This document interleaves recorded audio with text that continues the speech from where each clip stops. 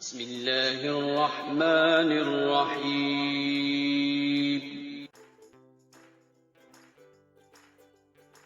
Hadith number 59. The Book of Beginning of Creation. Chapter 1. The Statement of Allah Ta'ala. And He it is who originates the creation, then will repeat it, and this is easier for Him. Narrated Imran. Some people of Bani Tamim came to the Prophet, and he said to them, O Bani Tamim, rejoice with glad tidings. They said, You have given us glad tidings, now give us something. On hearing that, the color of his face changed, because he was disappointed to see those people prefer worldly benefits to the knowledge of the hereafter, which would grant them paradise, or because he did not then have anything to satisfy their request.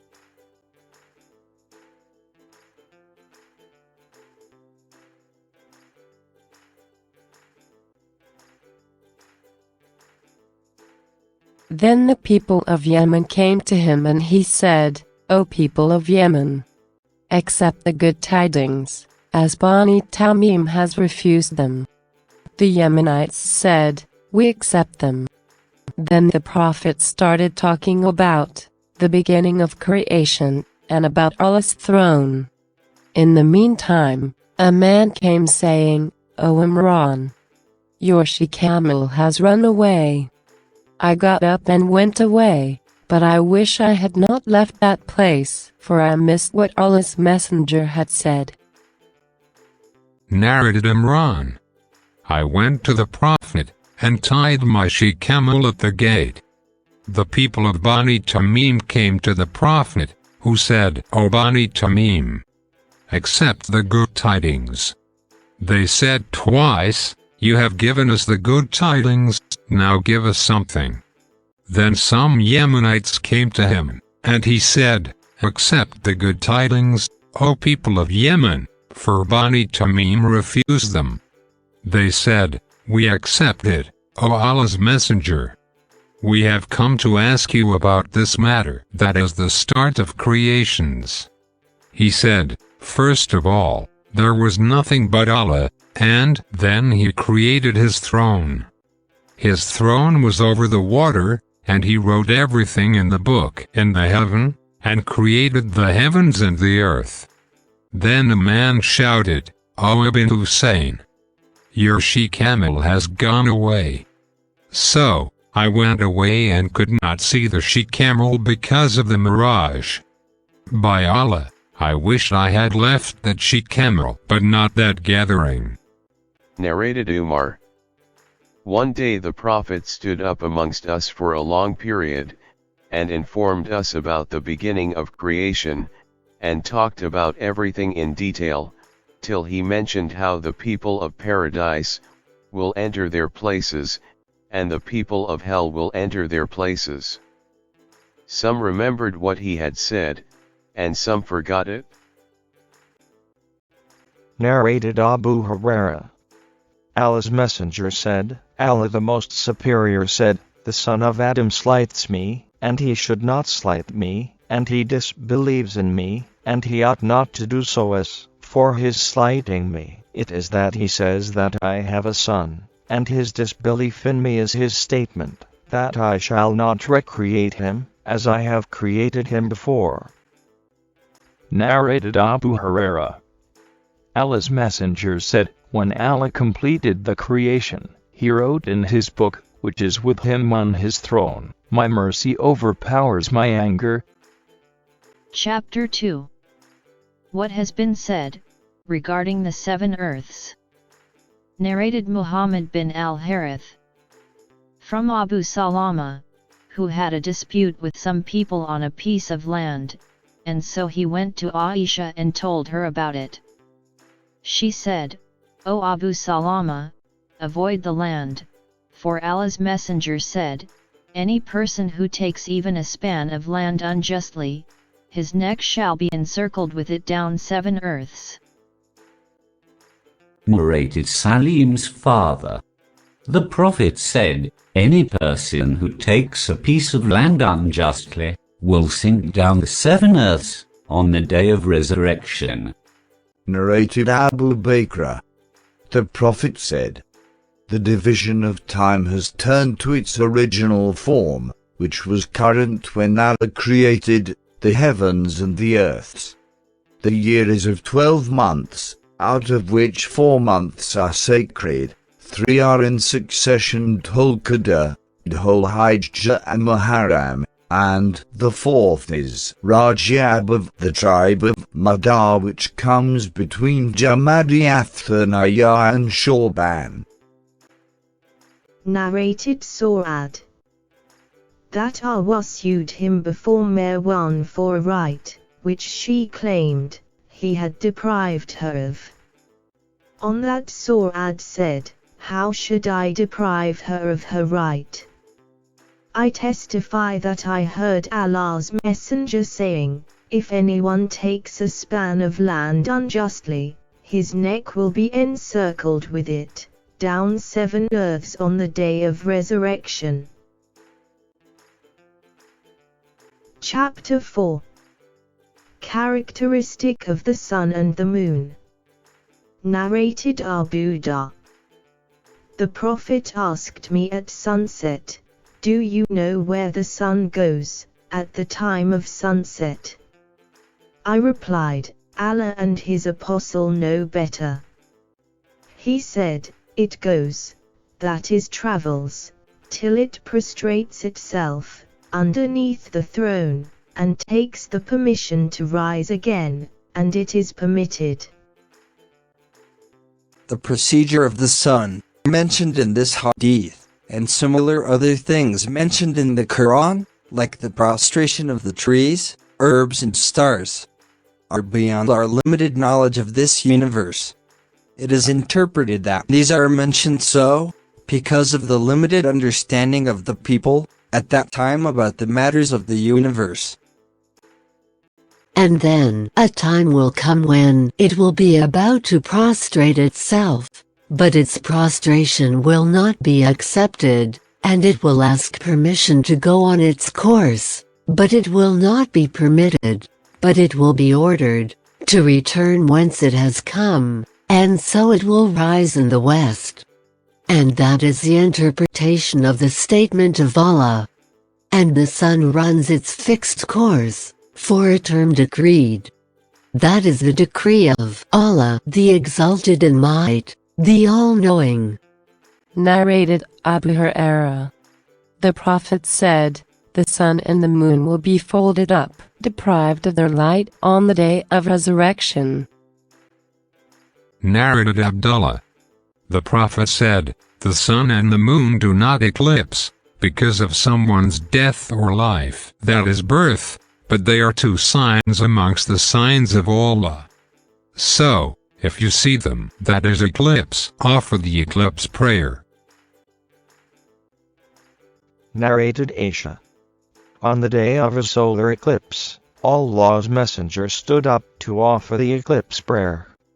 He recited Takbir, recited a long recitation of holy verses, bowed a long bowing, and then he raised his head saying, Allah hears him who sends his praises to him. Then he stayed standing, recited a long recitation again, but shorter than the former, bowed a long bowing, but shorter than the first, performed a long prostration, and then performed the second rak'ah in the same way as he had done the first. By the time he had finished his prayer with Aslam, the solar eclipse had been over. Then he addressed the people referring to the solar and lunar eclipses, saying, these are 2 signs amongst the signs of Allah, and they do not eclipse because of anyone's death or life. So, if you see them, hasten for the prayer. Chapter 5. Allah's statement. And it is He who sends the winds, as heralds of glad tidings, going before His mercy, rain. Narrated Ibn Abbas. The Prophet said, I have been made victorious with the Sabbath, that is easterly wind, and the people of Ad were destroyed with the Dabur, that is westerly wind. Narrated Atta. Aisha said if the Prophet saw a cloud in the sky, he would walk to and fro in agitation, go out and come in, and the color of his face would change, and if it rained, he would feel relaxed. So Aisha knew that state of his. So the Prophet said, I don't know, am afraid, it may be similar to what happened to some people, referred to in the Holy Quran in the following verse. Then when they saw it as a dense cloud coming towards their valleys, they said, this is a cloud bringing us rain. Nay, but, it is that, torment, which you were asking to be hastened a wind, wherein is severe torment. Chapter 6. The reference to angels. Narrated Malik. The Prophet said, while I was at the house in a state midway between sleep and wakefulness, an angel recognized me as the man lying between two men. A golden tray full of wisdom and belief was brought to me, and my body was cut open from the throat to the lower part of the abdomen, and then my abdomen was washed with Zamzam water, and my heart was filled with wisdom and belief. Al-Buraq, a white animal, smaller than a mule and bigger than a donkey, was brought to me, and I set out with Gabriel. When I reached the nearest heaven, Gabriel said to the heaven gatekeeper, open the gate. The gatekeeper asked, who is it? He said, Gabriel. The gatekeeper, who is accompanying you? Gabriel said, Muhammad. The gatekeeper said, has he been called? Gabriel said, yes. Then it was said, he is welcomed. What a wonderful visit is his. Then I met Adam and greeted him, and he said, you are welcomed, O son and a prophet. Then we ascended to the second heaven. It was asked, who is it? Gabriel said, Gabriel. It was said, who is with you? He said, Muhammad. It was asked, has he been sent for? He said, yes. It was said, he is welcomed. What a wonderful visit is his.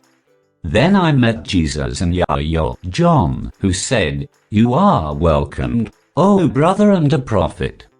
Then we ascended to the third heaven. It was asked, who is it? Gabriel said, Gabriel. It was asked, who is with you?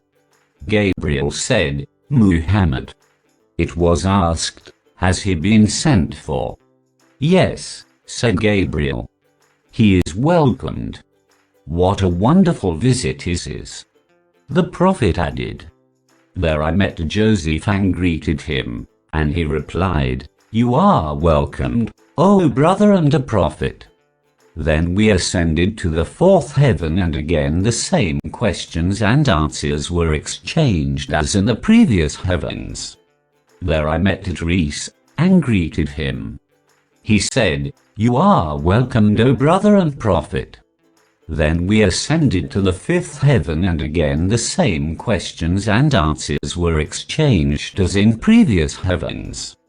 There I met and greeted Aaron, who said, you are welcomed, O brother and a prophet. Then we ascended to the sixth heaven, and again the same questions and answers were exchanged as in the previous heavens. There I met and greeted Moses, who said, you are welcomed, O brother and a prophet. When I proceeded on, he started weeping, and on being asked why he was weeping, he said, O Lord, followers of this youth who was sent after me will enter paradise in greater number than my followers. Then we ascended to the seventh heaven, and again the same questions and answers were exchanged as in the previous heavens. There I met and greeted Abraham, who said, you are welcomed, O son and a prophet. Then I was shown al-Bayt al-Ma'mur, that is Allah's house. I asked Gabriel about it, and he said, This is al-Bayt al-Ma'mur, where 70,000 angels perform prayers daily, and when they leave they never return to it, but always a fresh batch comes into it daily. Then I was shown Sidrat al-Muntaha, that is a tree in the seventh heaven, and I saw its nabic fruits which resembled the clay jugs of Hajar, that is a town in Arabia, and its leaves were like the ears of elephants, and 4 rivers originated at its root, 2 of them were apparent and 2 were hidden. I asked Gabriel about those rivers and he said, the 2 hidden rivers are in paradise, and the apparent ones are the Nile, and the Euphrates. Then 50 prayers were enjoined on me. I descended till I met Moses, who asked me, "What have you done?" I said, 50 prayers have been enjoined on me. He said, I know the people better than you, because I had the hardest experience, to bring Bani Israel to obedience. Your followers cannot put up with such obligation. So, return to your Lord and request him to reduce the number of prayers. I returned and requested Allah for reduction, and he made it 40. I returned and met Moses and had a similar discussion, and then returned again to Allah for reduction, and he made it 30, then 20, then 10, and then I came to Moses, who repeated the same advice. Ultimately Allah reduced it to 5. When I came to Moses again, he said, "What have you done?" I said, "Allah has made it 5 only." He repeated the same advice, but I said that I surrendered to Allah's final order. Allah's messenger was addressed by Allah, "I have decreed my obligation, and have reduced the burden on my slaves, and they shall reward a single good deed, as if it were 10 good deeds." Narrated Abdullah, Allah's messenger, the true and truly inspired, said, the matter of the creation of a human being is put together in the womb of the mother in 40 days, and then he becomes a clot of thick blood for a similar period, and then a piece of flesh for a similar period. Then Allah sends an angel who is ordered to write 4 things. He is ordered to write down his, that is the newt creature's, deeds, his livelihood, his date of death, and whether he will be blessed or wretched in religion. Then the soul is breathed into him. So, a man amongst you may do good deeds till there is only a cubit between him and paradise, and then what has been written for him decides his behavior, and he starts doing evil deeds characteristic of the people of the hell fire. And similarly a man amongst you may do evil deeds till there is only a cubit between him and the hell fire, and then what has been written for him decides his behavior, and he starts doing deeds characteristic of the people of paradise. Narrated Abu Hurairah. The Prophet said, "If Allah loves a person, he calls Gabriel saying, 'Allah loves so and so,' or 'Gabriel, love him.' Gabriel would love him and make an announcement amongst the inhabitants of the heaven. 'Allah loves so and so, therefore you should love him also,' and so all the inhabitants of the heaven would love him, and then he is granted the pleasure of the people on the earth." Narrated Aisha. I heard Allah's messenger saying, "The angels descend, the clouds, and mention this or that matter decreed in the heaven. The devils listen stealthily to such a matter, come down to inspire the soothsayers with it, and the latter would add to it 100 lies of their own." Narrated Abu Hurairah.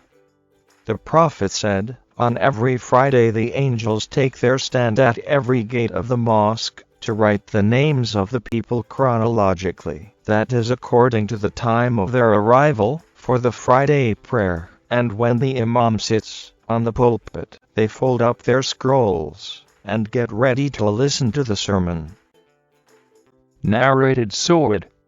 Umar came to the mosque, while Hassan was reciting a poem. Umar disapproved of that. On that Hassan said, I used to recite poetry in this very mosque, in the presence of one, that is the Prophet, who was better than you. Then he turned towards Abu Huraira, and said to him, I ask you by Allah, did you hear Allah's Messenger saying to me, retort, on my behalf? O Allah, support him, that is Hassan, with the Holy Spirit? Abu Huraira said, yes. Narrated al-Bara. The Prophet said to Hassan, lampoon them, that is the pagans, and Gabriel is with you. Narrated Humayd. Anas said, as if I saw a cloud of dust swirling up in the lane of Bani Ghanim. Musa did, that was caused by the procession of Gabriel. Narrated Aisha. Al-Harith asked the Prophet, how does the divine inspiration come to you? He replied, in all these ways. The angel sometimes comes to me with a voice which resembles the sound of a ringing bell, and when this state abandons me, I remember what the angel has said, and this type of divine inspiration is the hardest on me. And sometimes the angel comes to me in the shape of a man and talks to me, and I understand and remember what he says. Narrated Abu Huraira. I heard the Prophet saying, whoever spends a couple of objects in Allah's cause will be called by the gatekeepers of paradise, who will say, O so and so, come on. Abu Bakr said, such a person will never perish or be miserable. The Prophet said, I hope you will be among such person. Narrated Abu Salama.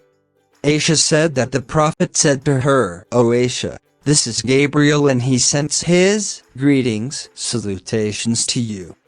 Aisha said, salutations, greetings, to him, and Allah's mercy and blessings be on him, and addressing the Prophet she said, you see what I don't see. Narrated Ibn Abbas. Allah's Messenger asked Gabriel, why don't you visit us more often than you do? Then the following holy verse was revealed in this respect. And we, angels, descend not but by the order of your Lord. To him belong what is before us and what is behind us, and what is between those two, and your Lord was never forgetful. Narrated Ibn Abbas.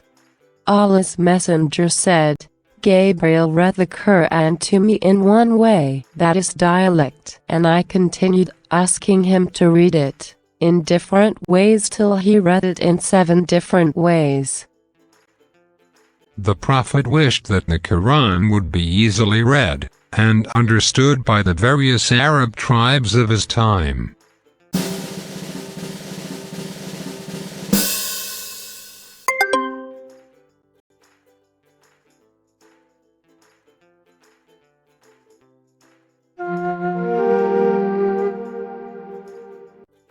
Narrated Ibn Abbas.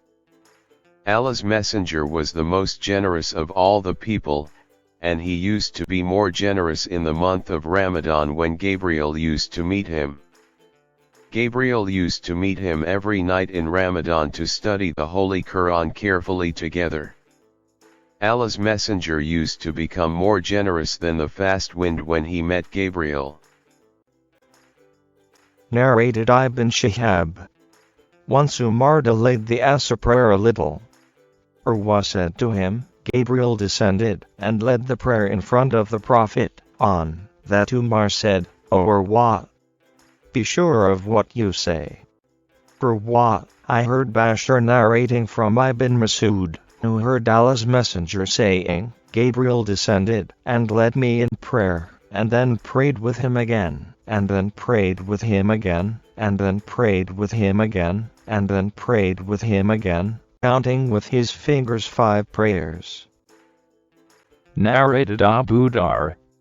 The Prophet said, Gabriel said to me, whoever amongst your followers die without having worshipped others besides Allah, will enter paradise or will not enter the hell fire. The Prophet asked, even if he has committed illegal sexual intercourse or theft? He replied, even then. Narrated Abu Hurairah.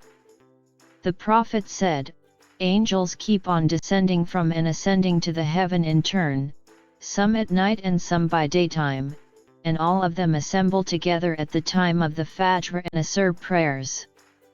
Then those who have stayed with you overnight, assent unto Allah who asks them, and He knows the answer better than they, how have you left my slaves? They reply, we have left them praying as we found them praying. If any one of you says Ameen, during the prayer at the end of the recitation of Surat al-Fatiha, and the angels in heaven say the same, and the two sayings coincide, all his past sins will be forgiven. Chapter 7. If anyone says Ameen during the Salat prayer at the end of the recitation of Surat al-Fatiha. Narrated Aisha.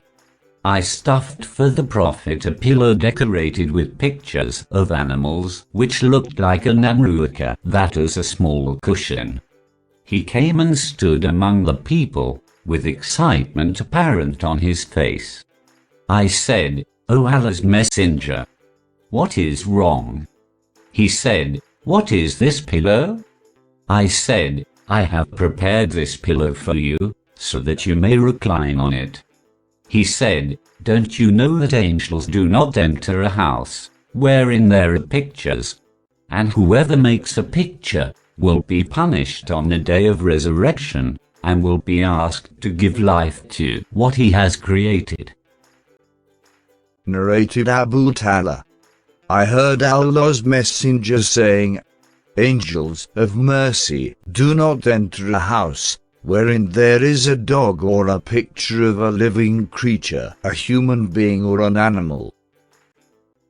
Narrated Busr.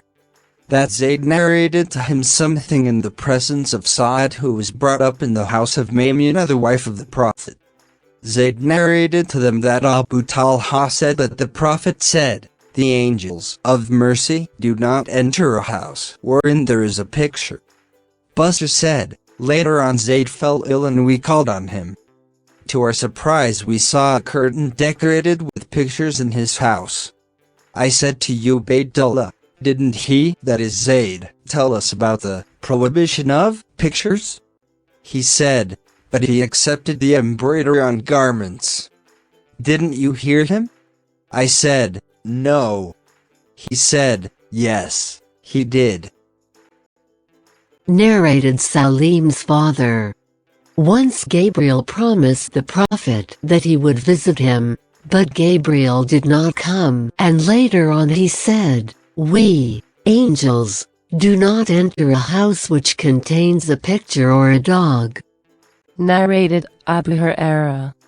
Allah's Messenger said, when the Imam, during the prayer, says, Allah hears him who praises him, say, O Allah, our Lord, all the praises are for you, for if the saying of any one of you coincides with the saying of the angels, his past sins will be forgiven.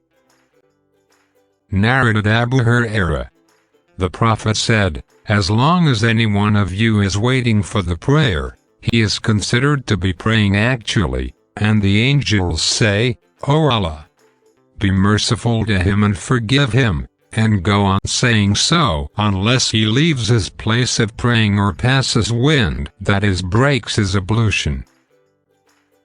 Narrated Yale. I heard the Prophet reciting the following verse on the pulpit, they will call, O Mali, and Sufyan said that Abdullah recited it, they will call, O Mali. This is a part of a verse.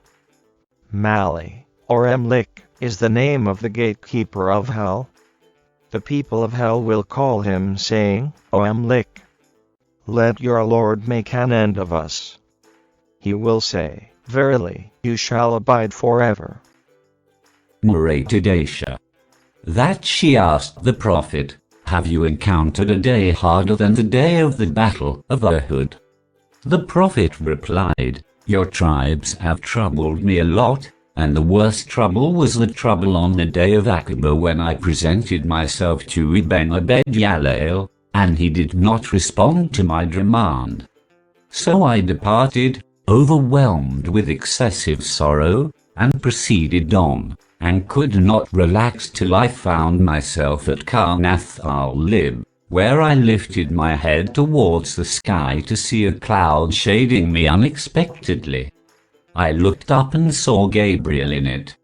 He called me saying, Allah has heard your people saying to you, and what they have replied back to you. Allah has sent the angel of the mountains to you so that you may order him to do whatever you wish to these people. The angel of the mountains called and greeted me, and then said, O Muhammad, order what you wish. If you like, I will let al-Akshaban, that is 2 mountains, fall on them. The Prophet said, no, but I hope that Allah will let them beget children who will worship Allah alone, and will worship none besides him. Narrated Abu Ishaq ash-Shaybani. I asked Zia regarding the statement of Allah, and was at a distance of but 2 bow lengths or, even, nearer. So did Allah convey the inspiration to his slave, Gabriel, and then he, Gabriel, conveyed that to Muhammad. On that, Zia said, Ibn Masud informed us that the Prophet had seen Gabriel having 600 wings. Narrated Abdullah, regarding the verse, indeed he, Muhammad, did see of the signs of his Lord, the greatest, that the Prophet had seen a green carpet spread all over the horizon of the sky. Narrated Aisha. Whoever claimed that the Prophet Muhammad saw his Lord is committing a great fault, for he only saw Gabriel in his genuine shape in which he was created, covering the whole horizon. Narrated Masruq. I asked Aisha what about his statement. Then he, Gabriel, approached and came closer, and was at a distance of but 2 bow lengths or even nearer. She replied, it was Gabriel who used to come to the Prophet in the figure of a man, but on that occasion, he came in his actual and real figure, and he was so huge that he covered the whole horizon.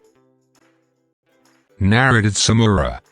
The Prophet said, last night I saw in a dream 2 men coming to me.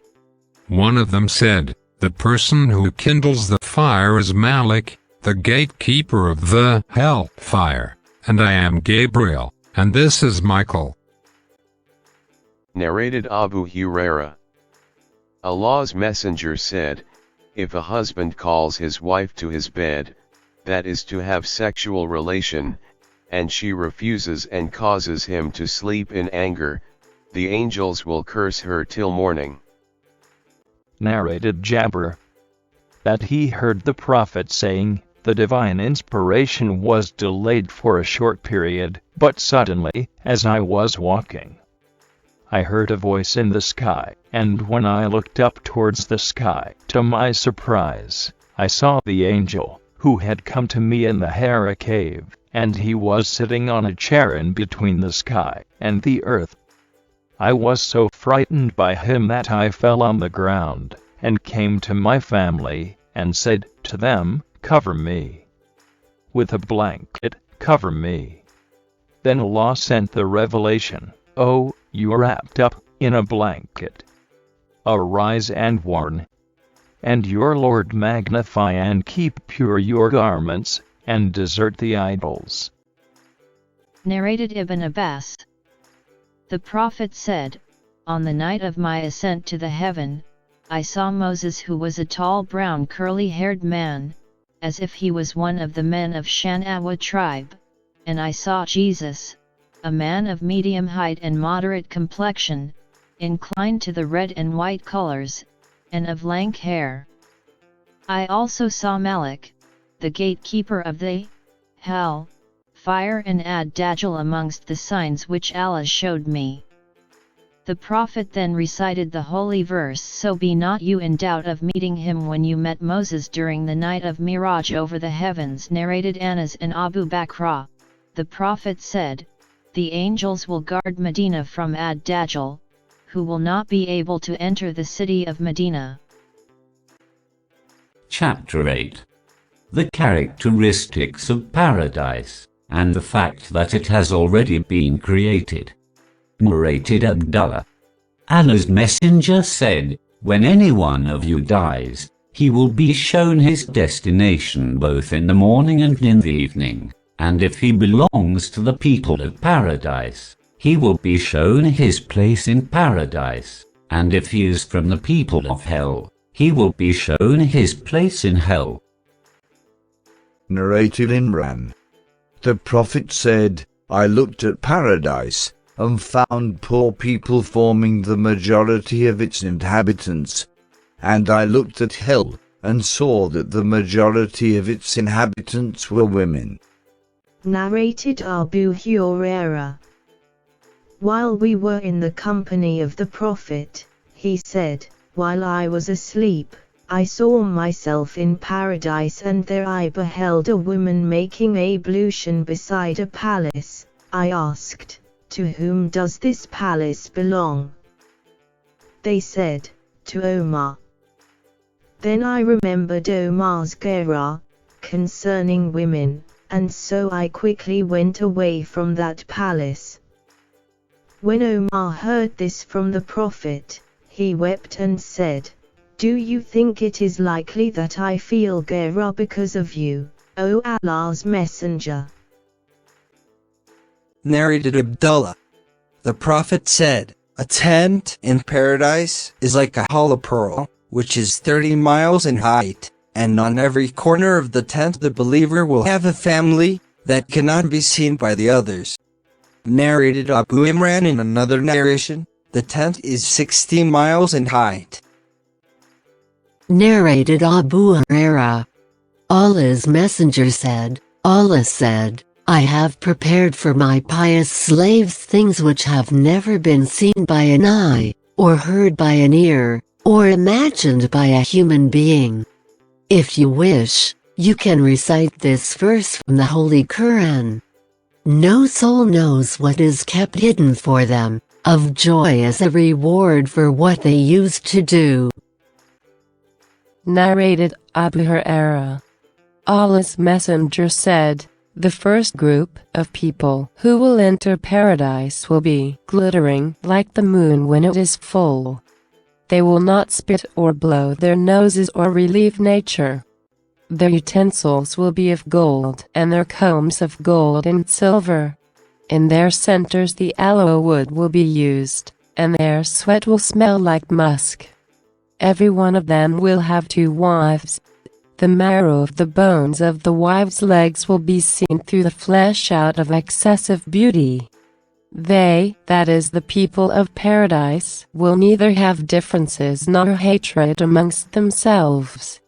Their hearts will be as if one heart, and they will be glorifying Allah in the morning and in the evening."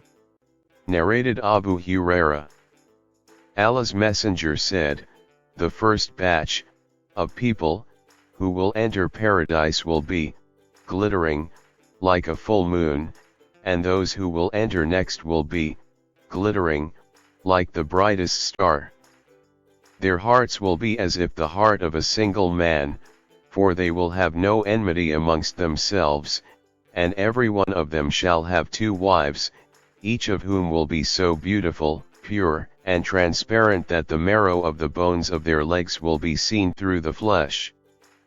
They will be glorifying Allah in the morning and evening, and will never fall ill, and they will neither blow their noses, nor spit.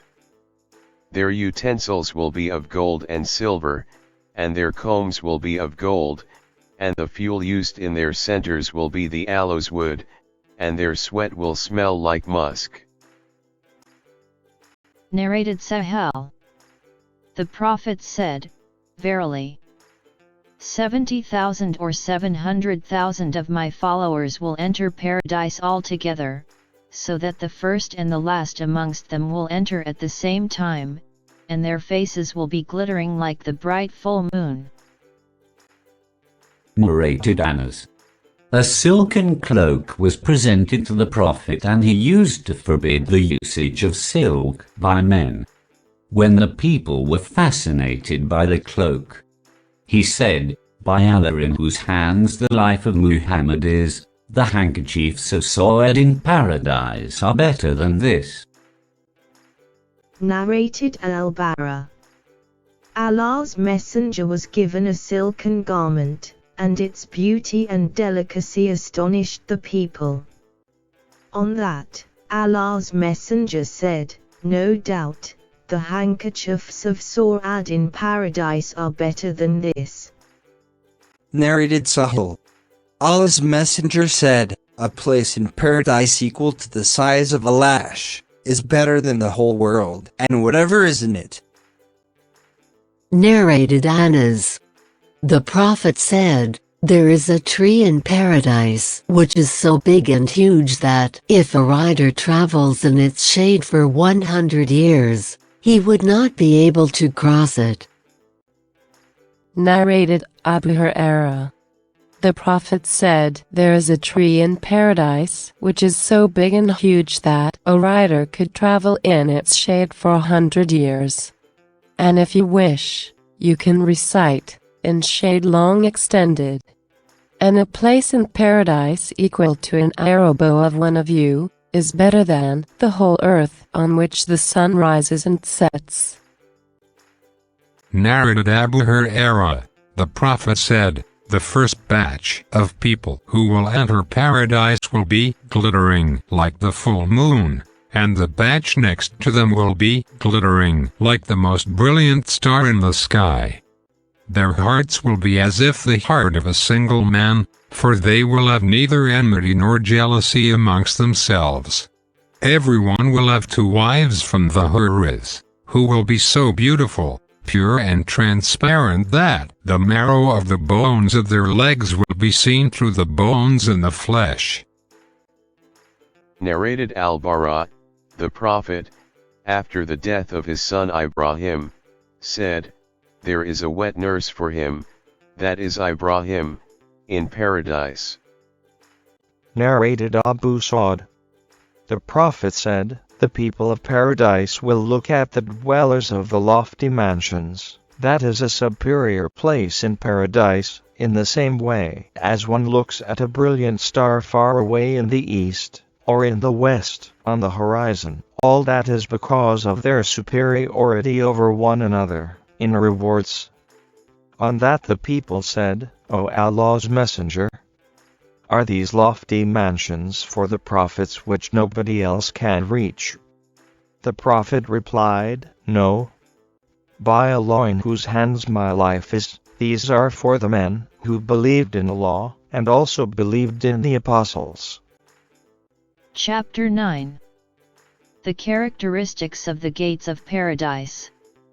Narrated Sahih. The Prophet said, Paradise has 8 gates, and one of them is called Ar-Rayyan, through which none will enter but those who observe fasting. Chapter 10. The description of the hell fire and the fact that it has already been created. Narrated Abu Dar. While the Prophet was on a journey, he said regarding the performance of the Doha prayer, Wait till it, that is the weather, gets cooler. He said the same again till the shade of the hillocks extended. Then he said, Delay the Doha prayer till it gets cooler, for the severity of heat is from the increase in heat of hell fire. Narrated Abu Sa'd. The Prophet said, Delay the Doha prayer till it gets cooler, for the severity of heat is from the increase in the heat of hell fire. Narrated Abu Hurairah. Allah's Messenger said, The hell fire complained to its Lord saying, O my Lord. My different parts eat up each other. So, he allowed it to take 2 breaths, one in the winter and the other in summer, and this is the reason for the severe heat, and the bitter cold you find, in weather. Narrated Abu Jamr. I used to sit with Ibn Abbas in Mecca. Once I had a fever and he said to me, "Cool your fever with Zamzam water," for Allah's messenger said, the fever is from the heat of the hell fire. So, cool it with water or Zamzam water. Narrated Rafi. I heard the Prophet saying, fever is from the heat of the hell fire. So cool it with water. Narrated Abu Huraira. Allah's messenger said, your ordinary fire is one of 70 parts of the hell fire. Someone asked, O Allah's messenger, this ordinary fire would have been sufficient to torture the unbelievers. Allah's apostle said, the hell fire has 69 parts more than the ordinary worldly fire. Each part is as hot as this worldly fire. Narrated Yale Lee. That he heard the Prophet on the pulpit reciting, they will cry, O Malik. As Malik is the gatekeeper, angel of the hell fire. Narrated Abu Wa'il. Somebody said to Usama, will you go to so-and-so, that is Uthman, and talk to him, that is advise him regarding ruling the country. He said, you see that I don't talk to him. Really I talk to, advise, him secretly without opening a gate, of affliction, for neither do I want to be the first to open it, that is rebellion, nor will I say to a man who is my ruler that he is the best of all the people after I have heard something from Allah's apostle. They said, what have you heard him saying? He said, I have heard him saying, a man will be brought on the day of resurrection and thrown in the hell fire, so that his intestines will come out, and he will go around like a donkey goes around a millstone. The people of hell fire will gather around him and say, oh so and so. What is wrong with you? Didn't you used to order us to do good deeds and forbid us to do bad deeds? He will reply, yes, I used to order you to do good deeds, but I did not do them myself, and I used to forbid you to do bad deeds, yet I used to do them myself. Chapter 11. The characteristics of Iblis, Satan, and his soldiers. Narrated Aisha. Magic was worked on the Prophet, so that he began to fancy that he was doing a thing which he was not actually doing. One day he invoked Allah for a long period, and then said, I feel that Allah has inspired me as how to cure myself. 2 persons came to me in my dream, and sat, one by my head, and the other by my feet.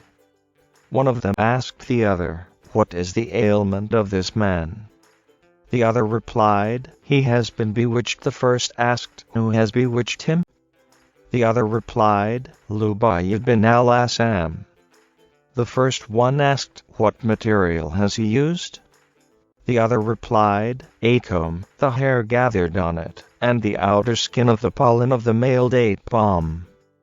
The first asked, where is that? The other replied, it is in the well of Darwan. So, the Prophet went out towards the well and then returned and said to me on his return, its 8 palms, the date palms, near the well, are like the heads of the devils. I asked, did you take out those things with which the magic was worked? He said, no, for I have been cured by Allah, and I am afraid that this action may spread evil amongst the people. Later on the well was filled up with earth. Narrated Abu Huraira. Allah's messenger said, during your sleep, Satan knots 3 knots at the back of the head of each of you, and he breathes the following words at each knot: the night is long, so keep on sleeping. If that person wakes up and celebrates the praises of Allah, then 1 knot is undone, and when he performs ablution the 2nd knot is undone, and when he prays, all the knots are undone, and he gets up in the morning lively and in good spirits, otherwise he gets up in low spirits and lethargic. Narrated Abdullah. It was mentioned before the Prophet that there was a man who slept the night till morning after sunrise. The Prophet said, he is a man in whose ears or ear Satan had urinated. Narrated Ibn Abbas. The Prophet said, if any one of you, when having sexual relation with his wife, say, in the name of Allah, O Allah, protect us from Satan, and prevent Satan from approaching our offspring you are going to give us, and if he begets a child as a result of that relation, Satan will not harm it. Narrated Ibn Umar. Allah's Messenger said, when the upper edge of the sun appears in the morning, don't perform a prayer till the sun appears in full, and when the lower edge of the sun sets, don't perform a prayer till it sets completely. And you should not seek to pray at sunrise or sunset, for the sun rises between 2 sides of the head of the devil, or Satan. Narrated Abu Sawad. The Prophet said, if while you are praying, somebody intends to pass in front of you, prevent him. And should he insist, prevent him again. And if he insists again, fight with him, that is, prevent him violently, by pushing him violently, because such a person is like a devil. Narrated Muhammad bin Sirin. Abu Hurairah said, Allah's Messenger put me in charge of the zakat of Ramadan, that is zakat al-fitr. Someone came to me and started scooping some of the foodstuff of zakat with both hands. I caught him and told him that I would take him to Allah's Messenger. Then Abu Hurairah told the whole narration, and added, that is the thief, said, whenever you go to your bed, recite the verse of Al-Kursi, for then a guardian from Allah will be guarding you, and Satan will not approach you till dawn. On that the Prophet said, he told you the truth, though he is a liar, and he, the thief, himself was the Satan. Narrated Abu Hurairah. Allah's Messenger said, Satan comes to one of you and says, who created so and so? Till he says, who has created your Lord? So, when he inspires such a question, one should seek refuge with Allah and give up such thoughts. Narrated Abu Hurairah. Allah's Messenger said, when the month of Ramadan comes, the gates of paradise are opened, and the gates of the hell fire are closed, and the devils are chained. Narrated Ubay. That he heard Allah's Messenger saying, the Prophet Moses said to his attendant, bring us our early meal. The latter said, did you remember when we betook ourselves to the rock? I indeed forgot the fish, and none but Satan made me forget to remember it. Moses did not feel tired till he had crossed the place which Allah ordered him to go to. Narrated Abdullah. I saw Allah's Messenger pointing towards the east, saying, Lo! Afflictions will verily emerge hence, afflictions will verily emerge hence where the side of the head of Satan appears. Narrated Jabir. The Prophet said, when night falls, then keep your children close to you, for the devil spread out then. An hour later you can let them free, and close the gates of your house at night, and mention Allah's name thereupon, and cover your utensils, and mention Allah's name thereupon. And if you don't have something to cover your utensil, you may put across it something, for example a piece of wood, etc. Narrated Sahih. While Allah's messenger was in itikaf, I called on him at night, and having had a talk with him, I got up to depart.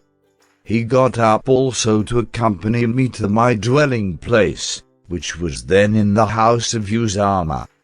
2 Ansari men passed by, and when they saw the Prophet they hastened away. The Prophet said to them, "Don't hurry. It is Safia, the daughter of Huyai, that is my wife." They said, "Glorified be Allah. O Allah's messenger, how dare we suspect you?" He said, "Satan circulates in the human mind as blood circulates in it, and I was afraid that Satan might throw an evil thought or something into your hearts." Narrated Sulaiman. While I was sitting in the company of the Prophet, 2 men abused each other, and the face of one of them became red with anger, and his jugular veins swelled, that is, he became furious. On that the Prophet said, "I know a word, the saying of which will cause him to relax, if he does say it. If he says, 'I seek refuge with Allah from Satan,' then all his anger will go away." Somebody said to him, "The Prophet has said, 'Seek refuge with Allah from Satan.'" The angry man said, "Am I mad?" Narrated Ibn Abbas. The Prophet said, "If any one of you, on having sexual relation with his wife, says, 'O Allah, protect me from Satan, and prevent Satan from approaching the offspring you are going to give me,' and if it happens that the lady conceives a child, Satan will neither harm it nor be given power over it." Narrated Abu Hurairah. The Prophet offered a prayer, and, after finishing, he said, "Satan came in front of me trying persistently to divert my attention from the prayer, but Allah gave me the strength to overpower him." Narrated Abu Hurairah.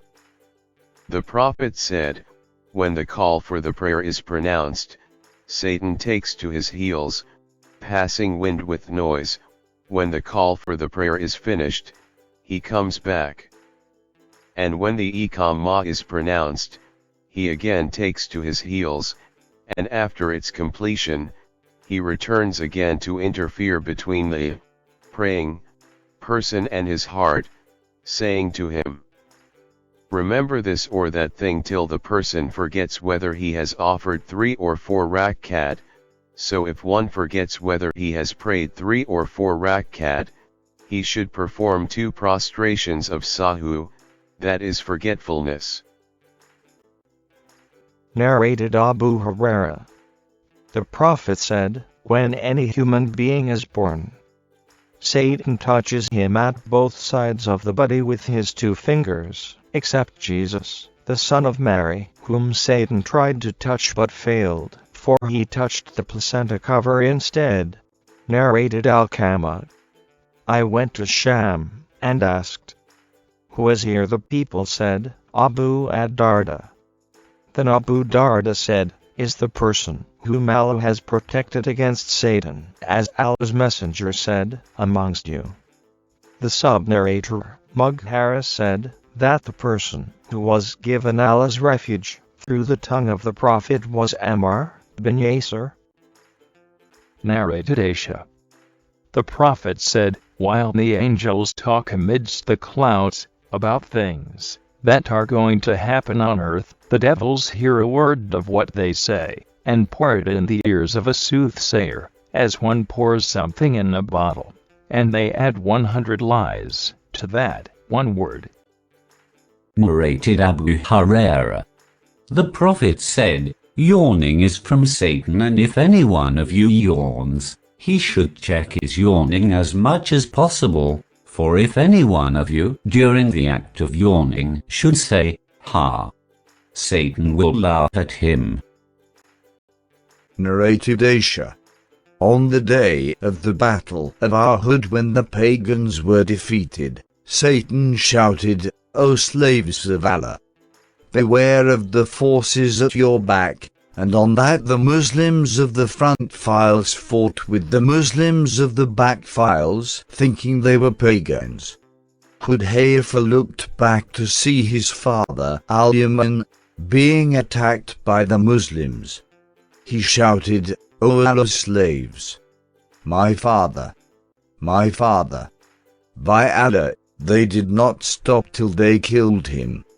Hudhayfa said, "May Allah forgive you." Urwa said that Hudhayfa continued to do good, invoking Allah to forgive the killer of his father till he met Allah that has died.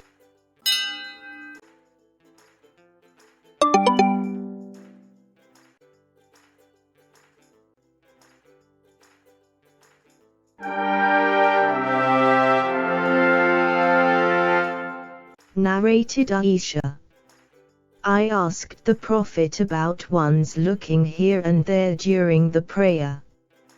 He replied, "It is what Satan steals from the prayer of any one of you." Narrated Abu Qatada. The Prophet said, "A good dream is from Allah, and a bad, or evil dream, is from Satan. So if any one of you has a bad dream of which he gets afraid, he should spit on his left side and should seek refuge with Allah from its evil, for then it will not harm him." Narrated Abu Huraira. Allah's Messenger said, "If one says 100 times in one day, none has the right to be worshipped but Allah, the alone who has no partners. To him belongs dominion, and to him belong all the praises, and he has power over all things. That is omnipotent." One will get the reward of manumitting 10 slaves, and 100 good deeds will be written in his account, and 100 bad deeds will be wiped off or erased from his account, and on that day he will be protected from the morning till evening from Satan, and nobody will be superior to him except one who has done more than that which he has done. Narrated Sa'd. Once Umar asked the leave to see Allah's Messenger, in whose company there were some Qurayshi women who were talking to him and asking him for more financial support, raising their voices. When Umar asked permission to enter, the women got up, quickly, hurrying to screen themselves. When Allah's Messenger admitted Umar, Allah's Messenger was smiling. Umar asked, "O Allah's Messenger, may Allah keep you in happiness always." Allah's Messenger said, "I am astonished at these women who were with me. As soon as they heard your voice, they hastened to screen themselves." Umar said, "O Allah's Apostle, you have more right to be feared by them." Then he addressed those women, saying, "O enemies of your own souls, do you fear me and not Allah's Messenger?" They replied, "Yes, for you are a fearful and fierce man as compared with Allah's Messenger." On that Allah's Messenger said to Umar, "By him in whose hands my life is, whenever Satan sees you taking a path, he follows a path other than yours." Narrated Abu Huraira. The Prophet said, "If any one of you rouses from sleep and performs the ablution, he should wash his nose by putting water in it and then blowing it out thrice, because Satan has stayed in the upper part of his nose all the night."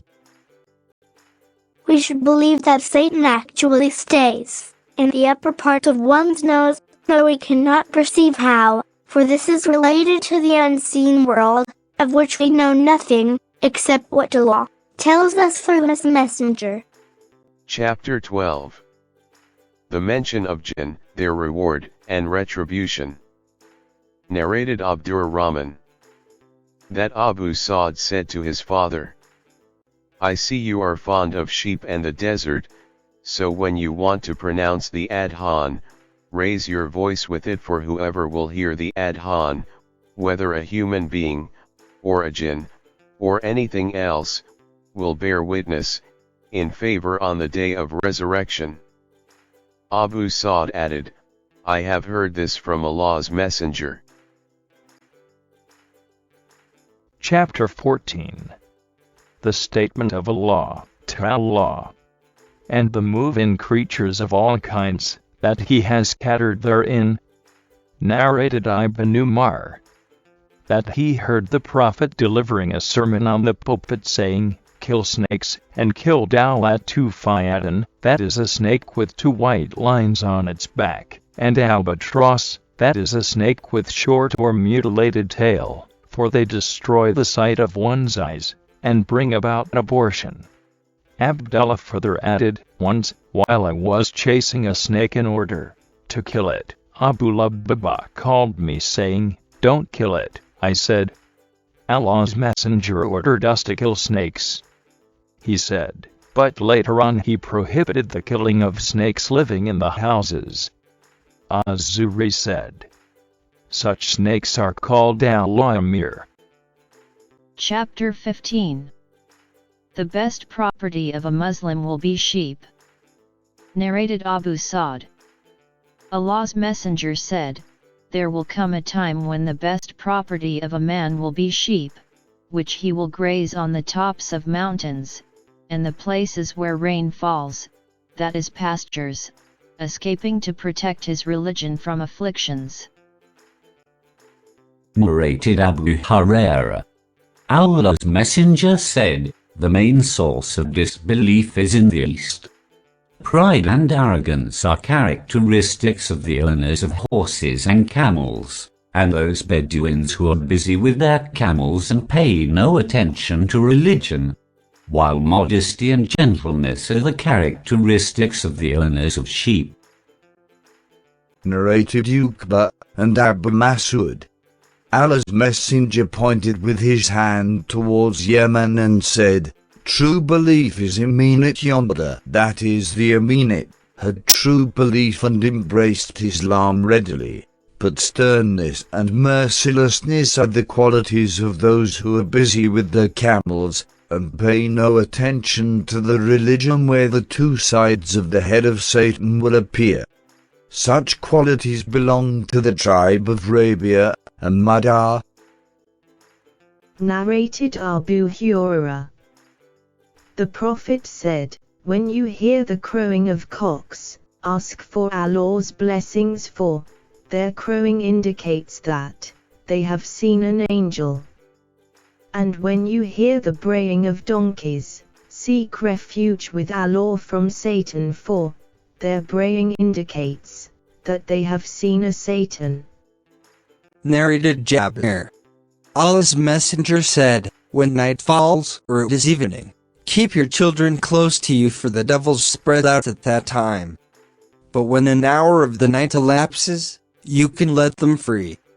Close the doors and mention the name of Allah, for Satan does not open a closed door. Narrated Abu Hurairah. The Prophet said, A group of Israelites were lost. Nobody knows what they did. But I do not see them except that they were cursed and changed into rats. For if you put the milk of a she-camel in front of a rat, it will not drink it, but if the milk of a sheep is put in front of it, it will drink it. It was illegal for the Israelites to eat the meat, or drink the milk of camels, while they were allowed to eat the meat, and drink the milk of sheep. The Prophet inferred from the rat's habit, that some Israelites had been transformed into rats. I told this to Ka'b, who asked me, Did you hear it from the Prophet? I said, Yes. Ka'b asked me the same question several times. I said to Ka'b, Do I read the Torah? That is, I tell you this from the Prophet. Later on, the Prophet was informed, through inspiration, about the fate of those Israelites, they were transformed into pigs and monkeys. Narrated Aisha. The Prophet called the salamander a mischief doer. I have not heard him ordering that it should be killed. Sa'ad claims that the Prophet ordered that it should be killed. Narrated Sharik. That the Prophet ordered her to kill salamanders. Narrated Aisha. The Prophet said, "Kill the snake with 2 white lines on its back, for it blinds the onlooker and causes abortion." Narrated Abu Mulaika. Ibn Umar used to kill snakes, but afterwards he forbade their killing and said, once the Prophet pulled down a wall and saw a cast-off skin of a snake in it. He said, "Look for the snake." They found it and the Prophet said, "Kill it. For this reason I used to kill snakes." Later on I met Abu Lubayda, who told me the Prophet said, "Do not kill snakes except the short-tailed or mutilated-tailed snake, with 2 white lines on its back, for it causes abortion and makes one blind. So kill it." Narrated Nafi. Ibn Umar used to kill snakes, but when Abu Lubaba informed him that the Prophet had forbidden the killing of snakes living in houses, he gave up killing them. Chapter 16. 5 kinds of animals are harmful and allowed to be killed in haram. Narrated Aisha. The Prophet said, 5 kinds of animals are mischief doers, and can be killed even in the sanctuary. They are the rat, the scorpion, the kite, the crow, and the rabid dog. Narrated Abdullah. Allah's Messenger said, "It is not sinful of a person in the state of a haram to kill any of these 5 animals: the scorpion, the rat, the rabid dog, the crow, and the kite." Narrated Jabir. The Prophet said, "Cover your utensils and tie your water skins, and close your doors, and keep your children close to you at night, as the jinns spread out at such time, and snatch things away. When you go to bed, put out your lights, for the mischief doer, that is the rat, may drag away the wick of the candle and burn the dwellers of the house."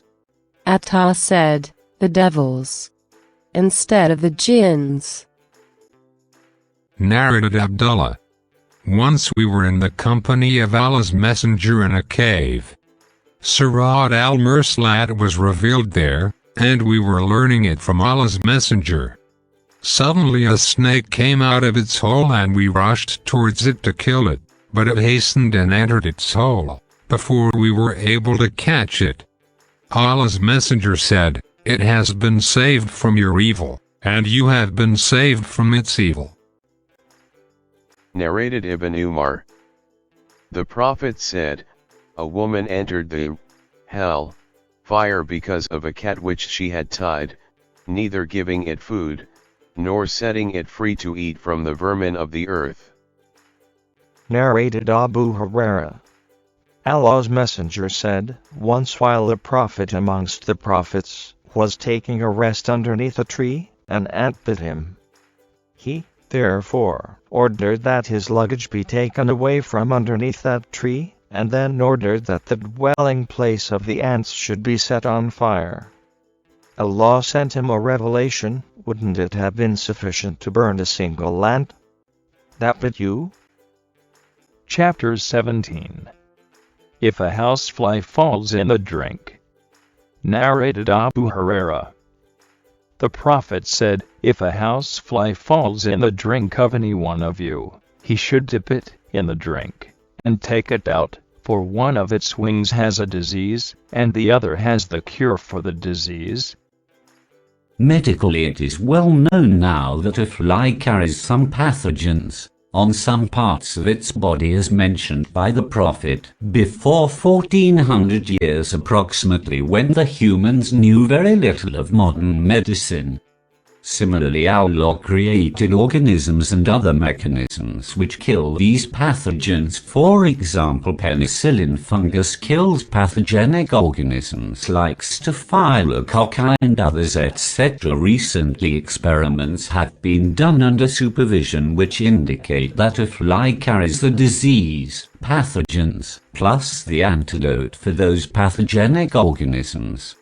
Ordinarily, when a fly touches a liquid food, it infects the liquid with its pathogens, so it must be dipped in order to release also the antidote for those pathogens, to act as a counterbalance to the pathogens.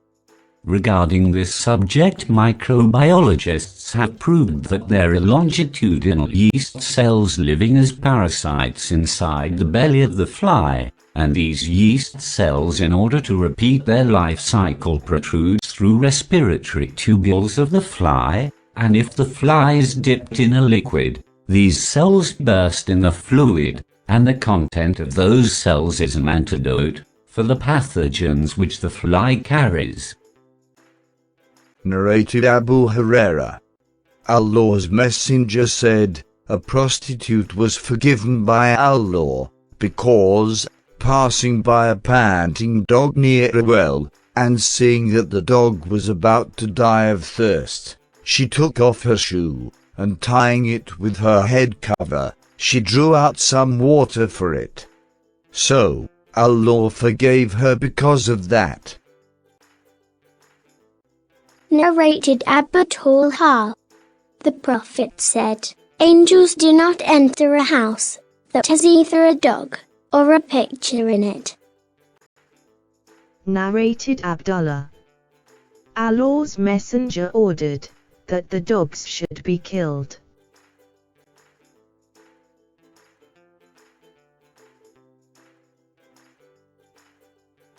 Narrated Abu Huraira. Allah's Messenger said, if somebody keeps a dog, he loses 1 qirat of the reward of his good deeds every day, except if he keeps it for the purpose of agriculture or for the protection of livestock. Narrated Sufyan. That he heard Allah's Messenger saying, if somebody keeps a dog, that is neither used for farm work, nor for guarding the livestock, he will lose 1 qirat of the reward of his good deeds every day.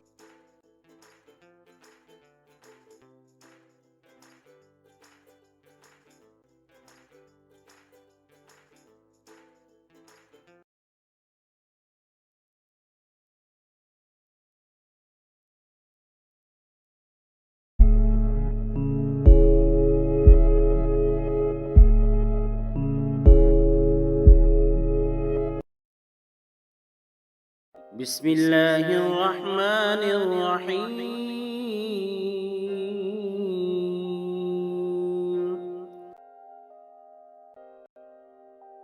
Hadith number 60. The Book of Prophets. Chapter 1. The Creation of Adam and His Offspring. Narrated Abu Huraira. The Prophet said, Allah created Adam, making him 60 cubits tall. When he created him, he said to him, go and greet that group of angels, and listen to their reply, for it will be your greeting, salutation, and the greeting, salutations of your offspring. So, Adam said, to the angels, As-salamu alaykum, that is peace be upon you. The angels said, As-salamu alayka wa rahmatullahi, that is peace and Allah's mercy be upon you. Thus the angels added to Adam's salutation the expression, wa rahmatullahi, any person who will enter paradise will resemble Adam, in appearance and figure. People have been decreasing in stature since Adam's creation. Narrated Abu Huraira. Allah's Messenger said, the first group of people who will enter paradise will be glittering like the full moon, and those who will follow them will glitter like the most brilliant star in the sky. They will not urinate, relieve nature, spit, or have any nasal secretions. Their combs will be of gold, and their sweat will smell like musk. The aloes wood will be used in their centers. Their wives will be houris. All of them will look alike and will resemble their father Adam in stature, 60 cubits tall.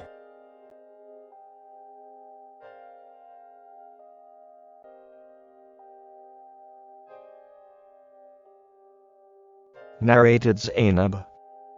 Salama said, Sulaim said, O Allah's Messenger, Allah does not refrain from saying the truth. Is it obligatory for a woman to take a bath after she gets nocturnal discharge? He said, yes, if she notices the water that is discharge. Salama smiled and said, does a woman get discharge? Allah's Apostle said, then why does a child resemble its mother? Narrated Anas. When Abdullah heard the arrival of the Prophet at Medina, he came to him and said, I am going to ask you about 3 things, which nobody knows except a prophet. What is the first portent of the hour? What will be the first meal taken by the people of paradise? Why does a child resemble its father? And why does it resemble its maternal uncle? Allah's Messenger said, Gabriel has just now told me of their answers. Abdullah said, he, that is Gabriel, from amongst all the angels, is the enemy of the Jews. Allah's Messenger said, the first portent of the hour will be a fire that will bring together the people from the east to the west. The first meal of the people of paradise will be extra lobe, caudate lobe, of fish liver. As for the resemblance of the child to its parents, if a man has sexual intercourse with his wife, and gets discharge first, the child will resemble the father, and if the woman gets discharge first, the child will resemble her. On that Abdullah said, I testify that you are the messenger of Allah. Abdullah further said, O Allah's Messenger, the Jews are liars, and if they should come to know about my conversion to Islam, before you ask them about me, they would tell a lie about me. The Jews came to Allah's Messenger and Abdullah went inside the house. Allah's Apostle asked the Jews, what kind of man is Abdullah amongst you? They replied, he is the most learned person amongst us, and the best amongst us, and the son of the best amongst us. Allah's Messenger said, what do you think if he embraces Islam? Will you do as he does? The Jews said, may Allah save him from it. Then Abdullah came out in front of them saying, I testify that none has the right to be worshipped but Allah, and that Muhammad is the apostle of Allah. Thereupon they said, he is the evilest among us, and the son of the evilest amongst us, and continued talking badly of him. Narrated Abu Huraira. The Prophet said, but for the Israelis, meat would not decay, and but for Eve, wives would never betray their husbands. The Israelis stored the meat which Allah provided them with, though they were ordered not to do so. Therefore Allah caused the meat they had stored to decay. Hawa, Eve, tempted her husband to eat from the forbidden tree, and by doing so, she cheated him. Narrated Abu Huraira. Allah's Apostle said, treat women nicely, for a woman is created from a rib, and the most curved portion of the rib is its upper portion, so, if you should try to straighten it, it will break, but if you leave it as it is, it will remain crooked. So treat women nicely. Narrated Abdullah. Allah's Messenger, the true and truly inspired, said, as regards your creation, every one of you is collected in the womb of his mother, for the first 40 days, and then he becomes a clot for another 40 days, and then a piece of flesh for another 40 days. Then Allah sends an angel to write 4 items. He writes his deeds, time of his death, means of his livelihood, and whether he will be wretched or blessed, in religion. Then the soul is breathed into his body. So a man may do deeds characteristic of the people of the hell fire, so much so that there is only the distance of a cubit between him and it, and then what has been written by the angel surpasses, and so he starts doing deeds characteristic of the people of paradise, and enters paradise. Similarly, a person may do deeds characteristic of the people of paradise, so much so that there is only the distance of a cubit between him and it, and then what has been written by the angel surpasses, and he starts doing deeds of the people of the hell fire and enters the hell fire. Narrated Anas. The Prophet said, Allah has appointed an angel in the womb, and the angel says, O Lord, a drop of discharge that is of semen, O Lord, a clot, O Lord, a piece of flesh. And then, if Allah wishes to complete the child's creation, the angel will say, O Lord, a male or a female, O Lord, wretched or blessed in religion. What will his livelihood be? What will his age be?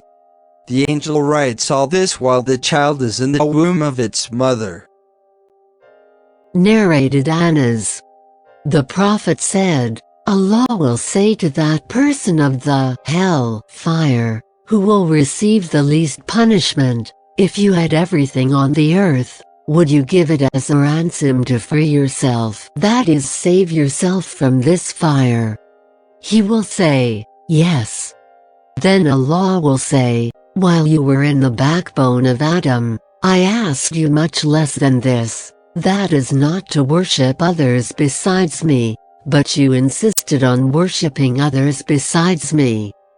Narrated Abdullah. Allah's Messenger said, whenever a person is murdered unjustly, there is a share from the burden of the crime on the first son of Adam, for he was the first to start the tradition of murdering. Chapter 2. Souls are like recruited troops. Narrated Aisha. I heard the Prophet, souls are like recruited troops. Those who are like qualities are inclined to each other, but those who have dissimilar qualities differ.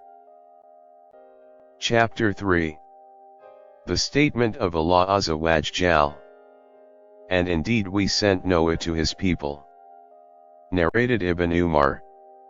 Once Allah's messenger stood amongst the people, glorified, and praised Allah as he deserved, and then mentioned the Dajjal saying, I warn you against him, that is the Dajjal, and there was no prophet, but warned his nation against him. No doubt, Noah warned his nation against him, but I tell you about him something, of which no prophet told his nation before me. You should know that he is one-eyed, and Allah is not one-eyed. Narrated Abu Huraira. Allah's Messenger said, Shall I not tell you about the Dajjal story of which no prophet told his nation? The Dajjal is one-eyed, and will bring with him what will resemble hell and paradise, and what he will call paradise will be actually hell, so I warn you against him, as Noah warned his nation against him. Narrated Abu Sa'id. Allah's Messenger said, Noah and his nation will come on the day of resurrection, and Allah will ask, Noah, did you convey the message? He will reply, Yes, O my Lord. Then Allah will ask Noah's nation, did Noah convey my message to you? They will reply, No, no prophet came to us, then Allah will ask Noah, who will stand a witness for you? He will reply, Muhammad and his followers will stand witness for me, so I and my followers will stand as witnesses for him, that he conveyed Allah's message. That is the interpretation of the statement of Allah. Thus we have made you a just and the best nation, that you might be witnesses over mankind. Narrated Abu Hurairah. We were in the company of the Prophet at a banquet, and a cooked mutton forearm was set before him, and he used to like it. He ate a morsel of it and said, I will be the chief of all the people on the day of resurrection. Do you know how Allah will gather all the first and the last people in one level place where an observer will be able to see all of them, and they will be able to hear the announcer, and the sun will come near to them? Some people will say, don't you see in what condition you are, and the state to which you have reached? Why don't you look for a person who can intercede for you with your Lord? Some people will say, appeal to your father, Adam. They will go to him and say, O Adam, you are the father of all mankind, and Allah created you with his own hands, and ordered the angels to prostrate for you, and made you live in paradise. Will you not intercede for us with your Lord? Don't you see in what miserable state we are, and to what condition we have reached? On that Adam will reply, my Lord is so angry, as he has never been before, and will never be in the future. Besides, he forbade me to eat from the tree, but I disobeyed him. I am worried about myself. Go to somebody else, go to Noah. They will go to Noah and say, O Noah, you are the first amongst the messengers of Allah to the people of the earth, and Allah named you a thankful slave. Don't you see in what a miserable state we are, and to what condition we have reached? Will you not intercede for us with your Lord? Noah will reply, today my Lord has become so angry, as he had never been before, and will never be in the future. Myself. Go to the Prophet Muhammad. The people will come to me, and I will prostrate myself underneath Allah's throne. Then I will be addressed, O Muhammad, raise your head, intercede, for your intercession will be accepted, and ask for anything, for you will be given. Narrated Abdullah. Allah's Messenger recited the following verse, in the usual tone, for how mean my dog care. Chapter 5. The reference to Idris, alayhi salam. Narrated Anas. Abu Dar used to say that Allah's Messenger said, while I was at Mecca, the roof of my house was opened, and Jibril descended, opened my chest, and washed it with Zamzam water. Then he brought a golden tray full of wisdom and faith, and having poured its contents into my chest, he closed it. Then he took my hand and ascended with me to the heaven. When Jibril reached the nearest heaven, he said to the gatekeeper of the heaven, open the gate. The gatekeeper asked, who is it? Jibril answered, Jibril. He asked, is there anyone with you? Jibril replied, Muhammad is with me. He asked, has he been called? Jibril said, yes. So, the gate was opened and we went over the nearest heaven, and there we saw a man sitting with his wide daw, a large number of people of his right and his wide daw on his left. When he looked towards his right, he laughed, and when he looked towards his left he wept. He said to me, welcome, O pious Prophet and pious son. I said, who is this man, O Jibril? Jibril replied, he is Adam, and the people on his right and left are the souls of his offspring. Those on the right are the people of paradise, and those on the left are the people of the hell fire. So, when he looks to the right, he laughs, and when he looks to the left he weeps. Then Jibril ascended with me till he reached the second heaven and said to the gatekeeper, "Open the gate." The gatekeeper said to him the same as the gatekeeper of the first heaven has said, and he opened the gate. Anas added, Abu Dar mentioned that Prophet met Idris, Musa, Moses, Isa, Jesus, and Abraham over the heavens, but he did not specify their places, that is, on which heavens each of them was, but he mentioned that he, the Prophet, had met Adam on the nearest heaven, and Ibrahim on the sixth. Anas said, when Jibril and the Prophet passed by Idris, the latter said, "Welcome, O pious Prophet and pious brother." The Prophet asked, "Who is he?" Jibril said, "He is Idris." The Prophet added, "Then I passed by Musa who said, 'Welcome, O pious Prophet and pious brother.' I said, 'Who is he?' Jibril said, 'He is Musa.' Then I passed by Isa who said, 'Welcome, O pious Prophet and pious brother.' I said, 'Who is he?' He replied, 'He is Isa.' Then I passed by the Prophet Ibrahim who said, 'Welcome, O pious Prophet and pious son.' I said, 'Who is he?' Jibril replied, 'He is Ibrahim.'" Narrated Ibn Abbas and Abu Hayya, the Prophet said, "Then Jibril ascended with me to a place where I heard the creaking of pens."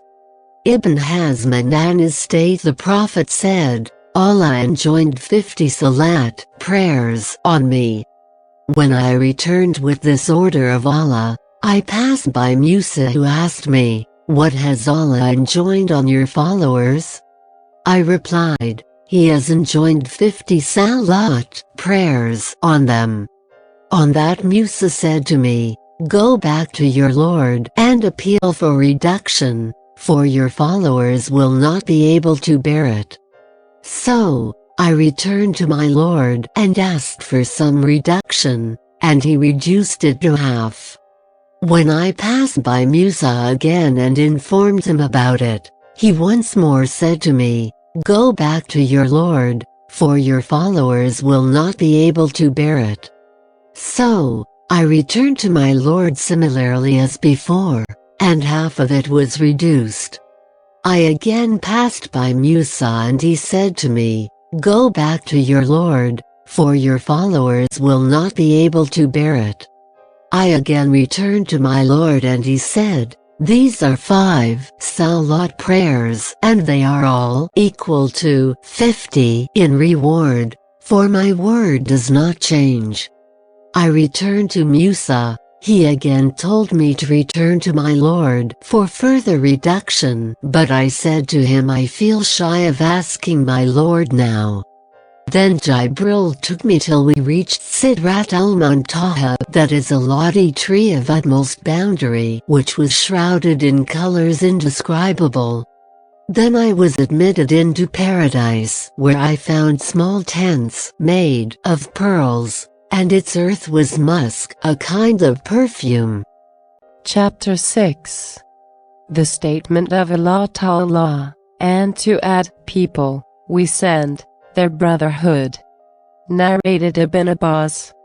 The Prophet said, I have been made victorious with a Saba, that is an easterly wind, and the people of Ad were destroyed by Ad-Dabbur, that is a westerly wind.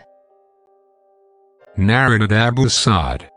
Ali sent a piece of gold to the Prophet, who distributed it among 4 persons, Al-Akra from the tribe of Mujashi, Ayana, Zayd who belonged to the tribe of Bani Nuban, and Al-Qama who belonged to the tribe of Bani Kilab. So the Quraysh and the Ansar became angry and said, He, that is the Prophet, gives the chief of Najd and does not give us.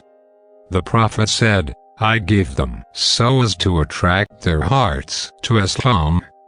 Then a man with sunken eyes, prominent cheeks, a raised forehead, a thick beard, and a shaven head, came in front of the Prophet and said, "Be afraid of Allah, O Muhammad." The Prophet said, "Who would obey Allah if I disobeyed him? Is it fair that Allah has trusted all the people of the earth to me while you do not trust me?" Somebody who, I think was Khalid, requested the Prophet to let him chop that man's head off, but he prevented him. When the man left, the Prophet said, "Among the offspring of this man will be some who will recite the Quran, but the Quran will not reach beyond their throats, that is, they will recite like parrots, and will not understand it nor act on it, and they will renegade from the religion as an arrow goes through the game's body. They will kill the Muslims but will not disturb the idolaters.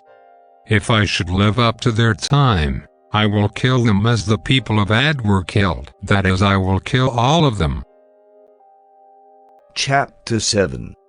The Story of Gog and Magog. Narrated Zainab. That the Prophet once came to her in a state of fear and said, "None has the right to be worshipped but Allah. Woe unto the Arabs from a danger that has come near. An opening has been made in the wall of Gog and Magog like this, making a circle with his thumb and index finger." Zainab said, "O Allah's messenger, shall we be destroyed even though there are pious persons among us?" He said, "Yes, when al-Kabath, evil persons, will increase."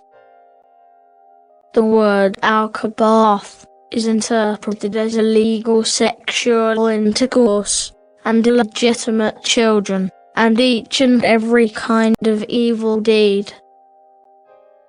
Narrated Abu Hurairah. The Prophet said, "Allah has made an opening in the wall of the Gog and Magog people like this, and he made with his hand, with the help of his fingers." Narrated Abu Sawid. The Prophet said, Allah will say on the day of resurrection, "O Adam." Adam will reply, "Labbaik wa sadiq," and all the good is in your hand. Allah will say, "Bring out the people of the fire."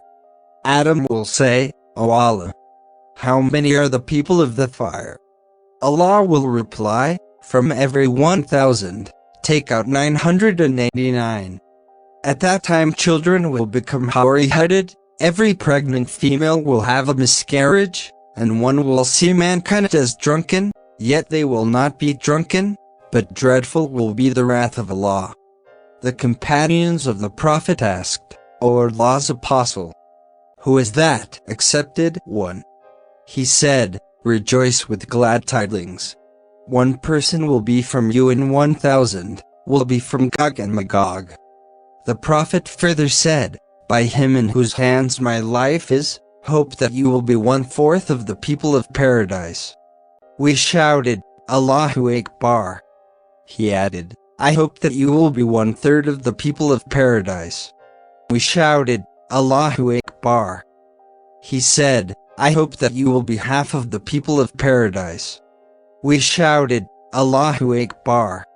He further said, "You Muslims, compared with non-Muslims, are like a black hair in the skin of a white ox, or like a white hair in the skin of a black ox, that is, your number is very small, as compared with theirs." Chapter 8. The Statement of Allah to Allah. And Allah did take Ibrahim as a Khalil. Narrated Ibn Abbas.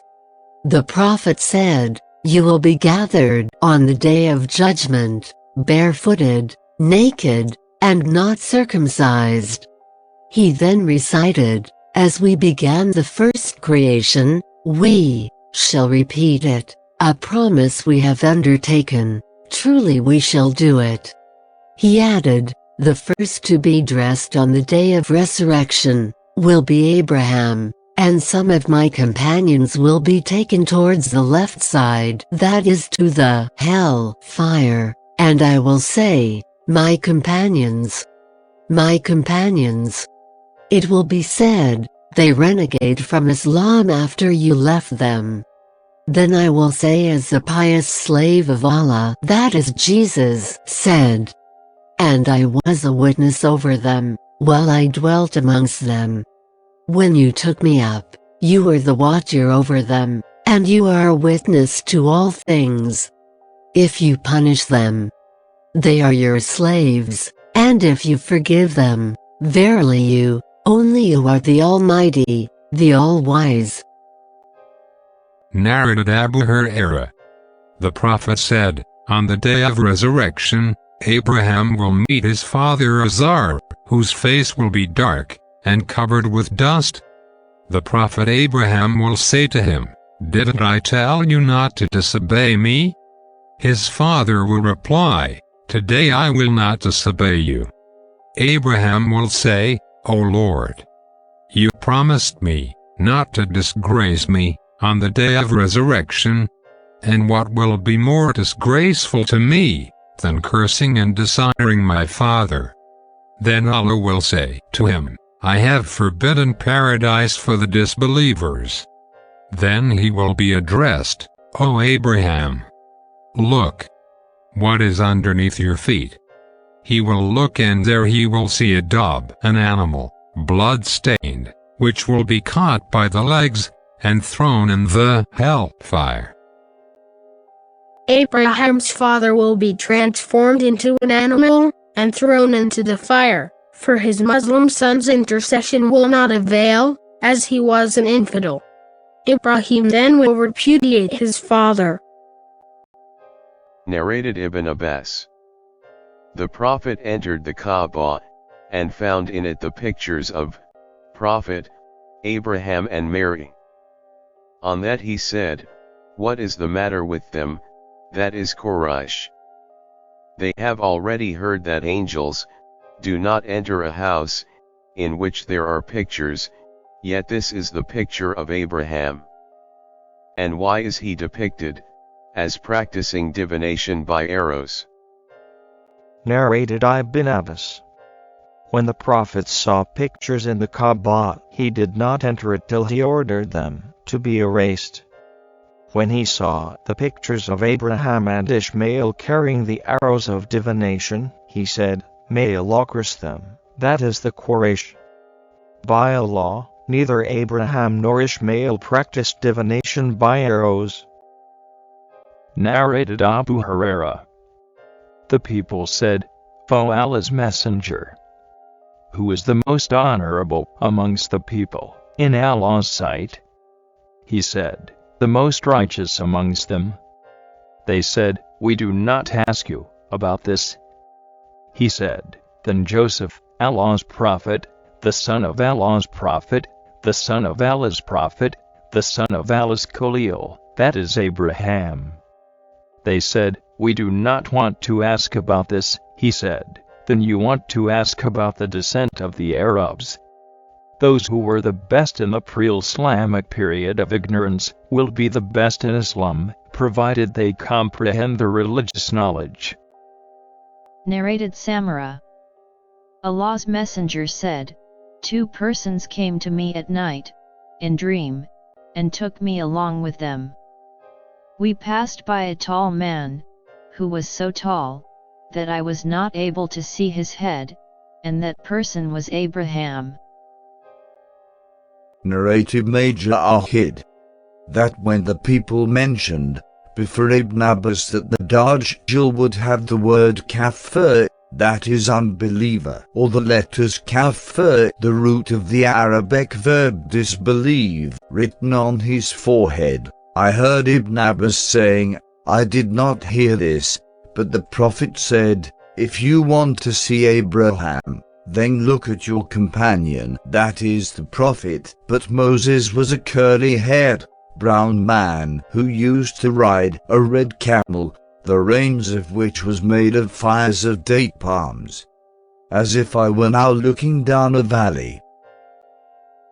Narrated Abu Hurairah, Allah's Messenger said, Abraham did his circumcision, with an adze at the age of 80. Narrated Abu Hurairah. Abraham did not tell a lie except on 3 occasions. Twice for the sake of Allah when he said, I am sick, and he said, I have not done this but the big idol has done it. The third was that while Abraham and Sarah, his wife, were going on a journey, they passed by the territory of a tyrant. Someone said to the tyrant, This man, that is Abraham, is accompanied by a very charming lady. So he sent for Abraham and asked him about Sarah, saying, Who is this lady? Abraham said, She is my sister. Abraham went to Sarah and said, O Sarah, there are no believers on the surface of the earth except you and I. This man asked me about you, and I have told him that you are my sister, so don't contradict my statement. The tyrant then called Sarah, and when she went to him, he tried to take hold of her with his hand, but his hand got stiff and he was confounded. He asked Sarah, Pray to Allah for me, and I shall not harm you. So Sarah asked Allah to cure him, and he got cured. He tried to take hold of her for the second time, but his hand got as stiff as or stiffer than before and was more confounded. He again requested Sarah, Pray to Allah for me, and I will not harm you. Sarah asked Allah again, and he became all right. He then called one of his guards, who had brought her, and said, You have not brought me a human being, but have brought me a devil. The tyrant then gave Hajar as a girl servant to Sarah. Sarah came back to Abraham while he was praying. Abraham, gesturing with his hand, asked, What has happened? She replied, Allah has spoiled the evil plot of the infidel or immoral person and gave me Hajar for service. Abu Hurairah then addressed his listeners saying, That Hajar was your mother, O Bani Ma'isama, that is the Arabs, the descendants of Ishmael, Hajar's son. The idolaters invited Ibrahim to join them in their celebration outside the city, but he refused, claiming that he was sick. When he was left alone, he came to their idols and broke them into pieces.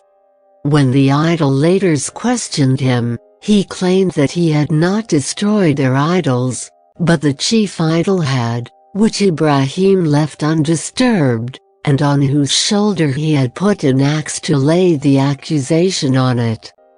Narrated Sharik. Allah's Messenger ordered that the salamander should be killed and said, It, that is the salamander, blew the fire on Abraham. When Abraham was thrown into the fire, it is said, all the animals tried to extinguish the fire, except the house lizard, which blew it up. Narrated Abdullah. When the verse, It is those who believe, and do not confuse their belief with wrong, that is joining others in worship with Allah, was revealed, we said, O Allah's Messenger, who is there amongst us, who has not done wrong to himself? He replied, It is not as you say, for wrong in the verse, and do not confuse their belief, with wrong means shirk, that is joining others in worship with Allah. Haven't you heard Luqman saying to his son, O my son, join not others in worship with Allah, verily joining others in worship with Allah, is a great wrong indeed. Narrated Abu Hurairah.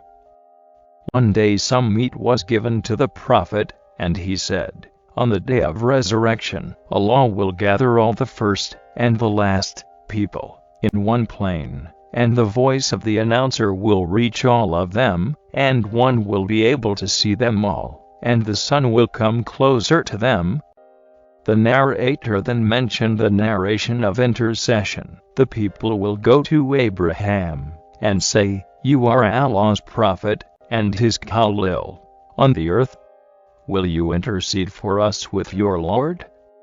Abraham will then remember his lies and say, myself. Go to Moses." Narrated Ibn Abbas. The Prophet said, "May Allah bestow His mercy on the mother of Ishmael. Had she not hastened to fill her water skin with water from the Zamzam well, Zamzam would have been a stream flowing on the surface of the earth." Ibn Abbas further added, "The Prophet, Abraham brought Ishmael and his mother to Mecca, and she was suckling Ishmael, and she had a water skin with her." Narrated Ibn Abbas. The first lady to use a girdle was the mother of Ishmael. She used a girdle so that she might hide her tracks from Sarah. When Abraham married Hajar, known as Agar, and she conceived Ishmael, Abraham's first wife Sarah became jealous of her, and swore that she would cut 3 parts from her body.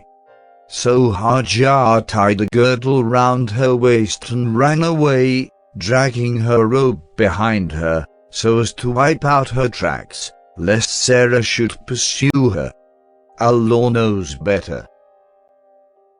Abraham brought her and her son Ishmael while she was suckling him to a place near the Kaaba under a tree on the spot of Zamzam, at the highest place in the mosque. During those days there was nobody in Mecca, nor was there any water, so he made them sit over there, and placed near them a leather bag containing some dates, and a small water skin containing some water, and set out homeward. Ishmael's mother followed him saying, "O Abraham, where are you going, leaving us in this valley where there is no person whose company we may enjoy, nor is there anything to enjoy?" She repeated that to him many times, but he did not look back at her. Then she asked him, "Has Allah ordered you to do so?" He said, "Yes." She said, "Then he will not neglect us," and returned while Abraham proceeded onwards, and on reaching the near, where they could not see him, he faced the Kaaba, and raising both hands, invoked Allah, saying the following prayers: "O our Lord, I have made some of my offspring dwell in a valley without cultivation, by your sacred house, Kaaba at Mecca, in order, O our Lord, that they may offer prayer perfectly.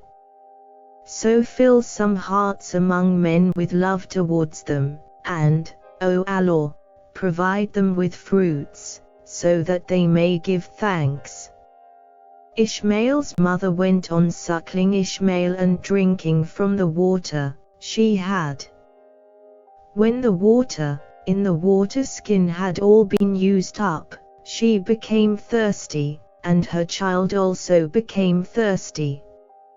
She started looking at him, that is Ishmael, tossing in agony. She left him, for she could not endure looking at him, and found that the mountain of Safa was the nearest mountain to her on that land.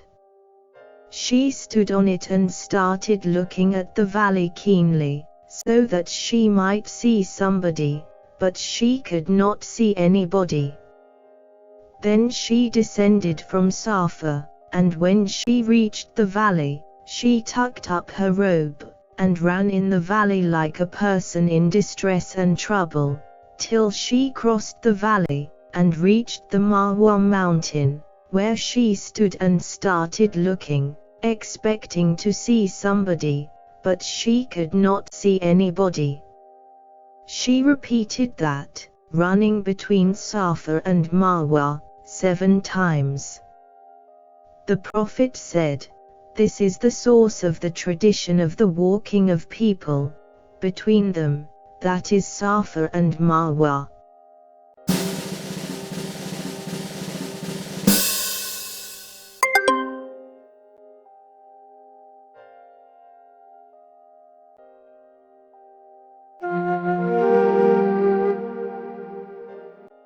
When she reached the Marwa for the last time, she heard the voice and she asked herself to be quiet and listen attentively. She heard the voice again and said, "Oh, whoever you may be, you have made me hear your voice. Have you got something to help me?" And behold, she saw an angel at the place of Zamzam, digging the earth with his heel or his wing, till water flowed from that place. She started to make something like a basin around it, using her hand in this way, and started filling her water skin with water with her hands, and the water was flowing out after she had scooped some of it. The Prophet added, "May Allah bestow mercy on Ishmael's mother. Had she let the Zamzam flow without trying to control it, or had she not scooped from that water to fill her water skin, Zamzam would have been a stream flowing on the surface of the earth." The Prophet further added, "Then she drank water and suckled her child." The angel said to her, "Don't be afraid of being neglected, for this is the house of Allah, which will be built by this boy and his father, and Allah never neglects his people." The house, that is Kaaba, at the time was on a high place resembling a hillock, and when torrents came, they flowed to its right and left. She lived in that way till some people from the tribe of Jurhum or family from Jurhum passed by her and her child, as they, that is the Jurhum people, were coming through the way of Kaaba. They landed in the lower part of Mecca where they saw a bird that had the habit of flying around water and not leaving it. They said, "This bird must be flying around water, though we know that there is no water in this valley." They sent 1 or 2 messengers who discovered the source of water, and returned to inform them of the water. So, they all came towards the water. The Prophet added, Ishmael's mother was sitting near the water. They asked her, "Do you allow us to stay with you?" She replied, "Yes, but you will have no right to possess the water." They agreed to that. The Prophet further said, Ishmael's mother was pleased with the whole situation as she used to love to enjoy the company of the people. So, they settled there, and later on they sent for their families who came, and settled with them so that some families became permanent residents there. The child, that is Ishmael, grew up and learned Arabic from them, and his virtues caused them to love and admire him as he grew up, and when he reached the age of puberty, they made him marry a woman from amongst them. After Ishmael's mother had died, Abraham came after Ishmael's marriage in order to see his family that he had left before, but he did not find Ishmael there. When he asked Ishmael's wife about him, she replied, "He has gone in search of our livelihood." Then he asked her about their way of living and their condition, and she replied, "We are living in misery. We are living in hardship and destitution," complaining to him. He said, "When your husband returns, convey my salutation to him, and tell him to change the threshold of the gate of his house." When Ishmael came, he seemed to have felt something unusual, so he asked his wife, "Has anyone visited you?" She replied, "Yes, an old man of so-and-so description came and asked me about you, and I informed him, and he asked about our state of living, and I told him that we were living in hardship and poverty." On that Ishmael said, "Did he advise you anything?" She replied, "Yes, he told me to convey his salutation to you, and to tell you to change the threshold of your gate." Ishmael said, "It was my father, and he has ordered me to divorce you. Go back to your family." So, Ishmael divorced her and married another woman from amongst them, that is Jaham. Then Abraham stayed away from them for a period as long as Allah wished, and called on them again but did not find Ishmael. So he came to Ishmael's wife and asked her about Ishmael. She said, "He has gone in search of our livelihood." Abraham asked her, "How are you getting on?" asking her about their sustenance and living. She replied, "We are prosperous and well off, that is, we have everything in abundance." Then she thanked Allah. Abraham said, "What kind of food do you eat?" She said, "Meat." He said, "What do you drink?" She said, "Water." He said, "O Allah, bless their meat and water." The Prophet added, "At that time they did not have grain, and if they had grain, he would have also invoked Allah to bless it." The Prophet added, "If somebody has only these two things as his sustenance, his health and disposition will be badly affected, unless he lives in Mecca." The Prophet added, "Then Abraham said to Ishmael's wife, 'When your husband comes, give my regards to him, and tell him that he should keep firm the threshold of his gate.'" When Ishmael came back, he asked his wife, "Did anyone call on you?" She replied, "Yes, a good-looking old man came to me." So she praised him and added, "He asked about you, and I informed him, and he asked about our livelihood, and I told him that we were in a good condition." Ishmael asked her, "Did he give you any piece of advice?" She said, "Yes, he told me to give his regards to you, and ordered that you should keep firm the threshold of your gate." On that Ishmael said, "It was my father, and you are the threshold of the gate. He has ordered me to keep you with me." Then Abraham stayed away from them for a period as long as Allah wished, and called on them afterwards. He saw Ishmael under a tree near Zamzam, sharpening his arrows. When he saw Abraham, he rose up to welcome him, and they greeted each other as a father does with his son, or a son does with his father. Abraham said, "O Ishmael, Allah has given me an order." Ishmael said, "Do what your Lord has ordered you to do." Abraham asked, "Will you help me?" Ishmael said, "I will help you." Abraham said, "Allah has ordered me to build a house here," pointing to a hillock higher than the land surrounding it. The Prophet added, "Then they raised the foundations of the house, that is the Kaaba." Ishmael brought the stones and Abraham was building, and when the walls became high, Ishmael brought this stone. This very stone is still preserved in the sacred mosque in Mecca and is situated between the Kaaba and Zamzam, and one can see the footmarks of Abraham over it. And put it for Abraham who stood over it, and carried on building, while Ishmael was handing him the stones, and both of them were saying, "O our Lord, accept this service from us, verily, you are the all-hearing, the all-knowing." The Prophet added, Then both of them went on building, and going round the Kaaba saying, "O our Lord, accept this service from us, verily, you are the all-hearing, the all-knowing." Narrated Ibn Abbas. When Abraham had differences with his wife, because of her jealousy of Hajar, Ishmael's mother, he took Ishmael and his mother, and went away. They had waterskin with them containing some water.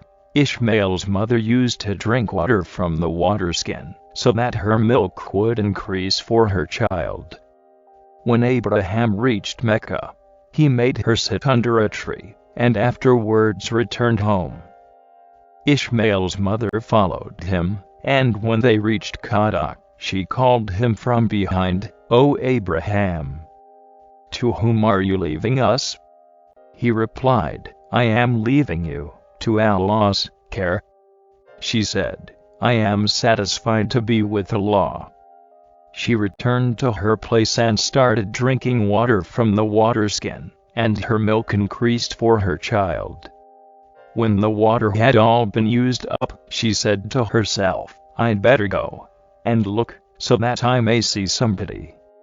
She ascended the Safa mountain and looked, hoping to see somebody, but in vain. When she came down to the valley, she ran till she reached the Marwa mountain. She ran to and fro between the two mountains many times. She said to herself, I'd better go and see the state of the child. She went and found it in a state of one on the point of dying. She could not endure to watch it dying and said to herself, if I go and look, I may find somebody.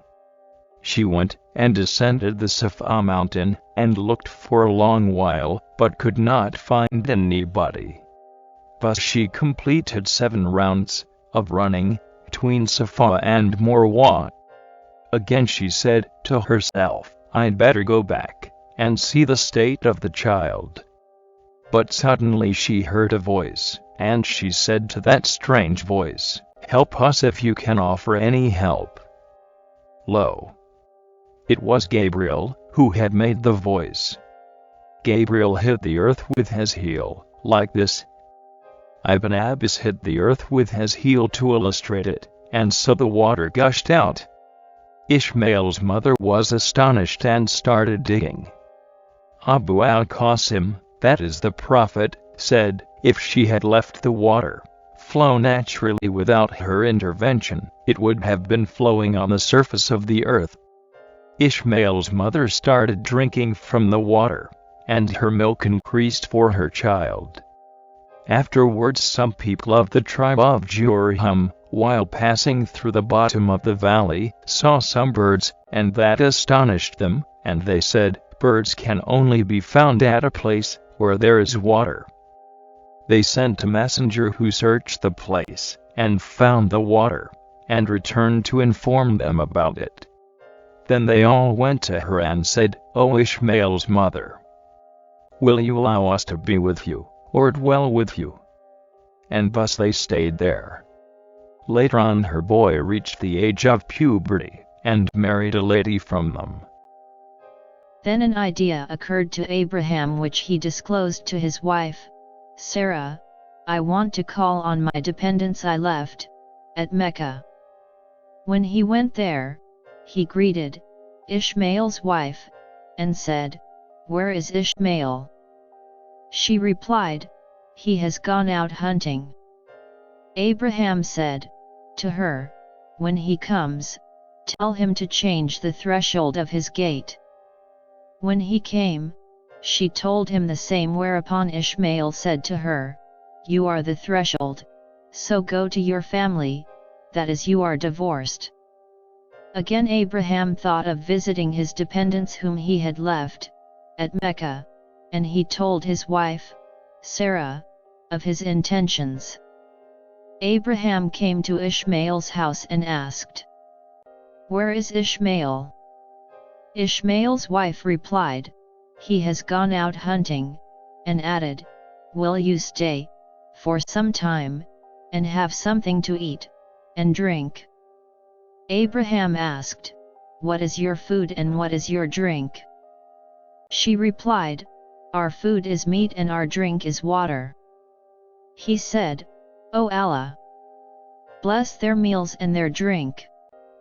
Abu al-Qasim, that is the Prophet, said, Because of Abraham's invocation there are blessings in Mecca.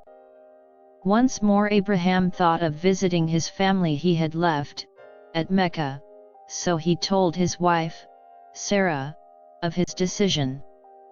He went and found Ishmael behind the Zamzam well, mending his arrows.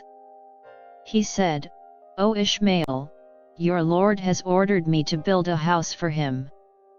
Ishmael said, Obey the order of your Lord.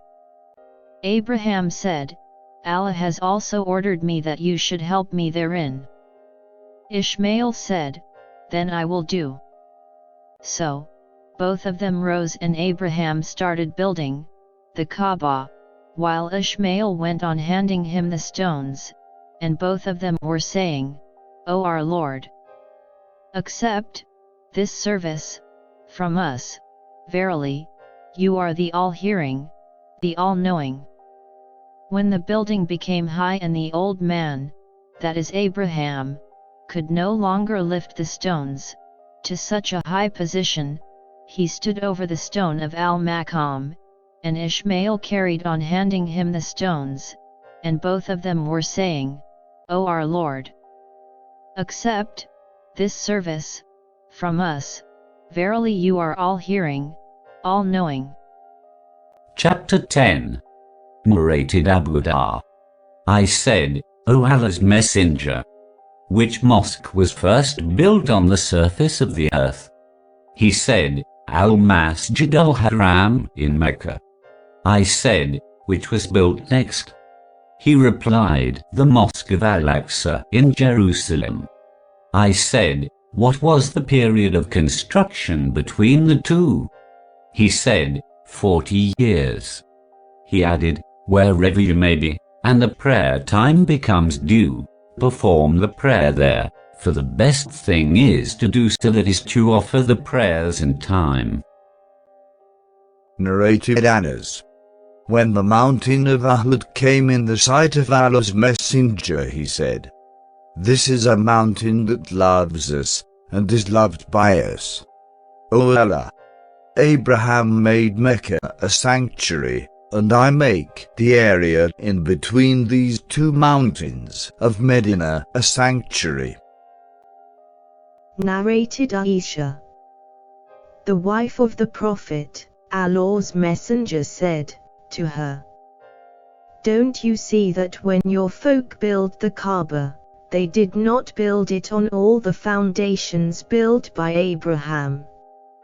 I said, O Allah's Messenger, why don't we rebuild it on the foundations of Abraham?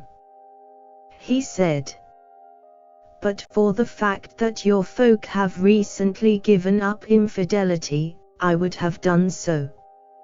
Narrated Ibn Umar, Aisha must have heard this from Allah's Messenger, for I see that Allah's Messenger used not to touch the two corners facing al-Hijjah, only because the house had not been built on the foundations of Abraham.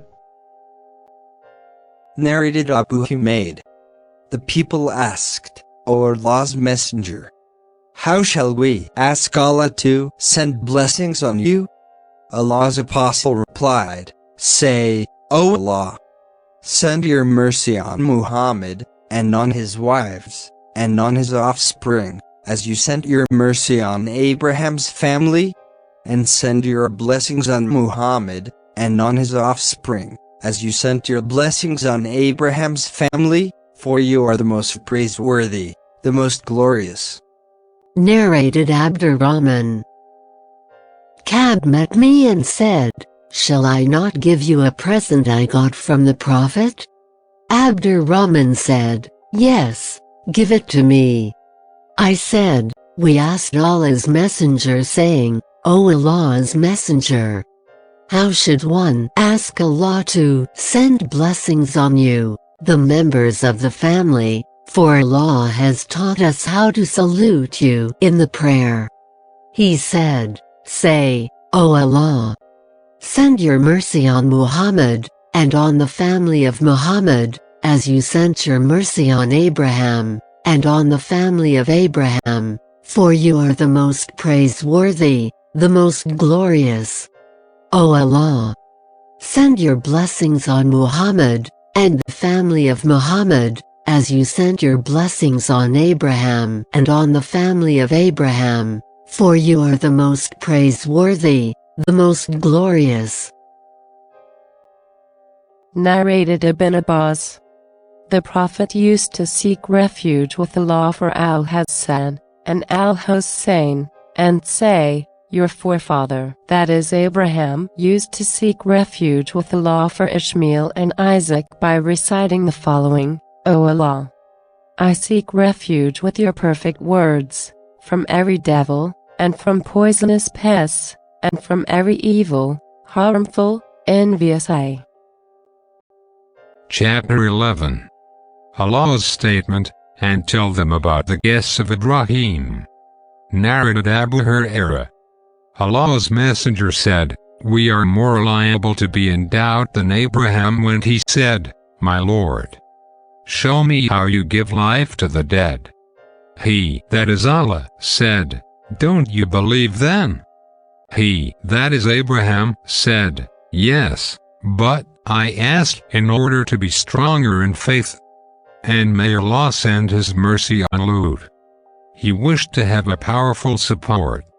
If I were to stay in prison for such a long time as Joseph did, I would have accepted the offer of freedom without insisting on having my guiltlessness declared."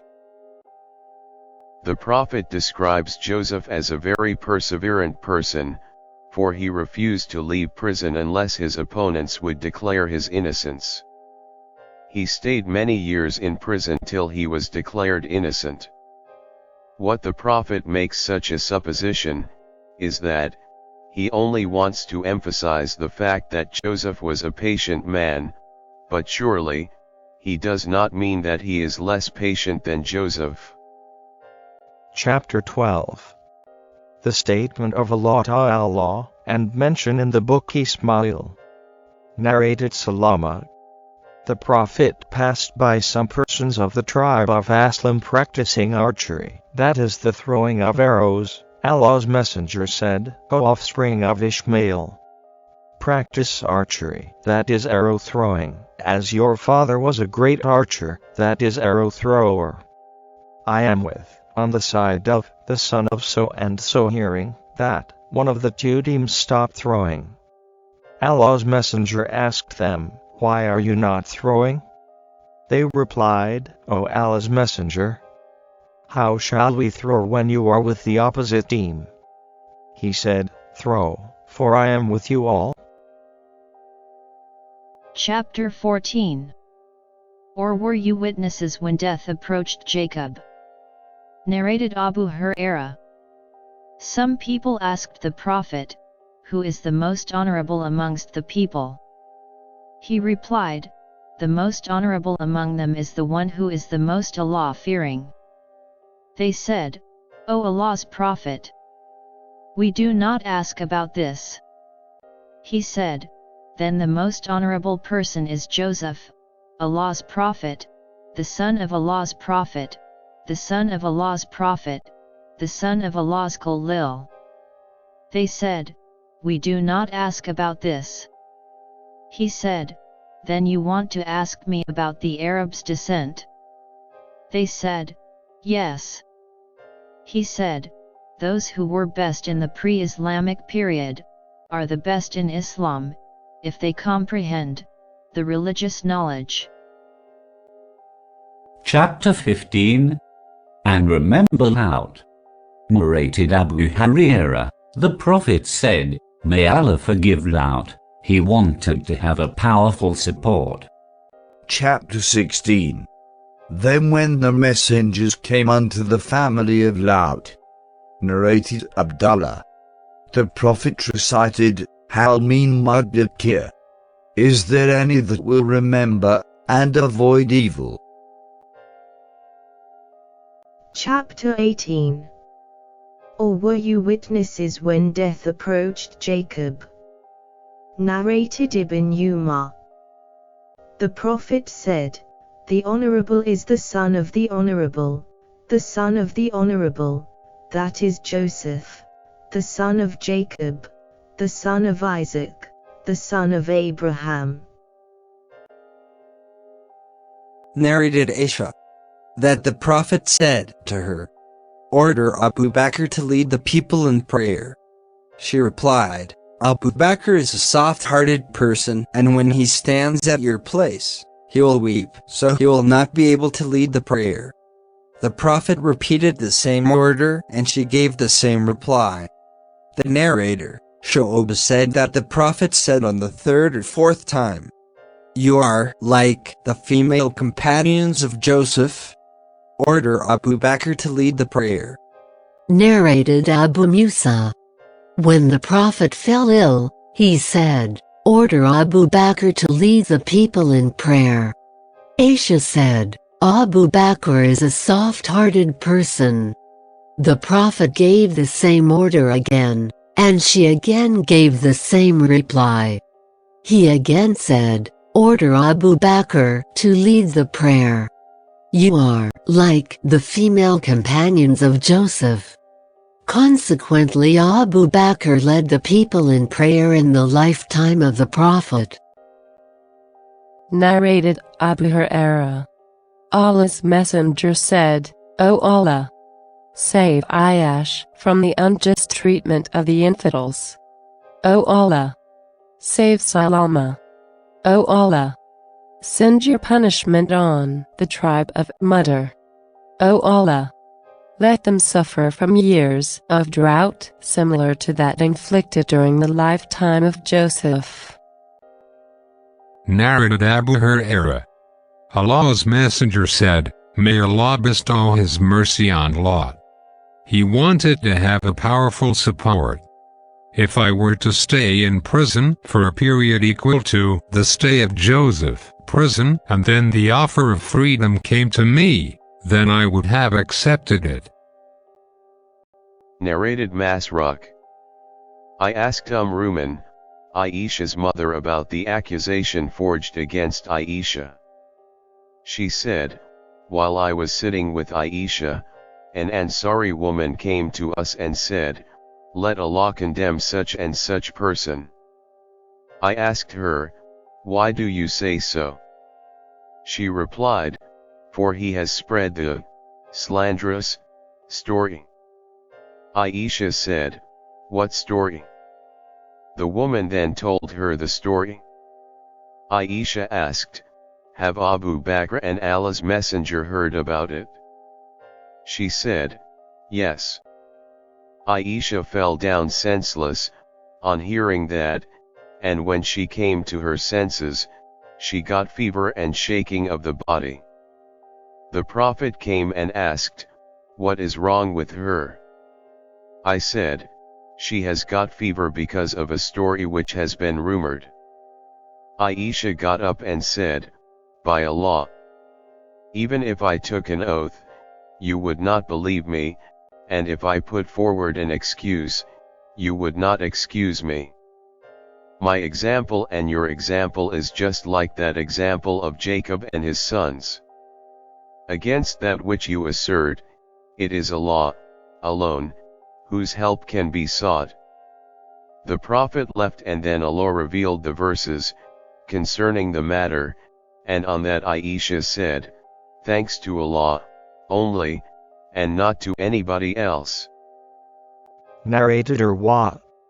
I asked Aisha, the wife of the Prophet, about the meaning of the following verse, "Respite will be granted, until when the apostles gave up hope of their people, and thought that they were denied by their people."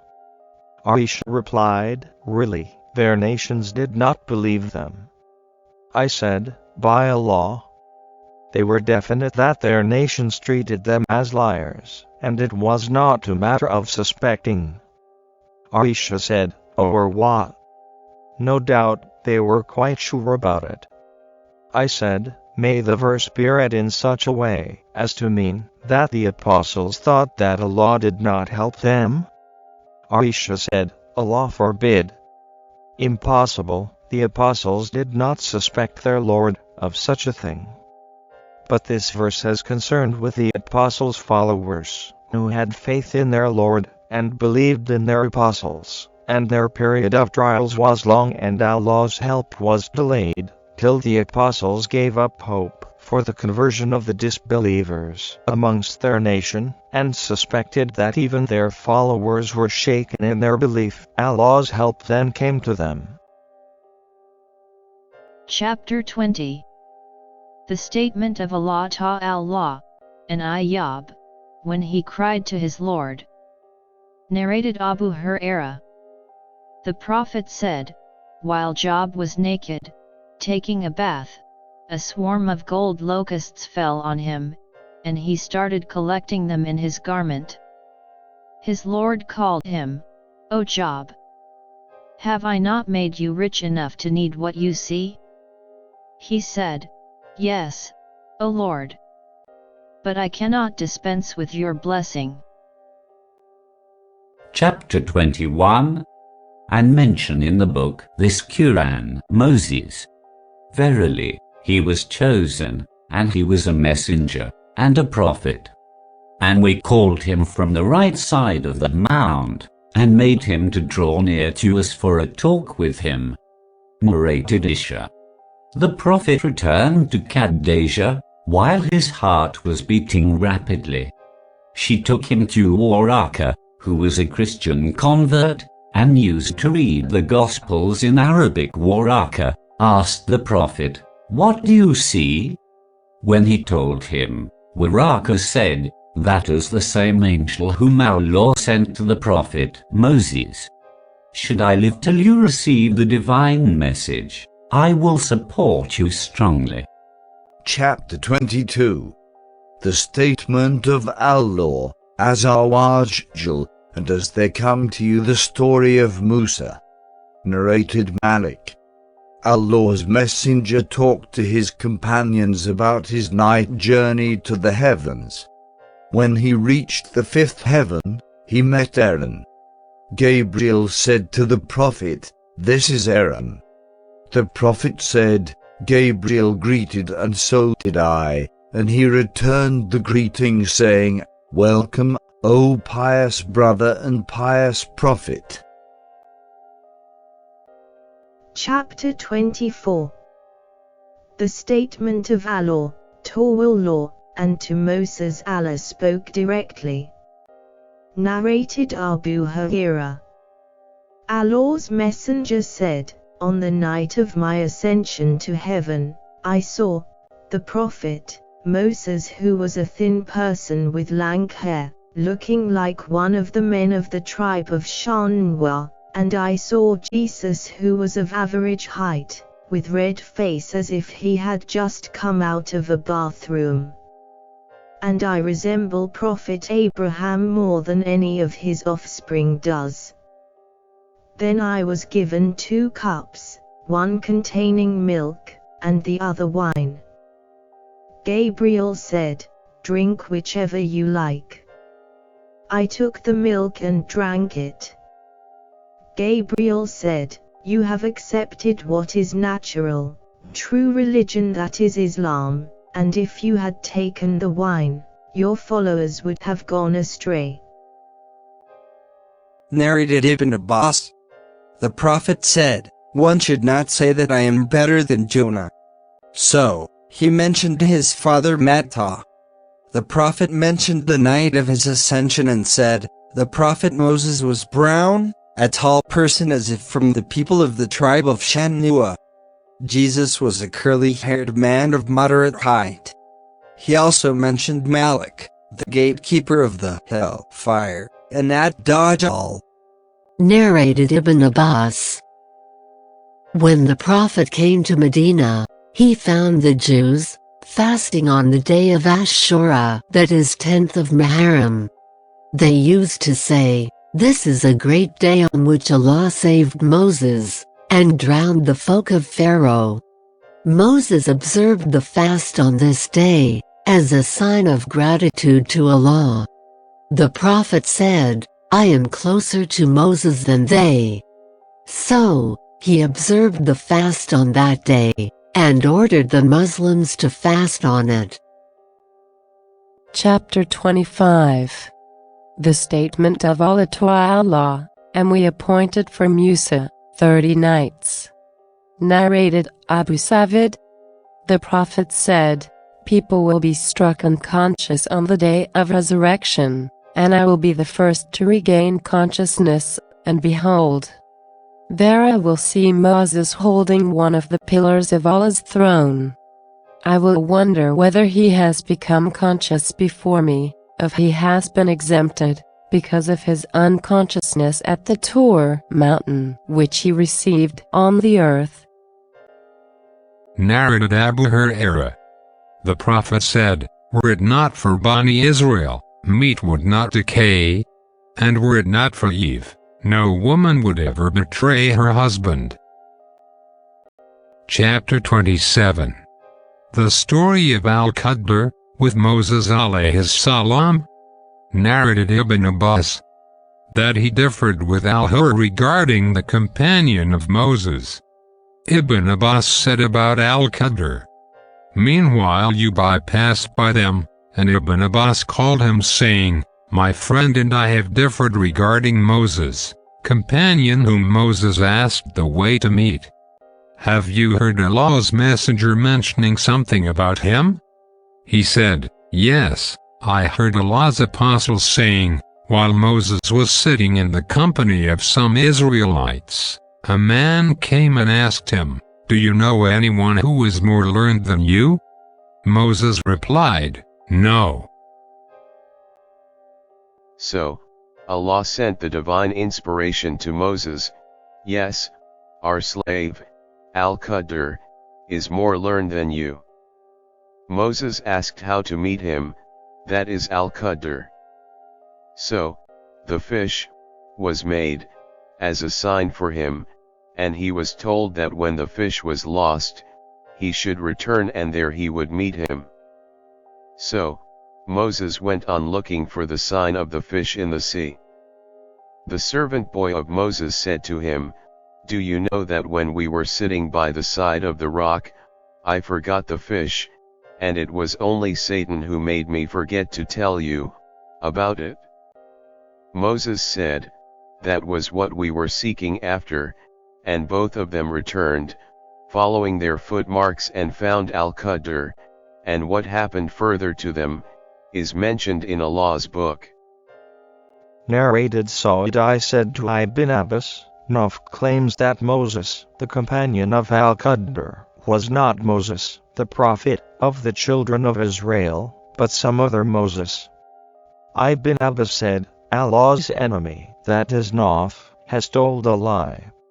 Tubai told us that the prophet said, once Moses stood up and addressed Bani Israel. He was asked who was the most learned man amongst the people. He said, Allah admonished him, as he did not attribute absolute knowledge to him, Allah. So, Allah said to him, yes, at the junction of the two seas, there is a slave of mine, who is more learned than you. Moses said, O my Lord, how can I meet him?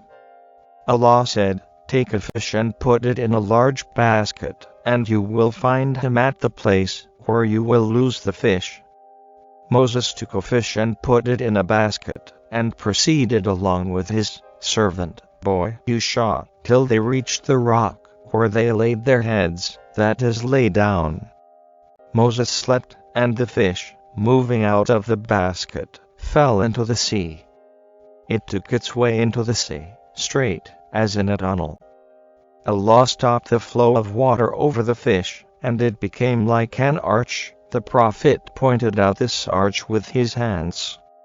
They traveled the rest of the night, and the next day Moses said to his boy servant, give us our food, for indeed we have suffered much fatigue in this journey of ours. Moses did not feel tired till he crossed that place which Allah had ordered him to seek after. His boy servant said to him, do you know that when we were sitting near that rock, I forgot the fish, and none but Satan caused me to forget to tell you about it, and it took its course into the sea in an amazing way. So there was a path for the fish, and that astonished them. Moses said, that was what we were seeking after. So, both of them retraced their footsteps, till they reached the rock. There they saw a man lying covered with a garment. Moses greeted him, and he replied saying, how do people greet each other in your land? Moses said, I am Moses. The man asked Moses of Bani Israel. Moses said, yes, I have come to you so that you may teach me from those things which Allah has taught you. He said, O Moses, I have some of the knowledge of Allah, which Allah has taught me, and which you do not know, while you have some of the knowledge of Allah, which Allah has taught you, and which I do not know. Moses asked, May I follow you? He said, But you will not be able to remain patient with me, for how can you be patient about things which you will not be able to understand? Moses said, You will find me, if Allah so will, truly patient, and I will not disobey you in aught. So, both of them set out walking along the seashore. A boat passed by them and they asked the crew of the boat to take them on board. The crew recognized Al-Qadr, and so they took them on board without fare. When they were on board the boat, a sparrow came and stood on the edge of the boat, and dipped its beak once or twice into the sea. Al-Qadr said to Moses, O Moses, my knowledge and your knowledge have not decreased Allah's knowledge, except as much as this sparrow has decreased the water of the sea with its beak. Then suddenly Al-Qadr took an adze and plucked a plank, and Moses did not notice it till he had plucked a plank with the adze. Moses said to him, What have you done? They took us on board charging us nothing, yet you have intentionally made a hole in their boat, so as to drown its passengers. Verily, you have done a dreadful thing. Al-Qadr replied, Did I not tell you that you would not be able to remain patient with me? Moses replied, Do not blame me for what I have forgotten, and do not be hard upon me for my fault. So the first excuse of Moses was that he had forgotten. When they had left the sea, they passed by a boy playing with other boys. Al-Qadr took hold of the boy's head and plucked it with his hand, like this. Sufyan, the sub-narrator, pointed with his fingertips, as if he was plucking some fruit. Moses said to him, Have you killed an innocent person who has not killed any person? You have really done a horrible thing. Al-Qadr said, Did I not tell you that you could not remain patient with me? Moses said, If I ask you about anything after this, don't accompany me. You have received an excuse from me. Then both of them went on, till they came to some people of a village, and they asked its inhabitant for wood, but they refused to entertain them as guests. Then they saw there a wall which was just going to collapse, and Al-Qadr repaired it just by touching it with his hands. Sufyan, the sub-narrator, pointed with his hands, illustrating how Al-Qadr passed his hands over the wall upwards. Moses said, These are the people whom we have called on, but they neither gave us food, nor entertained us as guests, yet you have repaired their wall. If you had wished, you could have taken wages for it. Al-Qadr said, This is the parting between you and me, and I shall tell you the explanation of those things on which you could not remain patient. The Prophet added, We wished that Moses could have remained patient, by virtue of which Allah might have told us more about their story. Sufyan the sub-narrator said, that the Prophet said, May Allah bestow His mercy on Moses. If he had remained patient, we would have been told further about their case. Narrated Abu Huraira. The Prophet said, Al-Qadr was named so because he sat over a barren white land. It turned green with plantation after his sitting over it. Chapter 28. Narrated Abu Huraira. Allah's Messenger said, It was said to Bani Israel, Enter the gate of the town with humility, prostrating yourselves and saying, Repentance. But they changed the word, and entered the town crawling on their buttocks, and saying, A wheat grain in the hair. Narrated Abu Huraira. Allah's Messenger said, The Prophet Moses was a shy person, and used to cover his body completely because of his extensive shyness. One of the children of Israel hurt him by saying, "He covers his body in this way, only because of some defect in his skin, either leprosy, or scrotal hernia, or he has some other defect."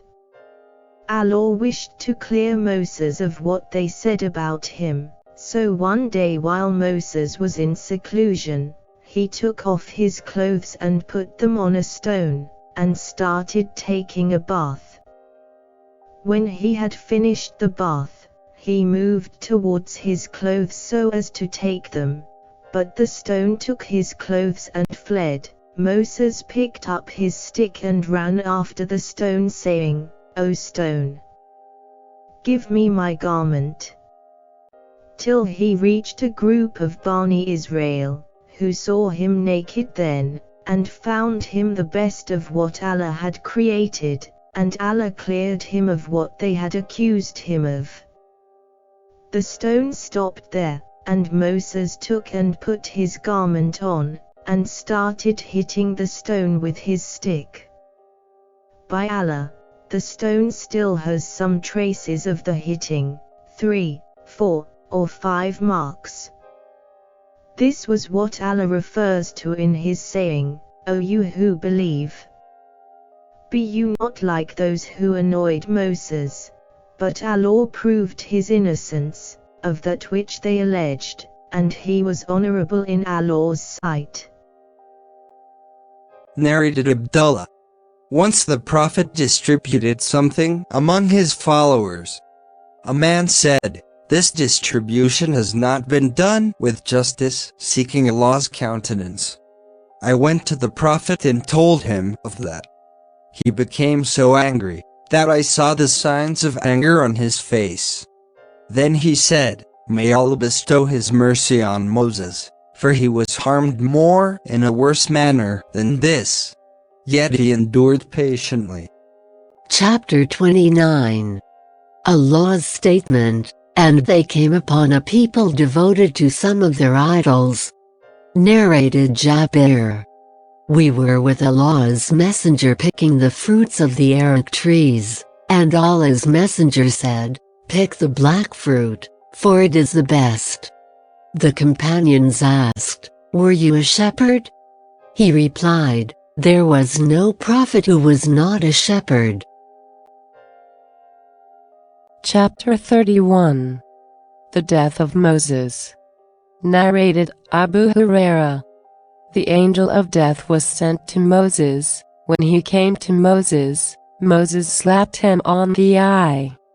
The angel returned to his Lord and said, "You have sent me to a slave who does not want to die." Allah said, "Return to him, and tell him to put his hand on the back of an ox, and for every hair that will come under it, he will be granted 1 year of life." Moses said, "O Lord, what will happen after that?" Allah replied, "Then death." Moses said, "Let it come now." Moses then requested Allah to let him die close to the sacred land, so much so that he would be at a distance of a stone's throw from it. Abu Huraira added, Allah's messenger said, "If I were there, I would show you his grave below the red sand hill on the side of the road." Narrated Abu Huraira. A Muslim in a Jew quarreled.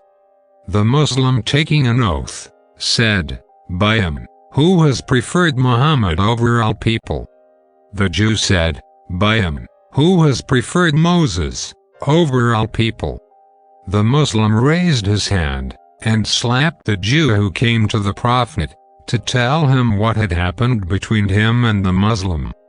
The Prophet said, "Don't give me superiority over Moses, for the people will become unconscious on the day of resurrection, and I will be the first to gain consciousness to see Moses standing and holding a side of Allah's throne.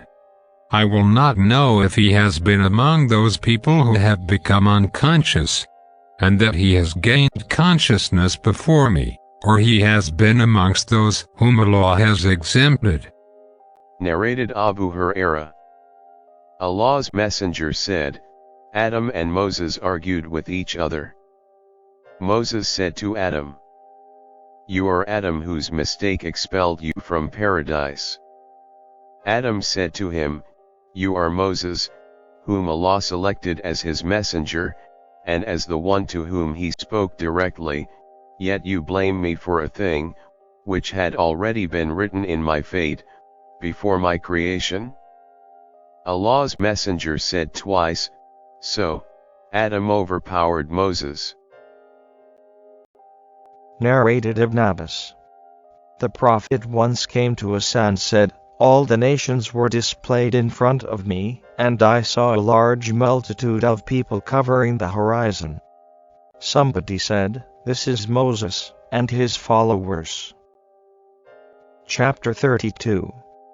The statement of Allah Ta'ala, and Allah has set forth an example for those who believe, the wife of Pharaoh. Narrated Abu Musa.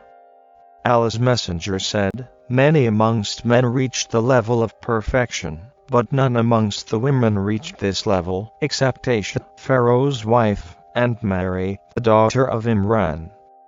And no doubt, the superiority of Aisha to other women is like the superiority of tharid, that is a meat and bread dish, to other meals." Narrated Abu Huraira.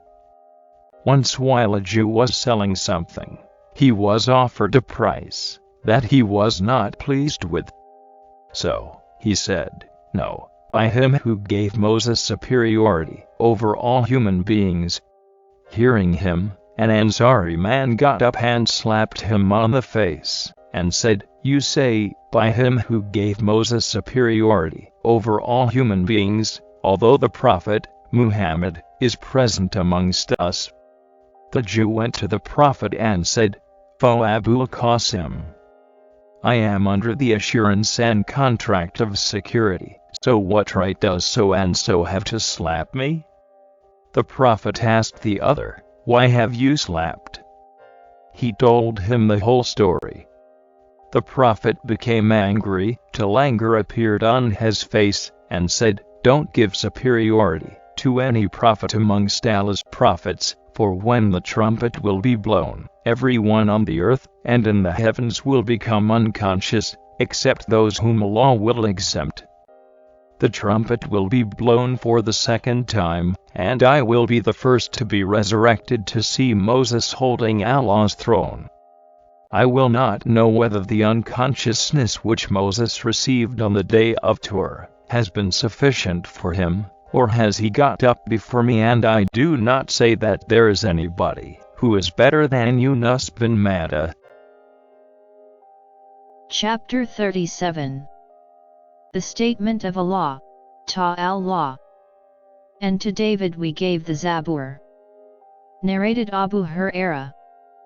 The Prophet said, "The reciting of the Zabur, that is Psalms, was made easy for David.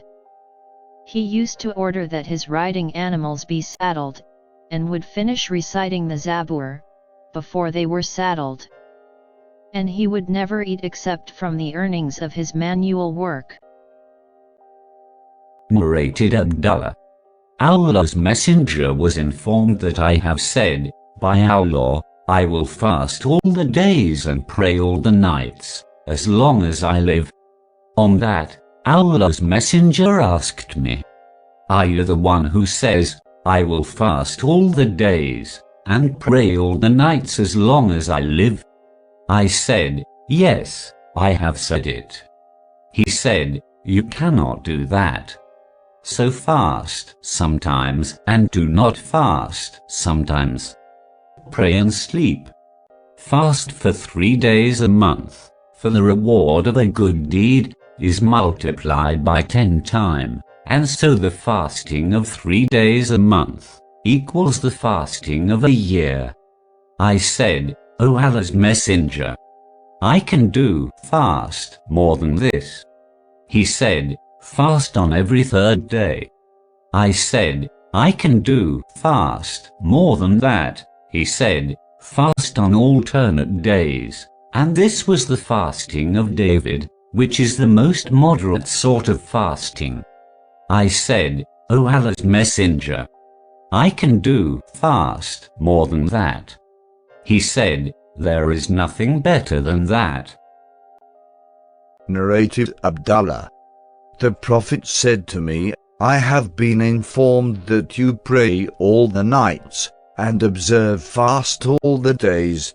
Is this true? I replied, yes. He said, if you do so, your eyes will become weak, and you will get bored. So fast 3 days a month, for this will be the fasting of a whole year, or equal to the fasting of a whole year. I said, I find myself able to fast more. He said, then fast like the fasting of the Prophet David, who used to fast on alternate days, and would not flee on facing the enemy. Chapter 38. The most beloved Salat to Allah was the Salat of the Prophet Dawood, and the most beloved Surah was the Surah of Dawood. Narrated Abdullah. Allah's Messenger said to me, the most beloved fasting to Allah was the fasting of the Prophet David, who used to fast on alternate days. And the most beloved prayer to Allah was the prayer of David, who used to sleep for the first half of the night, and pray for a third of it, and, again, sleep for a sixth of it. Chapter 39. The Statement of Allah Ta'ala. And remember our slave Wood, endued with power. Narrated Mujahid. I asked Ibn Abbas, should we perform a prostration on reciting Surat Sad? He recited the surah, including, and among his progeny, David, Solomon, up to, so follow their guidance. And then he said, your prophet is amongst those people who have been ordered to follow them, that is the preceding apostles. Narrated Ibn Abbas. The prostration in Surah Sad is not amongst the compulsory prostrations, though I saw the Prophet prostrating on reciting it. Chapter 40. The Statement of Allah Ta'ala, and to Dawood we gave Sulaiman for a son. How excellent a slave he was, ever oft returning in repentance to us. And as statement, he said, my Lord, forgive me and grant me a kingdom, such as shall not belong to any other after me. And as statement, and they followed what the devils gave out falsely of magic in the lifetime of Solomon. Narrated Abu Huraira. The Prophet said, a strong demon from the jinns came to me yesterday suddenly, so as to spoil my prayer, but Allah enabled me to overpower him, and so I caught him and intended to tie him to one of the pillars of the mosque, so that all of you might see him, but I remembered the invocation of my brother Solomon. And grant me a kingdom such as shall not belong to any other after me. So I let him go cursed. Narrated Abu Huraira. The Prophet said, Solomon, the son of David said, tonight I will sleep with 70 ladies, each of whom will conceive a child who will be a knight fighting for Allah's cause. His companion said, if Allah wills. But Solomon did not say so, therefore none of those women got pregnant, except one who gave birth to a half-child. The Prophet further said, if the Prophet Solomon had said it, that is if Allah wills, he would have begotten children, who would have fought in Allah's cause. Shu'aib and Ibn Abi Zanad said, 90 women is more correct than 70. Narrated Abu Huraira. Allah's Messenger said, my example, and the example of the people, is like that of a person who lit a fire, and let the moths, butterflies, and these insects fall in it. He also said, there were 2 women, each of whom had a child with her. A wolf came and took away the child of one of them, whereupon the other said, "It has taken your child." The first said, "But it has taken your child." So they both carried the case before David, who judged that the living child be given to the elder lady. So both of them went to Solomon, and informed him of the case. He said, "Bring me a knife so as to cut the child into 2 pieces, and distribute it between them." The younger lady said, "May Allah be merciful to you. Don't do that, for it is her, that is the other lady's, child." So he gave the child to the younger lady. Chapter 41. The statement of Allah, Ta'ala, and indeed we bestowed upon Luqman al-Hikmah. Narrated Abdullah. When the verse, "Those who believe, and mix not their belief with wrong," was revealed, the companions of the Prophet said, "Who amongst us has not mixed his belief with wrong?" Then Allah revealed, "Join none in worship with Allah, verily joining others in worship with Allah is a great wrong indeed." Narrated Abdullah. When the verse, "Those who believe and mix not their belief with wrong," was revealed, the Muslims felt it very hard on them and said, "O Allah's Messenger, who amongst us does not do wrong to himself?" He replied, "The verse does not mean this, but that wrong means to associate others in worship to Allah. Don't you listen to what Luqman said to his son, when he was advising him, 'O my son, join not others in worship with Allah. Verily joining others in worship with Allah is a great wrong indeed.'" Chapter 43. The statement of Allah, to Allah. This is a mention of the mercy of your Lord to his slave Zachariah. Narrated Malik. That the Prophet talked to them about the night of his ascension to the heavens. He said, "Then Gabriel took me and ascended up till he reached the 2nd heaven, where he asked for the gate to be opened, but it was asked, 'Who is it?' Gabriel replied, 'I am Gabriel.' It was asked, 'Who is accompanying you?' He replied, 'Muhammad.' It was asked, 'Has he been called?' He said, 'Yes.' When we reached over the 2nd heaven, I saw Yahya, that is John, and Jesus who were cousins. Gabriel said, 'These are John and Jesus, so greet them.' I greeted them and they returned the greeting saying, 'Welcome, O pious brother and pious prophet.'" Chapter 44.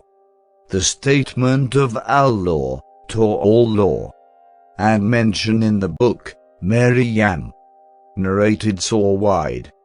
Abu Hurairah said, "I heard Allah's messenger saying, 'There is none born among the offspring of Adam, but Satan touches it. A child therefore cries loudly at the time of birth because of the touch of Satan, except Mary and her child.'" Then Abu Hurairah recited, "And I seek refuge with you, for her and for her offspring from the outcast Satan." Chapter 45. And, remember, when the angels said, "O Mary, verily, Allah has chosen you." Narrated Ali. I heard the Prophet saying, "Mary, the daughter of Imran, was the best among the women of the world of her time, and Khadijah is the best amongst the women of this nation." Chapter 46. The statement of Allah Ta'ala. When the angels said, "O Maryam, verily, Allah gives you glad tidings of a word." Narrated Abu Musa. The Prophet said, "The superiority of Aisha to other ladies is like the superiority of tharid, that is meat and bread dish, to other meals. Many men reached the level of perfection, but no woman reached such a level except Mary, the the daughter of Imran, and Asia, the wife of Pharaoh. Narrated Abu Huraira. I heard Allah's messenger saying, amongst all those women who ride camels, that is Arabs, the ladies of Quraysh are the best. They are merciful and kind to their offspring, and the best guardians of their husbands' properties. Abu Huraira added, Mary the daughter of Imran, never rode a camel. Chapter 47. The Statement of Allah, Ta'ala. O people of the Scriptures!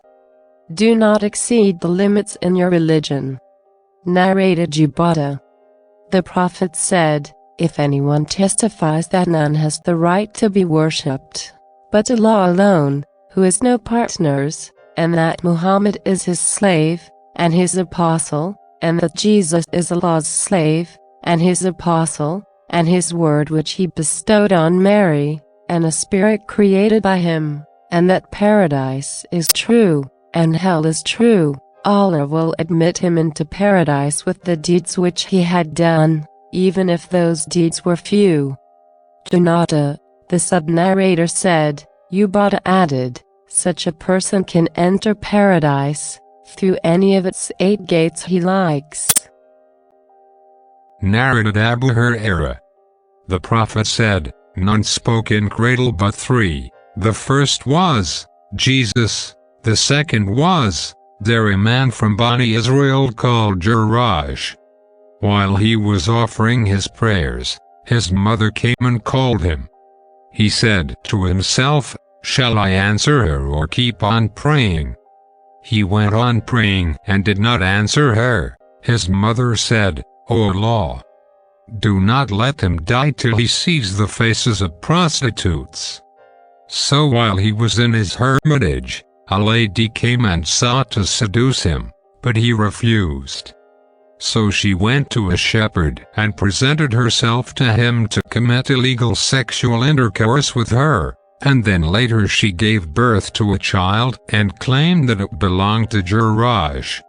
The people, therefore, came to him and dismantled his hermitage, and expelled him out of it and abused him.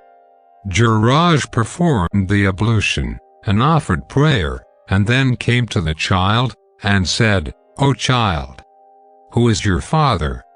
The child replied, the shepherd. After hearing this, the people said, we shall rebuild your hermitage of gold. But he said, no, of nothing but mud. The third was the hero of the following story. A lady from Bani Israel was nursing her child at her breast when the handsome rider passed by her. She said, O Allah, make my child like him. On that the child left her breast, and facing the rider said, O Allah, do not make me like him. The child then started to suck her breast again. Abu Huraira further said, as if I were now looking at the Prophet, sucking his finger in way of demonstration. After a while the people passed by, with a lady slave, and she, that is the child's mother, said, O Allah, do not make my child like this slave girl. On that the child left her breast and said, O Allah, make me like her. When she asked why, the child replied, the rider is one of the tyrants, while this slave girl is falsely accused of theft and illegal sexual intercourse. Narrated Ibn Abbas. The Prophet said, I saw Moses, Jesus, and Abraham, on the night of my ascension to the heavens. Jesus was of red complexion, curly hair, and a broad chest. Moses was of brown complexion, straight hair, and tall stature, as if he was from the people of Az-Zud. Narrated Abu Huraira. Allah's Messenger said, both in this world and in the hereafter, I am the nearest of all the people to Jesus, the son of Mary. The prophets are paternal brothers, their mothers are different, but their religion is one. Narrated Abu Huraira. The prophet said, Jesus, seeing a man stealing, asked him, "Did you steal?" He said, "No, by Allah, except whom there is none who has the right to be worshipped." Jesus said, "I believe in Allah and suspect my eyes."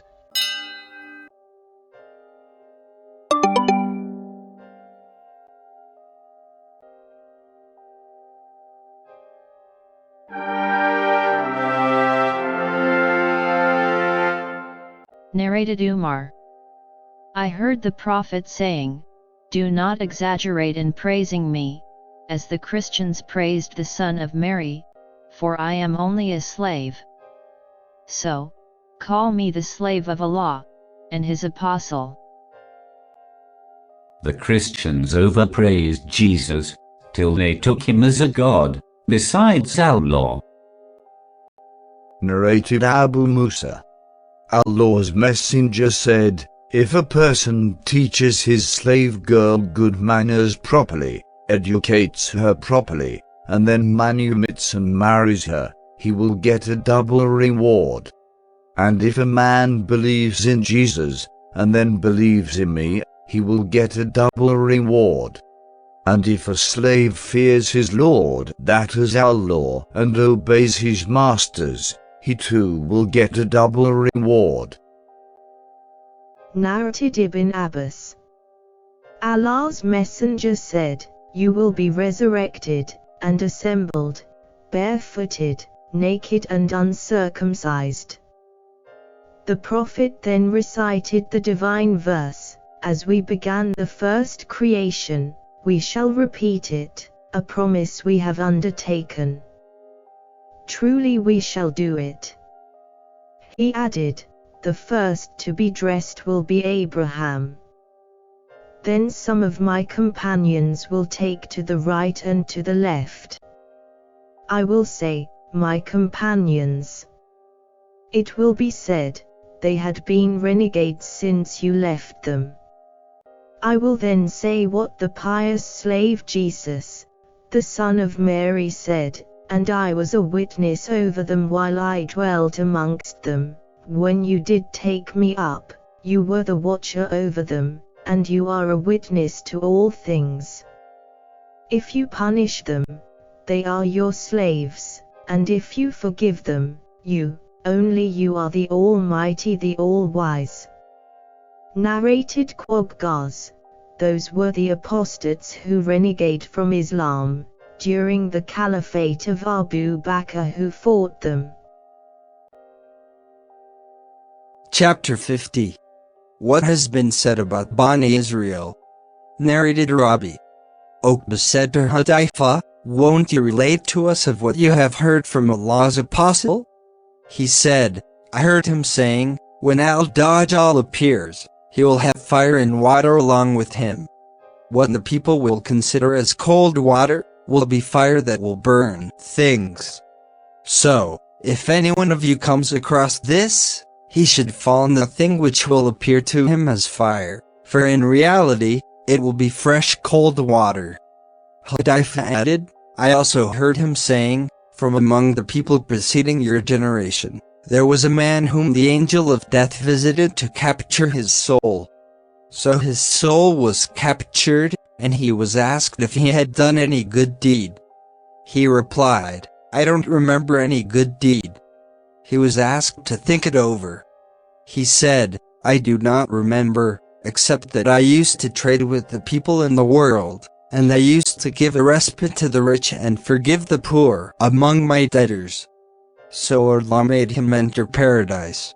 Hudayfa further said, "I also heard him saying, once there was a man on his deathbed, who, losing every hope of surviving, said to his family, 'When I die, gather for me a large heap of wood, and make a fire to burn me. When the fire eats my meat, and reaches my bones, and when the bones burn, take and crush them into powder, and wait for a windy day to throw it, that is the powder, over the sea.' They did so, but Allah collected his particles and asked him, 'Why did you do so?' He replied, 'For fear of you.' So Allah forgave him." Uqba said, I heard him saying that the Israelis used to dig the graves of the dead to steal their shrouds. Narrated Aishan ibn Abbas. On his deathbed, Allah's Messenger put a sheet over his face, and when he felt hot, he would remove it from his face. When in that state of putting and removing the sheet, he said, "May Allah's curse be on the Jews and the Christians, for they build places of worship at the graves of their prophets." By that, he intended to warn the Muslims from what they, that is Jews and Christians, had done. Narrated Abu Hurairah. The Prophet said, "The Israelis used to be ruled and guided by prophets. Whenever a prophet died, another would take over his place. There will be no prophet after me, but there will be caliphs, who will increase in number." The people asked, "O Allah's Messenger, what do you order us to do?" He said, "Obey the one who will be given the pledge of allegiance first." If the bayat, pledge, is given to a caliph, and after a while another caliph is given the bayat, pledge, by some members of the society, the common Muslims should abide by the bayat, pledge, given to the first caliph, for the election of the second is invalid. Fulfill their, that is the caliph's rights, for Allah will ask them about any shortcoming in ruling those Allah has put under their guardianship. Narrated Abu Sayyid. The Prophet said, "You will follow the wrong ways of your predecessors so completely and literally that if they should go into the hole of a mastigur, you too will go there." We said, "O Allah's Messenger, do you mean the Jews and the Christians?" He replied, "Whom else?" Meaning, of course, the Jews and the Christians. Narrated Anas. The people mentioned the fire and the bell as means proposed for announcing the time of prayer, and by such a suggestion they referred to the Jews and the Christians. But Bilal was ordered, pronounce the words of the Adhan, that is call for the prayer twice, and the Iqama once only. Narrated Aisha. That she used to hate that one should keep his hands on his flanks while praying. She said that the Jews used to do so. Narrated Ibn Abbas. I heard Ammar saying, "May Allah curse so and so." Doesn't he know that the Prophet said, "May Allah curse the Jews for, though they were forbidden to eat fat, they liquefied it and sold it." Narrated Abdullah. The Prophet said, "Convey my teachings to the people even if it were a single sentence, and tell others the stories of Bani Israel which have been taught to you, for it is not sinful to do so. And whoever tells a lie on me intentionally will surely take his place in the hell fire." Narrated Abu Hurairah. Allah's Messenger said, "The Jews and the Christians do not dye their grey hair, so you shall do the opposite of what they do, that is dye your grey hair and beards." Narrated Jundub. Allah's Messenger said, "Amongst the nations before you, there was a man who got a wound, and growing impatient with its pain, he took a knife and cut his hand with it, and the blood did not stop till he died. Allah said, 'My slave hurried to bring death upon himself, so I have forbidden him to enter paradise.'" Chapter 51. The tale of 3 Israelites, a leper, a bald man, and a blind man. Narrated Abu Hurairah.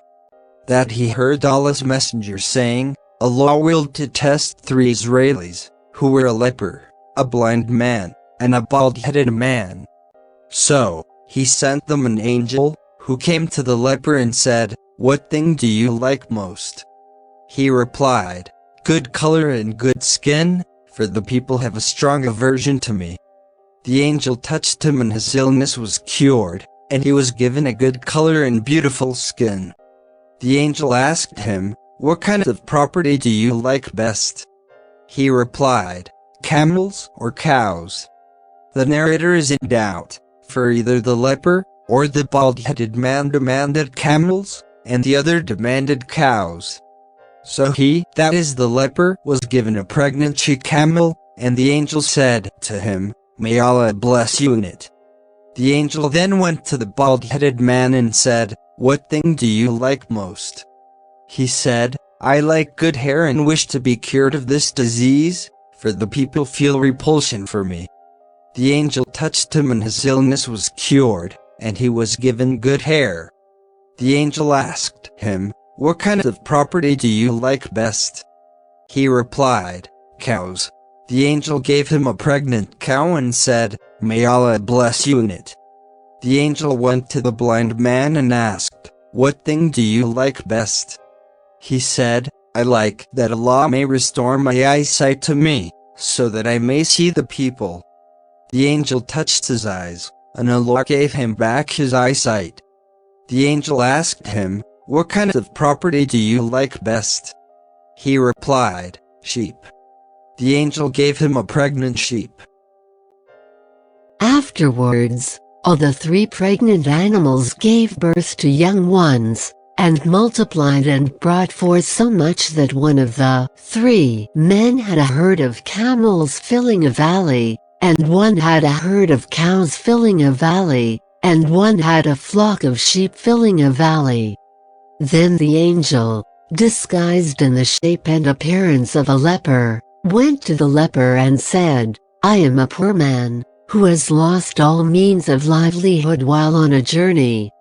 So none will satisfy my need except Allah and then you.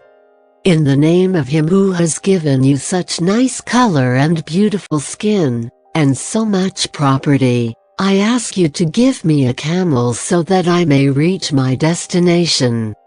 The man replied, "I have many obligations, so I cannot give you." The angel said, "I think I know you. Were you not a leper to whom the people had a strong aversion? Weren't you a poor man, and then Allah gave you all this property?" He replied, "This is all wrong. I got this property through inheritance from my forefathers." The angel said, "If you are telling a lie, then let Allah make you as you were before." Then the angel, disguised in the shape and appearance of a bald man, went to the bald man and said to him, the same as he told the first one, and he too answered the same as the first one did. The angel said, "If you are telling a lie, then let Allah make you as you were before." The angel, disguised in the shape of a blind man, went to the blind man and said, "I am a poor man and a traveler, whose means of livelihood have been exhausted while on a journey. I have nobody to help me except Allah, and after Him, you yourself. I ask you in the name of Him, who has given you back your eyesight, to give me a sheep, so that with its help, I may complete my journey." The man said, "No doubt, I was blind, and Allah gave me back my eyesight. I was poor and Allah made me rich. So take anything you wish from my property. By Allah, I will not stop you for taking anything you need of my property, which you may take for Allah's sake." The angel replied, "Keep your property with you. You, that is the 3 men, have been tested, and Allah is pleased with you, and is angry with your 2 companions." Chapter 53. The Tale of the Cave. Narrated Ibn Umar. Allah's Messenger said, once 3 persons from the previous nations were traveling, and suddenly it started raining, and they took shelter in a cave. The entrance of the cave got closed while they were inside. They said to each other, "O you! Nothing can save you except the truth, so each of you should ask Allah's help, by referring to such a deed, as he thinks he did sincerely, that is just for gaining Allah's pleasure. So one of them said, O Allah, you know that I had a laborer, who worked for me for 1 farak, that is 3 saws of rice, but he departed, leaving it, that is his wages. I sowed that farak of rice, and with its yield I bought cows for him. Later on, when he came to me asking for his wages, I said to him, Go to those cows and drive them away. He said to me, But you have to pay me only a farak of rice. I said to him, Go to those cows and take them, for they are the product of that farak of rice. So he drove them. O Allah, if you consider that I did that for fear of you, then please remove the rock. The rock shifted a bit from the mouth of the cave. The second one said, O Allah, you know that I had old parents, whom I used to provide with the milk of my sheep every night. One night I was delayed, and when I came, they had slept, while my wife and children were crying with hunger. I used not to let them, that is my family, drink unless my parents had drunk first. So I disliked to wake them up, and also disliked that they should sleep without drinking it. I kept on waiting for them to wake till it dawned. O Allah, if you consider that I did that for fear of you, then please remove the rock. So the rock shifted, and they could see the sky through it. The third one said, O Allah, you know that I had a cousin, that is my paternal uncle's daughter, who was most beloved to me, and I sought to seduce her, but she refused, unless I paid her 100 dinars, that is gold pieces. So I collected the amount and brought it to her, and she allowed me to sleep with her. But when I sat between her legs, she said, Be afraid of Allah, and do not deflower me but legally. I got up and left the 100 dinars for her. O Allah, if you consider that I did that for fear of you, then please remove the rock. So Allah saved them, and they came out of the cave. Narrated Humayd, that he heard Muawiyah talking on the pulpit, in the year when he performed the Hajj. He took a tuft of hair, that was in the hand of an orderly, and said, O people of Medina, where are your learned men? I heard the Prophet forbidding such a thing, as this, that is false hair, and he used to say, the Israelis were destroyed when their ladies practiced this habit, of using false hair to lengthen their locks. Narrated Abu Huraira. The Prophet said, Amongst the people preceding you, there used to be mu'addathun, that is persons, who can guess things, that come true later on, as if those persons have been inspired by a divine power, and if there are any such persons amongst my followers, it is Umar. Narrated Abu Sa'wad. The Prophet said, Amongst the men of Bani Israel, there was a man, who had murdered 99 persons. Then he set out asking, whether his repentance could be accepted, or not. He came upon a monk, and asked him if his repentance could be accepted. The monk replied in the negative, and so the man killed him. He kept on asking till a man advised to go to such and such village. So he left for it, but death overtook him on the way. While dying, he turned his chest towards that village, where he had hoped his repentance would be accepted, and so the angels of mercy and the angels of punishment quarreled amongst themselves regarding him. Allah ordered the village, towards which he was going, to come closer to him, and ordered the village, whence he had come, to go far away, and then he ordered the angels to measure the distances between his body and the 2 villages. So he was found to be 1 span, closer to the village he was going to. So he was forgiven. Narrated Abu Huraira. Once Allah's Messenger offered the morning prayer, and then faced the people and said, while a man was driving a cow, he suddenly rode over it, and beat it. The cow said, "We have not been created for this, but we have been created for sloughing."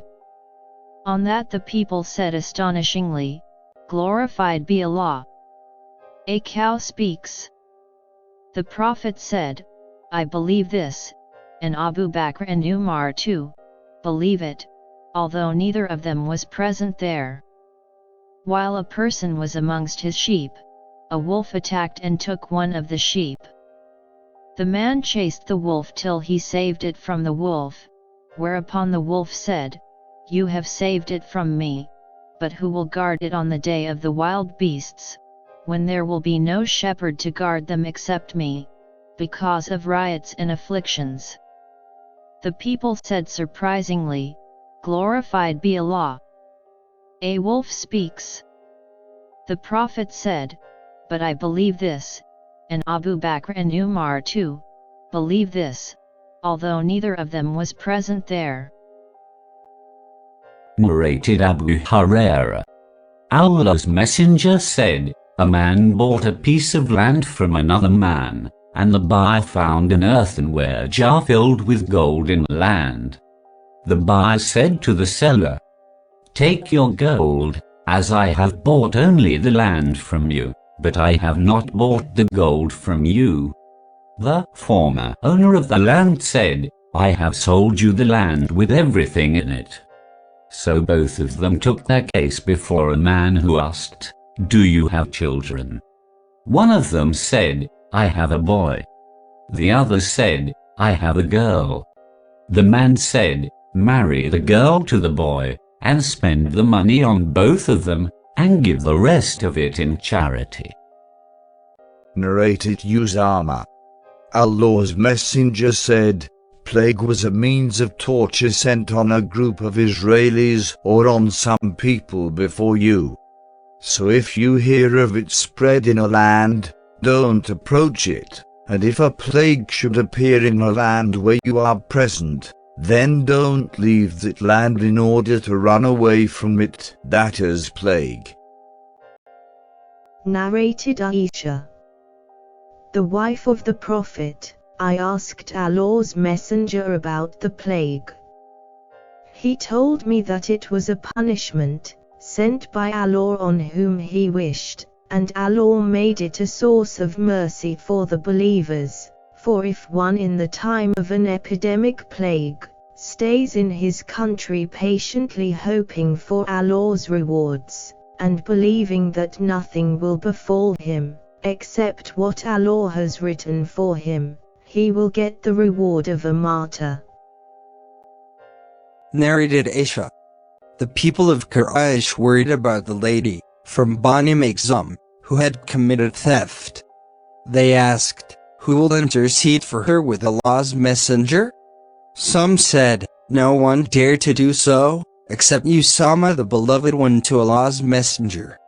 When Usama spoke about that to Allah's Apostle, Allah's Messenger said to him, "Do you try to intercede for somebody in a case connected with Allah's prescribed punishments?" Then he got up and delivered a sermon saying, "What destroyed the nations preceding you was that if a noble amongst them stole, they would forgive him, and if a poor person amongst them stole, they would inflict Allah's legal punishment on him. By Allah, if Fatima, the daughter of Muhammad, stole, I would cut off her hand." Narrated Ibn Masud. I heard a person reciting a Quranic verse in a certain way, and I had heard the Prophet reciting the same verse in a different way. So I took him to the Prophet and informed him of that, but I noticed the sign of disapproval on his face, and then he said, "Both of you are correct, so don't differ, for the nations before you differed, so they were destroyed." Narrated Abdullah.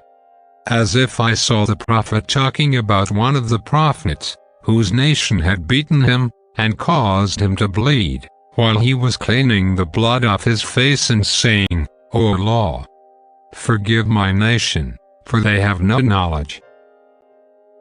Narrated Abu Sawed. The Prophet said, amongst the people preceding your age, there was a man, whom Allah had given a lot of money. While he was in his deathbed, he called his sons and said, What type of father have I been to you? They replied, You have been a good father.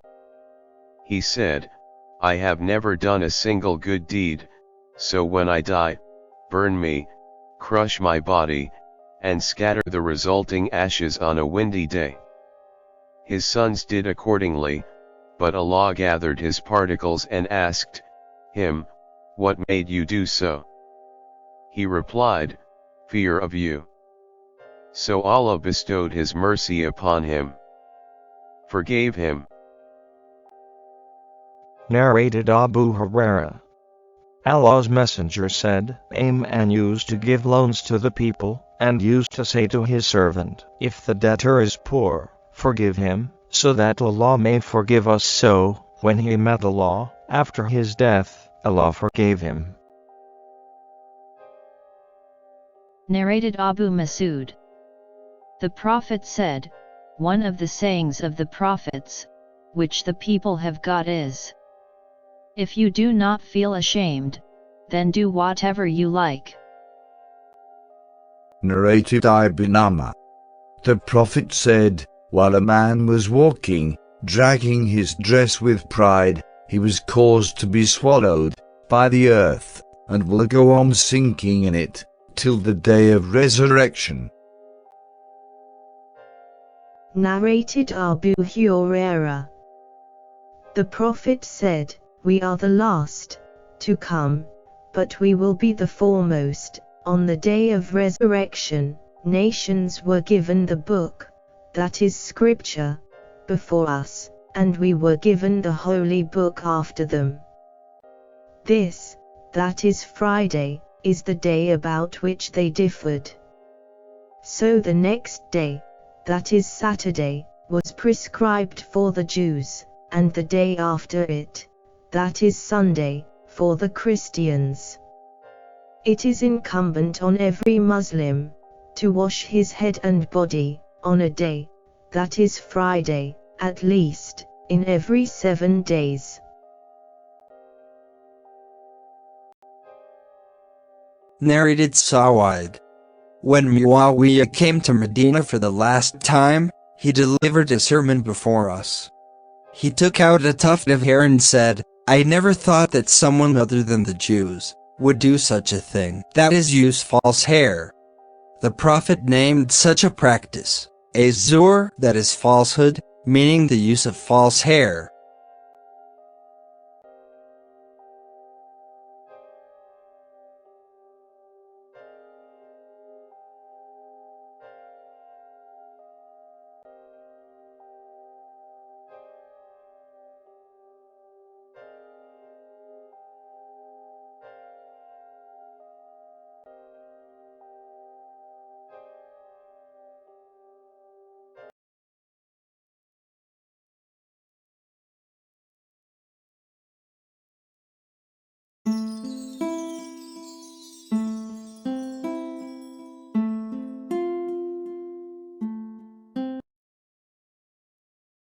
بسم الله الرحمن الرحيم.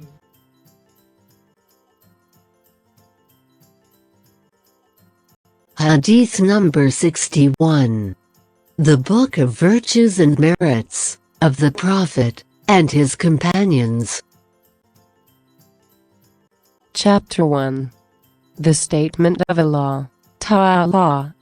O mankind, we have created you from a male and female.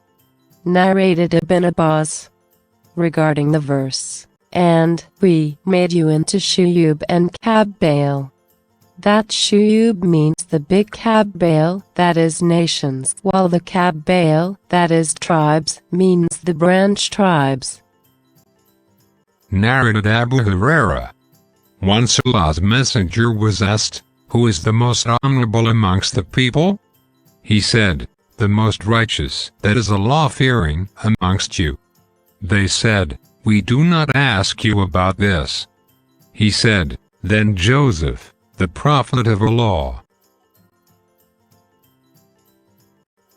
Narrated Kulayb. I asked Zainab, that is daughter of the wife of the Prophet, "Tell me about the Prophet. Did he belong to the tribe of Mudar?" She replied, "Yes, he belonged to the tribe of Mudar, and was from the offspring of an Nader."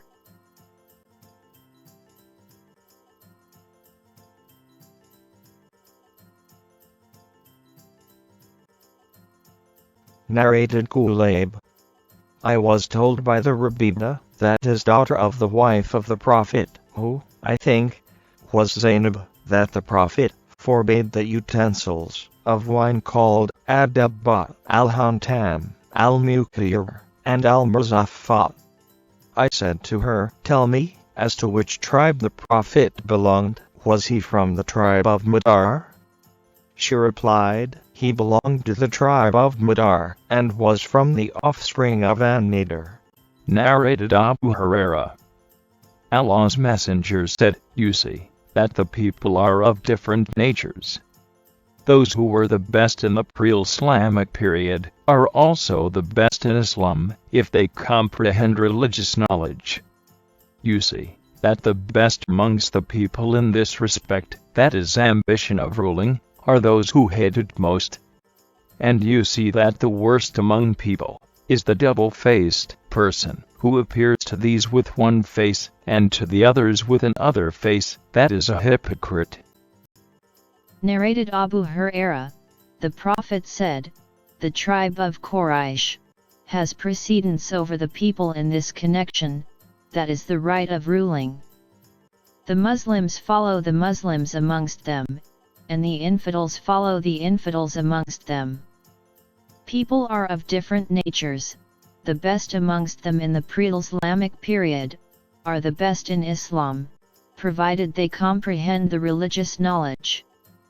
You will find that the best amongst the people in this respect, that is of ruling, is he who hates it, that is the idea of ruling, most, till he is given the pledge of allegiance." Chapter 2. Virtues of Quraysh. Narrated twice. Ibn Abbas recited the Quranic verse, "Except to be kind to me for my kinship to you." Saul White said, the verse implies the kinship of Muhammad.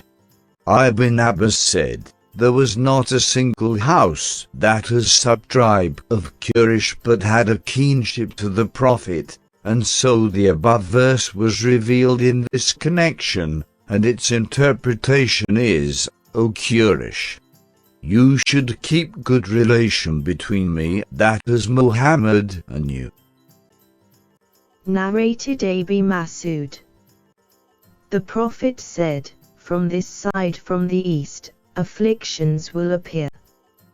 Rudeness and lack of mercy are characteristics of the rural Bedouins, who are busy with their camels and cows, and pay no attention to religion.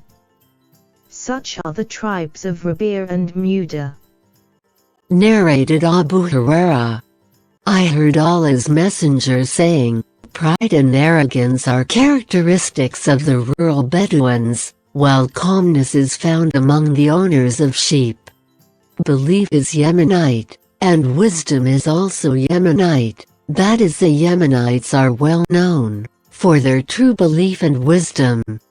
Abu Abdullah al-Bukhari said, Yemen was called so because it is situated to the right of the Kaaba, and Shem was called so because it is situated to the left of the Kaaba. Narrated Muhammad bin Jubair.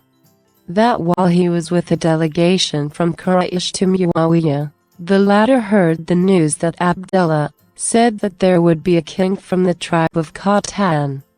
On that, Muawiyah became angry, got up and then praised Allah as he deserved, and said, "Now then, I have heard that some men amongst you narrate things which are neither in the Holy Book, nor have been taught by Allah's Messenger? Those men are the ignorant amongst you.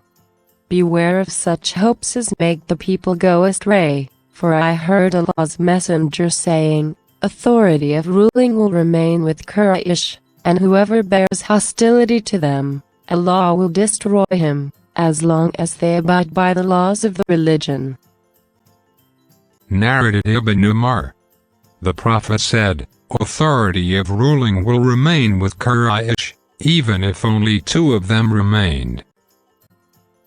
Narrated Jubair. Uthman went to the Prophet and said, O Allah's Messenger, you gave property to Bani al-Muttalib, and did not give us, although we and they are of the same degree of relationship to you. The Prophet said, only Bani Hashim and Bani al-Muttalib are one thing, as regards family status. Narrated Urwa. Abdullah went with some women of the tribe of Bani Zura to Aisha, who used to treat them nicely, because of their relation to Allah's Messenger. Narrated Abu Huraira. Allah's Messenger said, the tribe of Quraysh, the Ansar, the people of the tribe of Juhayna, Muzayna, Aslam, Ashjab, and Gifar are my disciples, and have no protectors except Allah and His Apostle. Narrated Urwa.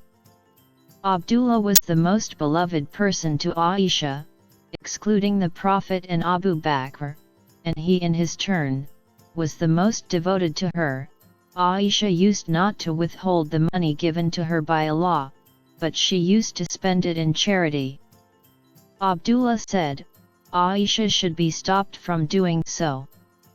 When Aisha heard this, she said protestingly, shall I be stopped from doing so? I vow that I will never talk to Abdullah. On that, Ibn az-Zubair asked some people from Quraysh, and particularly the two uncles of Allah's Messenger, to intercede with her, but she refused to talk to him. Az-Zuhriyun, the uncles of the Prophet, including Abdur Rahman and al-Miswar, said to him, when we ask for the permission to visit her, enter her house along with us, without taking her leave. He did accordingly, and she accepted their intercession. He sent her 10 slaves whom she manumitted as an expiation for not keeping her vow. Aisha manumitted more slaves, for the same purpose, till she manumitted 40 slaves. She said, I wish I had specified what I would have done, in case of not fulfilling my vow, when I made the vow, so that I might have done it easily. Chapter 3. The Quran was revealed in the language of Quraysh. Narrated Anas. Uthman called Zayd, Abdullah, Suwaid, and Abdurrahman, and then they wrote the manuscripts of the Holy Quran, in the form of book in several copies. Uthman said to the 3 Qurayshi persons, if you differ with Zayd on any point of the Quran, then write it in the language of Quraysh, as the Quran was revealed in their language. So they acted accordingly. Suwaid was an Ansari, and not from Quraysh. Chapter 5, narrated Abu Dar. The Prophet said, if somebody claims to be the son of any other than his real father knowingly, he but disbelieves in our law, and if somebody claims to belong to some folk to whom he does not belong, let such a person take his place in the hell fire. Narrated Wathila. Allah's Messenger said, verily, one of the worst lies is to claim falsely to be the son of someone other than one's real father, or to claim to have had a dream one has not had, or to attribute to me what I have not said. Narrated Ibn Abbas. The delegates of Abd al-Qais came to Allah's Messenger and said, O Allah's Messenger. We are from the tribe of Rabi'a, and the infidels of Muda tribe stand between us and you, so that we cannot come to you except in the sacred months. Therefore we would like you to give us some instructions, which we may follow and convey to our people staying behind us. The Prophet said, I order you to observe 4 things, and forbid you to do 4 things. I order you to believe in Allah, testifying that none has the right to be worshipped except Allah, to offer the prayer perfectly, to pay the zakat, and to give 1/5 of the war booty to Allah.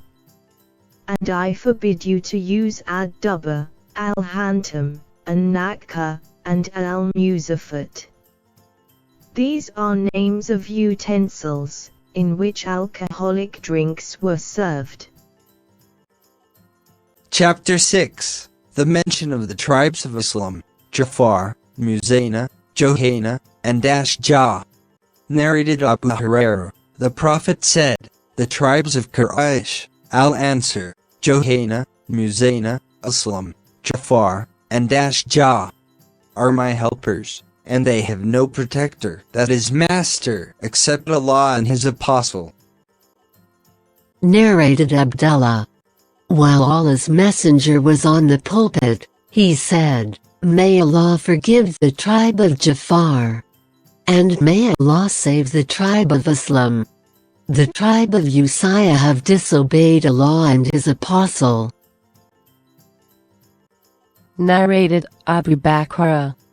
The Prophet said, Do you think that the tribes of Johanna, Muzayna, Aslam, and Jafar are better than the tribes of Bani Tamim, Bani Asad, Bani Abdullah, and Bani Amir? A man said, They were unsuccessful and losers. The Prophet added, Yes, they are better than the tribes of Bani Tamim, Bani Asad, Bani Abdullah, and Bani Amir. Narrated Abu Bakr. Al-Akra said to the Prophet, Nobody gave you the pledge of allegiance, but the robbers of the pilgrims, that is those who used to rob the pilgrims from the tribes of Aslam, Jafar, Muzayna. Ibn Abi Yaqub is in doubt whether Al-Akra added, and Johanna.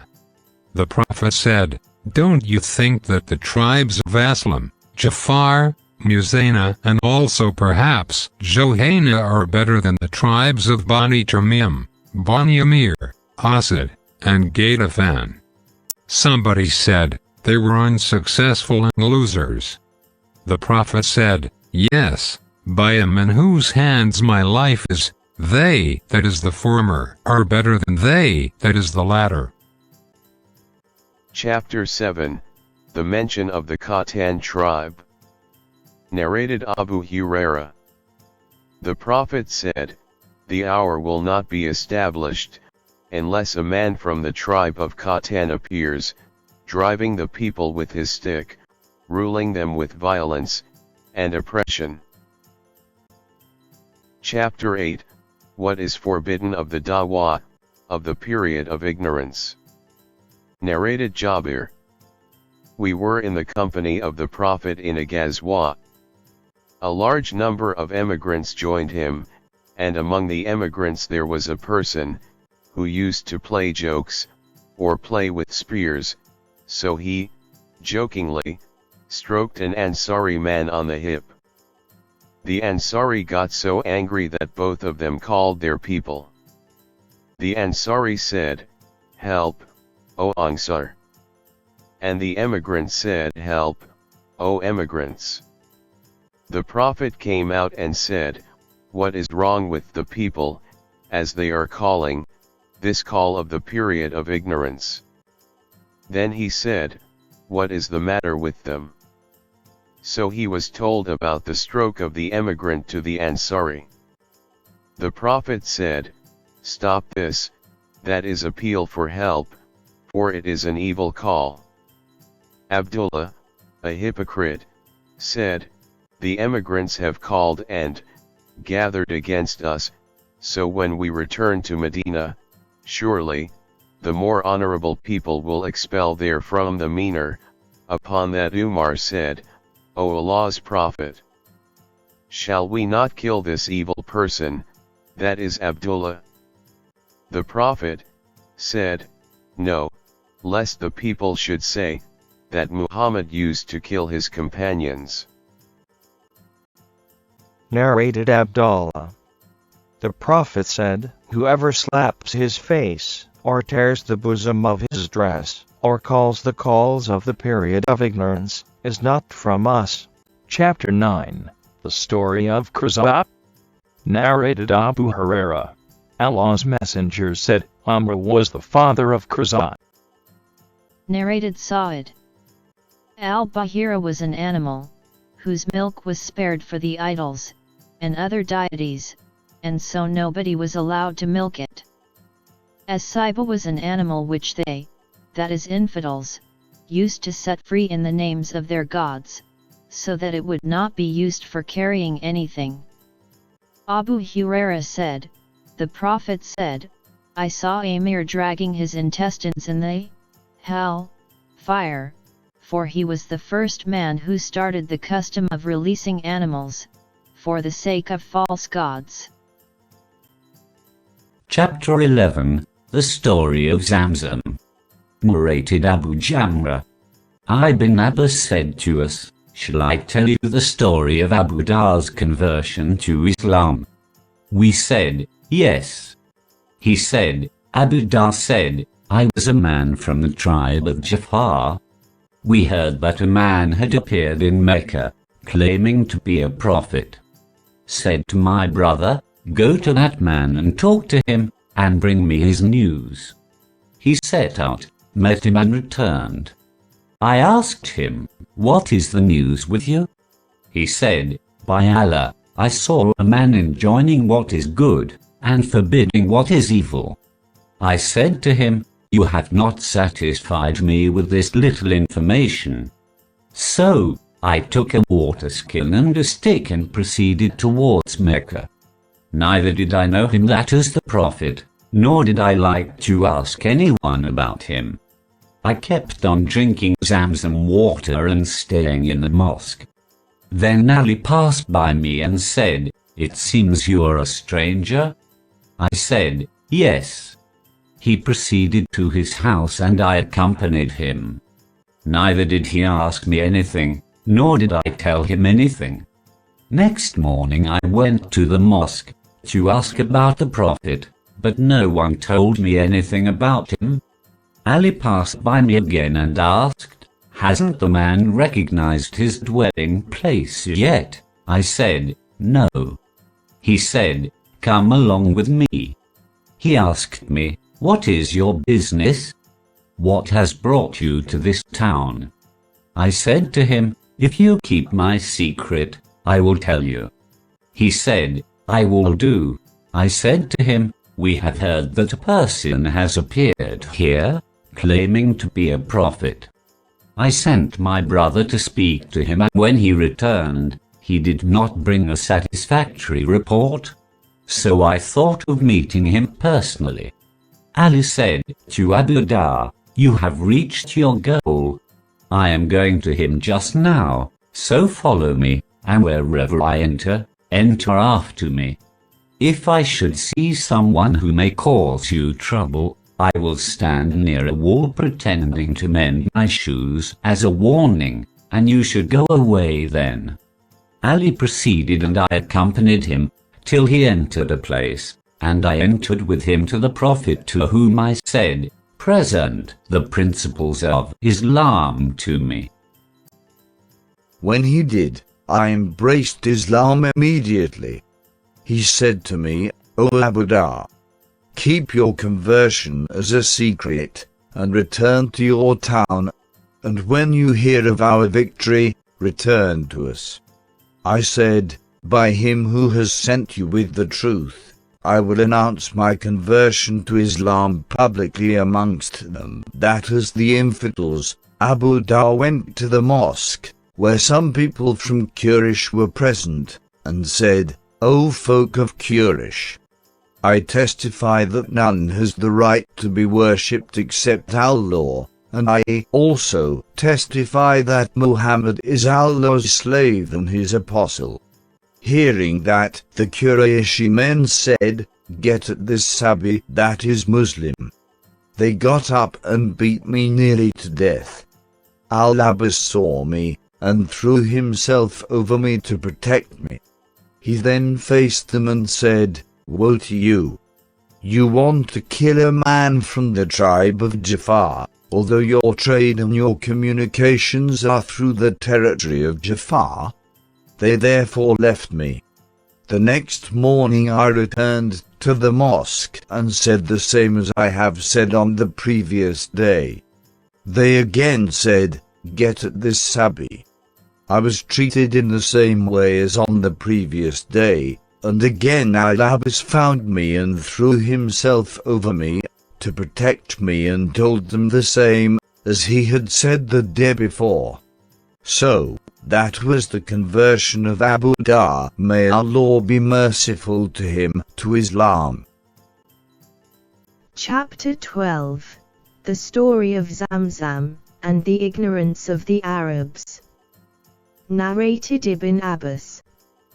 If you wish to know about the ignorance of the Arabs, refer to Surat al-An'am after verse number 130. Indeed, lost are those who have killed their children, from folly without knowledge, and have forbidden that which Allah has provided for them, inventing a lie against Allah.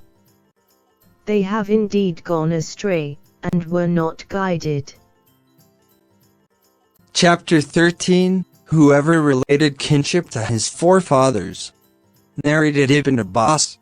When the verse, "And warn your tribe of near kindred," was revealed, the Prophet started calling the Arab tribes, O Bani Fahr, O Bani Adi, mentioning first the various branch tribes of Quraysh. Narrated Ibn Abbas. When the verse, "And warn your tribe of near kindred," was revealed, the Prophet started calling every tribe by its name. Narrated Abu Huraira. The Prophet said, O Bani Abd Manaf, buy yourselves from Allah. O Bani Abdul Muttalib, buy yourselves from Allah. O mother of Az-Zubair, the aunt of Allah's messenger, and O Fatima, buy yourselves from Allah, for I cannot defend you before Allah. You both can ask me from my property as much as you like. Chapter 14. The son of some people's sister is considered as belonging to the same people. Narrated Anas. The Prophet sent for the answer, and when they came, he asked, Is there any stranger amongst you? They said, No, except the son of our sister. Allah's messenger said, The son of the sister of some people belongs to them. Chapter 15. The story of the Ethiopians. Narrated Aisha, that during the Mina days, Abu Bakr came to her, while there were two girls with her, beating drums, and the Prophet was lying, covering himself with his garment. Abu Bakr rebuked the two girls, but the Prophet uncovered his face and said, O Abu Bakr, leave them, for these are the days of Eid festival. Those days were the days of Mina. Aisha added, I was being screened by the Prophet, while I was watching the Ethiopians playing in the mosque. Umar rebuked them, but the Prophet said, Leave them, O Bani Fida. Play. For you are safe. Chapter 16. Whoever liked that his ancestors should not be abused. Narrated Aisha. Once Hassan asked the permission of the Prophet to lampoon, that is, compose satirical poetry defaming the infidels. The Prophet said, What about the fact that I have common descent with them? Hassan replied, I shall take you out of them, as a hair is taken out of dough. Narrated Urwa, I started abusing Hassan in front of Aisha, whereupon she said, "Don't abuse him, for he used to defend the Prophet with his poetry."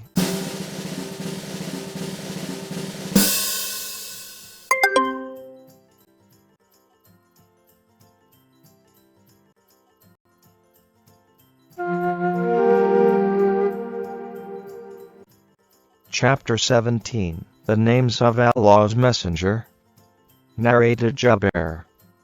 Allah's Messenger said, I have 5 names, I am Muhammad, and Ahmad, I am Al-Mahi, through whom Allah will eliminate infidelity, I am Al-Hashir, who will be the first to be resurrected, the people being resurrected thereafter, and I am also Al-Aqib, that is, there will be no prophet after me. Narrated Abu Huraira. Allah's Messenger said, Doesn't it astonish you how Allah protects me from the Quraysh's abusing and cursing? They abuse Mudhammam and curse Mudhammam, while I am Muhammad, and not Mudhammam. Muhammad literally means highly praised, while Mudhammam means greatly dispraised. The infidels, out of hatred, refrained from calling the Prophet by his right name, they called him by a name bearing bad sense.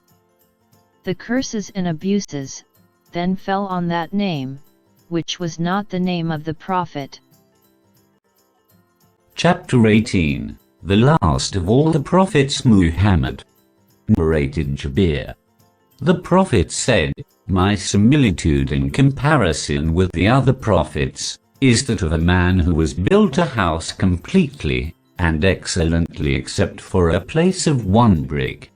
When the people enter the house, they admire its beauty and say, But for the place of this brick, how splendid the house will be. Narrated Abu Huraira.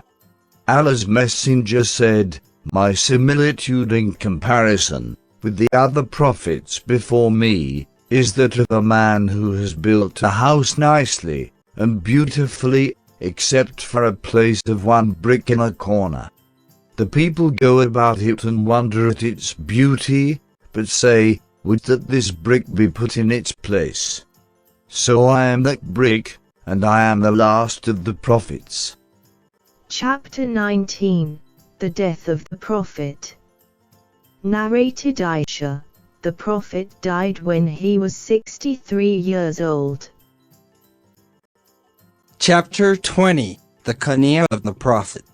Narrated Anas, while the Prophet was in the market, a man called somebody, O Abu al-Qasim.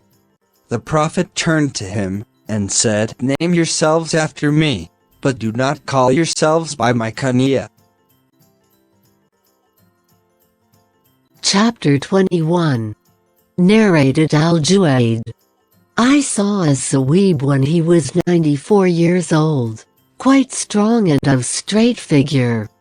He said, I know that I enjoyed my hearing and seeing powers only, because of the invocation of Allah's apostle. My aunt took me to him and said, O Allah's Messenger, my nephew is sick. Will you invoke Allah for him? So he invoked Allah for me. Chapter 22, The Seal of Prophethood. Narrated Ashab. My aunt took me to Allah's Messenger, and said, O Allah's Messenger, my nephew is sick. The Prophet passed his hands over my head, and blessed me.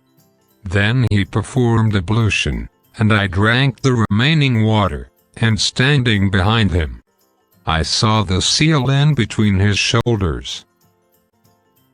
Chapter 23, The Description of the Prophet. Narrated Uqba. Once, Abu Bakr offered the Asr prayer, and then went out walking, and saw Al-Hasan playing with the boys. He lifted him onto his shoulders and said, Let my parents be sacrificed for your sake. You resemble the Prophet, and not Ali, while Ali was smiling. Narrated Abu Juhayfa. I saw the Prophet and Al-Hasan resembled him. Narrated Ismail, I heard Abi Juhayfa saying, I saw the Prophet, and Al-Hasan resembled him. I said to Abi Juhayfa, describe him for me. He said, he was white and his beard was black, with some white hair. He promised to give us 13 young she-camels, but he expired before we could get them. Narrated Wahab. I saw the Prophet, and saw some white hair below his lower lip, above the chin. Narrated Rabia. I heard Anas describing the Prophet saying, he was of medium height amongst the people, neither tall nor short. He had a rosy color, neither absolutely white, nor deep brown. His hair was neither completely curly, nor quite lank. Divine inspiration was revealed to him when he was 40 years old.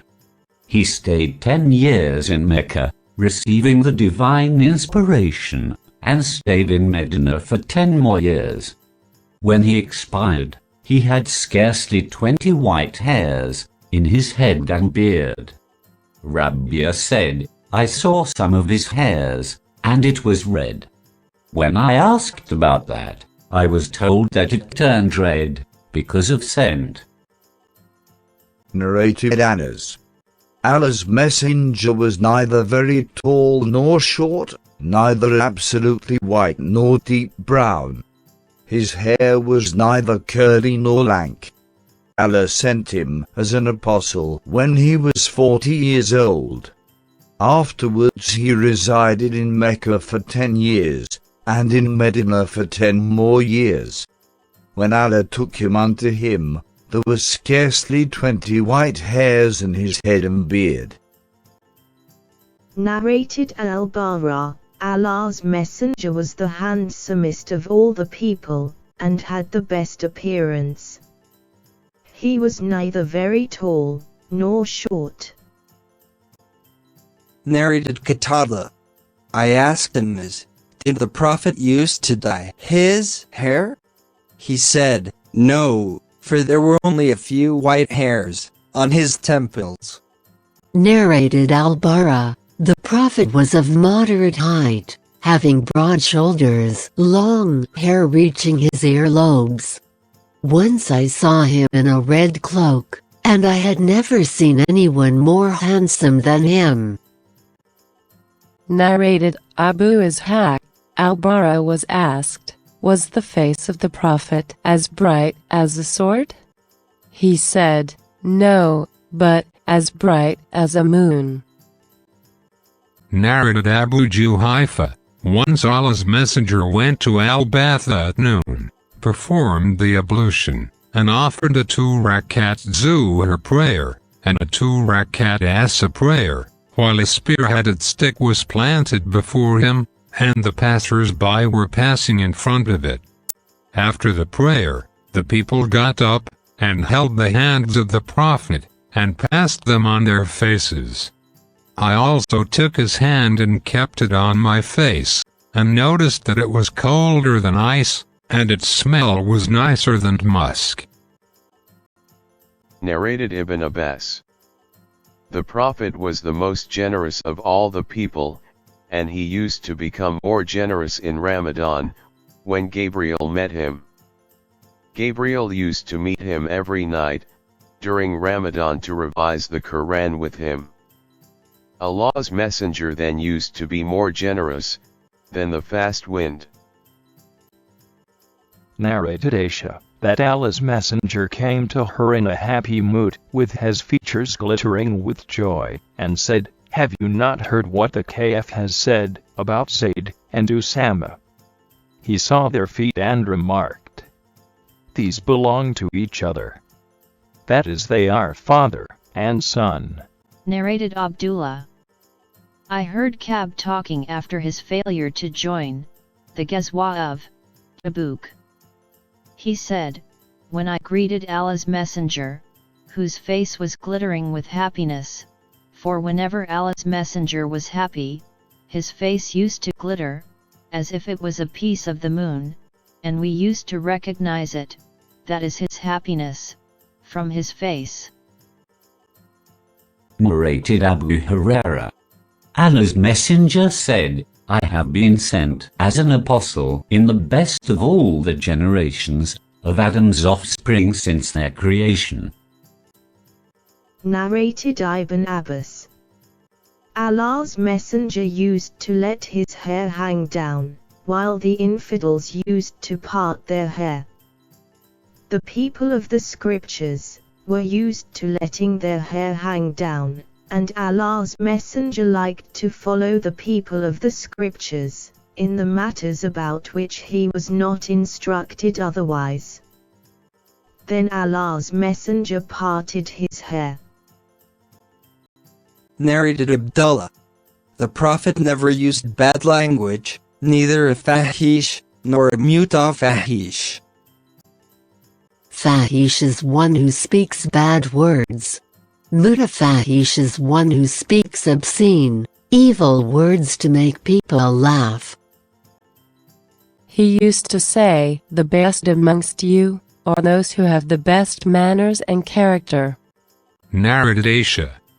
Whenever Allah's Messenger was given the choice of one of two matters, he would choose the easier of the two, as long as it was not sinful to do so, but if it was sinful to do so, he would not approach it.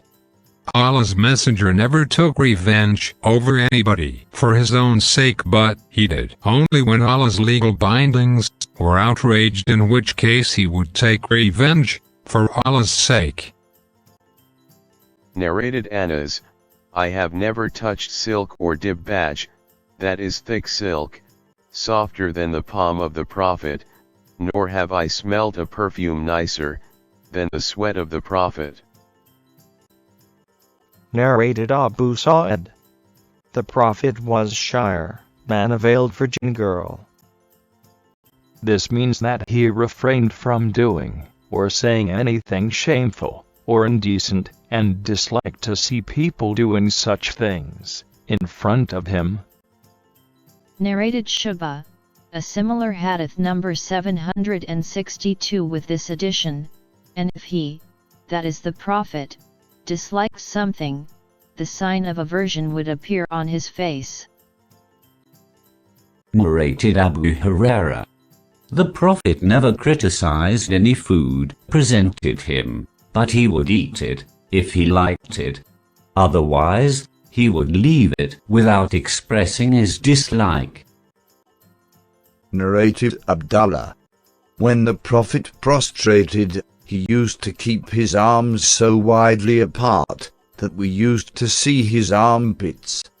The sub-narrator, Ibn Bukayr, said, the whiteness of his armpits. Narrated Anas. Allah's Messenger did not use to raise his hands in his invocations except in the istisqa, that is invoking Allah for the rain, in which he used to raise his hands so high that one could see the whiteness of his armpits.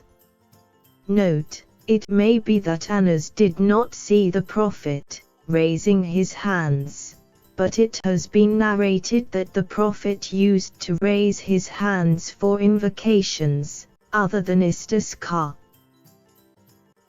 Narrated Abu Juhayfa. By chance I went to the Prophet at noon, while he was at Al-Abta resting in a tent. Bilal came out of the tent and pronounced the adhan for the prayer, and entering again, he brought out the water which was left after Allah's Messenger had performed the ablution. The people rushed to take some of the water. Bilal again went in, and brought out a spear-headed stick, and then Allah's Messenger came out, as if I were now looking at the whiteness of his leg. Bilal fixed the stick, and the Prophet offered a 2-rakat zuhr prayer, and a 2-rakat asr prayer, while women and donkeys were passing in front of the Prophet beyond the stick. Narrated Aisha. The Prophet used to talk so clearly that if somebody wanted to count the number of his words, he could do so. Narrated Urwa. Aisha said to me, Don't you wonder at Abu so-and-so who came and sat by my dwelling and started relating the traditions of Allah's Messenger, intending to let me hear that while I was performing an optional prayer. He left before I finished my optional prayer. Had I found him still there, I would have said to him, Allah's Messenger never talks so quickly and vaguely as you do. Chapter 24. The eyes of the Prophet used to sleep, but his heart used not to sleep. Narrated Abu Salama that he asked Aisha, how is the prayer of Allah's Messenger in the month of Ramadan? She replied, he used not to pray more than 11 rakat, whether in Ramadan or in any other month. He used to offer 4 rakat, let alone their beauty and length, and then 4 rakat, let alone their beauty and length. Afterwards he would offer 3 rakat. I said, O Allah's Messenger, do you go to bed before offering the witr prayer? He said, my eyes sleep, but my heart does not sleep. Narrated Sharik. I heard Anas telling us about the night when the Prophet was made to travel from the Kaaba mosque. 3 persons, that is angels, came to the Prophet before he was divinely inspired, while he was sleeping in al-Masjid al-Haram. The first of the 3 angels said, which of them is he? The second said, he is the best of them. That was all that happened then, and he did not see them till they came at another night, and he perceived their presence with his heart, for the eyes of the Prophet were closed, when he was asleep, but his heart was not asleep, not unconscious. This is characteristic of all the prophets, their eyes sleep, but their hearts do not sleep. Then Gabriel took charge of the Prophet, and ascended along with him to the heaven. Chapter 25, The Signs of Prophethood in Islam. Narrated Imran. That they were with the Prophet, on a journey. They traveled the whole night, and when dawn approached, they took a rest, and sleep overwhelmed them, till the sun rose high in the sky. The first to get up was Abu Bakr. Allah's Messenger used not to be awakened from his sleep, but he would wake up by himself. Umar woke up, and then Abu Bakr sat by the side of the Prophet's head, and started saying, Allahu Akbar, raising his voice, till the Prophet woke up, and after traveling for a while, he dismounted, and led us in the morning prayer. A man amongst the people failed to join us in the prayer. When the Prophet had finished the prayer, he asked the man, Oh so and so? What prevented you from offering the prayer with us? He replied, I am Junub. Allah's apostle ordered him to perform tayammum with clean earth. The man then offered the prayer. Allah's Messenger ordered me, and a few others, to go ahead of him. We had become very thirsty. While we were on our way, looking for water, we came across a lady, riding an animal, hanging her legs between 2 water skins. We asked her, where can we get water? She replied, Oh, there is no water. We asked, how far is your house from the water? She replied, a distance of a day and a night travel. We said, come unto Allah's Messenger. She asked, what is Allah's Messenger? So we brought her to Allah's Messenger, against her will, and she told him what she had told us before, and added that she was the mother of orphans. So the Prophet ordered that her 2 water skins be brought, and he rubbed the mouths of the water skins. As we were thirsty, we drank till we quenched our thirst, and we were 40 men. We also filled all our water skins, and other utensils with water, but we did not water the camels. The water skin was so full, that it was almost about to burst. The Prophet then said, "Bring what food stuff you have." So some dates and pieces of bread were collected for the lady, and when she went to her people, she said, "I have met either the greatest magician or a prophet, as the people claim." So Allah guided the people of that village through that lady. She embraced Islam, and they all embraced Islam. Narrated Anas, a bowl of water was brought to the Prophet, while he was at Az-Zora. He placed his hand in it, and the water started flowing among his fingers. All the people performed ablution with that water. Qatada asked Anas, "How many people were you?"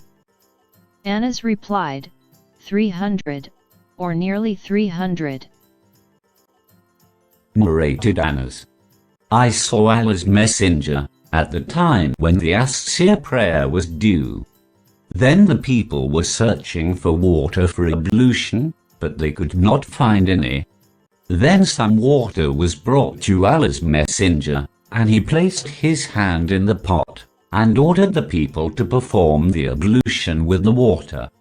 I saw water flowing from underneath his fingers, and the people started performing the ablution, till all of them did it. Narrated Anas. The Prophet went out on one of his journeys, with some of his companions. They went on walking till the time of the prayer became due. They could not find water to perform the ablution. One of them went away, and brought a little amount of water in a pot. The Prophet took it, and performed the ablution, and then stretched his forefingers onto the pot, and said to the people, "Get up to perform the ablution." They started performing the ablution, till all of them did it, and they were 70 or so persons. Narrated Humaid.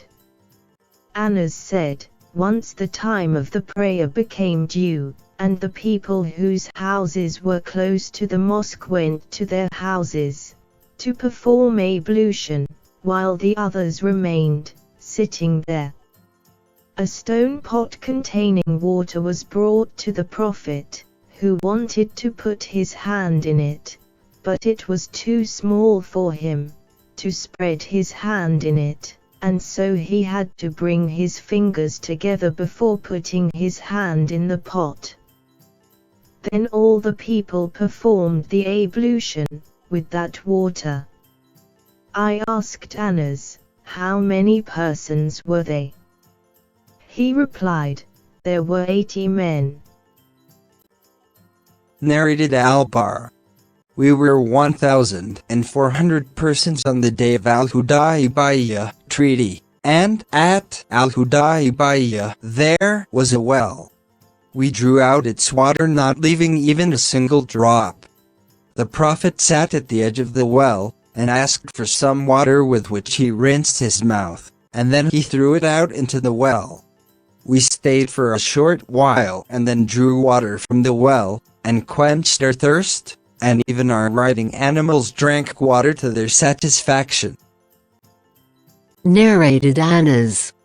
Abu Talha said to Sulaim, "I have noticed feebleness in the voice of Allah's messenger, which I think is caused by hunger. Have you got any food?" She said, "Yes." She brought out some loaves of barley, and took out a veil belonging to her, and wrapped the bread in part of it, and put it under my arm, and wrapped part of the veil round me, and sent me to Allah's messenger. I went carrying it and found Allah's messenger in the mosque sitting with some people. When I stood there, Allah's messenger asked, "Has Abu Talha sent you?" I said, "Yes." He asked, "With some food?"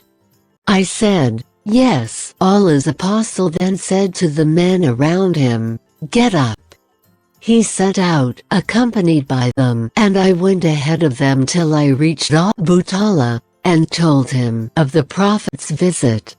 Abu Talha said, "O Sulaim, Allah's messenger is coming with the people, and we have no food to feed them. She said, Allah and his apostle know better. So Abu Talha went out to receive Allah's messenger. Allah's apostle came along with Abu Talha. Allah's messenger said, O Sulaim, bring whatever you have.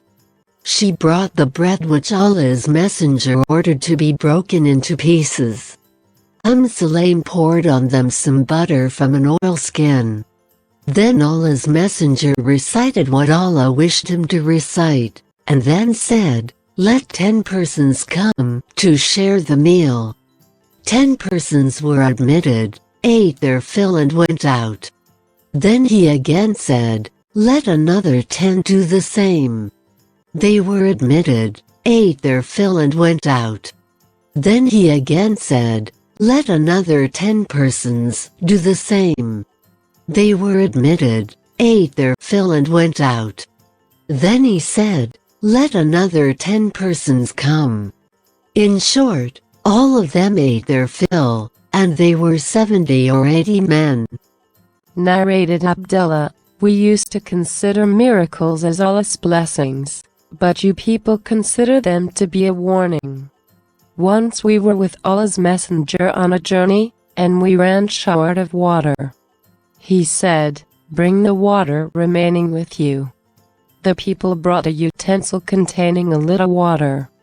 He placed his hand in it and said, Come to the blessed water, and the blessing is from Allah. I saw the water flowing from among the fingers of Allah's messenger, and no doubt, we heard the meal glorifying Allah, when it was being eaten by him. Narrated Jabir. My father had died in debt. So I came to the Prophet and said, My father died leaving unpaid debts, and I have nothing except the yield of his date palms, and their yield for many years will not cover his debts. So please come with me, so that the creditors may not misbehave with me. The Prophet went round one of the heaps of dates and invoked Allah, and then did the same with another heap, and sat on it and said, Measure for them.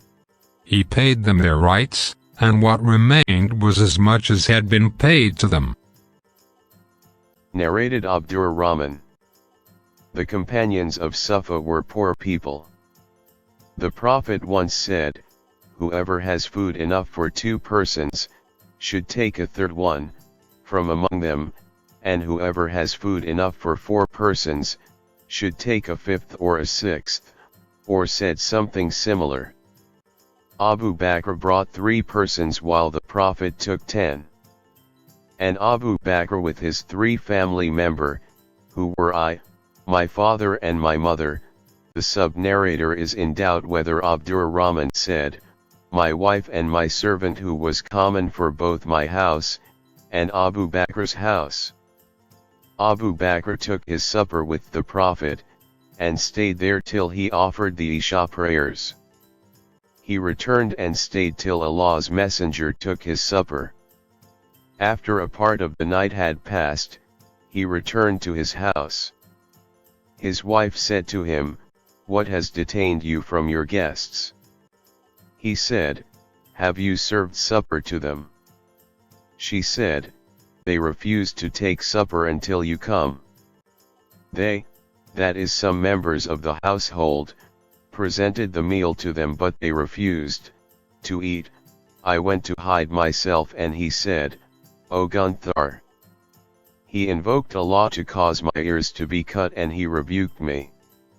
He then said to them, Please eat, and added, I will never eat the meal. By Allah, whenever we took a handful of the meal grew from underneath more than that handful, till everybody ate to his satisfaction, yet the remaining food was more than the original meal. Abu Bakr saw that the food was as much or more than the original amount. He called his wife, O sister of Bani Firas. She said, O pleasure of my eyes. The food has been tripled in quantity. Abu Bakr then started eating thereof and said, that is my oath not to eat. He took a handful from it, and carried the rest to the Prophet. So that food was with the Prophet. There was a treaty between us and some people, and when the period of that treaty had elapsed, he divided us into 12 groups, each being headed by a man. Allah knows how many men were under the command of each leader. Anyhow, the Prophet surely sent a leader with each group. Then all of them ate of that meal. Narrated Anas, once during the lifetime of Allah's Messenger, the people of Medina suffered from drought. So while the Prophet was delivering a sermon on a Friday, a man got up saying, "O Allah's Messenger, the horses and sheep have perished. Will you invoke Allah to bless us with rain?" The Prophet lifted both his hands and invoked. The sky at that time was as clear as glass. Suddenly a wind blew, raising clouds that gathered together, and it started raining heavily. We came out of the mosque, wading through the flowing water, till we reached our homes. It went on raining till the next Friday, when the same man, or some other man stood up and said, "O Allah's Messenger, the houses have collapsed, please invoke Allah to withhold the rain." On that the Prophet smiled and said, "O Allah, let it rain around us and not on us." I then looked at the clouds to see them separating, forming a sort of a crown round Medina. Narrated Ibn Umar, the Prophet used to deliver his sermons while standing beside a trunk of a date palm. When he had the pulpit made, he used it instead. The trunk started crying, and the Prophet went to it, rubbing his hand over it to stop its crying. Narrated Jabir. The Prophet used to stand by a tree or a date palm on Friday. Then an Ansari woman or man said, "O Allah's Messenger, shall we make a pulpit for you?" He replied, "If you wish." So they made a pulpit for him, and when it was Friday, he proceeded towards the pulpit, for delivering the sermon.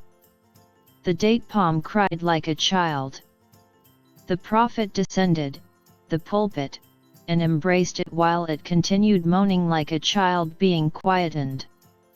The Prophet said, it was crying for, missing, what it used to hear of religious knowledge, given near to it. Narrated Anas, that he heard Jabir saying, the roof of the mosque was built over trunks of date palms working as pillars. When the Prophet delivered a sermon, he used to stand by one of those trunks till the pulpit was made for him, and he used it instead. Then we heard the trunk sending a sound, like of a pregnant she-camel, till the Prophet came to it, and put his hand over it, then it became quiet. Narrated Hudayfa. Once Umar said, who amongst you remembers the statement of Allah's Apostle regarding the afflictions? Hudayfa replied, I remember what he said exactly. Umar said, tell us, you are really a daring man. Hudayfa said, Allah's Messenger said, a man's afflictions, that is wrong deeds, concerning his relation to his family, his property and his neighbors are expiated by his prayers, giving in charity and enjoining what is good, and forbidding what is evil. Umar said, I don't mean these afflictions but the afflictions, that will be heaving up and down like waves of the sea.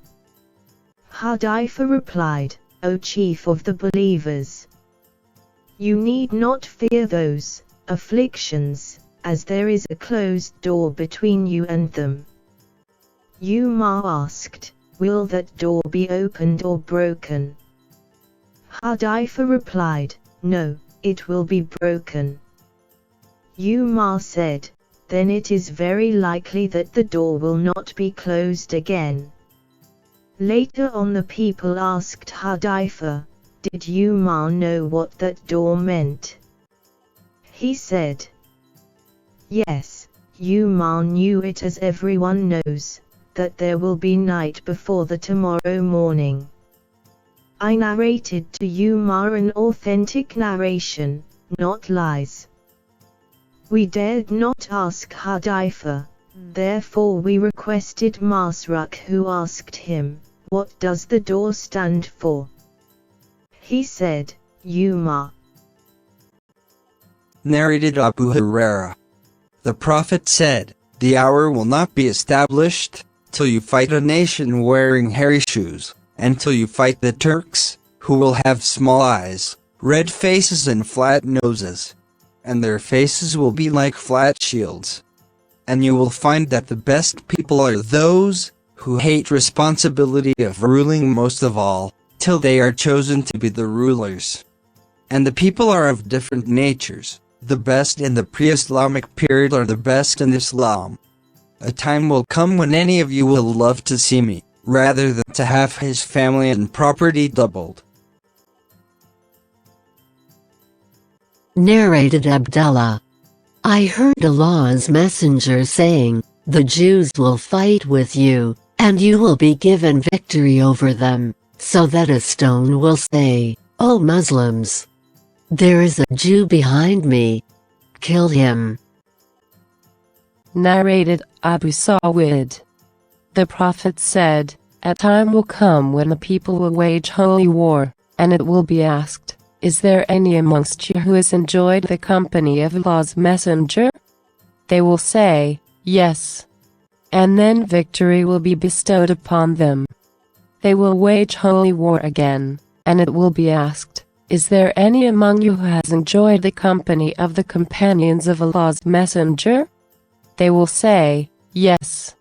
And then victory will be bestowed on them. Narrated Adi bin Hatim. While I was in the city of the Prophet, a man came and complained to him, the Prophet, of destitution and poverty. Then another man came and complained of robbery by highwaymen. The Prophet said, Adi, have you been to Al-Hira? I said, I haven't been to it, but I was informed about it.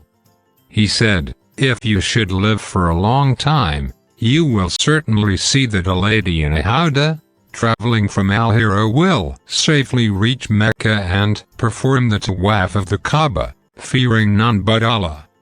I said to myself, what will happen to the robbers of the tribe of Tai, who have spread evil throughout the country? The Prophet further said, if you should live long, the treasures of Khusrau will be opened and taken as spoils. I asked, you mean Khusrau, son of Hormuz? He said, Khusrau, son of Hormuz. And if you should live long, you will see that one will carry a handful of gold or silver and go out looking for a person to accept it from him, but will find none to accept it from him. And any of you, when meeting Allah, will meet him without needing an interpreter between him and Allah to interpret for him, and Allah will say to him, didn't I send a messenger to teach you? He will say, yes. Allah will say, didn't I give you wealth and do you favors? He will say, yes. Then he will look to his right and see nothing but hell, and look to his left, and see nothing but hell. Adi further said, I heard the Prophet saying, save yourself from the hell fire even with half a date to be given in charity, and if you do not find a half date, then with a good pleasant word. Adi added, later on, I saw a lady in a howdah traveling from Al-Hira, till she performed the tawaf of the Kaaba, fearing none but Allah. And I was one of those who conquered the treasures of Khusrau, son of Hormuz. If you should live long, you will see what the Prophet, Abu al-Qasim, had said, a person will come out with a handful of gold. Narrated Uqba. The Prophet once came out and offered the funeral prayer for the martyrs of Uhud, and proceeded to the pulpit and said, I shall be your predecessor and a witness on you, and I am really looking at my sacred fount now, and no doubt, I have been given the keys of the treasures of the world. By Allah, I am not afraid that you will worship others along with Allah, but I am afraid that you will envy, and fight one another for worldly fortunes. Narrated Usama. Once the Prophet stood on one of the high buildings of Medina, and said, Do you see what I see? I see affliction pouring among you like raindrops. Narrated Salama. The Prophet woke up and said, Glorified be Allah, what great, how many treasures have been sent down, and what great, how many afflictions have been sent down. Narrated Cesar, Abu Sa'id said to me, I noticed that you like sheep, and you keep them. So take care of them and their food, for I have heard Allah's messenger saying, a time will come upon the people, when the best of a Muslim's property will be sheep, which he will take to the tops of mountains, and to the places of rainfalls to run away with his religion, in order to save it from afflictions. Narrated Abu Hurairah. Allah's messenger said, there will be afflictions, and at the time, the sitting person will be better than the standing one, and the standing one will be better than the walking, and the walking will be better than the running. And whoever will look towards those afflictions, they will overtake him, and whoever will find a refuge, or a shelter, should take refuge in it.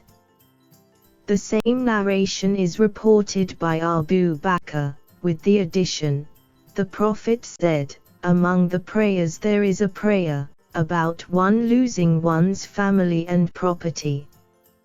Narrated Ibn Masud, the Prophet said, soon others will be preferred to you, and there will be things which you will not like. The companions of the Prophet asked, O Allah's Messenger, what do you order us to do in this case?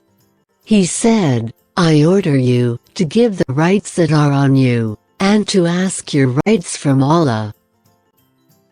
Narrated Abu Hurairah. Allah's messenger said, this branch from Quraysh will ruin the people. The companions of the Prophet asked, what do you order us to do then? He said, I would suggest that the people keep away from them. Narrated Sawid. I was with Marwan and Abu Hurairah, and heard Abu Hurairah saying, I heard the trustworthy, truly inspired one, that is the Prophet saying, the destruction of my followers will be brought about by the hands of some youngsters from Quraysh. Marwan asked, youngsters? Abu Hurairah said, if you wish, I would name them. They are the children of so-and-so, and the children of so-and-so. Narrated Hudhaifa. The people used to ask Allah's messenger about good, but I used to ask him about evil, for fear that it might overtake me. Once I said, O Allah's messenger, we were in ignorance and in evil, and Allah has bestowed upon us the present good. Will there be any evil after this good? He said, yes. I asked, will there be good after that evil? He said, yes, but it would be tainted with dakan, that is little evil. I asked, what will its dakan be? He said, there will be some people who will lead people according to principles other than my tradition. You will see their actions and disapprove of them.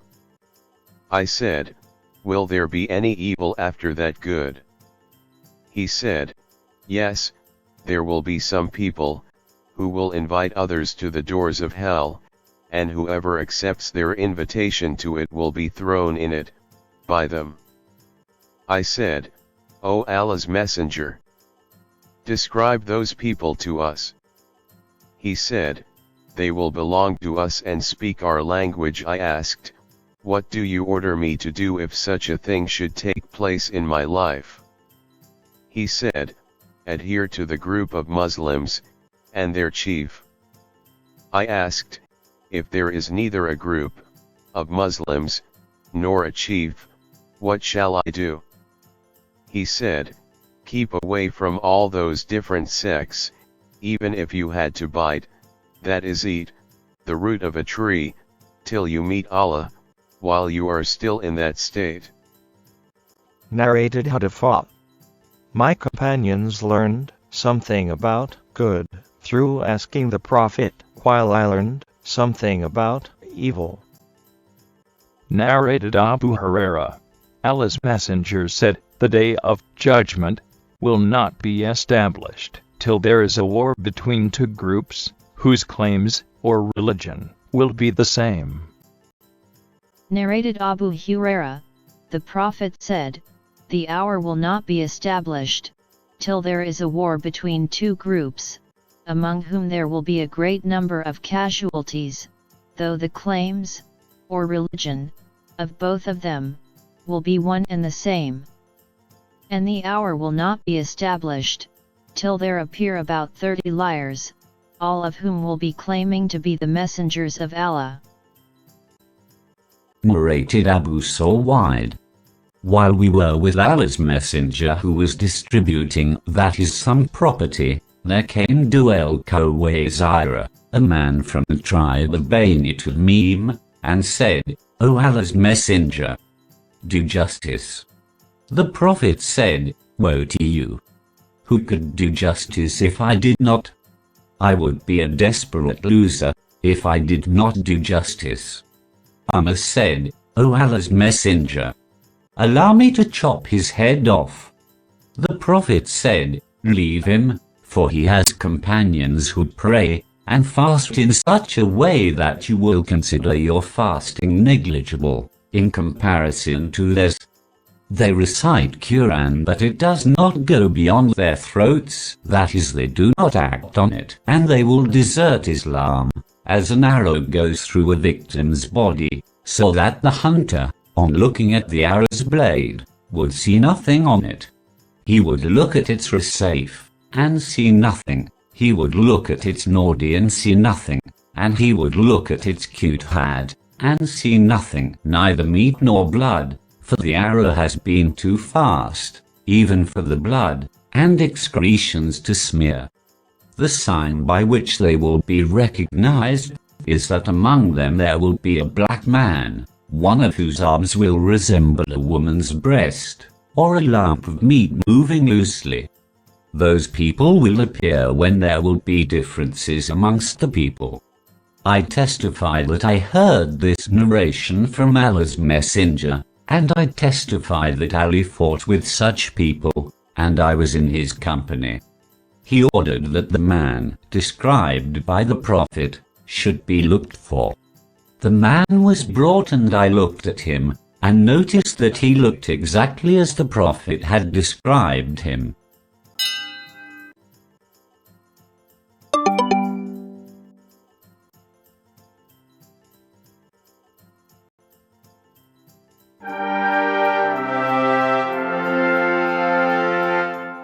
Narrated Ali, I relate the traditions of Allah's Messenger to you, for I would rather fall from the sky, than attribute something to him falsely. But when I tell you a thing which is between you and me, then no doubt, war is guile. I heard Allah's Messenger saying, in the last days of this world, there will appear some young foolish people, who will use, in their claim, the best speech of all people, that is the Quran, and they will abandon Islam, as an arrow going through the game. Their belief will not go beyond their throats, that is, they will have practically no belief, so wherever you meet them, kill them, for he who kills them shall get a reward on the day of resurrection. Narrated Kebab. We complained to Allah's Messenger of the persecution inflicted on us by the infidels, while he was sitting in the shade of the Kaaba, leaning over his bird that is covering sheet. We said to him, "Would you seek help for us? Would you pray to Allah for us?"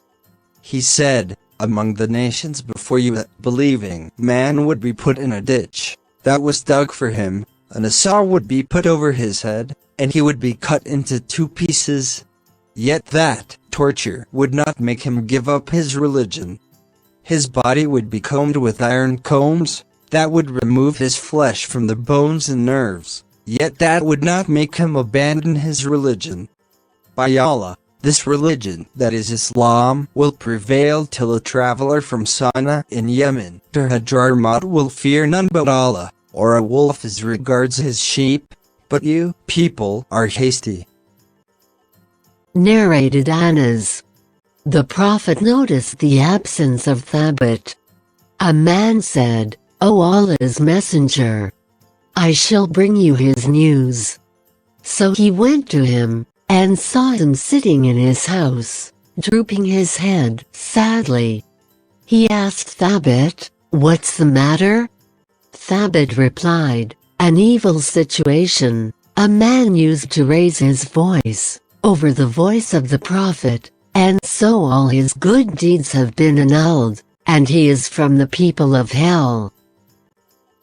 Note that Thabit is talking about himself, using the third person singular instead of the first person. The man went back and told the Prophet that Thabit had said so and so. The sub-narrator, Musa, said, "The man went to Thabit again with glad tidings.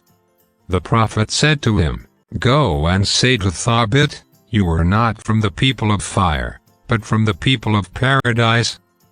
Narrated al-Bara. A man recited Surat al-Kahf in his prayer, and in the house there was a riding animal which got frightened and started jumping. The man finished his prayer with taslim, but behold, a mist or a cloud hovered over him. He informed the Prophet of that, and the Prophet said, "O so and so, recite, for this mist or cloud was a sign of peace descending, for the recitation of Quran." Narrated al-Bara. Abu Bakr came to my father, who was at home, and purchased a saddle from him. He said to Azib, "Tell your son to carry it with me." So I carried it with him, and my father followed us, so as to take the price of the saddle. My father said, "O Abu Bakr, tell me what happened to you on your night journey with Allah's Messenger during migration." He said, "Yes, we traveled the whole night, and also the next day till midday, when nobody could be seen on the way because of the severe heat. Then there appeared a long rock having shade beneath it, and the sunshine had not come to it yet. So we dismounted there, and I leveled a place, and covered it with an animal hide, or dry grass for the Prophet to sleep on, for a while. I then said, 'Sleep, O Allah's Messenger, and I will guard you.' So he slept, and I went out to guard him. Suddenly I saw a shepherd coming with his sheep to that rock with the same intention we had when we came to it. I asked him, 'To whom do you belong, O boy?' He replied, 'I belong to a man from Medina or Mecca.' I said, 'Do your sheep have milk?' He said, 'Yes.' I said, 'Will you milk for us?' He said, 'Yes.'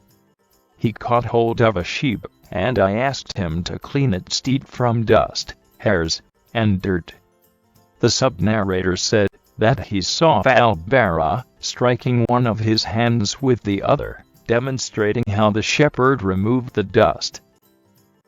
The shepherd milked a little milk in a wooden container, and I had a leather container, which I carried for the Prophet to drink and perform the ablution from.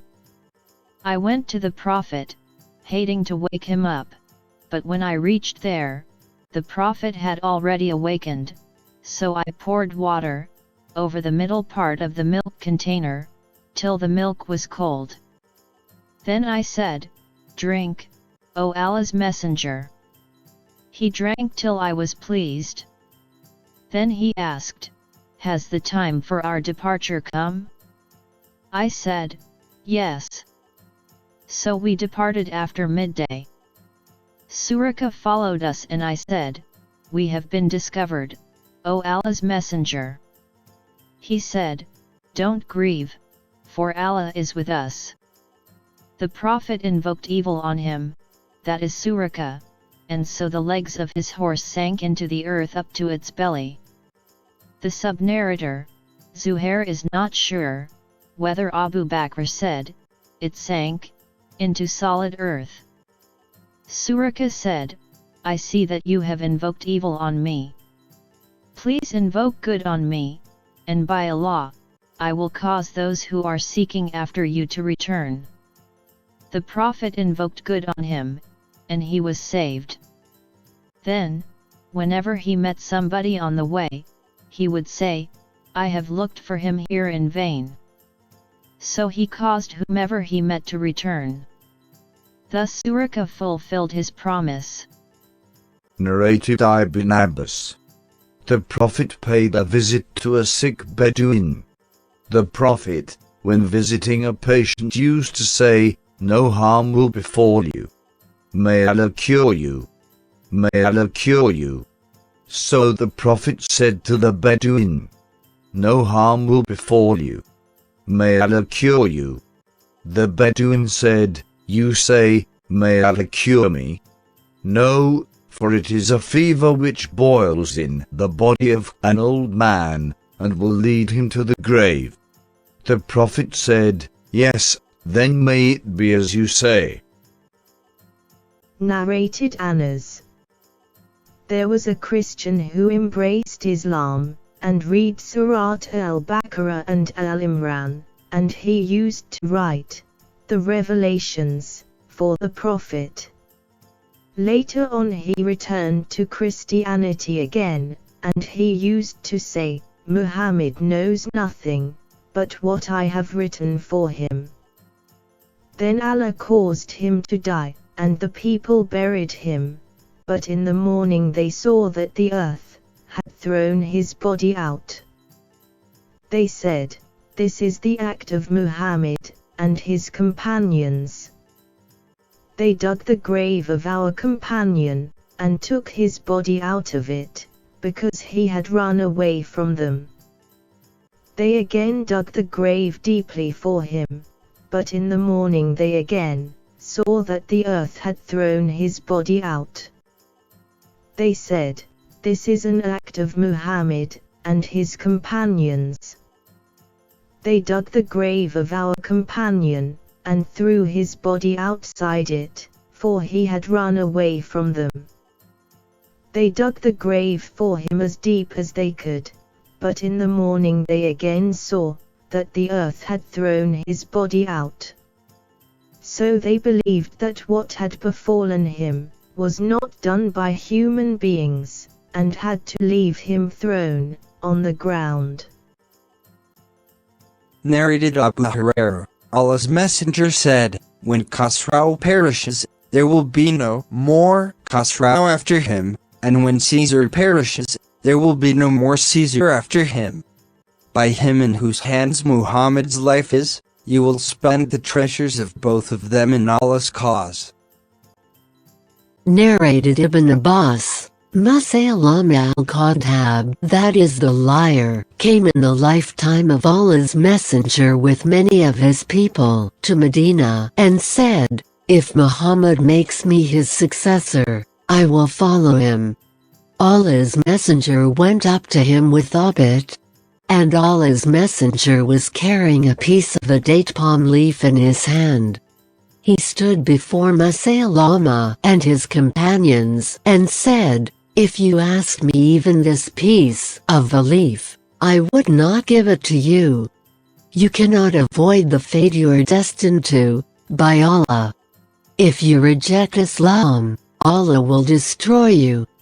I think that you are most probably the same person whom I have seen in the dream." Abu Hurairah told me that Allah's messenger said, "While I was sleeping, I saw in a dream 2 gold bracelets round my arm, and that worried me too much. Then I was instructed divinely in my dream to blow them off, and so I blew them off, and they flew away. I interpreted the 2 bracelets as symbols of 2 liars who would appear after me. And so one of them was Al-Ansi, and the other was Musaylama al-Kadhab, from al-Yamama." Narrated Abu Musa. The Prophet said, "In a dream I saw myself migrating from Mecca to a place having plenty of date trees. I thought that it was al-Yamama, or Hadjar, but it came to be Medina, that is Yathrib. In the same dream I saw myself moving a sword, and its blade got broken. It came to symbolize the defeat which the Muslims suffered from on the day of Uhud. I moved the sword again, and it became normal as before, and that was the symbol of the victory Allah bestowed upon Muslims, and their gathering together. I saw cows in my dream, and by Allah, that was a blessing, and they symbolized the believers on the day of Uhud. And the blessing was the good Allah bestowed upon us, and the reward of true belief, which Allah gave us after the day of Badr." Narrated Aisha. Once Fatima came walking, and her gait resembled the gait of the Prophet. The Prophet said, "Welcome, O my daughter." Then he made her sit on his right or on his left side, and then he told her a secret, and she started weeping. I asked her, "Why are you weeping?" He again told her a secret, and she started laughing. I said, "I never saw happiness so near to sadness as I saw today." I asked her what the Prophet had told her. She said, "I would never disclose the secret of Allah's messenger." When the Prophet died, I asked her about it. She replied. The Prophet said, "Every year Gabriel used to revise the Quran with me once only, but this year he has done so twice. I think this portends my death, and you will be the first of my family to follow me." So I started weeping. Then he said, "Don't you like to be the chief of all the ladies of paradise, or the chief of the believing women?" So I laughed for that. Narrated Aisha, the Prophet in his fatal illness, called his daughter Fatima, and told her a secret, because of which she started weeping. Then he called her, and told her another secret, and she started laughing. When I asked her about that, she replied, "The Prophet told me that he would die in his fatal illness, and so I wept, but then he secretly told me that from amongst his family, I would be the first to join him, and so I laughed." Narrated Sayyid. About Ibn Abbas, Umar used to treat Ibn Abbas very favorably. Abdurrahman said to him, "We also have sons that are equal to him, but you are partial to him." Umar said, "It is because of his knowledge." Then Umar asked Ibn Abbas about the interpretation of the verse, "When came the help of Allah, and the conquest of Mecca?" Ibn Abbas said, "It portended the death of Allah's messenger, which Allah had informed him of." Umar said, "I do not know from this verse, but what do you know?" Narrated Ibn Abbas, Allah's messenger in his fatal illness came out, wrapped with a sheet, and his head was wrapped with an oiled bandage. He sat on the pulpit, and praising and glorifying Allah, he said, "Now then, people will increase, but the Ansar will decrease in number, so much so that they, compared with the people, will be just like the salt in the meals. So, if any of you should take over the authority, by which he can either benefit some people or harm some others, he should accept the goodness of their good people, that is Ansar, and excuse the faults of their wrongdoers." That was the last gathering, which the Prophet attended. Narrated Abu Bakr, once the Prophet brought out al-Hassan, and took him up the pulpit along with him, and said, "He is a Sayyid, that is chief, and I hope that Allah will help him bring about reconciliation between the Muslim groups." Narrated Anas. The Prophet had informed us of the death of Ja'far and Zaid before the news of their death reached us, and his eyes were shedding tears. Narrated Jabir. Once the Prophet said, "Have you got carpets?" I replied, "Whence can we get carpets?" He said, "But you shall soon have carpets." I used to say to my wife, "Remove your carpets from my sight," but she would say, "Didn't the Prophet tell you that you would soon have carpets?" So I would give up my request. Narrated Abdullah. Saad came to Mecca with the intention of performing Umrah, and stayed at the house of Umayyah, for Umayyah himself used to stay at Saad's house when he passed by Medina on his way to Sham. Umayyah said to Saad, "Will you wait till midday, when the people are at their homes, then you may go and perform the tawaf round the Kaaba?" So, while Saad was going around the Kaaba, Abu Jahil came and asked, "Who is that who is performing tawaf?"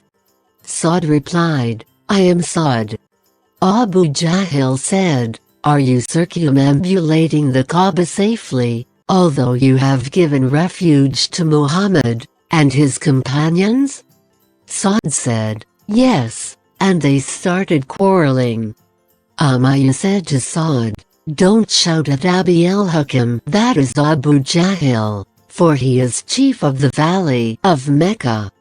Saad then said to Abu Jahil, "By Allah, if you prevent me from performing the tawaf of the Kaaba, I will spoil your trade with Sham." Umayyah kept on saying to Saad, "Don't raise your voice," and kept on taking hold of him. Saad became furious and said to Umayyah, "Be away from me, for I have heard Muhammad saying that he will kill you." Umayyah said, "Will he kill me?" Saad said, "Yes." Umayyah said, "By Allah, when Muhammad says a thing, he never tells a lie." Umayyah went to his wife and said to her, "Do you know what my brother from Yathrib, that is Medina, has said to me?" She said, "What has he said?" He said, "He claims that he has heard Muhammad claiming that he will kill me." She said, "By Allah, Muhammad never tells a lie." So when the infidels started to proceed for battle and declared war against the Muslims, his wife said to him, "Don't you remember what your brother from Yathrib told you?" Umayyah decided not to go, but Abu Jahil said to him, "You are from the nobles of the valley of Mecca, so you should accompany us for a day or two." He went with them, and thus Allah got him killed. Narrated Abu Uthman, I got the news that Gabriel came to the Prophet while Salama was present. Gabriel started talking to the Prophet and then left. The Prophet said to Salama, "Do you know who it was?" Or a similar question. She said, It was Dihir, a handsome person, amongst the companions of the Prophet. Later on Salama said, "By Allah, I thought he was none but Dihir, till I heard the Prophet talking about Gabriel and his sermon." The sub-narrator asked Abu Uthman, "From where have you heard this narration?" He replied, "From Usama." Narrated Abdullah, Allah's Messenger said, "I saw, in a dream, the people assembled in a gathering, and then Abu Bakr got up, and drew 1 or 2 buckets of water, from a well, but there was weakness in his drawing. May Allah forgive him. Then Umar took the bucket, and in his hands it turned into a very large bucket. I had never seen anyone amongst the people who could draw the water as strongly as Umar, till all the people drank their fill, and watered their camels, that knelt down there." Chapter 26, The Statement of Allah, Ta'ala. Those to whom we gave the scripture, Jews and Christians, recognize him, Muhammad, as they recognize their own sons. Narrated Abdullah. The Jews came to Allah's Messenger, and told him that a man, and a woman from amongst them, had committed illegal sexual intercourse. Allah's Messenger said to them, "What do you find in the Torah, Old Testament, about the legal punishment of our rajim, stoning?" They replied, "But, we announce their crime and lash them." Abdullah said, "You are telling a lie, Torah contains the order of rajim." They brought and opened the Torah, and one of them solaced his hand on the verse of rajim, and read the verses preceding and following it. Abdullah said to him, "Lift your hand." When he lifted his hand, the verse of rajim was written there. They said, "Muhammad has told the truth, the Torah has the verse of rajim." The Prophet then gave the order, that both of them should be stoned to death. Abdullah said, "I saw the man leaning over the woman, to shelter her from the stones." Chapter 27, The Miracle of the Splitting of the Moon. Narrated Abdullah. During the lifetime of the Prophet, the moon was split into 2 parts, and on that the Prophet said, "Bear witness to this." Narrated Anas, that the Meccan people requested Allah's Messenger to show them a miracle, and so he showed them the splitting of the moon. Chapter 28. Narrated Anas, once 2 men, from the companions of Allah's Messenger, went out of the house of the Prophet, on a very dark night. They were accompanied by 2 things, that resembled 2 lamps, lighting the way in front of them, and when they parted, each of them was accompanied by one of those 2 things, lamps, till they reached their homes. Narrated Al-Mughira. The Prophet said, "Some of my followers will remain victorious and on the right path, till the last day comes, and they will still be victorious." Narrated Muawiyah, I heard the Prophet saying, "A group of people amongst my followers will remain obedient to Allah's orders, and they will not be harmed by anyone who will not help them, or who will oppose them, till Allah's order, the last day, comes upon them, while they are still on the right path." Narrated Yuwa, that the Prophet gave him 1 dinar, so as to buy a sheep for him. Yuwa bought 2 sheep for him, with the money. Then he sold one of the sheep, for 1 dinar, and brought 1 dinar, and a sheep to the Prophet. On that, the Prophet invoked Allah, to bless him in his deals. So Yuwa used to gain, from any deal, even if he bought dust. In another narration, Yuwa said, I heard Allah's messenger saying, there is always goodness in horses, till the day of resurrection. The sub-narrator added, I saw 70 horses in Yuwa's house. Sufyan said, the Prophet asked Yuwa to buy a sheep for him, as a sacrifice.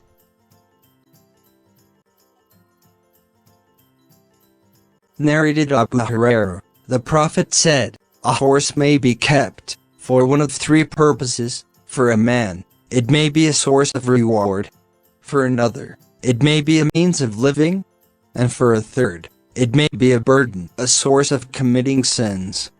As for the one for whom it is a source of reward, he is the one who keeps his horse for the sake of jihad in Allah's cause. He ties it with a long rope on a pasture or in a garden.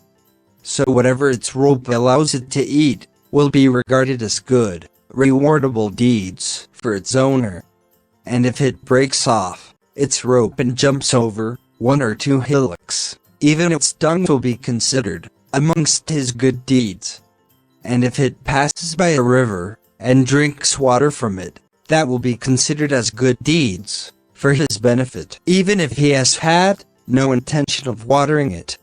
The horse is a shelter for the one who keeps it, so that he may earn his living honestly, and takes it as a refuge to keep him from following illegal ways of gaining money, and does not forget the rights of Allah, that is paying the zakat, and allowing others to use it for Allah's sake.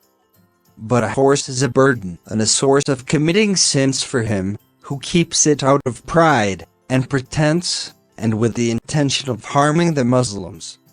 The Prophet was asked about donkeys.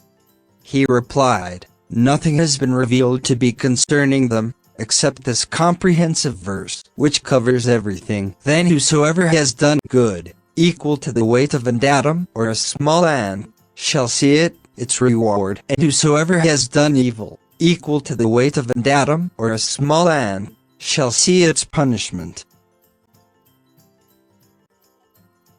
Narrated Anas, Allah's messenger reached Khaybar in the early morning, and the people of Khaybar came out with their spades, and when they saw the Prophet they said, Muhammad and his army, and returned hurriedly to take refuge in the fort.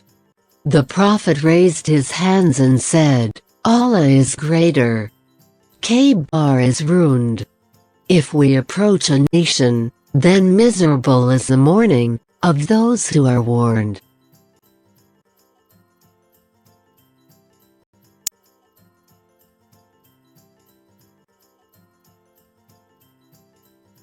Narrated Abu Hurairah, I said, O Allah's messenger, I hear many narrations from you, but I forget them. He said, spread your covering sheet. I spread my sheet, and he moved both his hands, as if scooping something, and emptied them in the sheet and said, wrap it. I wrapped it round my body, and since then, I have never forgotten.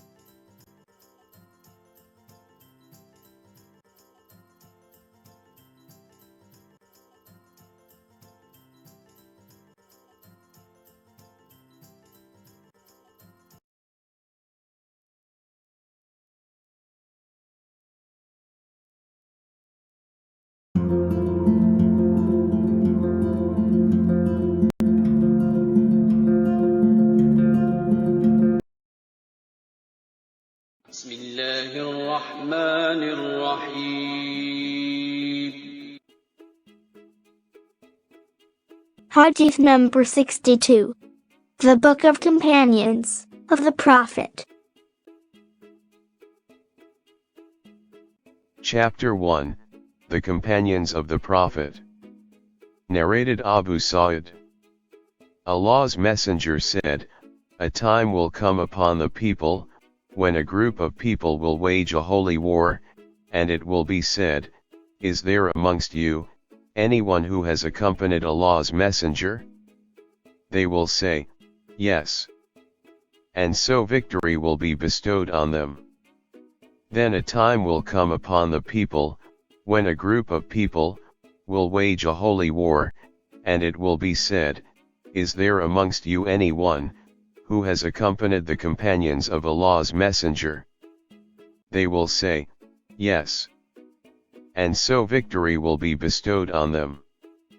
Then a time will come upon the people, when a group of people will wage a holy war, and it will be said, Is there amongst you anyone who has been in the company of the companions of Allah's Messenger? They will say, Yes. And victory will be bestowed on them. Narrated in Rand, Allah's Messenger said, The best of my followers are those living in my generation, that is my contemporaries. And then those who will follow the latter. Imran added, I do not remember whether he mentioned 2 or 3 generations after his generation. Then the Prophet added, There will come after you people who will bear witness without being asked to do so, and will be treacherous and untrustworthy, and they will vow and never fulfill their vows, and fatness will appear among them.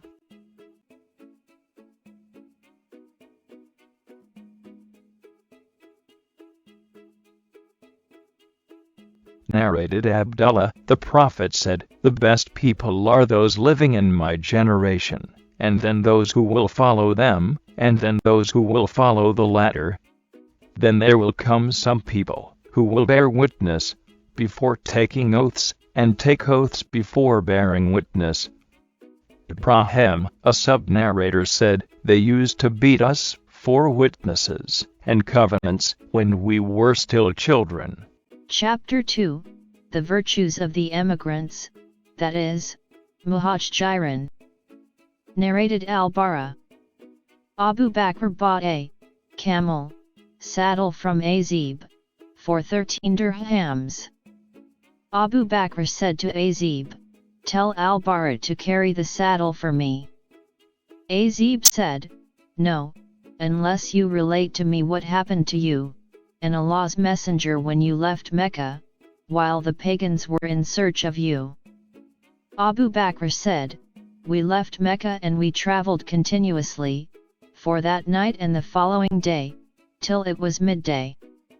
I looked around, searching for shade to take as shelter, and suddenly I came across a rock, and found a little shade there.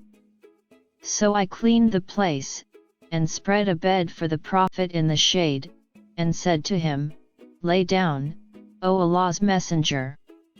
So the Prophet laid down, and I went out, looking around to see if there was any person pursuing us. Suddenly I saw a shepherd driving his sheep towards the rock, seeking what we had already sought from it. I asked him, To whom do you belong, O boy? He said, I belong to a man from Quraysh. He named the man and I recognized him. I asked him, Is there any milk with your sheep?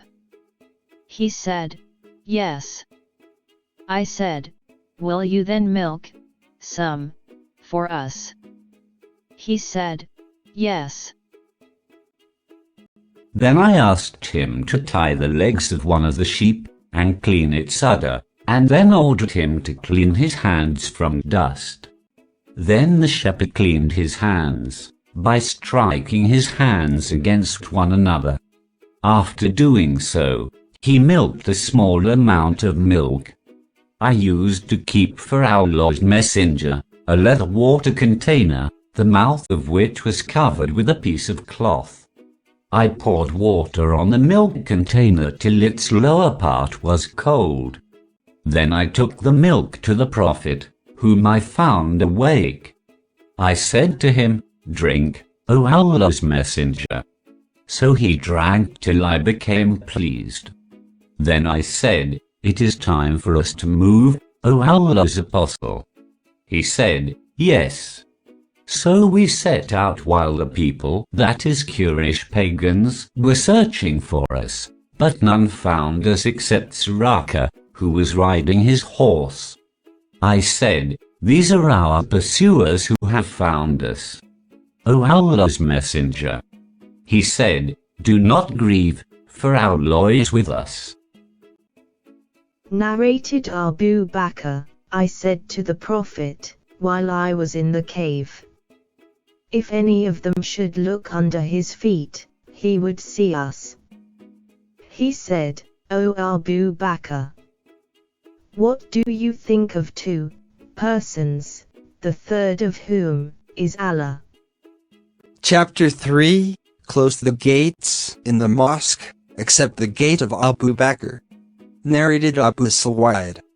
Allah's Messenger addressed the people saying, Allah has given option to a slave, to choose this world, or what is with him. The slave has chosen what is with Allah.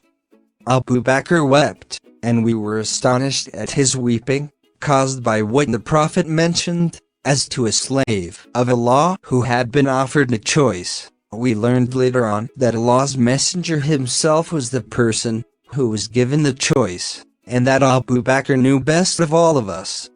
Allah's Messenger added, the person who has favored me, most of all both with his company and wealth, is Abu Bakr. If I were to take a Khalil other than my Lord, I would have taken Abu Bakr as such, but what relates us is the Islamic brotherhood and friendliness. All the gates of the mosque should be closed, except the gate of Abu Bakr. Chapter 4, The Merits of Abu Bakr. Narrated Ibn Umar, we used to compare the people, as to who was better during the lifetime of Allah's Messenger. We used to regard Abu Bakr as the best, then Umar, and then Uthman. Narrated Abdullah. The people of Kufa sent a letter to Ibn Zubair, asking about the inheritance of paternal grandfather. He replied that the right of the inheritance of paternal grandfather is the same as that of father if the father is dead, and added, Allah's Messenger said, if I were to take a Khalil from this nation, I would have taken him, that is Abu Bakr. Narrated Jubair. A woman came to the Prophet, who ordered her to return to him again. She said, what if I came and did not find you, as if she wanted to say, if I found you dead. The Prophet said, if you should not find me, go to Abu Bakr. Narrated Ammar, I saw Allah's Messenger, and there was none with him, but 5 slaves, 2 women, and Abu Bakr, that is those were the only converts to Islam then. Narrated Abu Adarda. While I was sitting with the Prophet, Abu Bakr came, lifting up one corner of his garment uncovering his knee. The Prophet said, your companion has had a quarrel. Abu Bakr greeted the Prophet, and said, O Allah's Messenger, there was something, that is quarrel, between me and the son of al-Khattab. I talked to him harshly, and then regretted that, and requested him to forgive me, but he refused. This is why I have come to you. The Prophet said thrice, O Abu Bakr, may Allah forgive you. In the meanwhile, Umar regretted his refusal of Abu Bakr's excuse, and went to Abu Bakr's house, and asked if Abu Bakr was there. They replied in the negative. So he came to the Prophet and greeted him, but signs of displeasure appeared on the face of the Prophet, till Abu Bakr pitied Umar, so he knelt and said twice, O Allah's Messenger, by Allah, I was more unjust to him, and he to me. The Prophet said, Allah sent me, as a prophet, to you, people, but you said to me, you are telling a lie, while Abu Bakr said, he has said the truth, and consoled me with himself, and his money. He then said twice, won't you then give up harming my companion? After that nobody harmed Abu Bakr. Narrated Ammar. The Prophet deputed me to read the Armoured Hatter Salazar. I came to him and said, "Who is the most beloved person to you?" He said, "Aisha." I asked, "Among the men?" He said, "Her father." I said, "Who then?" He said, "Then Umar." He then named other men. Narrated Abdullah, that Allah's Messenger said, Allah will not look on the day of judgment at him who drags his robe behind him out of pride. Abu Bakr said, one side of my robe slacks down unless I get very cautious about it. Allah's Messenger said, but you do not do that with a pride. Narrated Abu Hurairah, I heard Allah's Messenger saying, anybody who spends a pair of something, in Allah's cause, will be called from all the gates of paradise, O Allah's slave. This is good. He who is amongst those who pray will be called from the gate of the prayer, in paradise, and he who is from the people of jihad, will be called from the gate of jihad, and he who is from those who give in charity, that is zakat, will be called from the gate of charity, and he who is amongst those who observe fast, will be called from the gate of fasting, the gate of Rayyan. Abu Bakr said, he who is called from all those gates will need nothing. He added, will anyone be called from all those gates, O Allah's Messenger? He said, yes, and I hope you will be among those, O Abu Bakr. Narrated Aisha, the wife of the Prophet, Allah's Messenger, died while Abu Bakr was at a place called as-Sunnah al-Aliyah. Umar stood up and said, by Allah, Allah's Messenger is not dead. Umar later on said, by Allah, nothing occurred to my mind except that. He said, verily, Allah will resurrect him, and he will cut the hands and legs of some men. Then Abu Bakr came and uncovered the face of Allah's Messenger, kissed him and said, let my mother and father be sacrificed for you, O Allah's Messenger, you are good in life and in death. By Allah in whose hands my life is, Allah will never make you taste death twice. Then he went out and said, O oath taker, don't be hasty. When Abu Bakr spoke, Umar sat down. Abu Bakr praised and glorified Allah, and said, no doubt. Whoever worshipped Muhammad, then Muhammad is dead, but whoever worshipped Allah, then Allah is alive, and shall never die. Then he recited Allah's statement, O Muhammad, verily you will die, and they also will die. He also recited, Muhammad is no more than an apostle, and indeed many apostles have passed away before him. If he dies, or is killed, will you then turn back on your heels? And he who turns back on his heels, not the least harm will he do to Allah. And Allah will give reward to those who are grateful.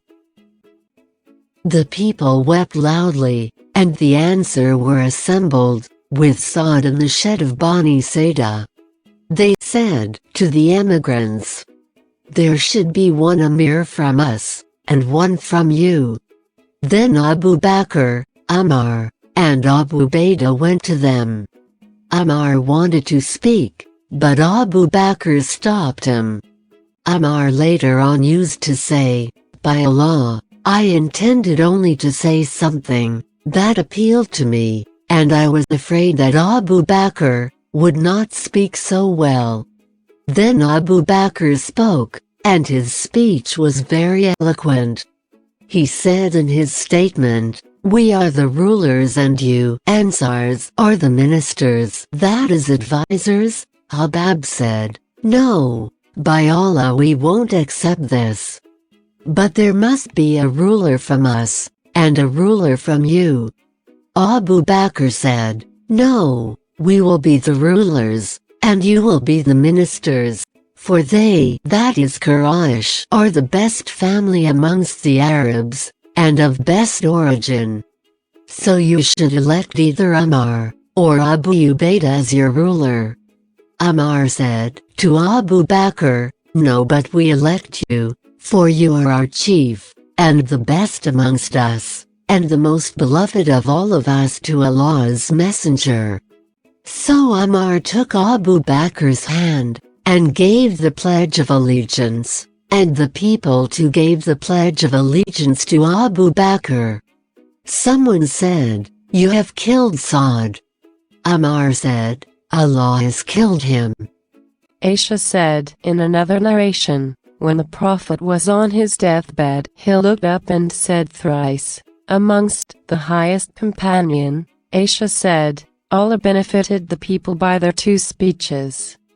Umar frightened the people, some of whom were hypocrites, whom Allah caused to abandon Islam, because of Umar's speech.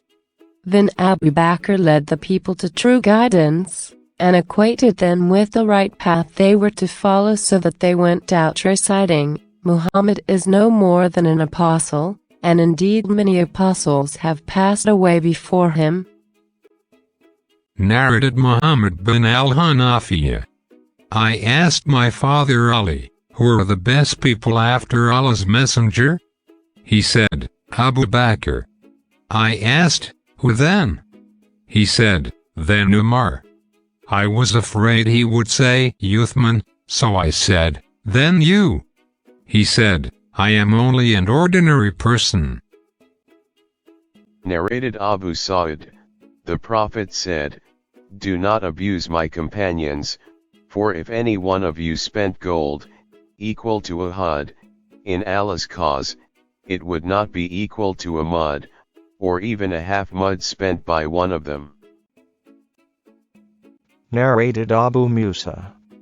I performed ablution in my house, and then went out and said, Today I shall stick to Allah's Messenger, and stay with him all this day of mine, in his service. I went to the mosque and asked about the Prophet. They said, he had gone in this direction. So I followed his way, asking about him, till he entered a place called Braries. I sat at its gate that was made of date palm leaves, till the Prophet finished answering the call of nature, and performed ablution. Then I went up to him, to see him sitting at the well of Aries, at the middle of its edge, with his legs uncovered, hanging in the well. I greeted him, and went back, and sat at the gate. I said, Today I will be the gatekeeper of the Prophet. Abu Bakr came, and pushed the gate. I asked, Who is it? He said, Abu Bakr. I told him to wait, went in and said, O Allah's Messenger. Abu Bakr asks for permission to enter. He said, Admit him, and give him the glad tidings, that he will be in paradise. So I went out and said to Abu Bakr, Come in, and Allah's Messenger gives you the glad tidings, that you will be in paradise. Abu Bakr entered, and sat on the right side of Allah's Messenger, on the built edge of the well, and hung his legs in the well, as the Prophet did, and uncovered his legs. I then returned, and sat at the gate. I had left my brother performing ablution, and he intended to follow me, so I said to myself, If Allah wants good for so and so, that is my brother, he will bring him here. Suddenly somebody moved the door. I asked, Who is it? He said, Umar. I asked him to wait, went to Allah's Messenger, greeted him and said, Umar asks the permission to enter. He said, Admit him, and give him the glad tidings, that he will be in paradise. I went to Umar and said, Come in, and Allah's Messenger gives you the glad tidings, that you will be in paradise.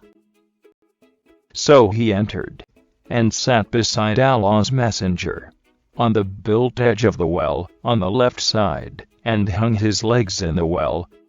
I returned, and sat at the gate. and said to myself, if Allah wants good for so and so, He will bring him here. Somebody came and moved the door. I asked, who is it? He replied, Uthman. I asked him to wait and went to the Prophet and informed him. He said, admit him and give him the glad tidings of entering paradise. I asked him to wait and went to the Prophet and informed him. He said, give him the glad tidings of entering paradise after a calamity that will befall him. So I went up to him and said to him, come in, Allah's apostle gives you the glad tidings of entering paradise after a calamity that will befall you. Uthman then came in and found that the built edge of the well was occupied, so he sat opposite to the Prophet on the other side. Sa'ad said, I interpret this narration in terms of their graves. Narrated Anas, the Prophet once climbed the mountain of Uhud with Abu Bakr, Umar, and Uthman. The mountain shook with them. The Prophet said to the mountain, be firm, O Uhud. For on you, there are no more than a prophet, a Siddiq, and 2 martyrs. Narrated Ibn Abbas, while I was standing amongst the people who were invoking Allah for Umar, who was lying dead on his bed, a man behind me rested his elbows on my shoulder and said, O Umar, may Allah bestow His mercy on you. I always hoped that Allah will keep you with your 2 companions, for I often heard Allah's messenger saying, I, Abu Bakr, and Umar were somewhere. Abu Bakr and Umar did something. Abu Bakr and Umar set out. So I hope that Allah will keep you with both of them. I turned back to see that the speaker was Ali. Narrated Urwa, I asked Abdullah, what was the worst thing the pagans did to Allah's messenger? He said, I saw Uqba coming to the Prophet while he was praying. Uqba put his sheet round the Prophet's neck and squeezed it very severely. Abu Bakr came and pulled Uqba away from the Prophet and said, do you intend to kill a man just because he says, my Lord is Allah, and he has brought forth to you the evident signs from your Lord? Chapter 6, The Merits of Umar.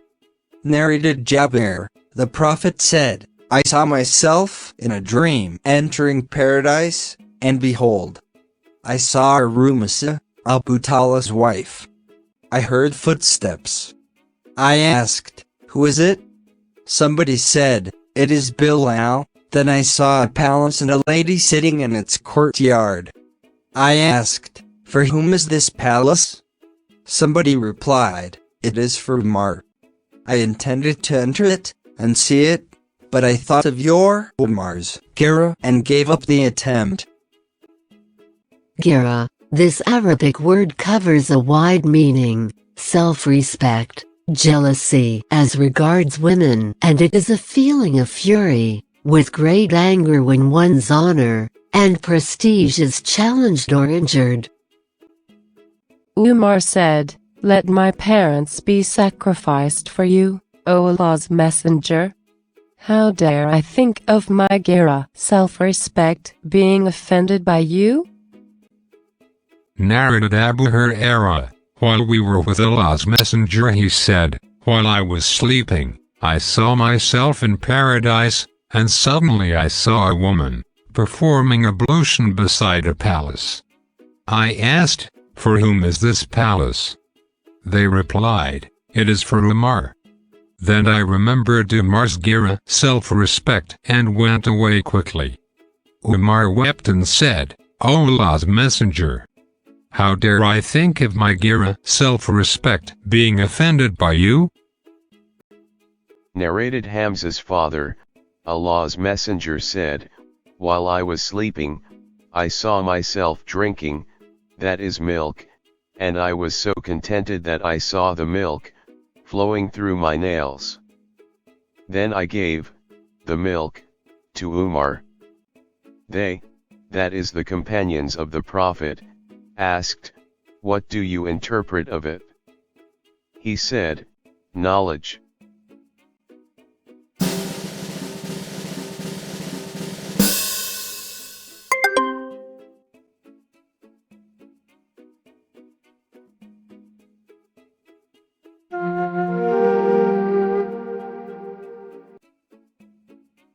Narrated Abdallah, we have been powerful since Umar embraced Islam.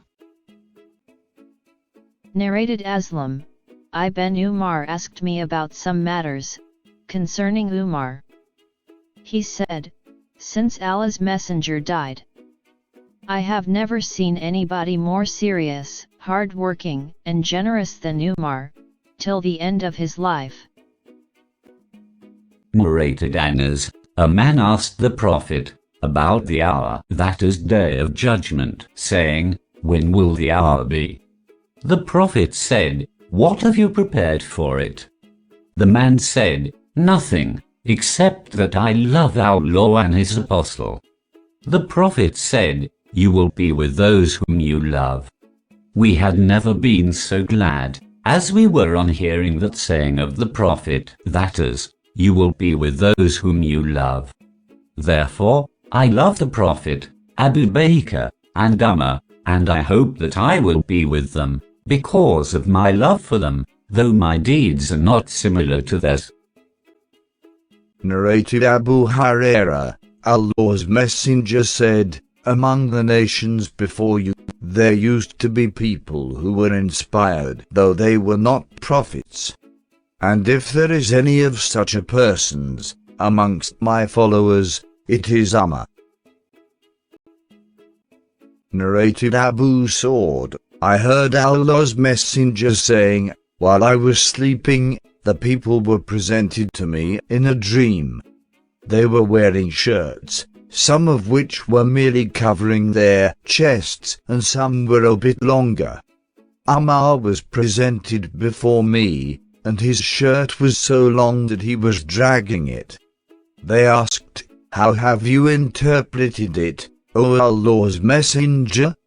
He said, 'Religion.'" Narrated al-Miswar. When Umar was stabbed, he showed signs of agony.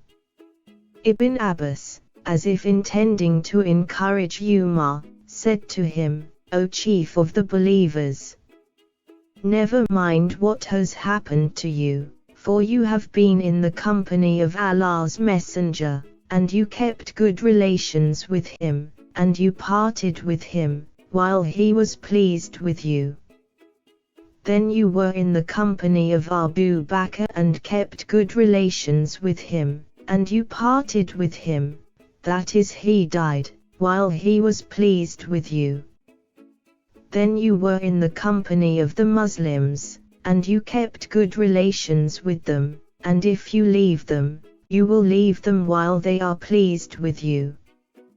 Umar said to Ibn Abbas, "As for what you have said about the company of Allah's Messenger, and his being pleased with me, it is a favor Allah did to me, and as for what you have said about the company of Abu Bakr, and his being pleased with me, it is a favor Allah did to me, and concerning my impatience which you see, is because of you and your companions.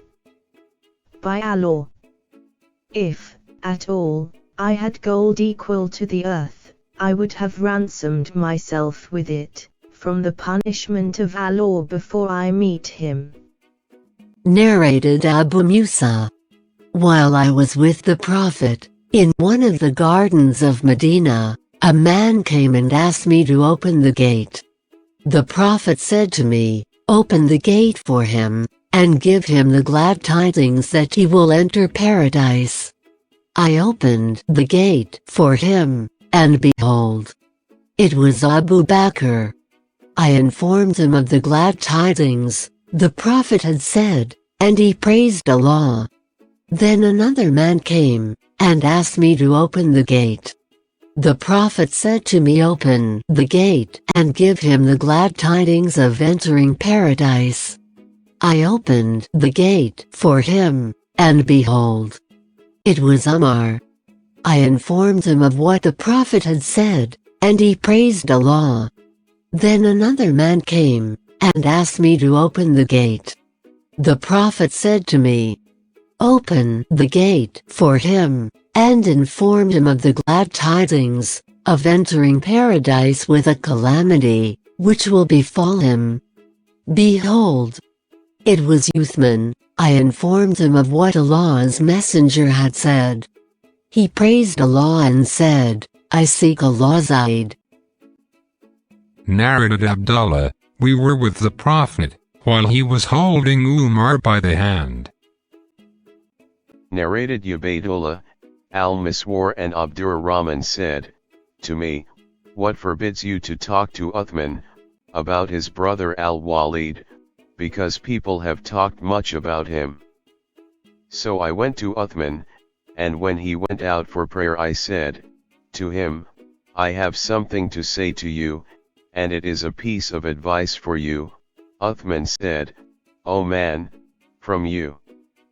Umar said, I see that he said, I seek refuge with Allah from you. So I left him and went to them.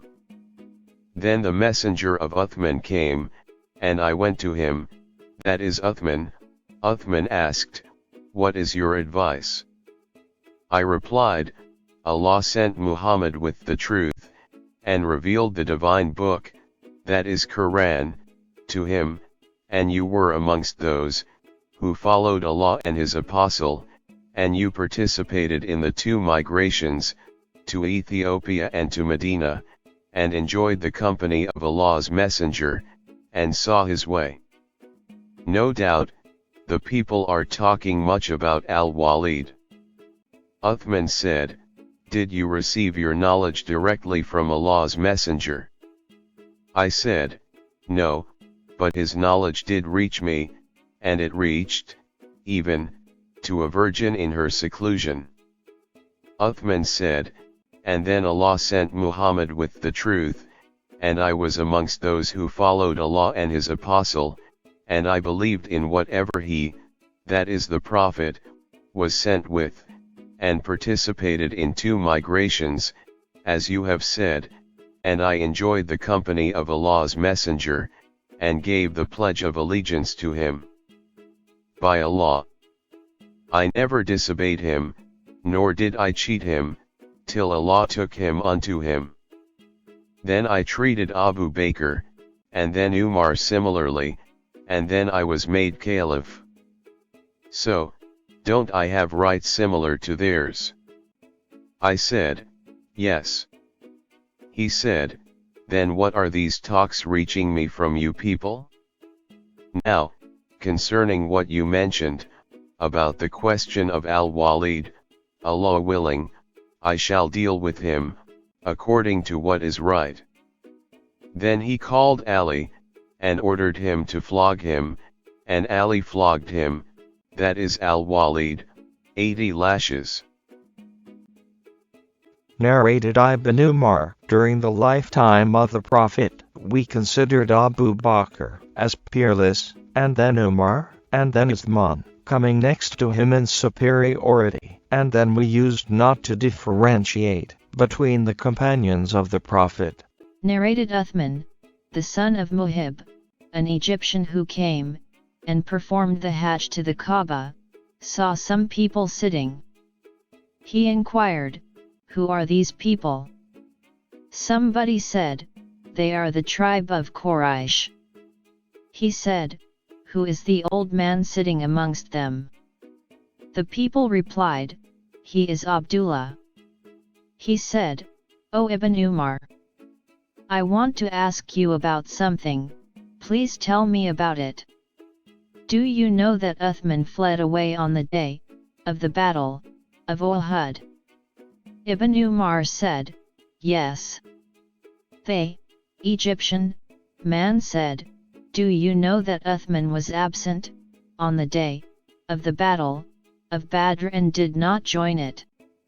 Ibn Umar said, Yes. The man said, Do you know that he failed to attend the Ridwan pledge and did not witness it, that is Hudaybiyah pledge of allegiance?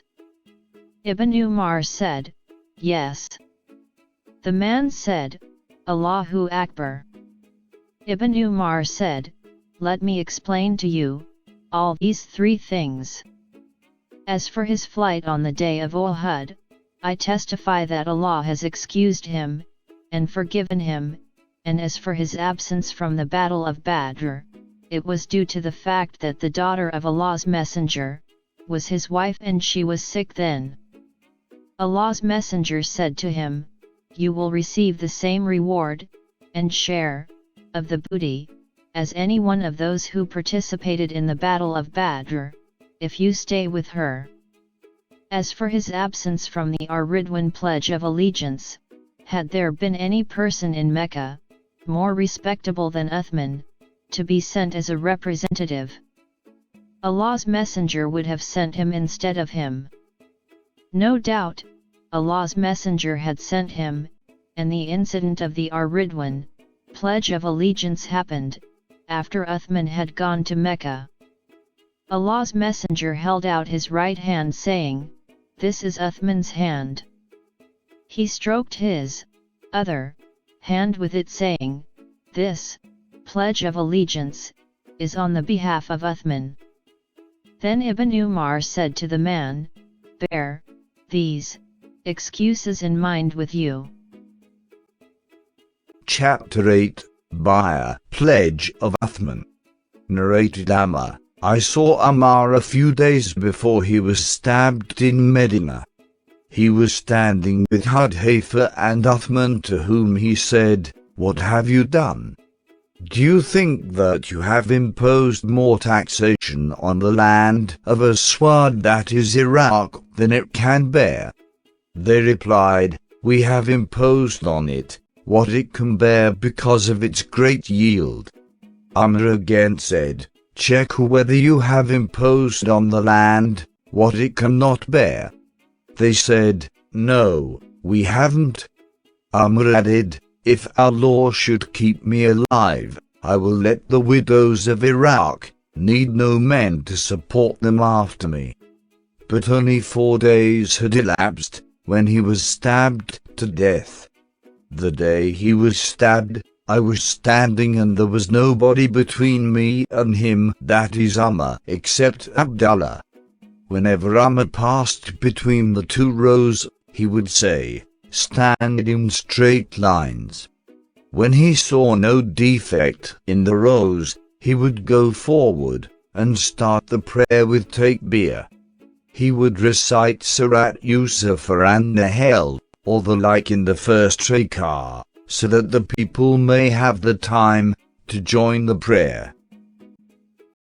As soon as he said takbir, I heard him saying, The dog has killed or eaten me. At the time he, that is the murderer, stabbed him. A non-Arab infidel proceeded on, carrying a double-edged knife, and stabbing all the persons he passed by, on the right and left, till he stabbed 13 persons, out of whom 7 died. When one of the Muslims saw that, he threw a cloak on him. Realizing that he had been captured, the non-Arab infidel killed himself. Umar held the hand of Abdurrahman, and let him lead the prayer. Those who were standing by the side of Umar saw what I saw, but the people who were in the other parts of the mosque did not see anything, but they lost the voice of Umar, and they were saying, Subhanallah. Subhanallah. That is, glorified be Allah. Abdurrahman led the people a short prayer. When they finished the prayer, Umar said, O Ibn Abbas, find out who attacked me. Ibn Abbas kept on looking here and there for a short time, and came to say, The slave of al-Mughira. On that Umar said, The craftsman? Ibn Abbas said, Yes. Umar said, May Allah curse him. I did not treat him unjustly. Chapter 8. by a pledge of Uthman.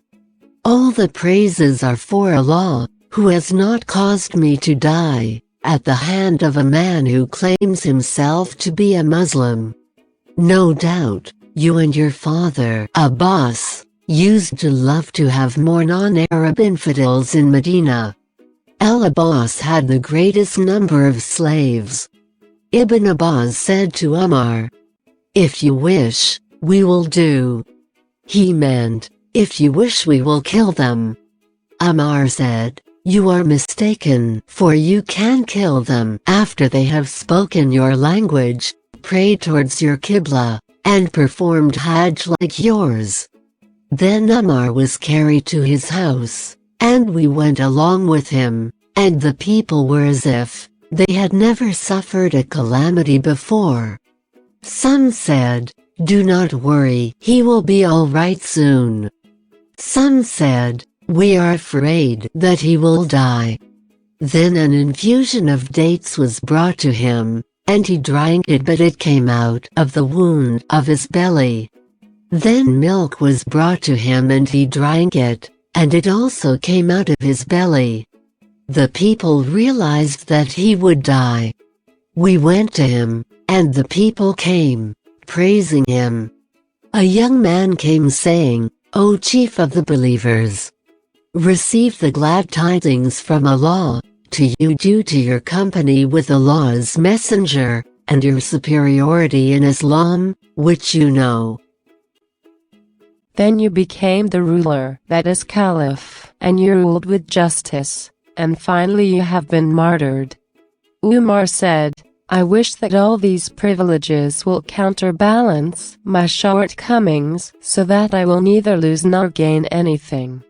When the young man turned back to leave, his clothes seemed to be touching the ground. Umar said, "Call the young man back to me." When he came back, Umar said, "O son of my brother, lift your clothes, for this will keep your clothes clean, and save you from the punishment of your Lord." Umar further said, "O Abdullah, see how much I am in debt to others." When the debt was checked, it amounted to approximately 86,000. Umar said, "If the property of Umar's family covers the debt, then pay the debt thereof. Otherwise request it from Bani Adi, and if that too is not sufficient, ask for it from Quraysh tribe, and do not ask for it from anyone else, and pay this debt on my behalf." Umar then said to Abdullah, "Go to Aisha, the mother of the believers, and say, Umar is paying his salutation to you. But don't say, the chief of the believers, because today I am not the chief of the believers. And say, Umar asks the permission to be buried with his two companions, that is the Prophet and Abu Bakr."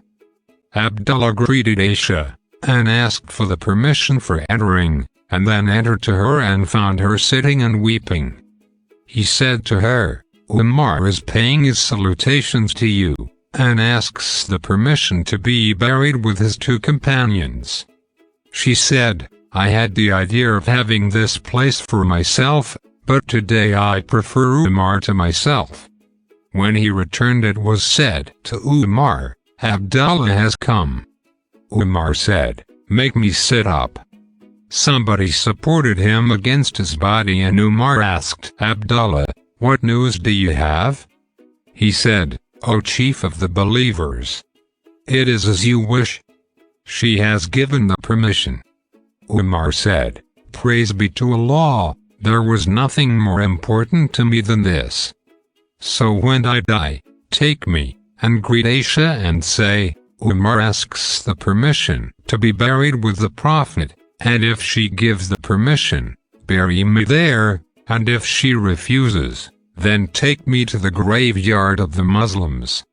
Then Hafsa, the mother of the believers, came with many other women working with her. When we saw her, we went away. She went in to Umar and wept there for some time. When the men asked for permission to enter, she went into another place, and we heard her weeping inside. The people said to Umar, O chief of the believers, appoint a successor. Umar said, I do not find anyone more suitable for the job than the following persons, or group whom Allah's messenger had been pleased with before he died. Then Umar mentioned Ali, Uthman, Az-Zubair, Talha, Saad, and Abdurrahman, and said, Abdullah will be a witness to you, but he will have no share in the rule. His being a witness will compensate him for not sharing the right of ruling. If Saad becomes the ruler, it will be all right, otherwise, whoever becomes the ruler should seek his help, as I have not dismissed him, because of disability or dishonesty. Umar added, I recommend that my successor takes care of the early emigrants, to know their rights and protect their honor, and sacred things. I also recommend that he be kind to the Ansar, who had lived in Medina before the emigrants, and belief had entered their hearts before them.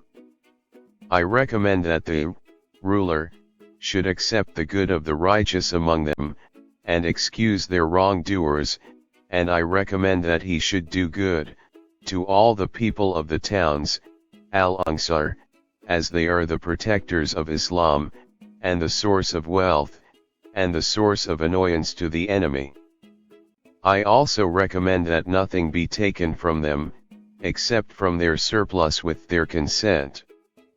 I also recommend that he do good to the Arab Bedouin, as they are the origin of the Arabs, and the material of Islam.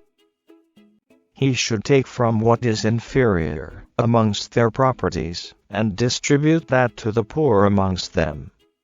I also recommend him concerning Allah's and His Apostles' protectees, that is them, to fulfill their contracts, and to fight for them, and not to overburden them with what is beyond their ability.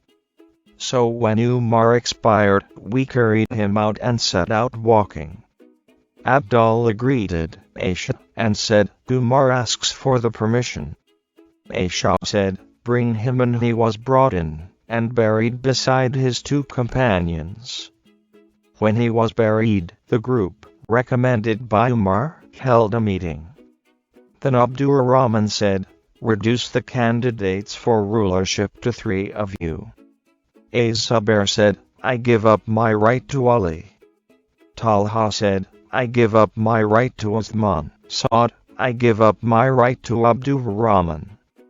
Abdurrahman then said, to Uthman and Ali, now which of you is willing to give up his right of candidacy, to that he may choose the better of the remaining 2, bearing in mind that the law and Islam will be his witnesses. So both the sheikhs, that is Uthman and Ali, kept silent. Abdurrahman said, will you both leave this matter to me, and I take Allah as my witness, that I will not choose but the better of you? They said, yes. So Abdurrahman took the hand of one of them, that is Ali, and said, you are related to Allah's messenger, and one of the earliest Muslims, as you know well. So I ask you by Allah to promise that if I select you as a ruler you will do justice, and if I select Uthman as a ruler, you will listen to him, and obey him.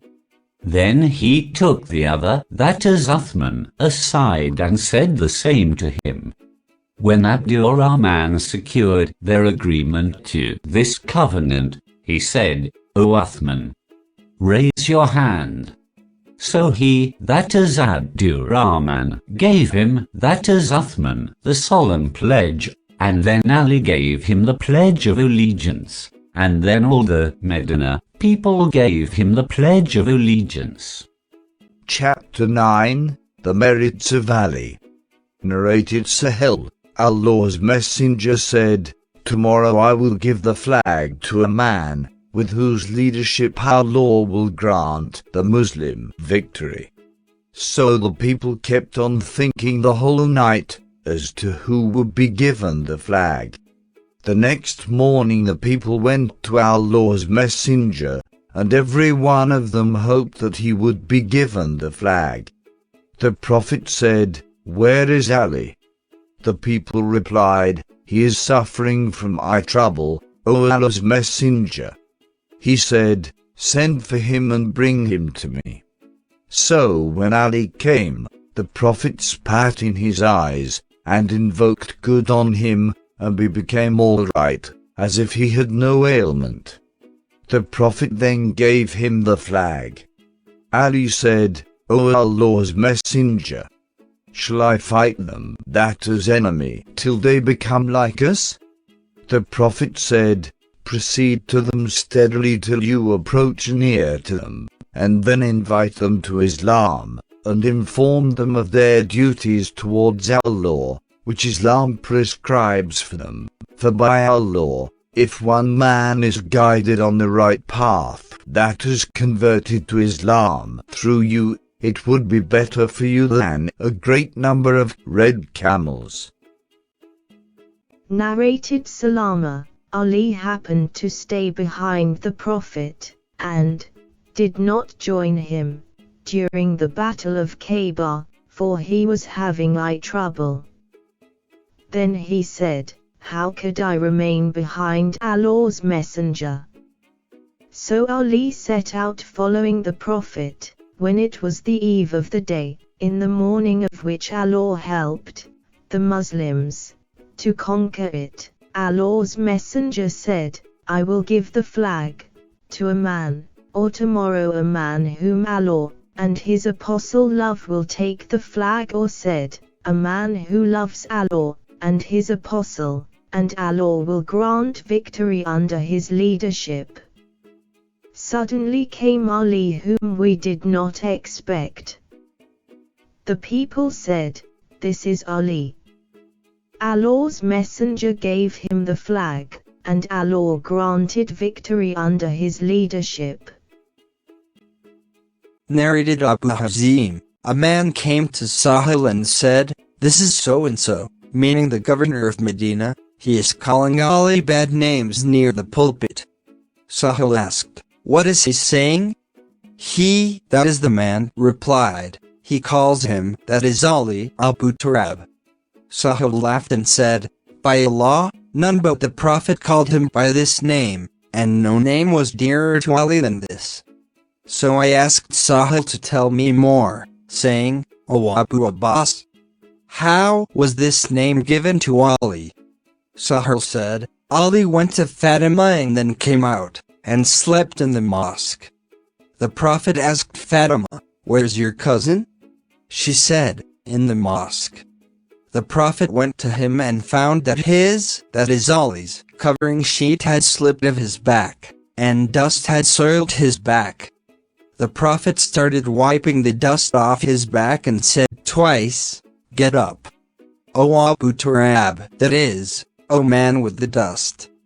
Narrated Sa'd. A man came to Ibn Umar and asked about Uthman, and Ibn Umar mentioned his good deeds, and said to the questioner, "Perhaps these facts annoy you?" The other said, "Yes." Ibn Umar said, "May Allah stick your nose in the dust, that is, degrade you." Then the man asked him about Ali. Ibn Umar mentioned his good deeds and said, "It is all true, and that is his house in the midst of the houses of the Prophet. Perhaps these facts have hurt you?" The questioner said, "Yes." Ibn Umar said, "May Allah stick your nose in the dust, that is, degrade you, or make you do things which you hate. Go away, and do whatever you can against me." Narrated Ali, Fatima complained of the suffering caused to her by the hand mill. Some captives were brought to the Prophet. She came to him but did not find him at home. Aisha was present there, to whom she told of her desire for a servant. When the Prophet came, Aisha informed him about Fatima's visit. Ali added, "So the Prophet came to us, while we had gone to our bed. I wanted to get up, but the Prophet said, remain at your place. Then he sat down between us till I found the coolness of his feet on my chest. Then he said, Shall I teach you a thing, which is better than what you have asked me? When you go to bed, say, Allahu Akbar, 34 times, and Subhanallah, 33 times, and Alhamdulillah, 33 times, for that is better for you both than a servant. The three expressions mean respectively, Allah is the most great, glorified be Allah, and all praises are for Allah. Narrated Saud, that the Prophet said to Ali, Will you not be pleased from this, that you are to me, like Aaron was to Moses? Narrated Ubayyah, Ali said, to the people of Iraq, Judge, as you used to judge, for I hate differences, and I do my best, till the people unite, as one group, or I die as my companions have died. Chapter 10, The Merits of Ja'far. Narrated Abu Huraira. The people used to say, Abu Huraira narrates too many narrations. In fact, I used to keep close to Allah's Messenger, and was satisfied with what filled my stomach. I ate no leavened bread, and dressed no decorated striped clothes, and never did a man or a woman serve me, and I often used to press my belly against gravel, because of hunger, and I used to ask a man to recite a Quranic verse to me, although I knew it, so that he would take me to his home, and feed me. And the most generous of all the people to the poor was Ja'far. He used to take us to his home, and offer us what was available therein. He would even offer us an empty folded leather container of butter, which we would split and lick whatever was in it. Narrated Ash-Shubi, whenever Ibn Umar greeted Ibn Jafar, he used to say, As-salamu alayka, that is, peace be on you, O son of Duel Janahain, son of the two-winged person.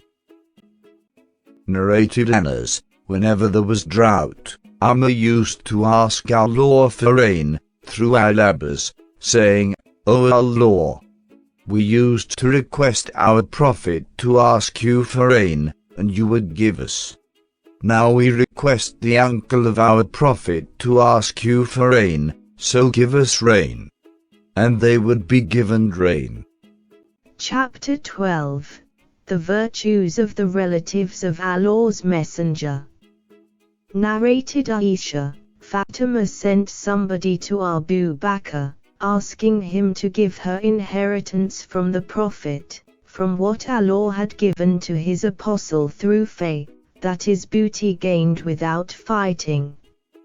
She asked for the Sadaqah, that is wealth assigned for charitable purposes, of the Prophet at Medina, and Fadak, and what remained of the Khumus, that is 1/5, of the Kaaba booty. Abu Bakr said, Allah's Messenger said, We, prophets, our property is not inherited, and whatever we leave is Sadaqah, but Muhammad's family can eat from this property, that is Allah's property, but they have no right to take more than the food they need.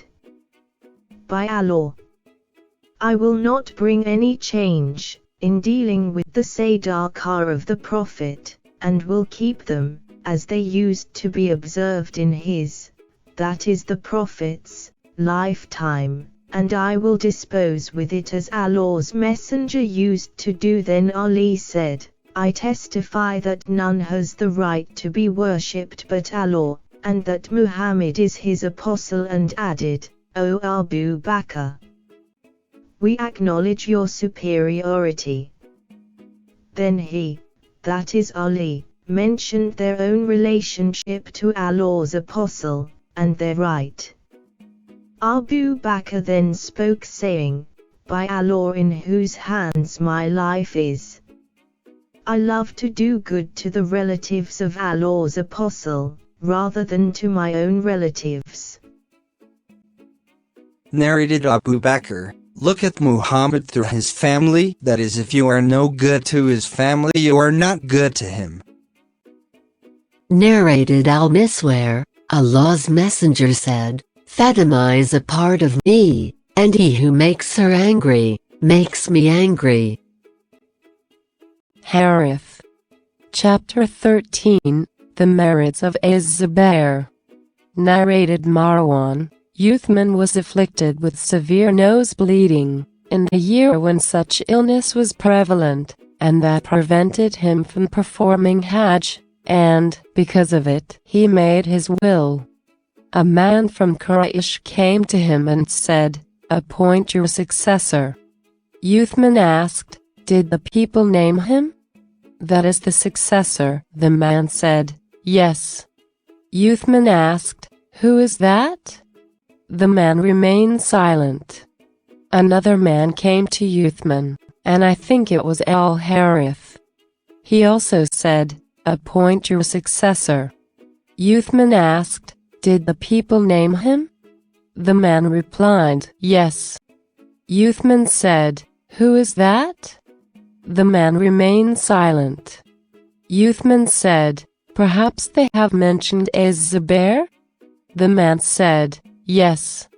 Uthman said, By him in whose hands my life is, he is the best of them as I know, and the dearest of them to Allah's Messenger. Narrated Jabir, the Prophet said, Every prophet used to have a Hawari, that is disciple, and my Hawari is Az-Zubair. Narrated Abdullah, during the battle of al-Azab, I and Umar were kept behind with the women. Behold, I saw my father, Az-Zubair, riding his horse, going to, and coming, from Bani Qurayza twice, or thrice. So when I came back I said, O my father, I saw you going to, and coming, from Bani Qurayza. He said, Did you really see me, O my son? I said, Yes. He said, Allah's Messenger said, Who will go to Bani Qurayza, and bring me their news? So I went, and when I came back, Allah's Apostle mentioned for me, both his parents, saying, Let my father and mother be sacrificed for you. Narrated Urwa, on the day of the Battle of al-Yarmouk, the companions of the Prophet said to Az-Zubair, Will you attack the enemy vigorously so that we may attack them along with you? So Az-Zubair attacked them, and they inflicted 2 wounds, over his shoulder, and in between these 2 wounds, there was an old scar he had received on the day of the Battle of Badr. When I was a child, I used to insert my fingers into those scars in play. Chapter 14, Narrations about Talha. Narrated Abu Uthman, during one of the Ghazawat, in which Allah's Messenger was fighting, none remained with the Prophet, but Talha and sword. Narrated case. I saw Talha's paralyzed hand, with which he had protected the Prophet from an arrow. Chapter 15, The Merits of Sa'd. Narrated Sa'd, on the day of the Battle of Uhud, the Prophet mentioned for me, both his parents, that is saying, Let my parents be sacrificed for you. Narrated Sa'd, no doubt, for some time I stood for 1/3 of the Muslims. Narrated Sa'd, no man embraced Islam before the day on which I embraced Islam, and no doubt, I remained for 7 days, as 1/3 of the then extant Muslims. Narrated Qais, I heard Sa'd saying, I was the first amongst the Arabs, who shot an arrow, for Allah's cause. We used to fight along with the Prophet, while we had nothing to eat, except the leaves of trees, so that one's excrete would look like the excrete balls of camel or a sheep, containing nothing to mix them together. Today Banu Asad tribe blame me for not having understood Islam. I would be a loser if my deeds were in vain. Those people complained about Saud to Umar, claiming that he did not offer his prayers perfectly. Chapter 16, Narrations about the sons-in-law of the Prophet. Narrated al-Miswar, Ali demanded the hand of the daughter of Abu Jahal. Fatima heard of this, and went to Allah's Messenger saying, Your people think that you do not become angry, for the sake of your daughters, as Ali is now going to marry the daughter of Abu Jahal. On that Allah's Messenger got up, and after his recitation of Tashahhud. Note that it is to testify that La ilaha illallah, none has the right to be worshipped but Allah, and that Muhammad is the messenger of Allah. I heard him saying, then after I married one of my daughters to Abu al-Asi, the husband of Zainab, the daughter of the Prophet before Islam, and he proved truthful in whatever he said to me. No doubt, Fatima is a part of me, I hate to see her being troubled. By Allah, the daughter of Allah's messenger, and the daughter of Allah's enemy, cannot be the wives of one man. So Ali gave up that engagement. Al-Miswar further said, I heard the Prophet talking, and he mentioned a son-in-law of his, belonging to the tribe of Bani Abed Shams. He highly praised him concerning that relationship, and said, whenever he spoke to me, he spoke the truth, and whenever he promised me, he fulfilled his promise. Chapter 17, The Virtues of Zayd. Narrated Abdullah, the Prophet sent an army, under the command of Usama. When some people criticized his leadership, the Prophet said, if you're criticizing Usama's leadership, you used to criticize his father's leadership before. By Allah, he was worthy of leadership, and was one of the dearest persons to me, and now this, that is Usama, is one of the dearest to me, after him, that is Zayd. Narrated Urwa, Aisha said, a calf that is one skilled in recognizing the lineage of a person through physiognomy and through examining the body parts of an infant came to me while the Prophet was present, and Usama and Zayd were lying asleep.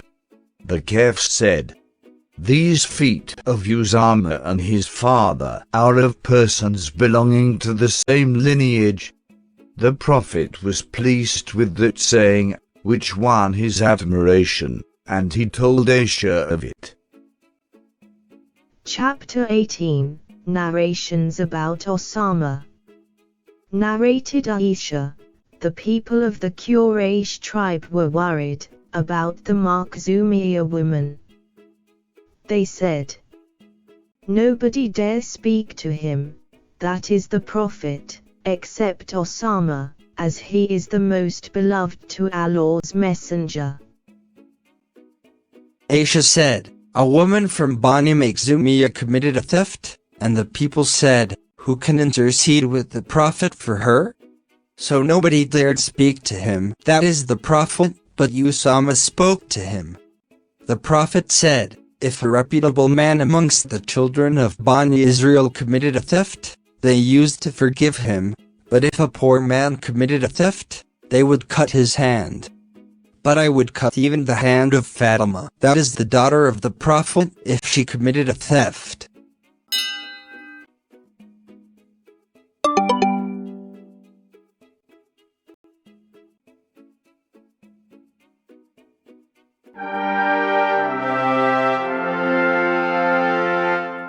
Narrated Abdullah, one day Ibn Umar, while in the mosque, looked at a man who was dragging his clothes. While walking in one of the corners of the mosque he said, see who is that?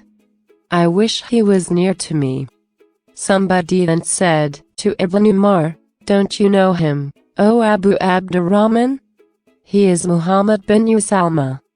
On that Ibn Umar bowed his head, and dug the earth with his hands and then said, if Allah's messenger saw him, he would have loved him. Narrated Usama, that the Prophet used to take him, that is Usama, and al-Hasan, in his lap, and say, O Allah, love them, as I love them. The freed slave of Usama said, Al-Hajjaj and Aman was Usama's brother, from the maternal side, and he was one of the Ansar. He was seen by Ibn Umar not performing his bowing and prostrations in a perfect manner. So Ibn Umar told him to repeat his prayer. Harmala, the freed slave of Usama said that while he was in the company of Abdullah, al-Hajjaj came in, and, while praying, he did not perform his bowing and prostrations properly. So Ibn Umar told him to repeat his prayer. When he went away, Ibn Umar asked me, who is he? I said, al-Hajjaj. Ibn Umar said, if Allah's messenger saw him, he would have loved him. Then Ibn Umar mentioned the love of the Prophet for the children of Ayman. Sulayman said that Ayman was one of the nurses of the Prophet.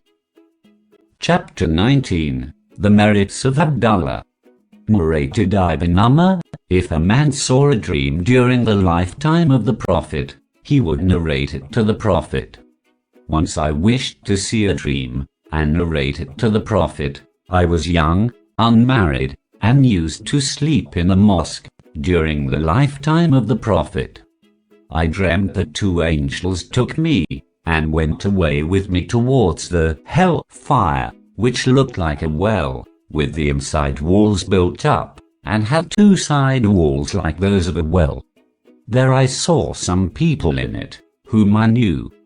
I started saying, I seek refuge with Allah from the hell fire. I seek refuge with Allah from the hell fire. Then another angel met the other two, and said to me, do not be afraid.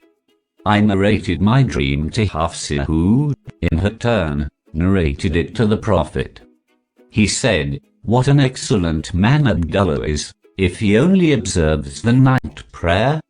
Salem, a sub-narrator, said, Abdullah used not to sleep at night, but very little henceforward. Narrated Ibn Umar, from Hafsa, his sister, that the Prophet had said to her, Abdullah is a pious man. Chapter 20, The Virtues of Amr and Hudayfa. Narrated Al-Qammah, I went to Sham and offered a 2-rakat prayer and then said, O Allah, bless me with a good pious companion. So I went to some people and sat with them. An old man came, and sat by my side. I asked, who is he? They replied, he is Abu ad-Darda. I said to him, I prayed to Allah to bless me with a pious companion, and he sent you to me. He asked me, from where are you? I replied, from the people of Al-Kufa. He said, isn't there amongst you Ibn Umarbed, the one who used to carry the shoes, the cushion, or pillow, and the water for ablution? Is there amongst you the one, whom Allah gave refuge from Satan, through the request of his Prophet? Is there amongst you the one who keeps the secrets of the Prophet, which nobody knows except him? Abu Darda further asked, how does Abdullah recite the surah, starting with, by the night as it conceals the light? Then I recited before him, by the night as it envelops, and by the day as it appears in brightness, and by male and female. On this Abu ad-Darda said, by Allah, the Prophet made me recite the surah in this way, while I was listening to him, reciting it. Narrated Ibrahim, al-Qama went to Sham, and when he entered the mosque, he said, "O Allah, bless me with a pious companion." So he sat with Abu ad-Darda. Abu ad-Darda asked him, "Where are you from?" Al-Qama replied, "From the people of Al-Qama."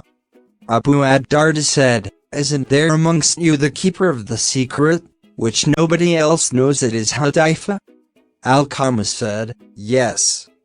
Then Abu ad-Darda further said, "Isn't there amongst you the person whom Allah gave refuge from Satan through the invocation of his prophet, namely Amr?" Al-Qama replied in the affirmative. Abu ad-Darda said, "Isn't there amongst you the person who carries the siwak or the secret, that is of the prophet, namely Abdullah?" Al-Qama said, "Yes."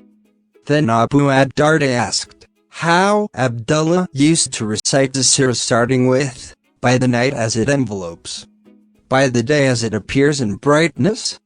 Al-Qama said, "And by male and female." Abu ad-Darda then said, "These people of Sham tried hard to make me accept something other than what I had heard from the Prophet." Chapter 21, The Virtues of Abu Ubaidah. Narrated Anas, Allah's Messenger said, "Every nation has an extremely trustworthy man, and the trustworthy man of this, that is Muslim, nation is Abu Ubaidah." Narrated Hudhaifa, the Prophet said to the people of Najran, "I will send you the most trustworthy man." Every one of the companions of the Prophet was looking forward to be that person. He then sent Abu Ubaidah. Chapter 22, The Merits of Al-Hasan and Al-Husayn. Narrated Abu Bakr, I heard the Prophet talking at the pulpit, while Al-Hasan was sitting beside him, and he, that is the Prophet, was once looking at the people, and at another time Al-Hasan, and saying, "This son of mine is a Sayyid, that is chief, and perhaps Allah will bring about an agreement between two sects of the Muslims through him." Anas said, the head of al-Husayn was brought to Ubaydullah, and was put in a tray, and then Ibn Ziyad started playing with a stick at the nose and mouth of al-Husayn's head, and saying something about his handsome features. Anas then said, to him, "Al-Husayn resembled the Prophet, more than the others did." Anas added, "His, that is al-Husayn's, hair was dyed with wasma, that is a kind of plant used as a dye." Narrated Utbah, I saw Abu Bakr carrying Al-Hasan and saying, "Let my father be sacrificed for you. You resemble the Prophet and not Ali," while Ali was laughing at this. Narrated Ibn Umar, Abu Bakr used to say, "Please Muhammad, that is the Prophet, by doing good to his family." Narrated Ibn Abi Noom, a person asked Abdullah whether a Muslim could kill flies. I heard him saying in reply, "The people of Iraq are asking about the killing of flies, while they themselves murdered the son of the daughter of Allah's Messenger." The Prophet said, "They, that is Hassan and Hussein, are my two sweet basils in this world." Chapter 23, The Merits of Bilal, the freed slave of Abu Bakr. The Prophet said to Bilal, "I heard the sound of your shoes in paradise just in front of me." Narrated Jabir, Umar used to say, "Abu Bakr is our chief, and he manumitted our chief," meaning Bilal. Narrated Qais, Bilal said to Abu Bakr, "If you have bought me for yourself, then keep me for yourself, but if you have bought me for Allah's sake, then leave me for Allah's work." Chapter 24, Narrations about Ibn Abbas. Narrated Ibn Abbas, once the Prophet embraced me, pressed me to his chest, and said, O Allah, teach him wisdom, that is the understanding of the knowledge of Quran. Chapter 25, The Merits of Khalid. Narrated Anas, the Prophet had informed the people about the death of Zayd, Ja'far, and Ibn Rawaha before the news of their death reached them. He said with his eyes flowing with tears, Zayd took the flag and was martyred, then Ja'far took the flag and was martyred, and then Ibn Rawaha took the flag and was martyred. Finally the flag was taken by one of Allah's swords, that is Khalid, and Allah gave them, that is the Muslims, victory. Chapter 26, The Merits of Salim, the freed slave of Abu Hudhaifa. Narrated Masruq, Abdullah bin Masud, was mentioned before Abdullah. The latter said, that is a man I continue to love, because I heard Allah's Messenger saying, learn the recitation of the Quran from any of these 4 persons, Abdullah, Salim the freed slave of Abu Hudhaifa, Ubay, and Mu'ad. I do not remember whether he mentioned Ubay first or Mu'ad. Chapter 27, The Merits of Abdullah. Narrated Abdullah, Allah's messenger neither talked in an insulting manner, nor did he ever speak evil intentionally. He used to say, the most beloved to me amongst you is the one who has the best character and manners. He added, learn the Quran from any of these 4 persons.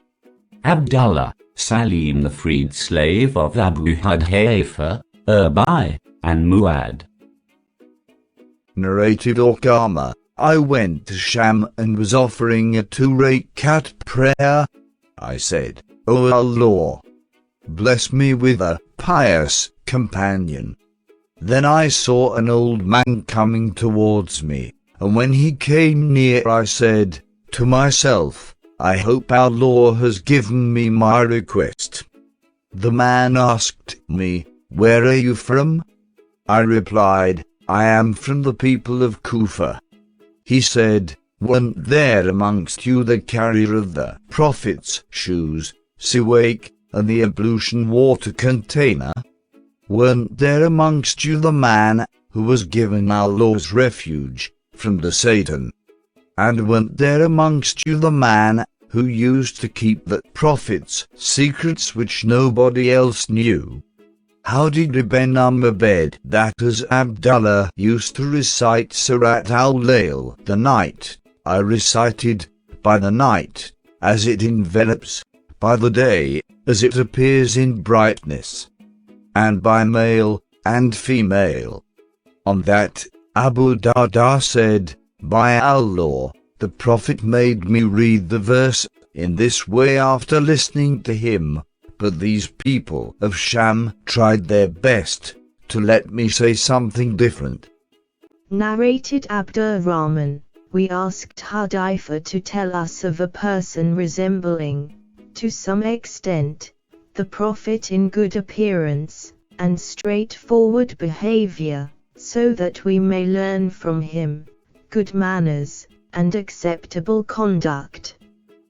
Hudhaifa replied, I do not know anybody resembling the Prophet, to some extent, in appearance and conduct more than Ibn Abed. Narrated Abu Musa, my brother and I came from Yemen, and for some time we continued to consider Abdullah as one of the members of the family of the Prophet, because we used to see him and his mother going in the house of the Prophet very often. Chapter 28, Narration about Muawiyah. Narrated Ibn Abu Mulaika, Muawiyah offered 1 rak'ah witr prayer, after the Isha prayer, and at that time a freed slave of Ibn Abbas was present. He, that is the slave, went to Ibn Abbas and told him that Muawiyah offered 1 rak'ah witr prayer. Ibn Abbas said, leave him, for he was in the company of Allah's messenger. Narrated Ibn Abi Mulaika, somebody said to Ibn Abbas, "Can you speak to the chief of the believers Muawiyah, as he does not pray except one rak'ah's witr?" Ibn Abbas replied, "He is a faqih, that is a learned man, who can give religious verdicts." Narrated Humran, Muawiyah said, to the people, "You offer a prayer which we, who were the companions of the Prophet, never saw the Prophet offering, and he forbade its offering, that is the 2 rak'at, after the compulsory Asr prayer."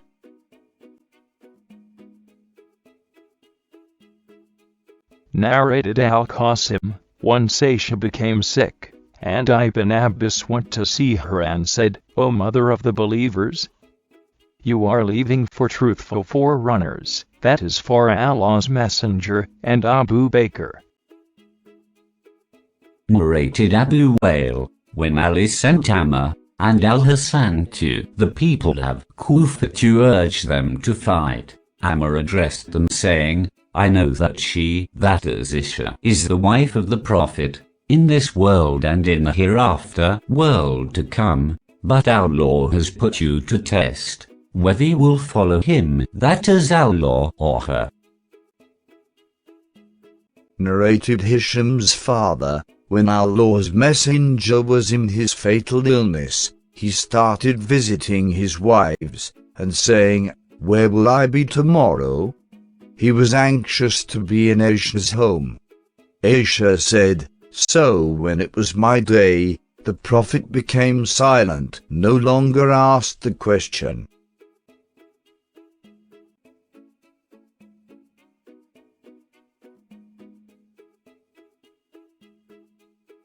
Narrated Hisham's father, the people used to send presents to the Prophet, on the day of Aisha's turn. Aisha said, "My companions, that is the other wives of the Prophet, gathered in the house of Salama and said, 'O Salama, by Allah, the people choose to send presents on the day of Aisha's turn, and we too love the good, that is presents for example, as Aisha does. You should tell Allah's messenger to tell the people, to send their presents to him wherever he may be, or wherever his turn may be." Salama said that to the Prophet, and he turned away from her, and when the Prophet returned to her, that is Salama, she repeated the same, and the Prophet again turned away, and when she told him the same, for the 3rd time, the Prophet said, "O Salama, don't trouble me by harming Aisha, for by Allah, the divine inspiration never came to me, while I was under the blanket of any woman, amongst you except her."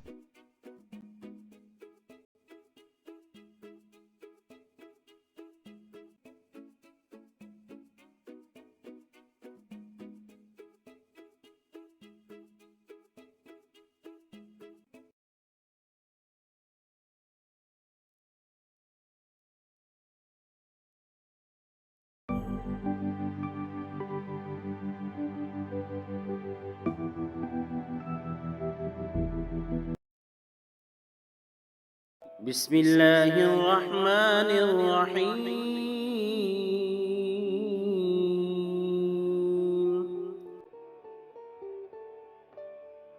Hadith number 63. The Book of Merits of the Helpers in Madinah Ansar. Chapter 1. The Merits of Al-Ansar. Narrated Gillen, I asked Anas, "Tell me about the name Al-Ansar. Did you call yourselves by it, or did Allah call you by it?" He said, "Allah called us by it." We used to visit Anas at Basra, and he used to narrate to us the virtues and deeds of the Ansar, and he used to address me, or a person from the tribe of Al-Azad, and say, "Your tribe did so and so, on such and such a day." Narrated Aisha, The day of Bu'ath, that is day of fighting between the two tribes of the Ansar, the Aus and Khazraj, was brought about by Allah, for the good of His apostle, so that when Allah's messenger reached Medina, the tribes of Medina had already divided, and their chiefs had been killed and wounded.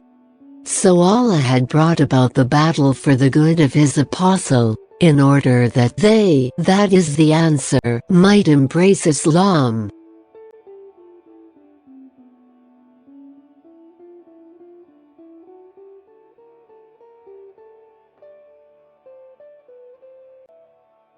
Narrated Anas, on the day of the conquest of Mecca, when the Prophet had given from the booty the Quraysh, the Ansar said, "By Allah, this is indeed very strange. While our swords are still dribbling with the blood of Quraysh, our war booty are distributed amongst them." When this news reached the Prophet, he called the Ansar and said, "What is this news that has reached me from you?" They used not to tell lies, so they replied, "What has reached you is true." He said, "Doesn't it please you that the people take the booty to their homes, and you take Allah's messenger to your homes?" If the Ansar took their way through a valley or a mountain pass, I would take the Ansar's valley or a mountain pass. Chapter 2, But for the emigration, I would have been one of the Ansar. Narrated Abu Hurairah, the Prophet or Abul Qasim said, "If the Ansar took their way through a valley or a mountain pass, I would take Ansar's valley. And but for the migration, I would have been one of the Ansar." Abu Hurairah used to say, "The Prophet is not unjust by saying so. May my parents be sacrificed for him, for the Ansar sheltered and helped him," or said a similar sentence. Chapter 3, Brotherhood between the Ansar and the Muhajirun. Narrated Saad's father, when the emigrants reached Medina, Allah's messenger established the bond of fraternity between Abdurrahman and Saad. Saad said to Abdurrahman, "I am the richest of all the Ansar, so I want to divide my property between us, and I have 2 wives, so see which of the 2 you like and tell me, so that I may divorce her, and when she finishes her prescribed period, that is iddah, of divorce, then marry her." Abdurrahman said, "May Allah bless your family and property for you, where is your market?" So they showed him the Kanaka market. He went there and returned with the Prophet in the form of dried yogurt and butter. He continued going to the market, till one day he came, bearing the traces of yellow scent. The Prophet asked, "What is this scent?" He replied, "I got married." The Prophet asked, "How much mahir did you give her?" He replied, "I gave her a date stone of gold, or a gold piece equal to the weight of a date stone." Narrated Abu Hurairah, the Ansar said to the Prophet, "Please divide the date palm trees between us and them, that is emigrants." The Prophet said, "No." The Ansar said, "Let them, that is the emigrants, do the labor for us in the gardens, and share the date fruits with us." The emigrants said, "We accepted this." Chapter 4, To love the Ansar is a sign of faith.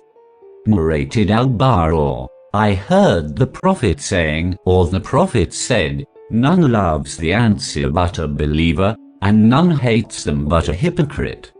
So Allah will love him who loves them, and he will hate him who hates them." Narrated Anas, the Prophet said, "The sign of belief is to love the Ansar, and the sign of hypocrisy is to hate the Ansar." Chapter 5, You are from the most beloved people to me. Narrated Anas, the Prophet saw the women and children of the Ansar coming forward. The sub-narrator said, "I think that Anas said, They were returning from a wedding party. The Prophet stood up and said thrice, "By Allah, you are from the most beloved people to me." Narrated Anas, once an Ansari woman, accompanied by a son of hers, came to Allah's Messenger. Allah's Messenger spoke to her and said twice, "By him in whose hand my life is, you are the most beloved people to me." Narrated Abu Hamza, a man from the Ansar. The Ansar said, "Every nation has followers and, O Prophet, we have followed you, so invoke Allah to let our followers be considered from us as Ansar like ourselves." So the Prophet said, "O Allah, let their followers be considered as Ansar like themselves." Narrated Abu Humayd, the Prophet said, "The best of the Ansar families, homes, are the families, homes, of Banu and Najjar, and then that of Banu Abdul Ashhal, and then that of Banu al-Harith, and then that of Banu Sayda, and there is good in all the families, homes, of the Ansar." Sa'd followed us and said, "O Abu Yazid, don't you see that the Prophet compared the Ansar, and made us the last of them in superiority?" Then Sa'd met the Prophet and said, "O Allah's Messenger, in comparing the Ansar's families, homes, as to the degree of superiority, you have made us the last of them." Allah's Messenger replied, "Isn't it sufficient that you are regarded amongst the best?" Chapter 8. Be patient till you meet me at al-Hadith, al-Kothar. Narrated Uzayd, a man from the Ansar said, "O Allah's Messenger, will you appoint me, as you have appointed so and so?" The Prophet said, "After me you will see others, given preference to you, so be patient till you meet me at the tank, that is Lake of Kothar, on the day of resurrection." Narrated Yahya, that he heard Anas when he went with him to Al-Walid, saying, "Once the Prophet called the Ansar, in order to give them the territory of Bahrain. They said, 'No, unless you give to our emigrant brethren a similar share.' On that he said, 'If you do not agree to it, then be patient till you meet me, for after me others will be given preference to you." Chapter 9, O Allah, improve and make right the state of the Ansar and the Muhajiran. Narrated Anas, Allah's Messenger said, "There is no life except the life of the hereafter. So, O Allah, improve the state of the Ansar and the Muhajiran." And Anas added that the Prophet also said, "O Allah, forgive the Ansar." Narrated Anas, on the day of the Battle of the Trench, that is Ghazwat al-Khandaq, the Ansar used to say, "We are those who have given the pledge of allegiance to Muhammad for jihad, that is holy fighting, as long as we live." The Prophet replied to them, "O Allah, there is no life, except the life of the hereafter, so please honor the Ansar and the emigrants." Narrated Sahih, Allah's Messenger came to us, while we were digging the trench, and carrying out the earth on our backs.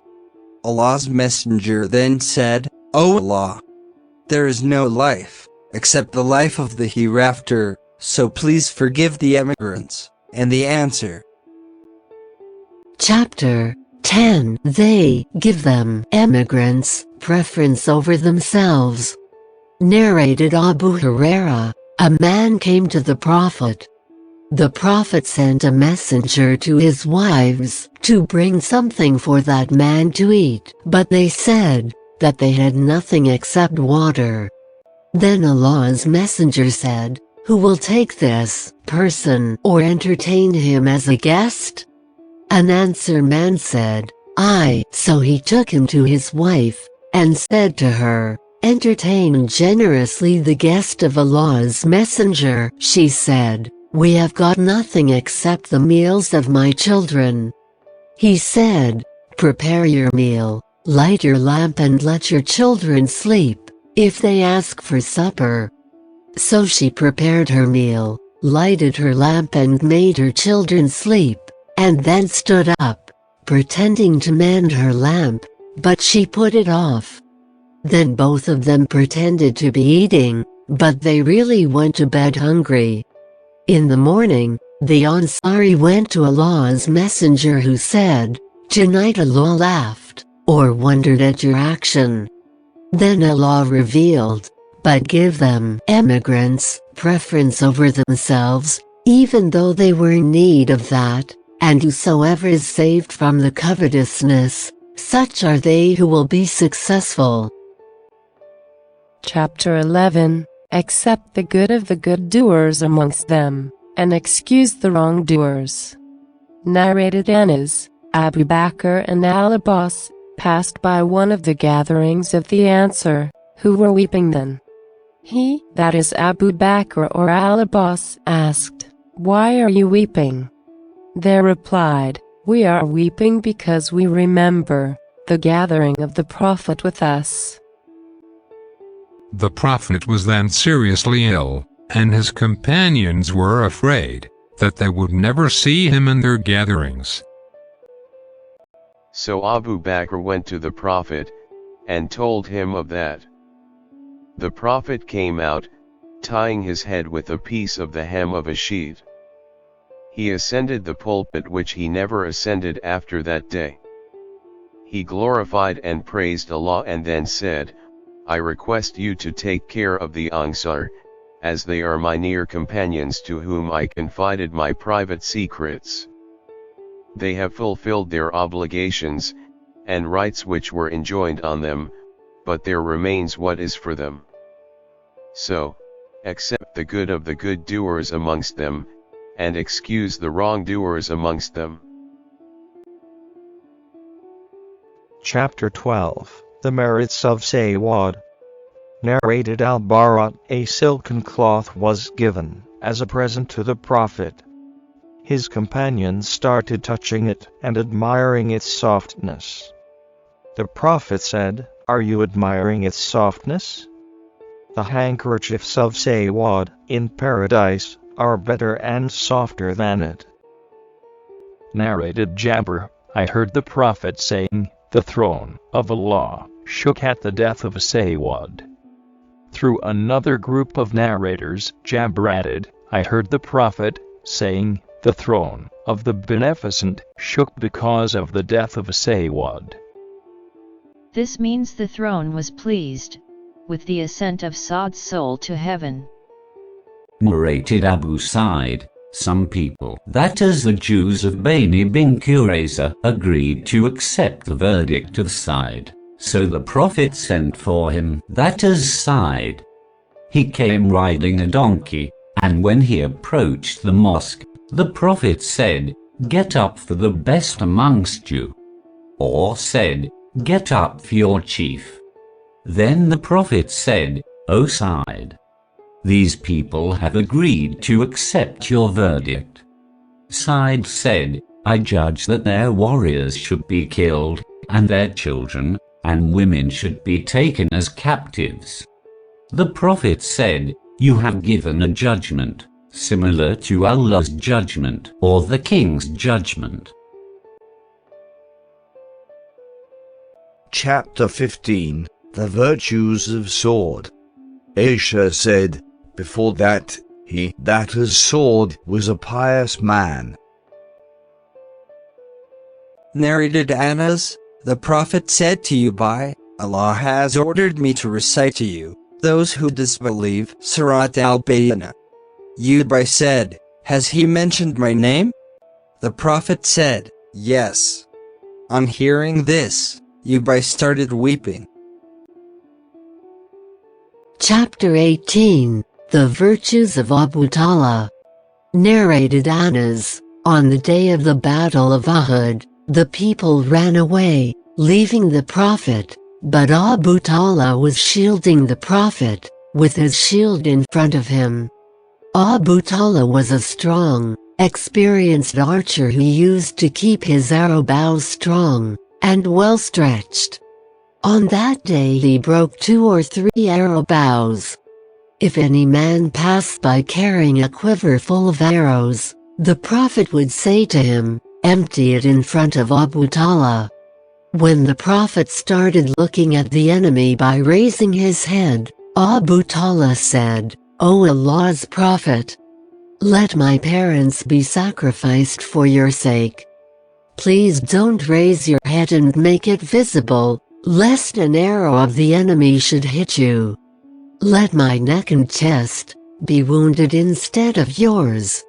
On that day I saw Aisha, the daughter of Abu Bakr, and Sulaim both lifting their dresses up, so that I was able to see the ornaments of their legs, and they were carrying the water skins of their arms, to pour the water into the mouths of the thirsty people, and then go back and fill them, and come to pour the water into the mouths of the people again. On that day Abu Talha's sword fell from his hand twice or thrice. Chapter 19, The Virtues of Abdullah. Narrated Sa'd, I have never heard the Prophet saying about anybody walking on the earth, that he is from the people of paradise, except Abdullah. The following verse was revealed concerning him, and a witness from the children of Israel testifies that this Quran is true. Narrated case, while I was sitting in the mosque of Medina, there entered a man, Abdullah, with signs of solemnity over his face. The people said, "He is one of the people of paradise." He prayed 2 light rak'at and then left. I followed him and said, "When you enter the mosque," the people said, "He is one of the people of paradise." He said, "By Allah, one ought not say what he does not know. And I will tell you why. In the lifetime of the Prophet, I had a dream which I narrated to him. I saw as if I were in a garden. He then described its extension and greenery. He added, in its center there was an iron pillar, whose lower end was fixed in the earth, and the upper end was in the sky, and at its upper end there was a ring-shaped handhold. I was told to climb it. I said, "I can't."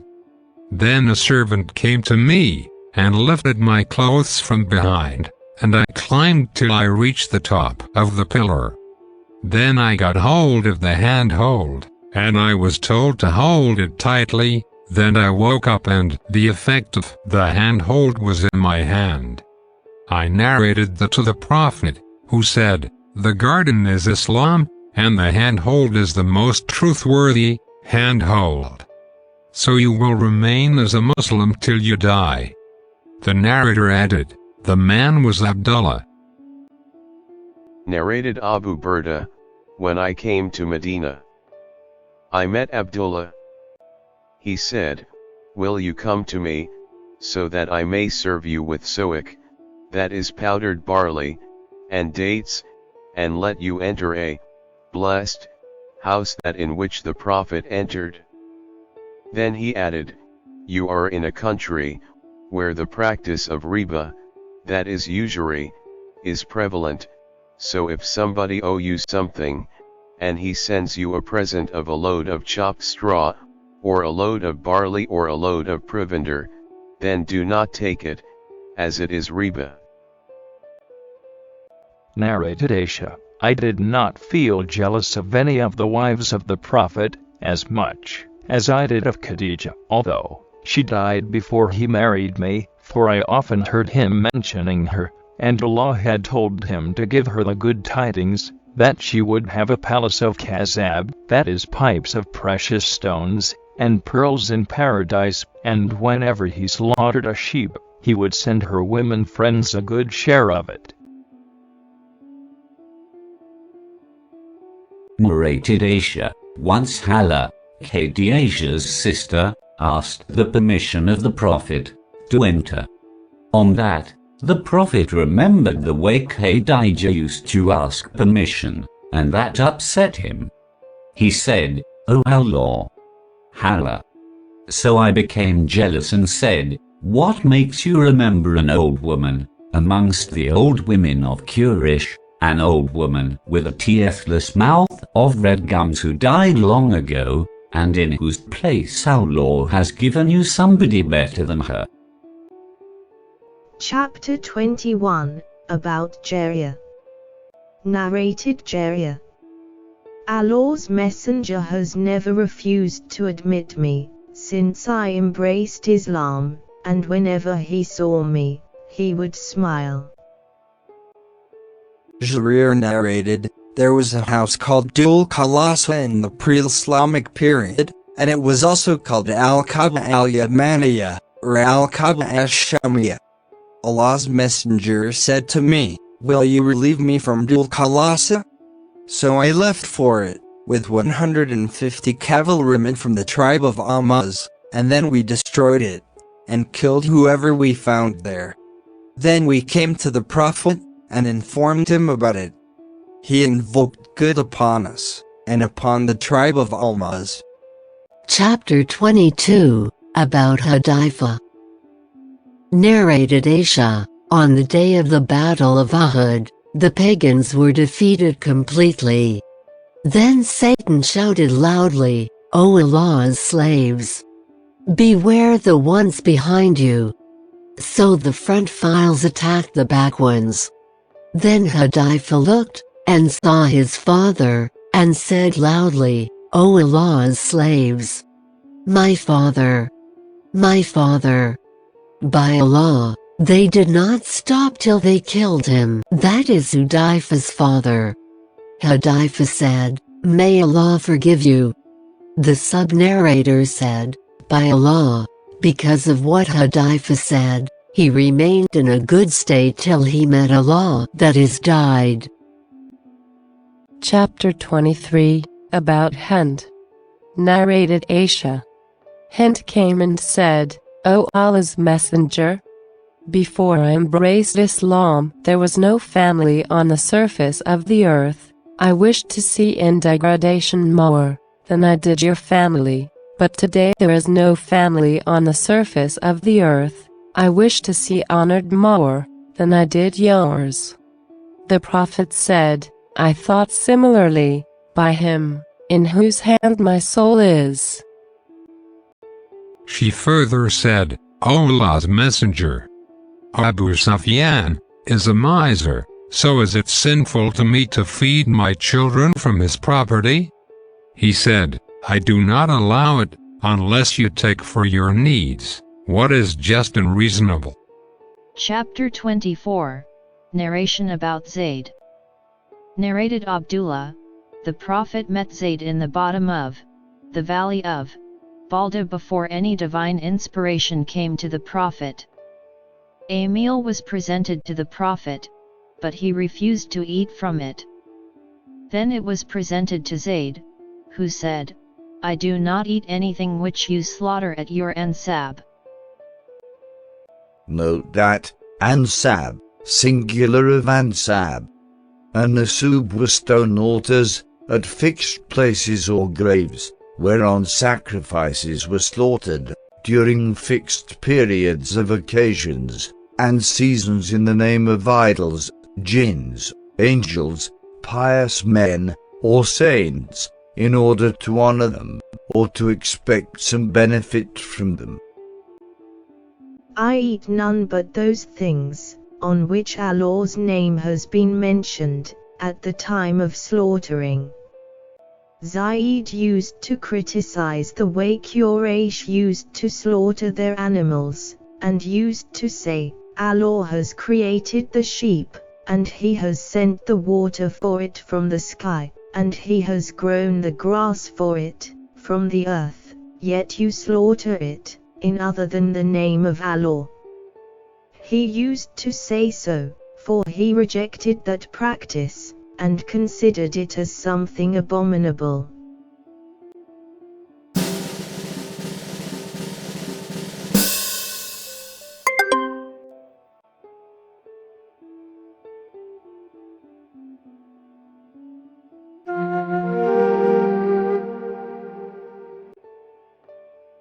Chapter 25. The Building of the Kaaba. Narrated Jabir. When the Kaaba was rebuilt, the Prophet and Abbas went to carry stones. Abbas said to the Prophet, "Take off and put your waist sheet over your neck, so that the stones may not hurt you." But as soon as he took off his waist sheet, he fell unconscious on the ground, with both his eyes towards the sky. When he came to his senses, he said, "My waist sheet. My waist sheet." Then he tied his waist sheet round his waist.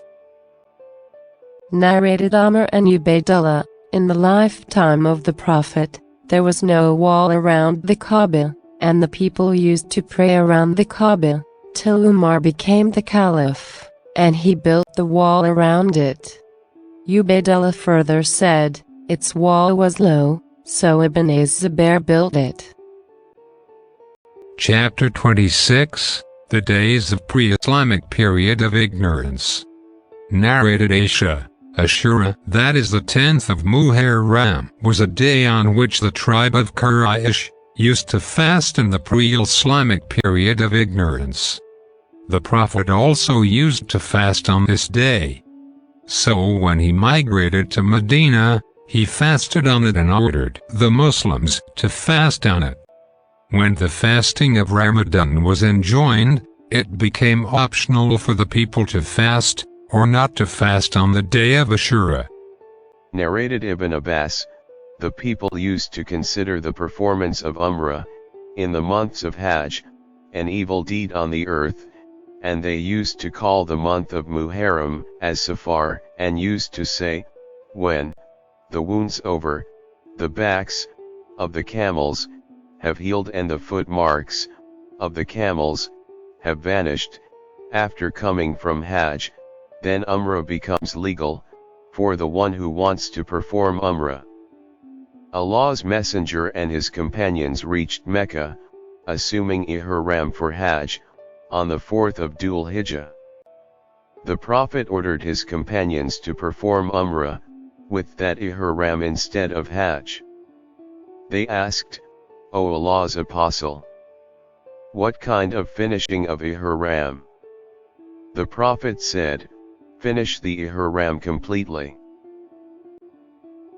Narrated Sa's grandfather, in the pre-Islamic period of ignorance, a flood of rain came, and filled the valley, in between the two mountains, around the Kaaba. Narrated Qais, Abu Bakr went to a lady from the Amas tribe, called Zainab, and found that she refused to speak. He asked, "Why does she not speak?" The people said, "She has intended to perform Hajj, without speaking." He said to her, "Speak, for it is illegal not to speak, as it is an action of the pre-Islamic period of ignorance." So she spoke and said, "Who are you?" He said, "A man from the emigrants." She asked, "Which emigrants?" He replied, "From Quraysh." She asked, "From what branch of Quraysh are you?" He said, "You ask too many questions, I am Abu Bakr." She said, "How long shall we enjoy this good order, that is Islamic religion, which Allah has brought, after the period of ignorance?" He said, "You will enjoy it, as long as your imams keep on abiding by its rules and regulations." She asked, "What are the imams?" He said, "Were there not heads and chiefs of your nation, who used to order the people, and they used to obey them?" She said, "Yes." He said, "So they, that is the imams, are those whom I meant." Narrated Aisha, a black lady slave of some of the Arabs, embraced Islam, and she had a hut in the mosque. She used to visit us, and talk to us, and when she finished her talk, she used to say, "The day of the scarf was one of our Lord's wonders, verily. He has delivered me from the land of Kafir." When she said the above verse many times, that is Aisha, asked her, what was the day of the scarf?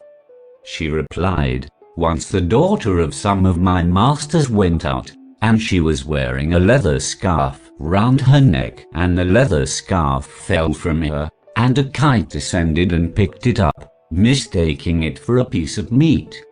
They, that is my masters, accused me of stealing it, and they tortured me to such an extent that they even looked for it in my private parts. So, while they all were around me, and I was in my great distress, suddenly the kite came over our heads, and threw the scarf, and they took it. I said to them, this is what you accused me of stealing, though I was innocent. Narrated Ibn Umar, the Prophet said, if anybody has to take an oath, he should swear only by Allah.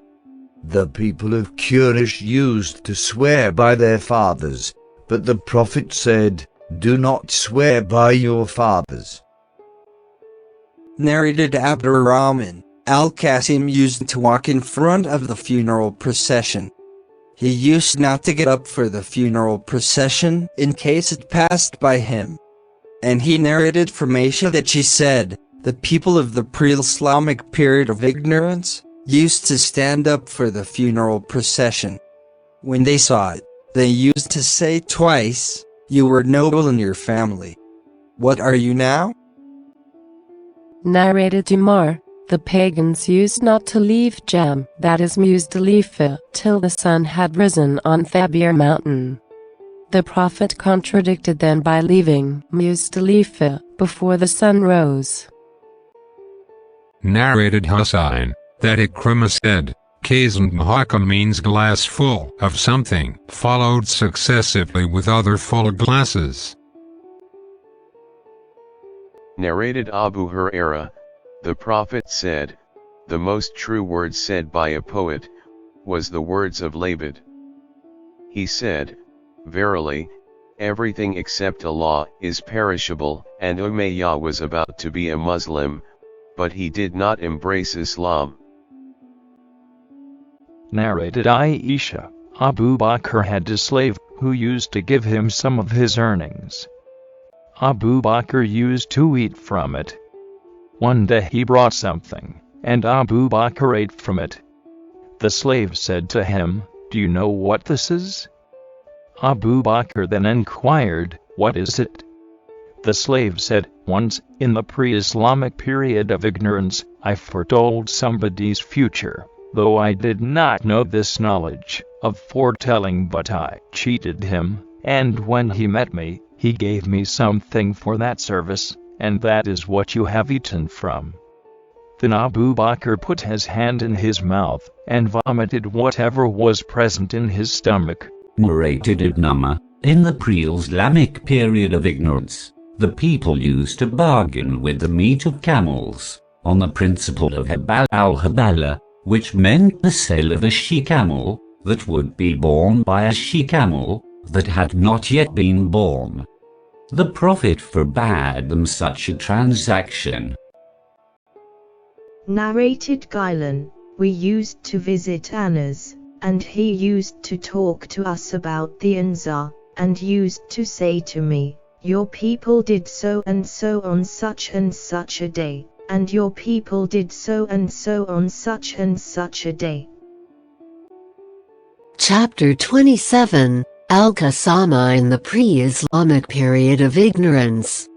Narrated Ibn Abbas, the first event of Qasama in the pre-Islamic period of ignorance, was practiced by us, that is Banu Hashim. A man from Banu Hashim was employed by a Qurayshi man from another branch family. The Hashimi laborer set out with the Qurayshi, driving his camels. There passed by him another man from Banu Hashim. The leather rope of the latter's bag had broken, so he said to the laborer, will you help me by giving me a rope, in order to tie the handle of my bag, lest the camels should run away from me? The laborer gave him a rope, and the latter tied his bag with it. When the caravan halted, all the camels' legs were tied with their fetters except one camel. The employer asked the laborer, "Why, from among all the camels has this camel not been fettered?" He replied, "There is no fetter for it." The Qurayshi asked, "Where is its fetter?" and hit the laborer with a stick that caused his death. Later on, just before his death, a man from Yemen passed by him. The laborer asked him, "Will you go for the pilgrimage?" He replied, "I do not think I will attend it, but perhaps I will attend it." The Hashimi laborer said, "Will you please convey a message for me once in your life?" The other man said, "Yes." The laborer wrote, "When you attend the pilgrimage, call the family of Quraysh, and if they respond to you, call the family of Banu Hashim, and if they respond to you, ask about Abu Talib, and tell him that so-and-so has killed me for a fetter." Then the laborer expired. When the employer reached Mecca, Abu Talib visited him and asked, "What has happened to our companion?" He said, "He became ill, and I looked after him nicely, but he died, and I buried him." Then Abu Talib said, "The deceased deserved this from you." After some time, the messenger whom the laborer has asked to convey the message reached during the pilgrimage season. He called, "O the family of Quraysh." The people replied, "This is Quraysh." Then he called, "O the family of Banu Hashim." Again the people replied, "This is Banu Hashim." He asked, "Who is Abu Talib?" The people replied, "This is Abu Talib." He said, "So-and-so has asked me to convey a message to you, that so-and-so has killed him for a fetter of a camel." Then Abu Talib went to the Qurayshi killer and said to him, "Choose one of three alternatives. First, if you wish, give us 100 camels, because you have murdered our companion. Second, or if you wish, 50 of your men should take an oath that you have not murdered our companion, and if you do not accept this, third, we will kill you in cases." The killer went to his people and they said, "We will take an oath." Then a woman from Banu Hashim, who is married to one of them, that is the Qurayshis, and had given birth to a child from him, came to Abu Talib and said, "O Abu Talib, I wish that my son from among the 50 men should be excused from this oath, and that he should not take the oath where the oath-taking is carried on." Abu Talib excused him. Then another man from them came to Abu Talib and said, "O Abu Talib, you want 50 persons to take an oath instead of giving 100 camels, and that means each man has to give 2 camels in case he does not take an oath. So there are 2 camels I would like you to accept from me, and excuse me from taking an oath where those are taken." Abu Talib accepted them from him. Then 48 men came and took the oath.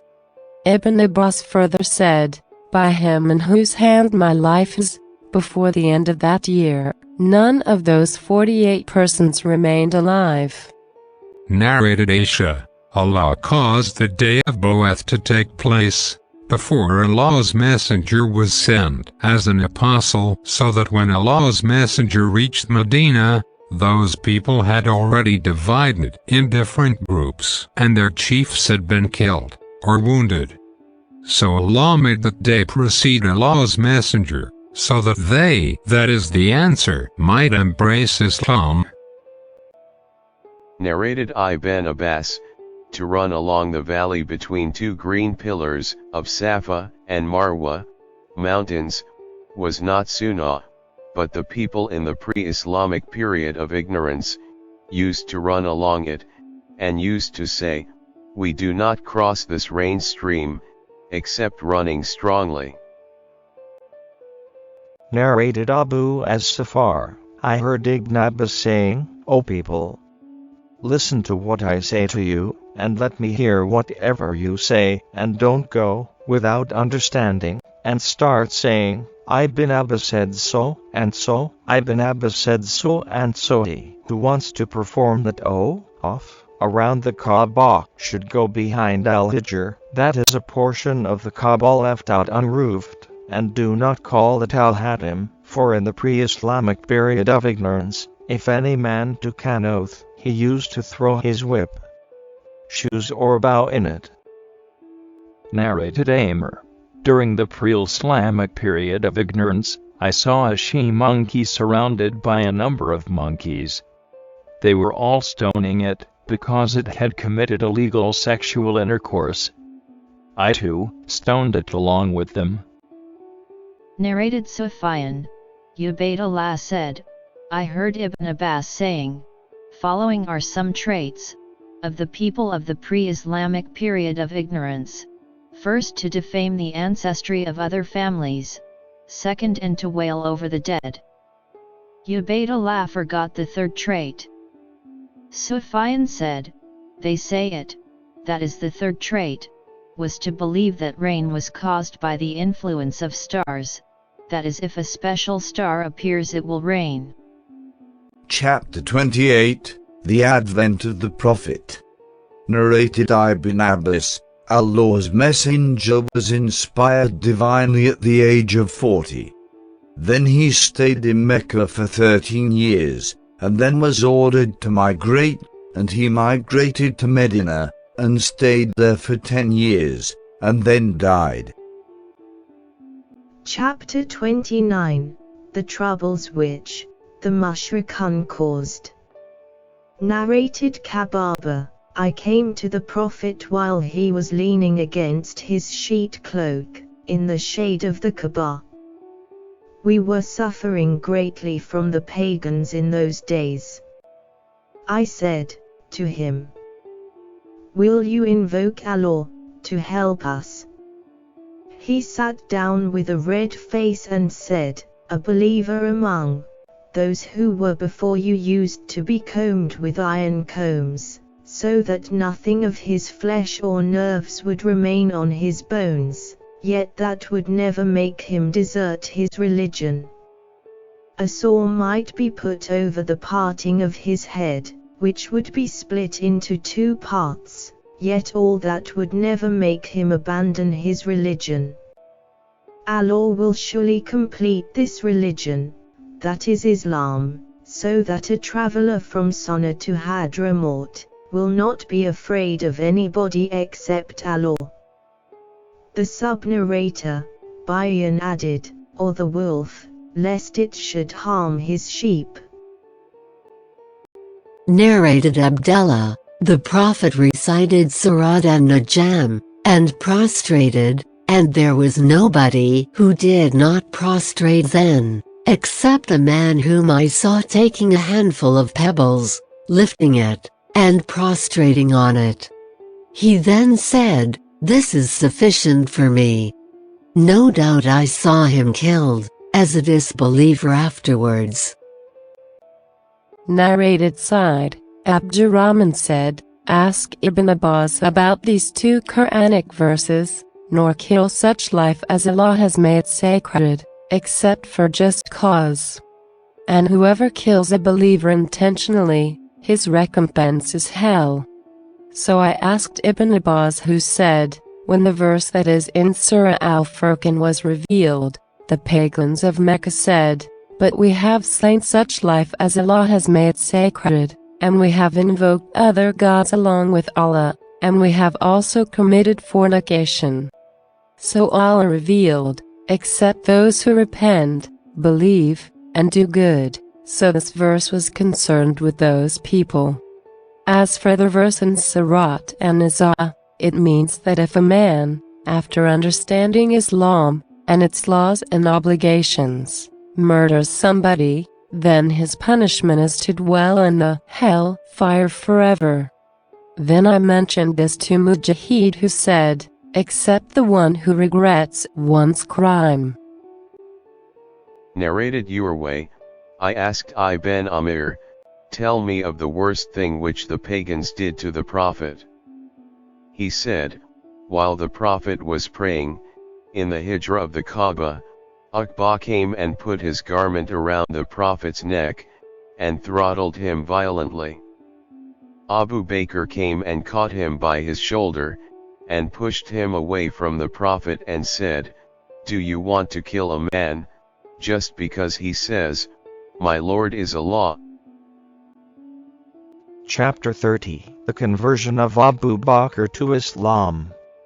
Narrated Ammar, I saw Allah's Messenger, and the only converts to Islam with him were 5 slaves, 2 women and Abu Bakr. Chapter 31, The Conversion of Sa'd to Islam.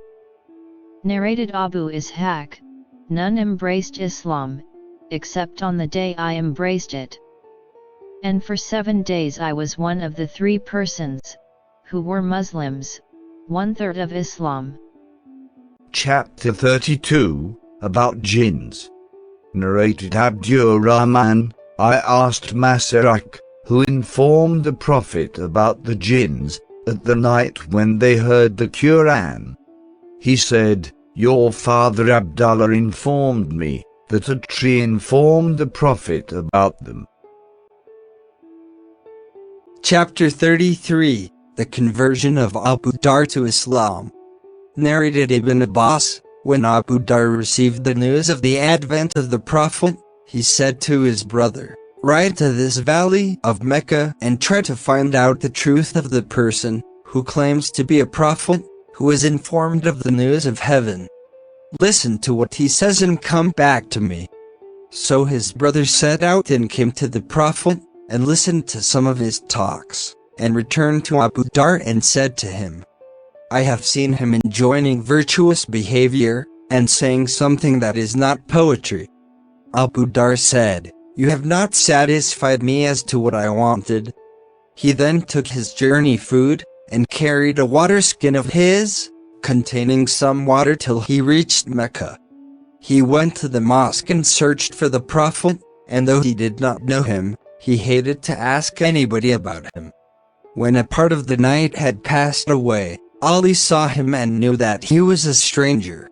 So when Abu Dar saw Ali, he followed him, and none of them asked his companion about anything, and when it was dawn, Abu Dar took his journey food, and his water skin to the mosque, and stayed there all the day long without being perceived by the Prophet, and when it was evening, he came back to his retiring place. Ali passed by him and said, has the man not known his dwelling place yet? So Ali awakened him and took him with him, and none of them spoke to the other about anything. When it was the 3rd day, Ali did the same and Abu Dar stayed with him. Then Ali said, will you tell me what has brought you here? Abu Dar said, if you give me a firm promise that you will guide me, then I will tell you. Ali promised him, and he informed Ali about the matter. Ali said, it is true, and he is the messenger of Allah. Next morning when you get up, accompany me, and if I see any danger for you, I will stop as if to pass water, but if I go on, follow me and enter the place which I will enter. Abu Dar did so, and followed Ali till he entered the place of the Prophet, and Abu Dar went in with him. Abu Dar listened to some of the Prophet's talks, and embraced Islam on the spot. The Prophet said to him, go back to your people and inform them about it till you receive my order. Abu Dar said, by him in whose hand my life is, I will proclaim my conversion loudly amongst them, that is the pagans. So he went out, and when he reached the mosque, he said as loudly as possible, I bear witness that none has the right to be worshipped except Allah, and Muhammad is the messenger of Allah. The people got up and beat him painfully. Then Al-Abbas came and knelt over him to protect him and said to the people, woe to you! Don't you know that this man belongs to the tribe of Ghaffar, and your trade to Sham is through their way? So he rescued him from them. Abu Dhar again did the same the next day. They beat him and took vengeance on him, and again Al-Abbas knelt over him to protect him. Chapter 34, The Conversion of Sa'd to Islam. Narrated case, I heard Sa'd saying in the mosque of Al-Kufa, "By Allah, I have seen myself tied and forced by Umar to leave Islam before Umar himself embraced Islam. And if the mountain of Uhud could move from its place, for the evil which you people have done to youthmen, then it would have the right to move from its place." Chapter 35, The Conversion of Umar to Islam. Narrated Abdullah, we have been powerful since Umar embraced Islam. Narrated Abdullah, while Umar was at home in a state of fear, there came Al-Asi, wearing an embroidered cloak, and a shirt having silk hems. He was from the tribe of Bani Sahim, who were our allies during the pre-Islamic period of ignorance. Al-Asi said to Umar, "What is wrong with you?" He said, "Your people claim that they would kill me if I become a Muslim." Al-Asi said, "Nobody will harm you after I have given protection to you." So Al-Asi went out and met the people, streaming in the whole valley. He said, "Where are you going?" They said, "We want Ibn al-Khattab, who has embraced Islam." Al-Asi said, "There is no way for anybody to touch him." So the people retreated. Narrated Abdullah, when Umar embraced Islam, all the disbelieving people gathered around his home, and said, "Umar has embraced Islam." At that time I was still a boy, and was on the roof of my house. There came a man wearing a cloak of dibaj, that is a kind of silk, and said, "Umar has embraced Islam. Nobody can harm him, for I am his protector." I then saw the people going away from Umar, and asked who the man was, and they said, "Al-Asi." Narrated Abdullah, I never heard Umar saying about something, that he thought it would be so and so, but he was quite right. Once, while Umar was sitting, a handsome man passed by him. Umar said, "If I am not wrong, this person is still on his religion of the pre-Islamic period of ignorance, or he was their foreteller. Call the man to me." When the man was called to him, he told him of his thought. The man said, "I have never seen such a day, on which a Muslim is faced with such an accusation." Umar said, "I am determined that you should tell me the truth." He said, "I was a foreteller in the pre-Islamic period of ignorance." Then Umar said, "Tell me the most astonishing thing your female jinn has told you of." He said, "One day while I was in the market, she came to me scared and said, 'Haven't you seen the jinns, and their despair, and they were overthrown after their defeat, and prevented from listening to the news of the heaven, so that they stopped going to the sky, and kept following camel riders, that is Arabs.'" Umar said, "He is right," and added, "One day while I was near their idols, there came a man with a calf, and slaughtered it as a sacrifice for the idols.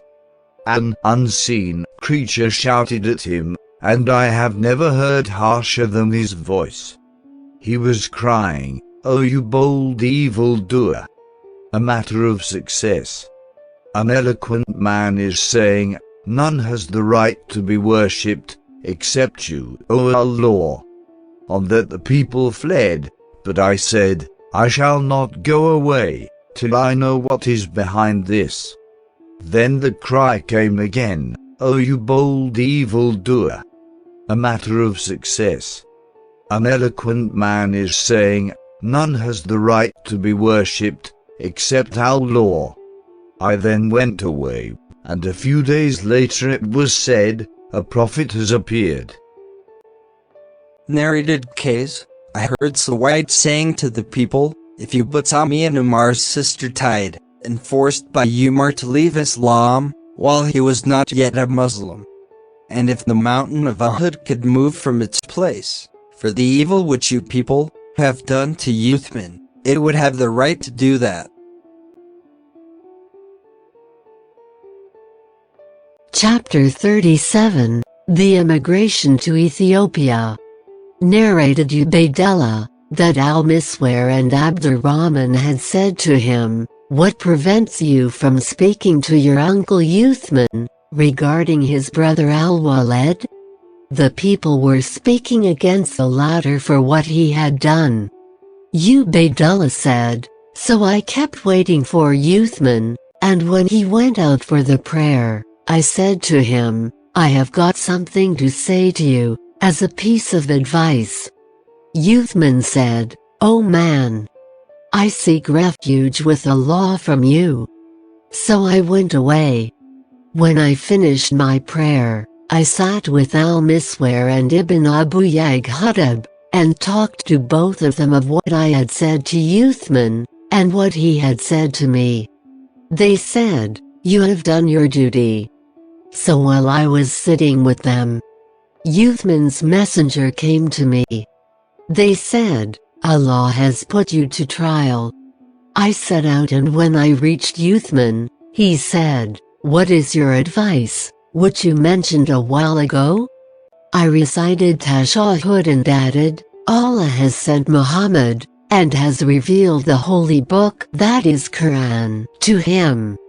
You, O Uthman, were amongst those who responded to the call of Allah, and his apostle, and had faith in him. And you took part in the first two migrations, to Ethiopia and to Medina, and you enjoyed the company of Allah's messenger, and learned his traditions and advice. Now the people are talking much about al-Walid, and so it is your duty to impose on him the legal punishment. Uthman then said to me, O my nephew, did you ever meet Allah's messenger? I said, no, but his knowledge has reached me, as it has reached the virgin in her seclusion.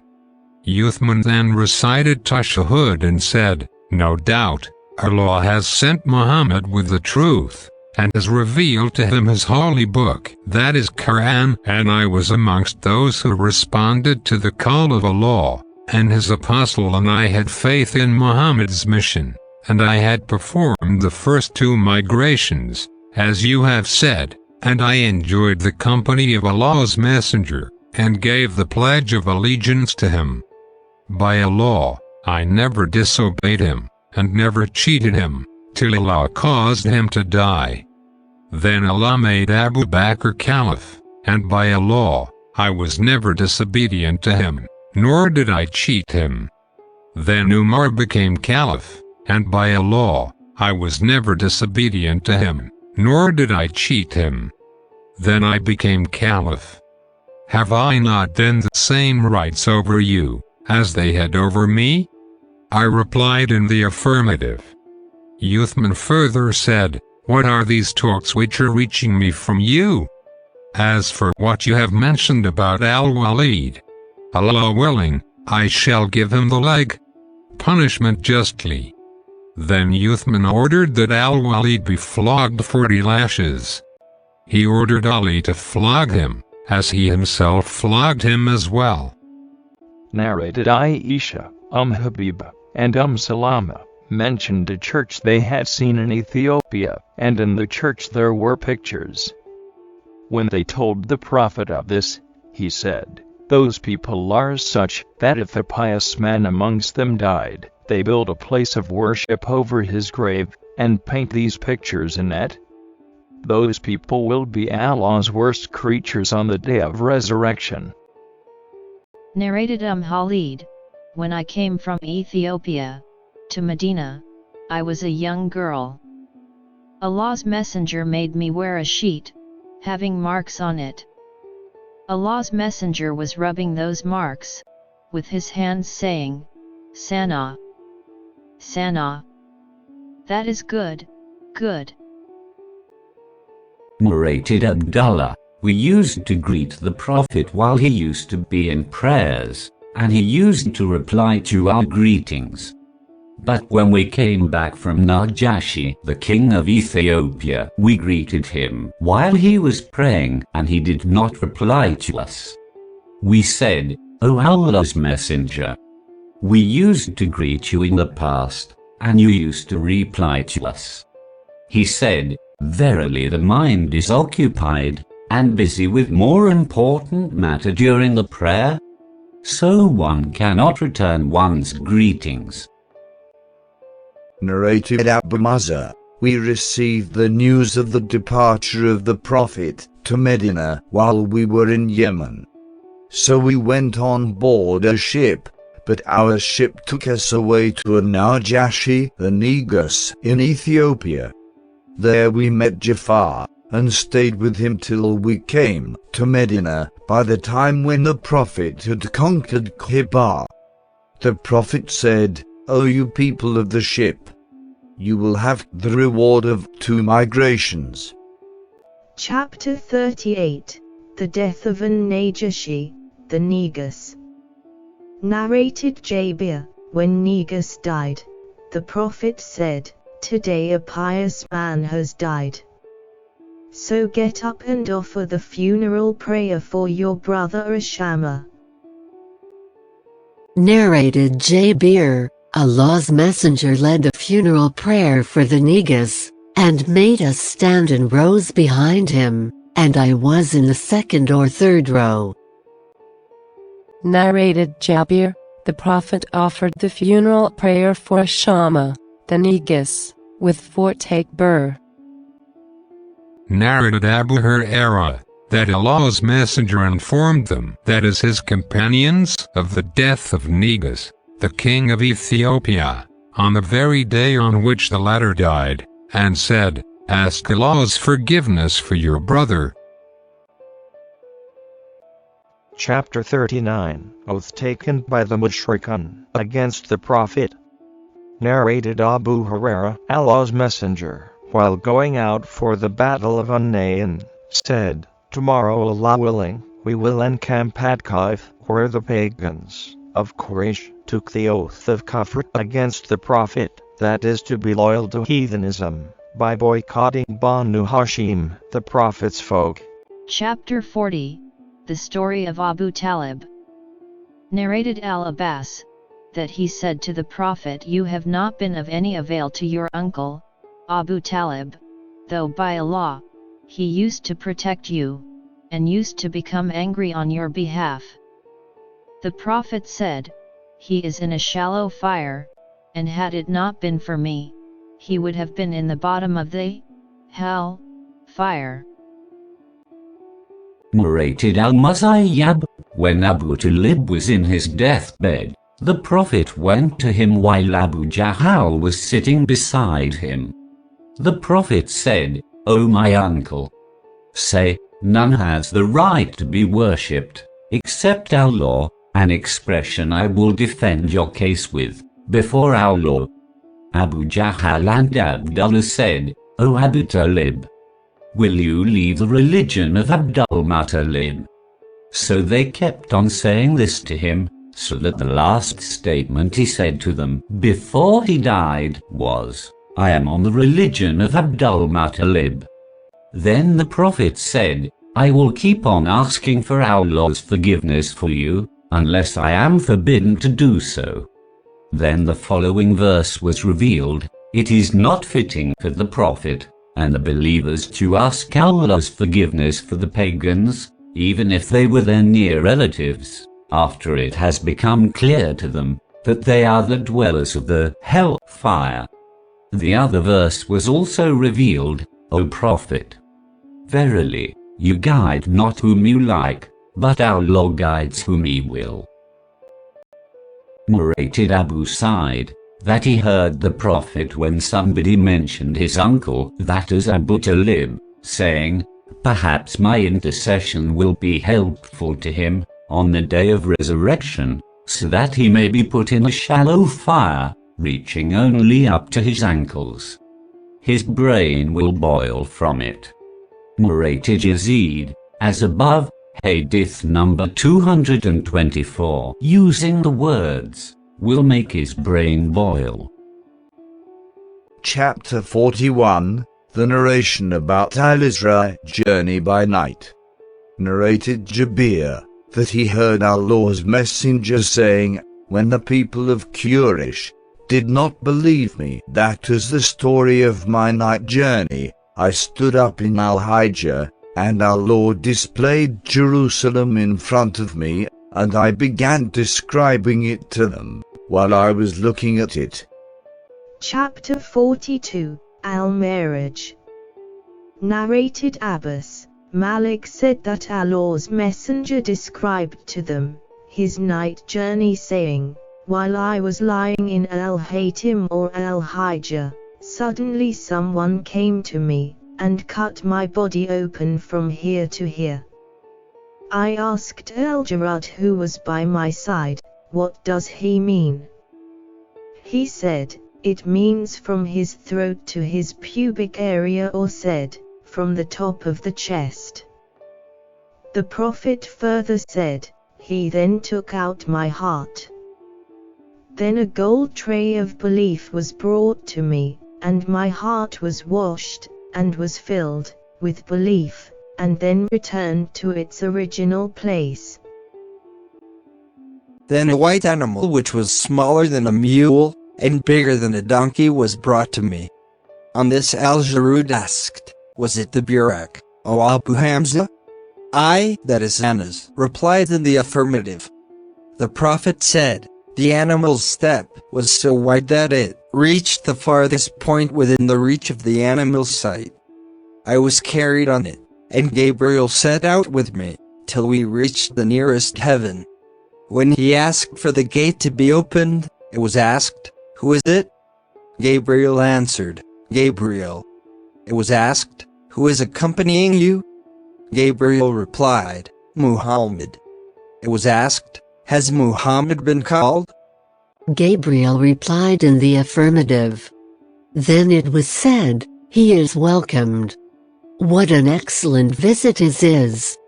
The gate was opened, and when I went over the first heaven, I saw Adam there. Gabriel said to me, this is your father, Adam. Pay him your greetings.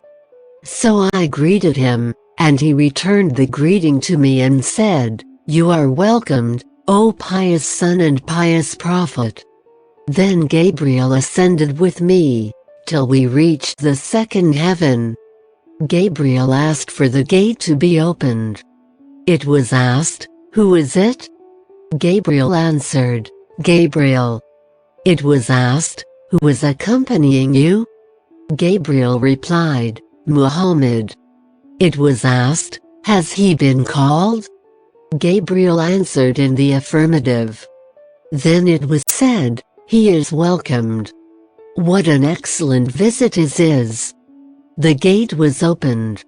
When I went over the second heaven, there I saw Yahya, that is John, and Isa, that is Jesus, who were cousins of each other. Gabriel said to me, these are John and Jesus. Pay them your greetings. So I greeted them, and both of them returned my greetings to me, and said, you are welcomed, O pious brother and pious prophet. Then Gabriel ascended with me to the third heaven and asked for its gate to be opened. It was asked, who is it? Gabriel replied, Gabriel. It was asked, who is accompanying you? Gabriel replied, Muhammad. It was asked, has he been called? Gabriel replied in the affirmative. Then it was said, he is welcomed. What an excellent visit his is. The gate was opened, and when I went over the third heaven there I saw Joseph. Gabriel said to me, this is Joseph. Pay him your greetings." So I greeted him and he returned the greeting to me and said, "You are welcomed, O pious brother and pious prophet." Then Gabriel ascended with me to the fourth heaven, and asked for its gate to be opened. It was asked, "Who is it?" Gabriel replied, "Gabriel." It was asked, "Who is accompanying you?" Gabriel replied, "Muhammad." It was asked, "Has he been called?" Gabriel replied in the affirmative. Then it was said, "He is welcomed, what an excellent visit is this." The gate was opened, and when I went over the fourth heaven, there I saw Idris. Gabriel said to me, "This is Idris. Pay him your greetings." So I greeted him and he returned the greeting to me and said, "You are welcomed, O pious brother and pious prophet." Then Gabriel ascended with me to the fifth heaven, and asked for its gate to be opened. It was asked, "Who is it?" Gabriel replied, "Gabriel." It was asked, "Who is accompanying you?" Gabriel replied, "Muhammad." It was asked, "Has he been called?" Gabriel replied in the affirmative. Then it was said, "He is welcomed, what an excellent visit is this." So when I went over the fifth heaven, there I saw Harun, that is Aaron. Gabriel said to me, "This is Aaron. Pay him your greetings." I greeted him and he returned the greeting to me and said, "You are welcomed, O pious brother and pious prophet." Then Gabriel ascended with me to the sixth heaven, and asked for its gate to be opened. It was asked, "Who is it?" Gabriel replied, "Gabriel." It was asked, "Who is accompanying you?" Gabriel replied, "Muhammad." It was asked, "Has he been called?" Gabriel replied in the affirmative. It was said, "He is welcomed. What an excellent visit is this." When I went over the sixth heaven, there I saw Moses. Gabriel said to me, "This is Moses. Pay him your greeting." So I greeted him and he returned the greetings to me and said, "You are welcomed, O pious brother and pious prophet." When I left him, that is Moses, he wept. Someone asked him, "What makes you weep?" Moses said, "I weep because after me, there has been sent as prophet a young man whose followers will enter paradise in greater numbers than my followers." Then Gabriel ascended with me to the seventh heaven, and asked for its gate to be opened. It was asked, "Who is it?" Gabriel replied, "Gabriel." It was asked, "Who is accompanying you?" Gabriel replied, "Muhammad." It was asked, "Has he been called?" Gabriel replied in the affirmative. Then it was said, "He is welcomed. What an excellent visit his is." So when I went over the seventh heaven, there I saw Abraham. Gabriel said to me, "This is your father, pay your greetings to him." So I greeted him and he returned the greetings to me and said, "You are welcomed, O pious son and pious prophet." Then I was made to ascend to Sidrat al-Muntaha, that is the low tree of the utmost boundary. Behold, its fruits were like the jars of Hajr, that is a place near Medina, and its leaves were as big as the ears of elephants. Gabriel said, "This is the low tree of the utmost boundary."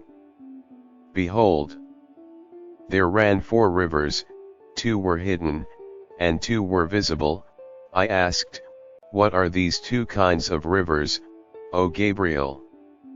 He replied, "As for the hidden rivers, they are 2 rivers in paradise, and the visible rivers are the Nile and the Euphrates." Then al-Bayt al-Ma'mur, that is the sacred house, was shown to me, and a container full of wine, and another full of milk, and a third full of honey were brought to me. I took the milk. Gabriel remarked, "This is the Islamic religion which you and your followers are following."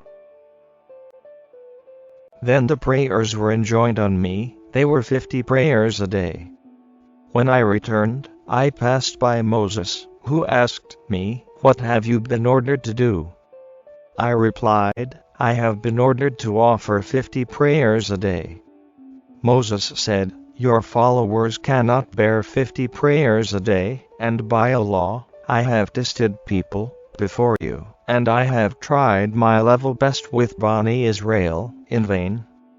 Go back to your Lord, and ask for reduction, to lessen your followers' burden."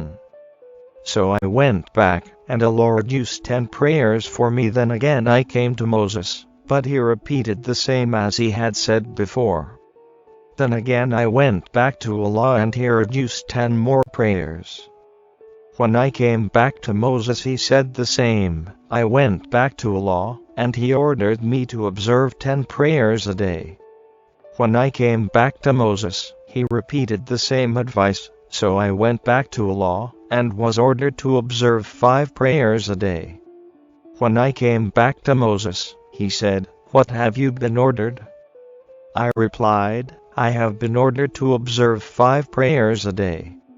He said, "Your followers cannot bear 5 prayers a day, and no doubt, I have got an experience of the people before you, and I have tried my level best with Bani Israel, so go back to your Lord, and ask for reduction, to lessen your followers' burden."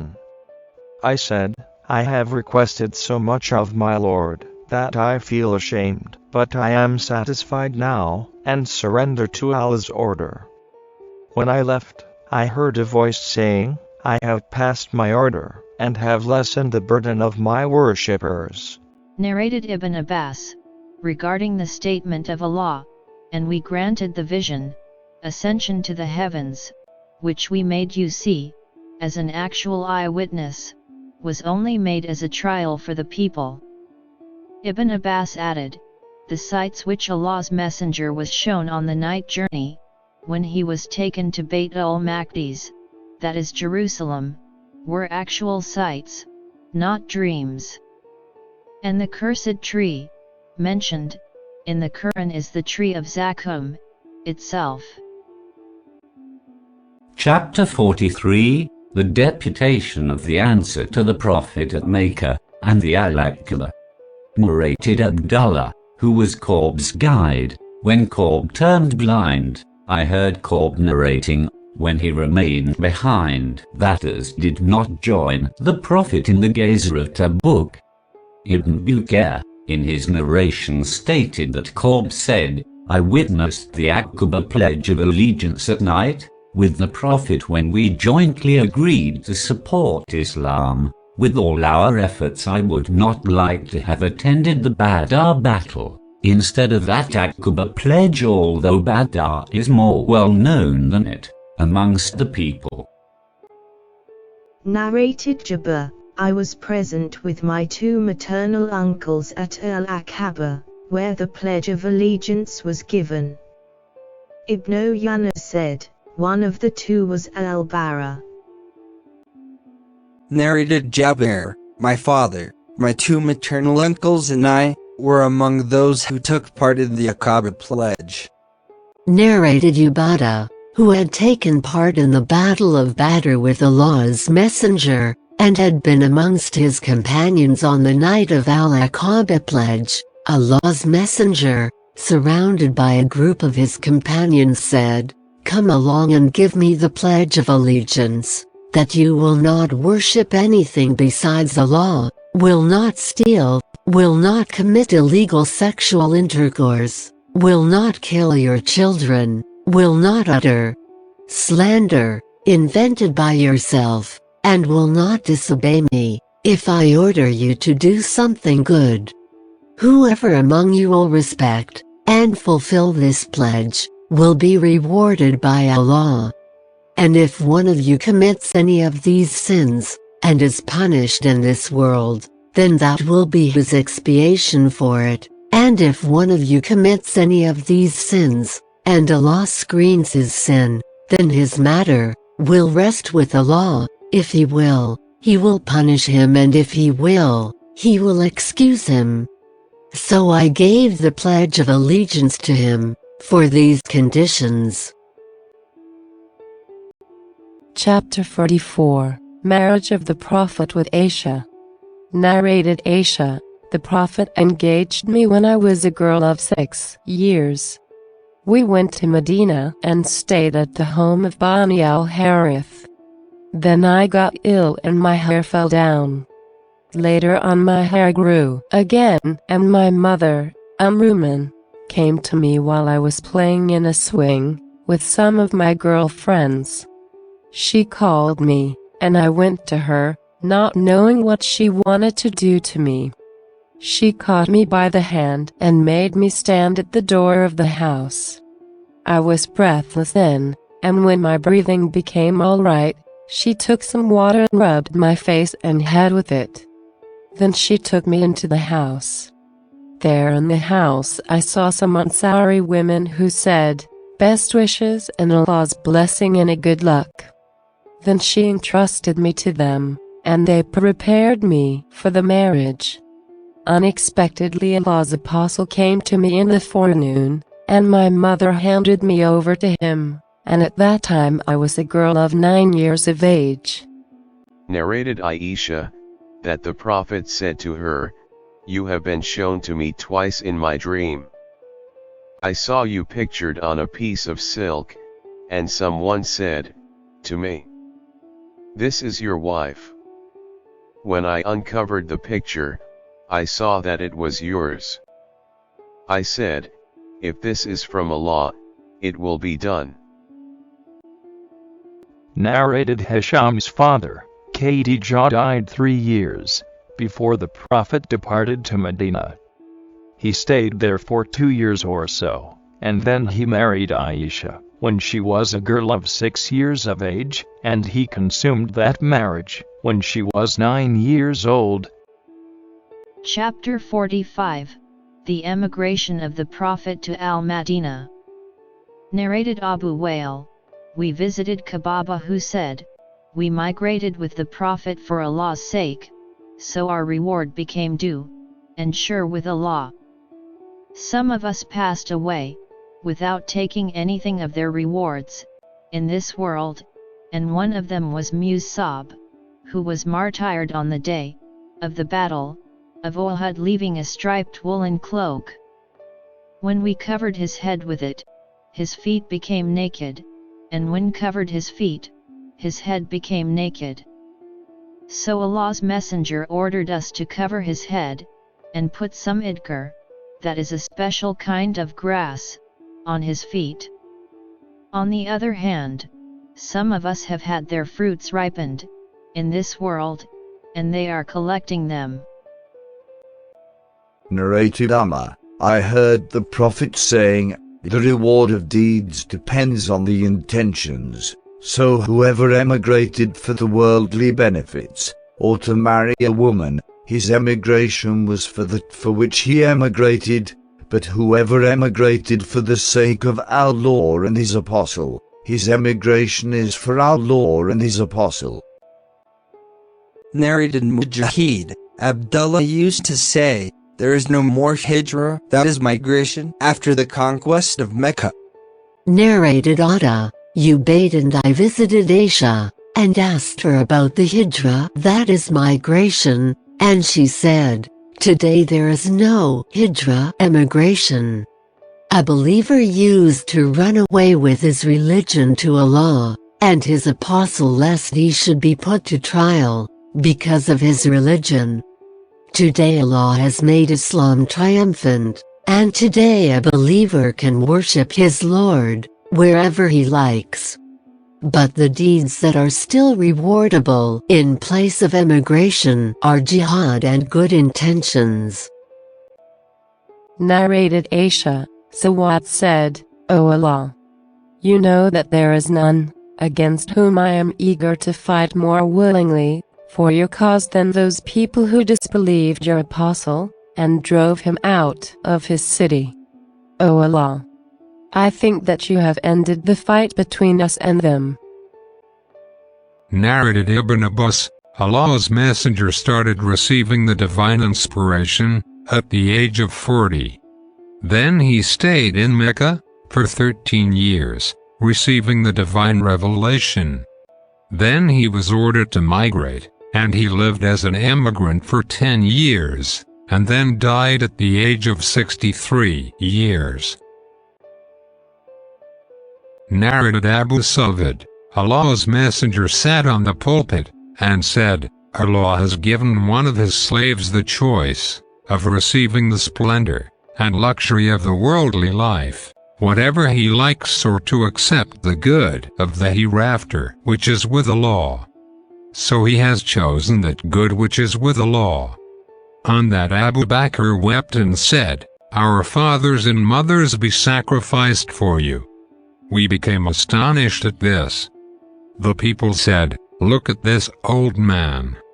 Allah's Messenger talks about a slave of Allah, to whom he has given the option to choose either the splendor of this worldly life, or the good which is with him, while he says, Our fathers and mothers be sacrificed, and I for you. But it was Allah's Messenger who had been given option, and Abu Bakr knew it better than we. Allah's Messenger added, No doubt, I am indebted to Abu Bakr, more than to anybody else, regarding both his companionship and his wealth. And if I had to take a Khalil from my followers, I would certainly have taken Abu Bakr, but the fraternity of Islam is sufficient. Let no door, that is Kalka, of the mosque remain open, except the door of Abu Bakr. Narrated Aisha, I never remembered my parents believing in any religion other than the true religion, that is Islam, and I don't remember a single day passing without our being visited by Allah's Messenger in the morning and in the evening. When the Muslims were put to test, that is troubled by the pagans, Abu Bakr set out migrating to the land of Ethiopia, and when he reached Bark al-Gimad. Note that as a place about 140 kilometers from Mecca, on the way to Yemen.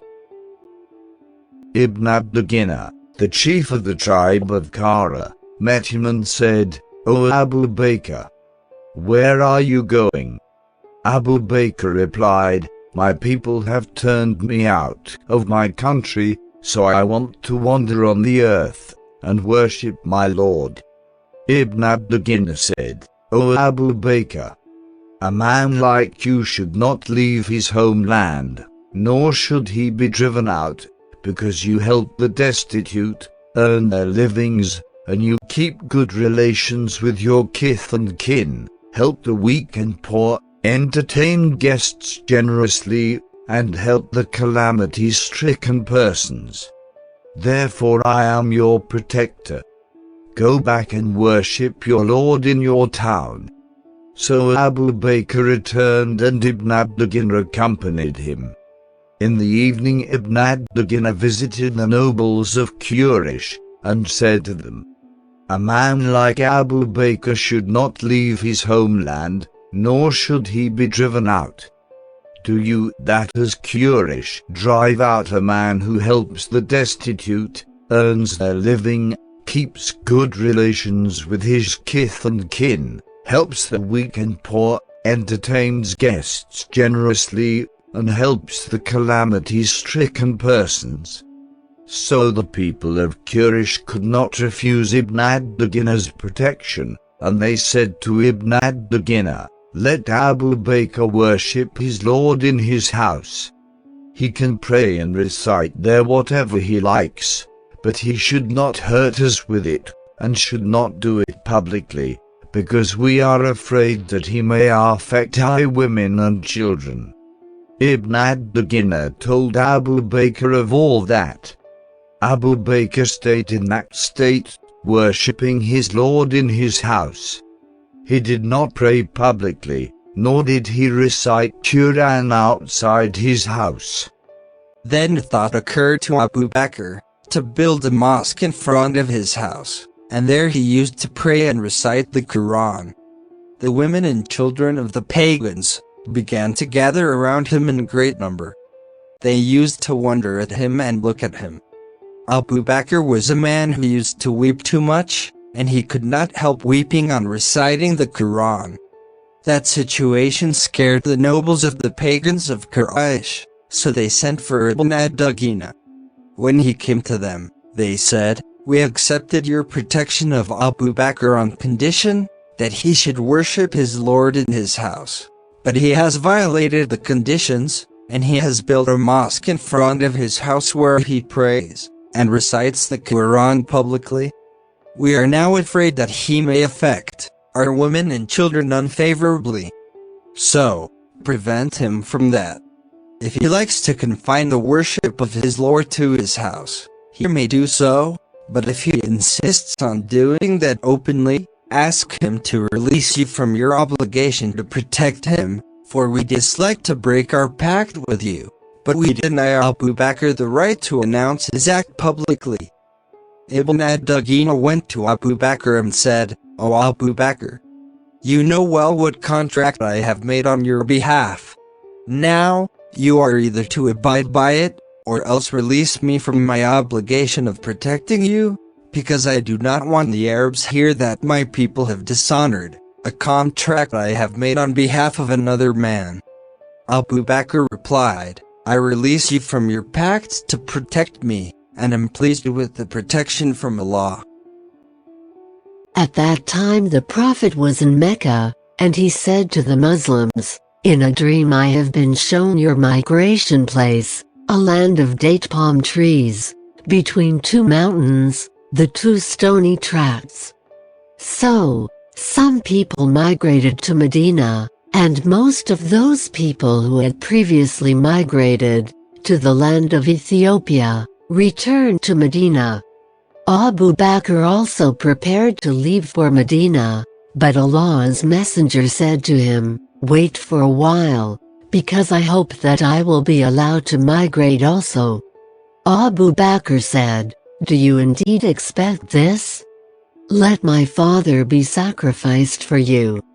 The Prophet said, "Yes."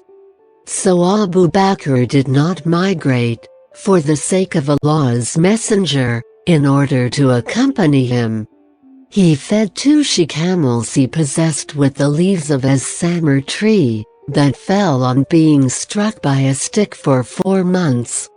One day, while we were sitting in Abu Bakr's house at noon, someone said to Abu Bakr, "This is Allah's Messenger with his head covered, coming at a time at which he never used to visit us before." Abu Bakr said, "May my parents be sacrificed for him. By Allah, he has not come at this hour, except for a great necessity." So Allah's Messenger came, and asked permission to enter, and he was allowed to enter. When he entered, he said to Abu Bakr, "Tell everyone who is present with you to go away."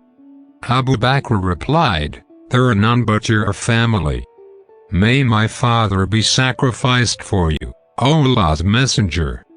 The Prophet said, "I have been given permission to migrate." Abu Bakr said, "Shall I accompany you? May my father be sacrificed for you, O Allah's Messenger." Allah's Messenger said, "Yes." Abu Bakr said, "O Allah's Messenger, may my father be sacrificed for you. Take one of these 2 she-camels of mine." Allah's Messenger replied, "I will accept it with payment." So we prepared the baggage quickly, and put some journey food in a leather bag for them. Asma, Abu Bakr's daughter, cut a piece from her waist belt, and tied the mouth of the leather bag with it, and for that reason she was named Hadun-Nadakin, that is the owner of 2 belts. Then Allah's Messenger and Abu Bakr reached a cave on the mountain of Thor, and stayed there for 3 nights. Abdullah, who was intelligent and a sagacious youth, used to stay with them overnight. He used to leave them before daybreak, so that in the morning he would be with Quraysh, as if he had spent the night in Mecca. He would keep in mind any plot made against them, and when it became dark he would go and inform them of it. Amir, the freed slave of Abu Bakr, used to bring the milched sheep of his master, Abu Bakr, to them a little while after nightfall, in order to rest the sheep there. So they always had fresh milk at night, the milk of their sheep, and the milk which they warmed, by throwing heated stones in it. Amir would then call the herd away, when it was still dark, before daybreak. He did the same in each of those 3 nights. Allah's Messenger, and Abu Bakr had hired a man from the tribe of Bani ad-Dal, from the family of Bani Abed bin Adi, as an expert guide, and he was in alliance with the family of Al-As, and he was on the religion of the infidels of Quraysh. The Prophet and Abu Bakr trusted him, and gave him their 2 she-camels, and took his promise to bring their 2 she-camels to the cave of the mountain of Thor in the morning, after 3 nights later. And, when they set out, Amir and the guide went along with them, and the guide led them along the seashore.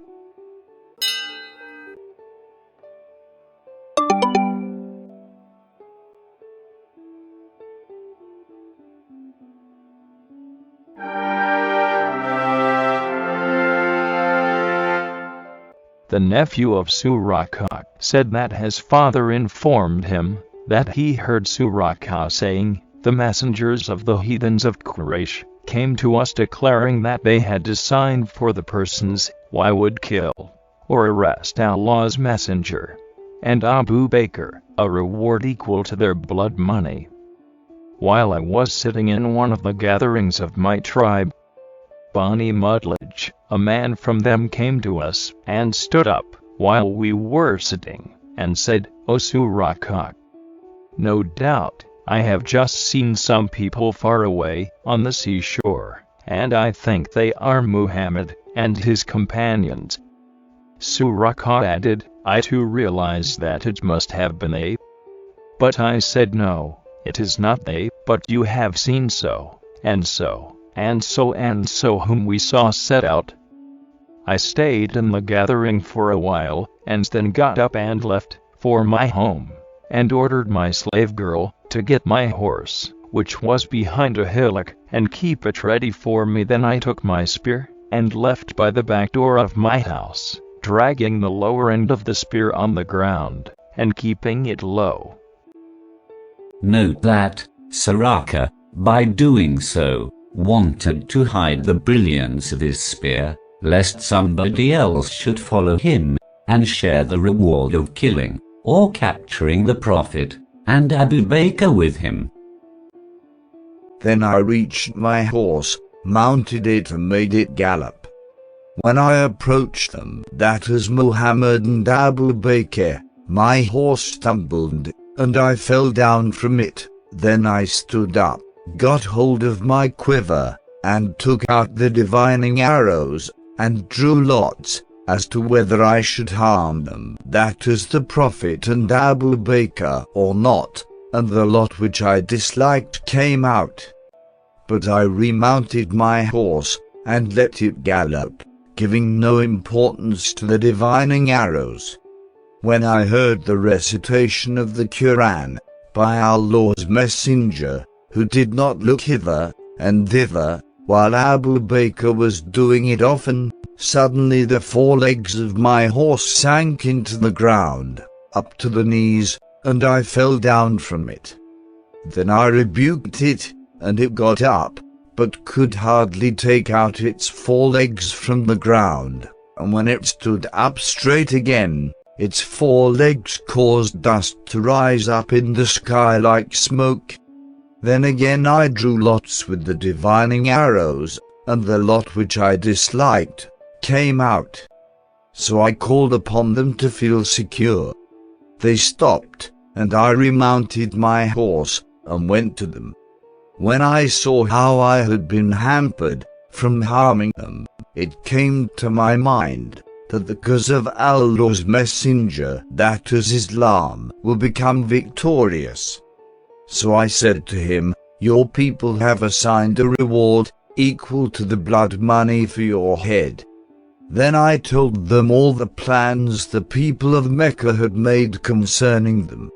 Then I offered them some journey food and goods, but they refused to take anything, and did not ask for anything. But the Prophet said, do not tell others about us. Then I requested him to write for me a statement of security and peace. He ordered me and wrote it for me on a parchment, and then Allah's messenger proceeded on his way. Narrated Urwa, Allah's messenger met Az-Zubair in a caravan of Muslim merchants who were returning from Sham. Az-Zubair provided Allah's messenger and Abu Bakr with white clothes to wear. When the Muslims of Medina heard the news of the departure of Allah's messenger from Mecca towards Medina, they started going to the Hira every morning. They would wait for him till the heat of the noon forced them to return.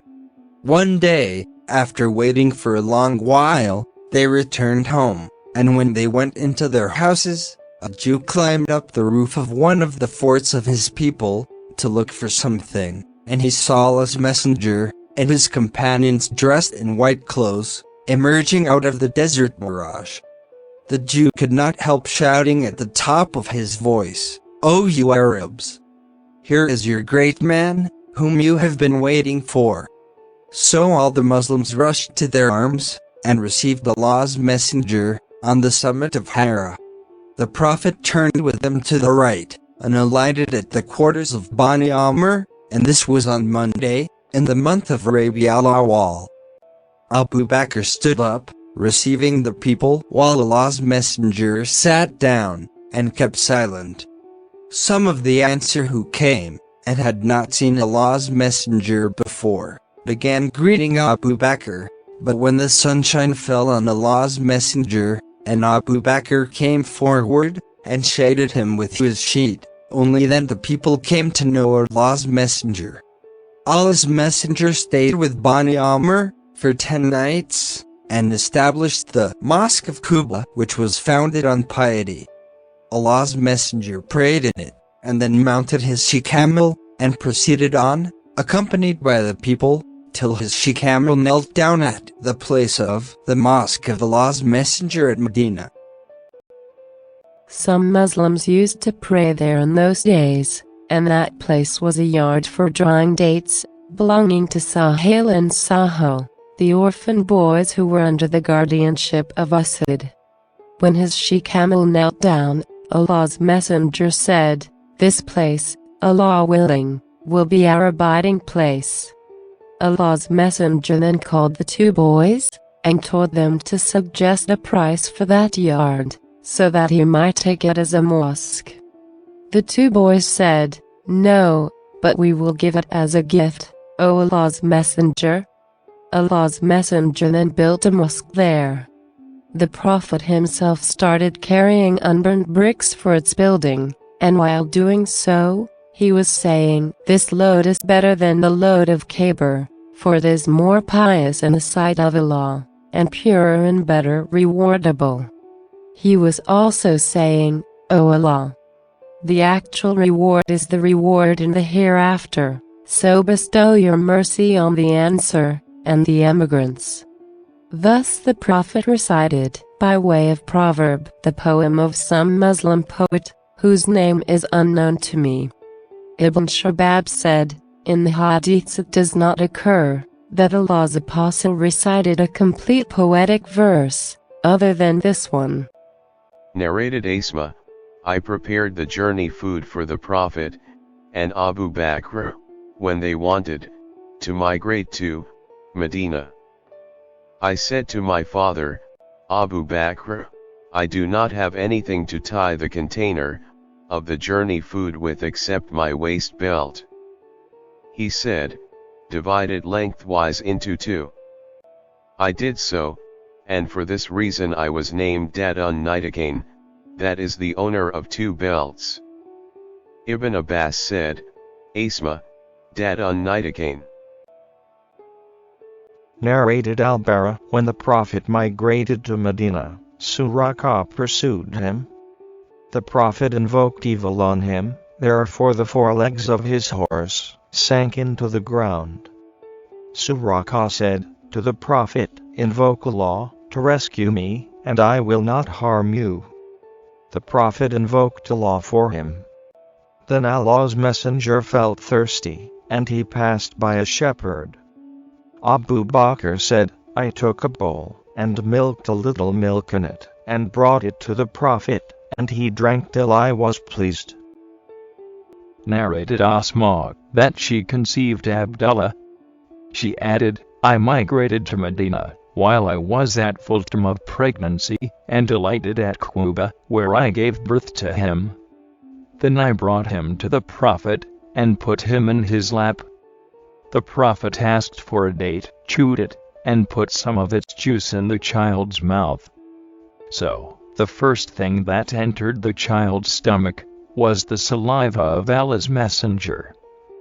Then the Prophet rubbed the child's palate with a date, and invoked for Allah's blessings on him, and he was the first child born amongst the emigrants in the Islamic land, that is Medina.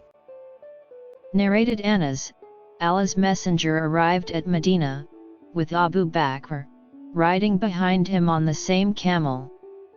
Abu Bakr was an elderly man known to the people, while Allah's Messenger was a youth that was unknown. Thus, if a man met Abu Bakr, he would say, "O Abu Bakr, who is this man in front of you?" Abu Bakr would say, "This man shows me the way."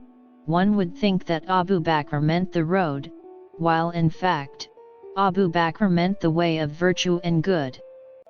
Then Abu Bakr looked behind, and saw a horse rider pursuing them.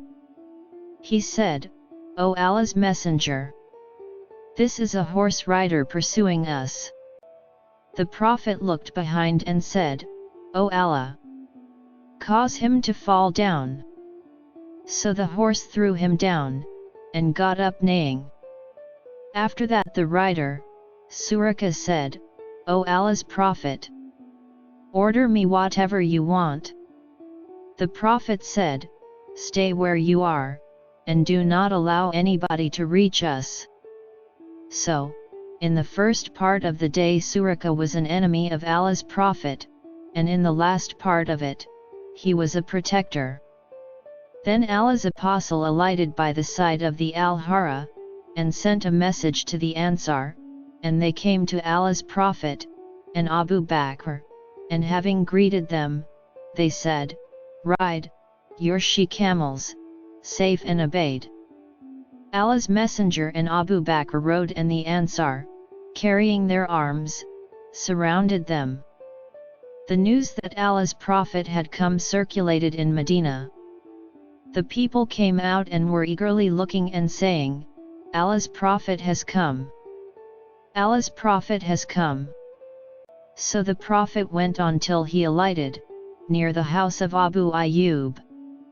While the Prophet was speaking with the family members of Abu Ayyub, Abdullah heard the news of his arrival, while he himself was picking the dates for his family from his family garden. He hurried to the Prophet carrying the dates, which he had collected for his family from the garden. He listened to Allah's Prophet, and then went home. Then Allah's Prophet said, "Which is the nearest of the houses of our kith and kin?" Abu Ayyub replied, "Mine, O Allah's Prophet. This is my house and this is my gate."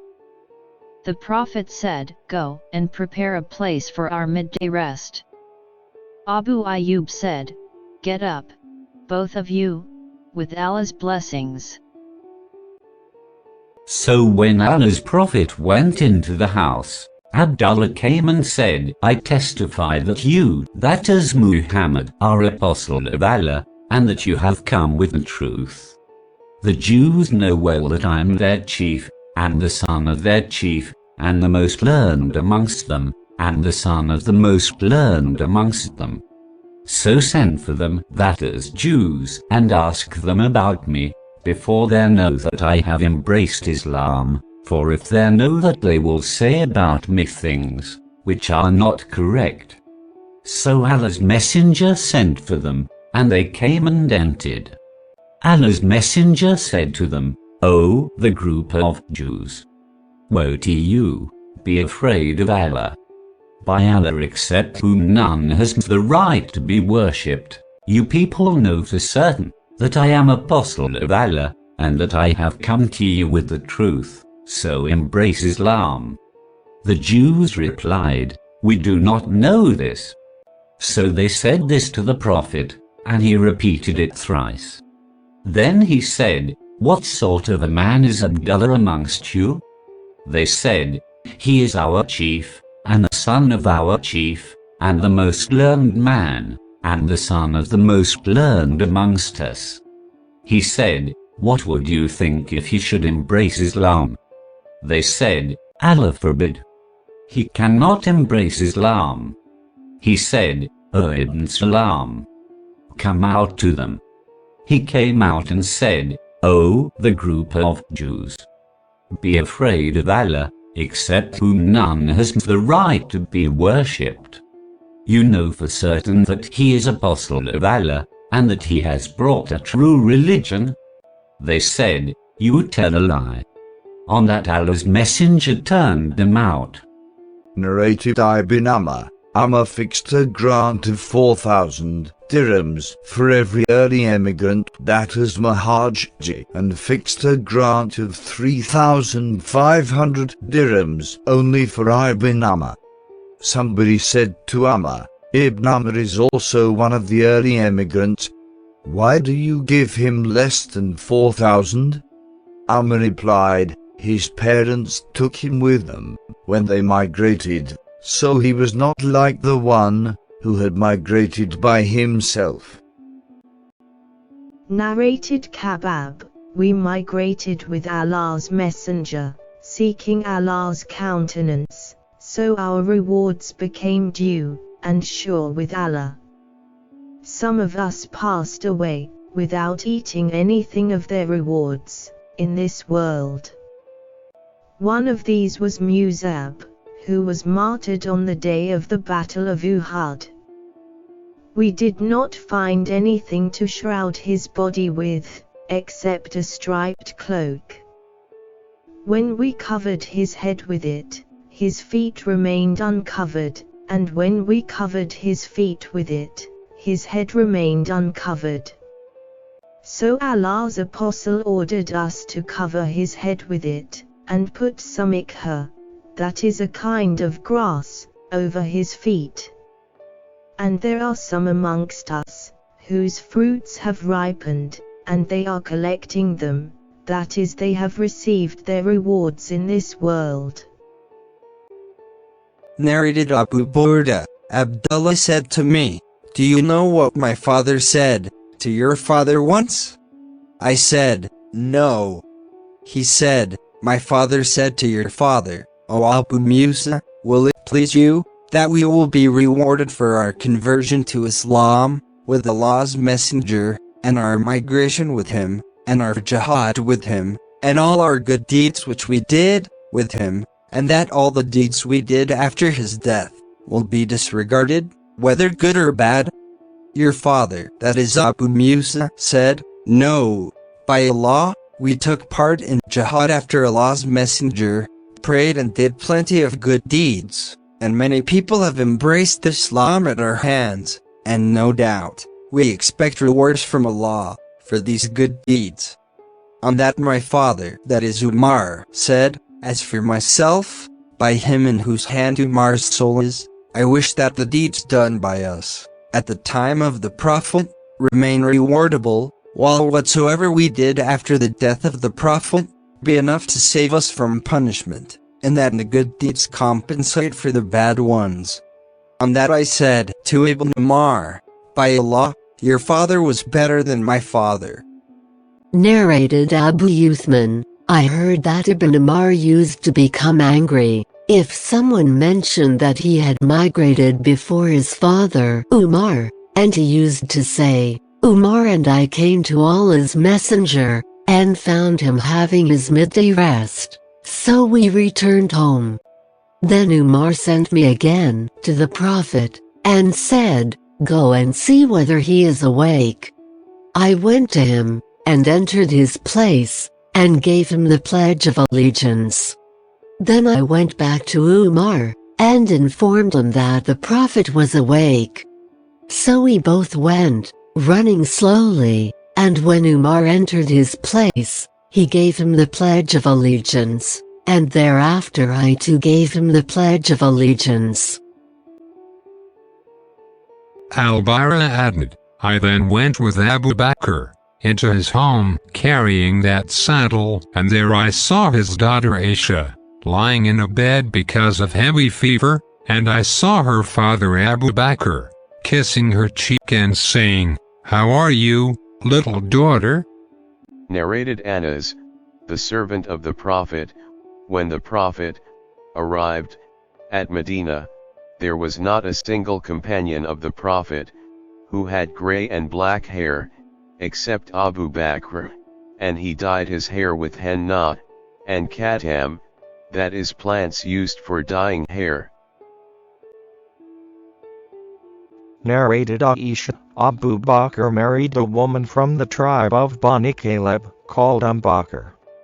When Abu Bakr migrated to Medina, he divorced her, and she was married by her cousin, the poet, who said the following poem, lamenting the infidels of Quraysh. What is there kept in the well of Badar, the owners of the trays of roasted camel humps? What is there kept in the well of Badar, the owners of lady singers and friends of the honorable companions, who used to drink wine together? Bakr greets us with the greeting of peace, but can I find peace after my people have gone? The apostle tells us that we shall live again, but what sort of life will owls and skulls live? Narrated Abu Bakr, I was with the Prophet in the cave. When I raised my head, I saw the feet of the people. I said, O Allah's messenger, if some of them should look down, they will see us. The Prophet said, O Abu Bakr, be quiet, for we are two and Allah is the third of us. Narrated Abu Sa'id, once a Bedouin came to the Prophet, and asked him about the migration. The Prophet said, Mercy of Allah be on you. The migration is a quite difficult matter. Have you got some camels? He replied in the affirmative. Then the Prophet said, Do you give their zakat? He replied in the affirmative. The Prophet said, Do you let others benefit by their milk gratis? He replied in the affirmative. Then the Prophet asked, Do you milk them on their watering days, and give their milk to the poor and needy? He replied in the affirmative. The Prophet said, Go on doing like this, from beyond the seas, and there is no doubt that Allah will not overlook any of your good deeds. Chapter 46, The Arrival of the Prophet at Al-Madinah. Narrated Al-Bara, the first people who came to us in Medina were Mu'az and Ibn Matum. Then came to us Ammar and Bilal. Narrated Aisha, when Allah's messenger came to Medina, Abu Bakr and Bilal got fever, and I went to both of them and said, O my father, how do you feel? O Bilal, how do you feel? Whenever Abu Bakr's fever got worse, he would say, Every man will meet his death once in one morning, while he will be among his family, for death is really nearer to him than his leather shoelaces to his feet. And whenever fever deserted Bilal, he would say aloud, "Would that I know whether I shall spend a night in the valley of Mecca, with Ikka and Jalil, that is kinds of grass, around me, and whether I shall drink one day the water of Mijna, and whether I shall see once again the hills of Shammah and Tarfile." Then I went to Allah's Messenger, and told him of that. He said, "O Allah, make us love Medina, as much as or more than we used to love Mecca. O Allah, make it healthy and bless its soil and mud, that is measures, and take away its fever to Al-Jaffa." Narrated Ubaydullah, I went to Uthman. After reciting Tashahhud, he said, "Then after no doubt, Allah sent Muhammad with the truth, and I was amongst those who responded to the call of Allah and His Prophet and believed in the message of Muhammad. Then took part in the 2 migrations. I became the son-in-law of Allah's Messenger, and gave the pledge of allegiance to him by Allah. I never disobeyed him, nor did I deceive him, till Allah took him unto him." Narrated Ibn Abbas, during the last Hajj led by Umar, Abdurrahman returned to his family at Mina, and met me there.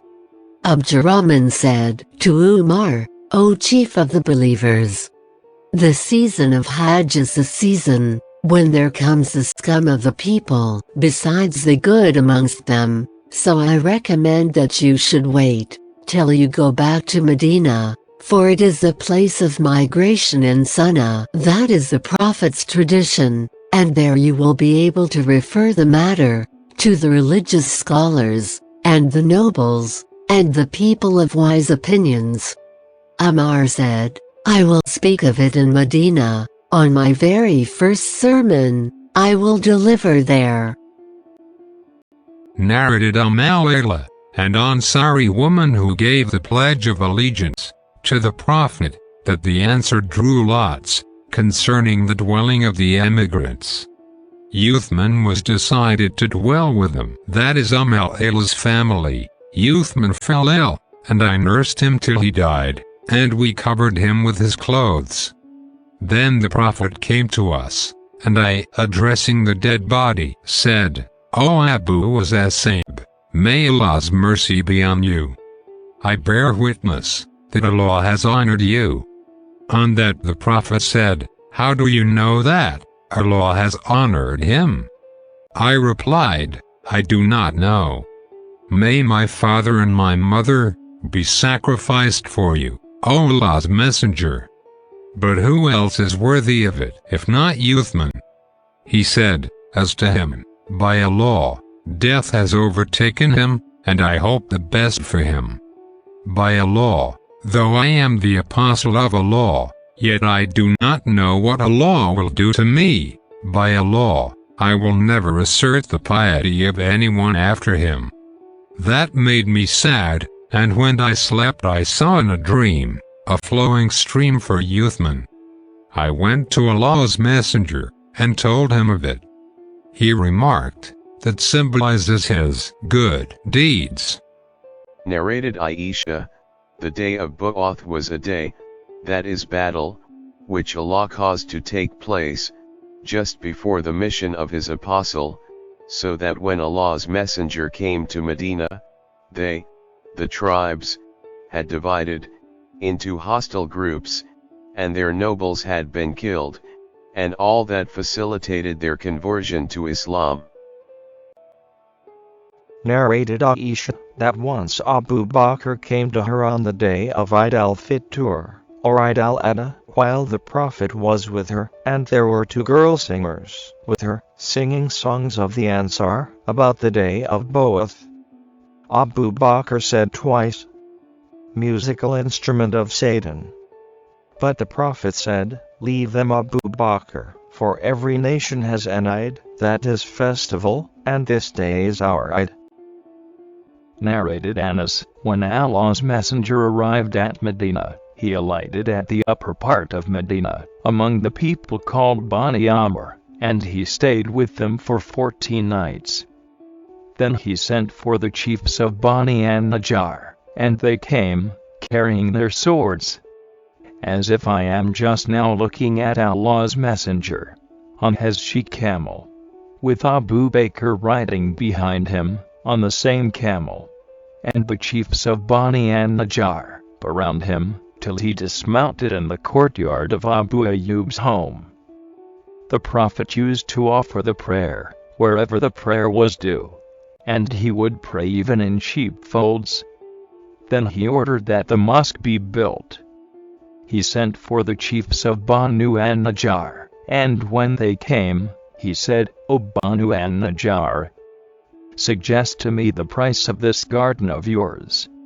They replied, "No. By Allah, we do not demand its price, except from Allah." In that garden there were the following things that I will tell you: graves of pagans, unleveled land with holes, and pits, and date palm trees. Allah's Messenger ordered that the graves of the pagans be dug up and the unleveled land be leveled, and the date palm trees be cut down. The trunks of the trees were arranged so as to form the wall facing the Qibla. The stone pillars were built at the sides of its gate. The companions of the Prophet were carrying the stones and reciting some lyrics, and Allah's Messenger was with them, and they were saying, "O Allah, there is no good except the good of the hereafter, so bestow victory on the Ansar and the emigrants." Chapter 47, The Stay of the Emigrants in Mecca after Hajj. Narrated Abdurrahman, I heard Umar asking as-Sayyib, the nephew of An-Namir, "What have you heard about residing in Mecca?"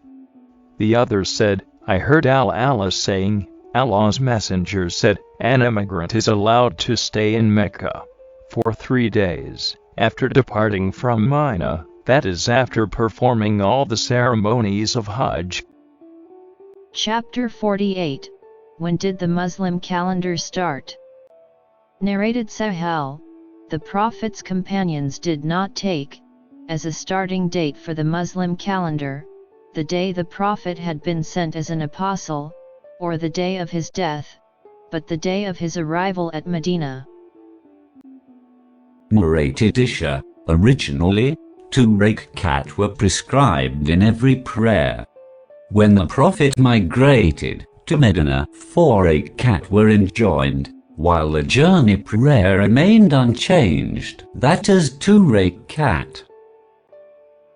Chapter 49, O Allah, complete the emigration of my companions. Narrated Sword, in the year of Hajjat al-Wada the Prophet visited me when I fell ill, and was about to die because of that illness. I said, "O Allah's Messenger, I am very ill as you see, and I am a rich man, and have no heir except my only daughter. Shall I give 2/3 of my property in charity?" He said, "No." I said, "Shall I then give 1/2 of it in charity?" He said, "O sword, give 1/3 in charity, and even 1/3 is too much.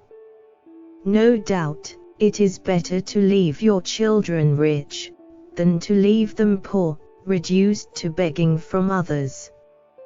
And Allah will reward you for whatever you spend with the intention of gaining Allah's pleasure, even if it were a mouthful of food you put into your wife's mouth." I said, "O Allah's Apostle, am I to be left behind in Mecca after my companions have gone?"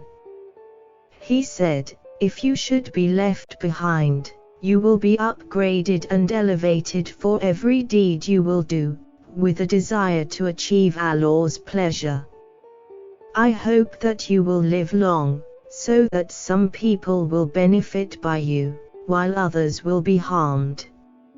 O Allah, Please fulfill the migration of my companions, and do not make them turn back on their heels. But, we feel sorry for the unlucky sword. Allah's Messenger lamented his death in Mecca. Chapter 50, How the Prophet Established the Bond of Brotherhood.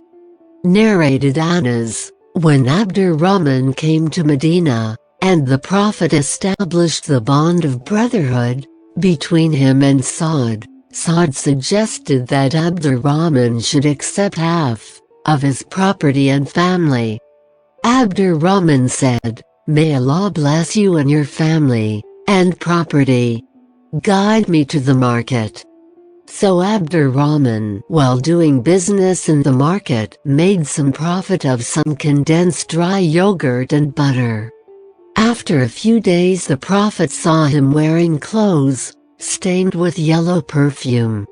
The Prophet asked, "What is this, O Abdurrahman?" He said, "O Allah's Messenger, I have married an Ansar woman." The Prophet asked, "What have you given her as mahir?" He, that is Abdurrahman, said, "A piece of gold, about the weight of a date stone." Then the Prophet said, "Give a banquet, even though of a sheep." Narrated Abu al-Minhal, a partner of mine sold some dirhams, on credit in the market. I said, "Glorified be Allah. Is this legal?" He replied, "Glorified be Allah. By Allah, when I sold them in the market, nobody objected to it." Then I asked al-Bukhari about it. He said, "We used to make such a transaction when the Prophet came to Medina." So he said, "There is no harm in it, if it is done from hand to hand, but it is not allowed on credit. Go to Zayd and ask him about it, for he was the greatest trader of all of us." So I asked Zayd, and he said the same as al-Bukhari did. Chapter 52, The Coming of the Jews to the Prophet, on his arrival at Al-Madinah.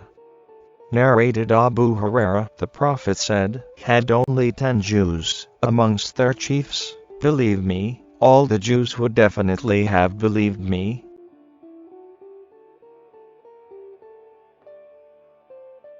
Narrated Ibn Abbas, they, the people of the scriptures, divided this scripture in 2 parts, believing in some portions of it and disbelieving the others. Chapter 53, The Conversion of Salman to Islam. Narrated Salman, that he was sold as a slave by one master to another, for more than 10 times, that is between 13 and 19. Narrated Salman, I am from Ram Hermos, that is a Persian town.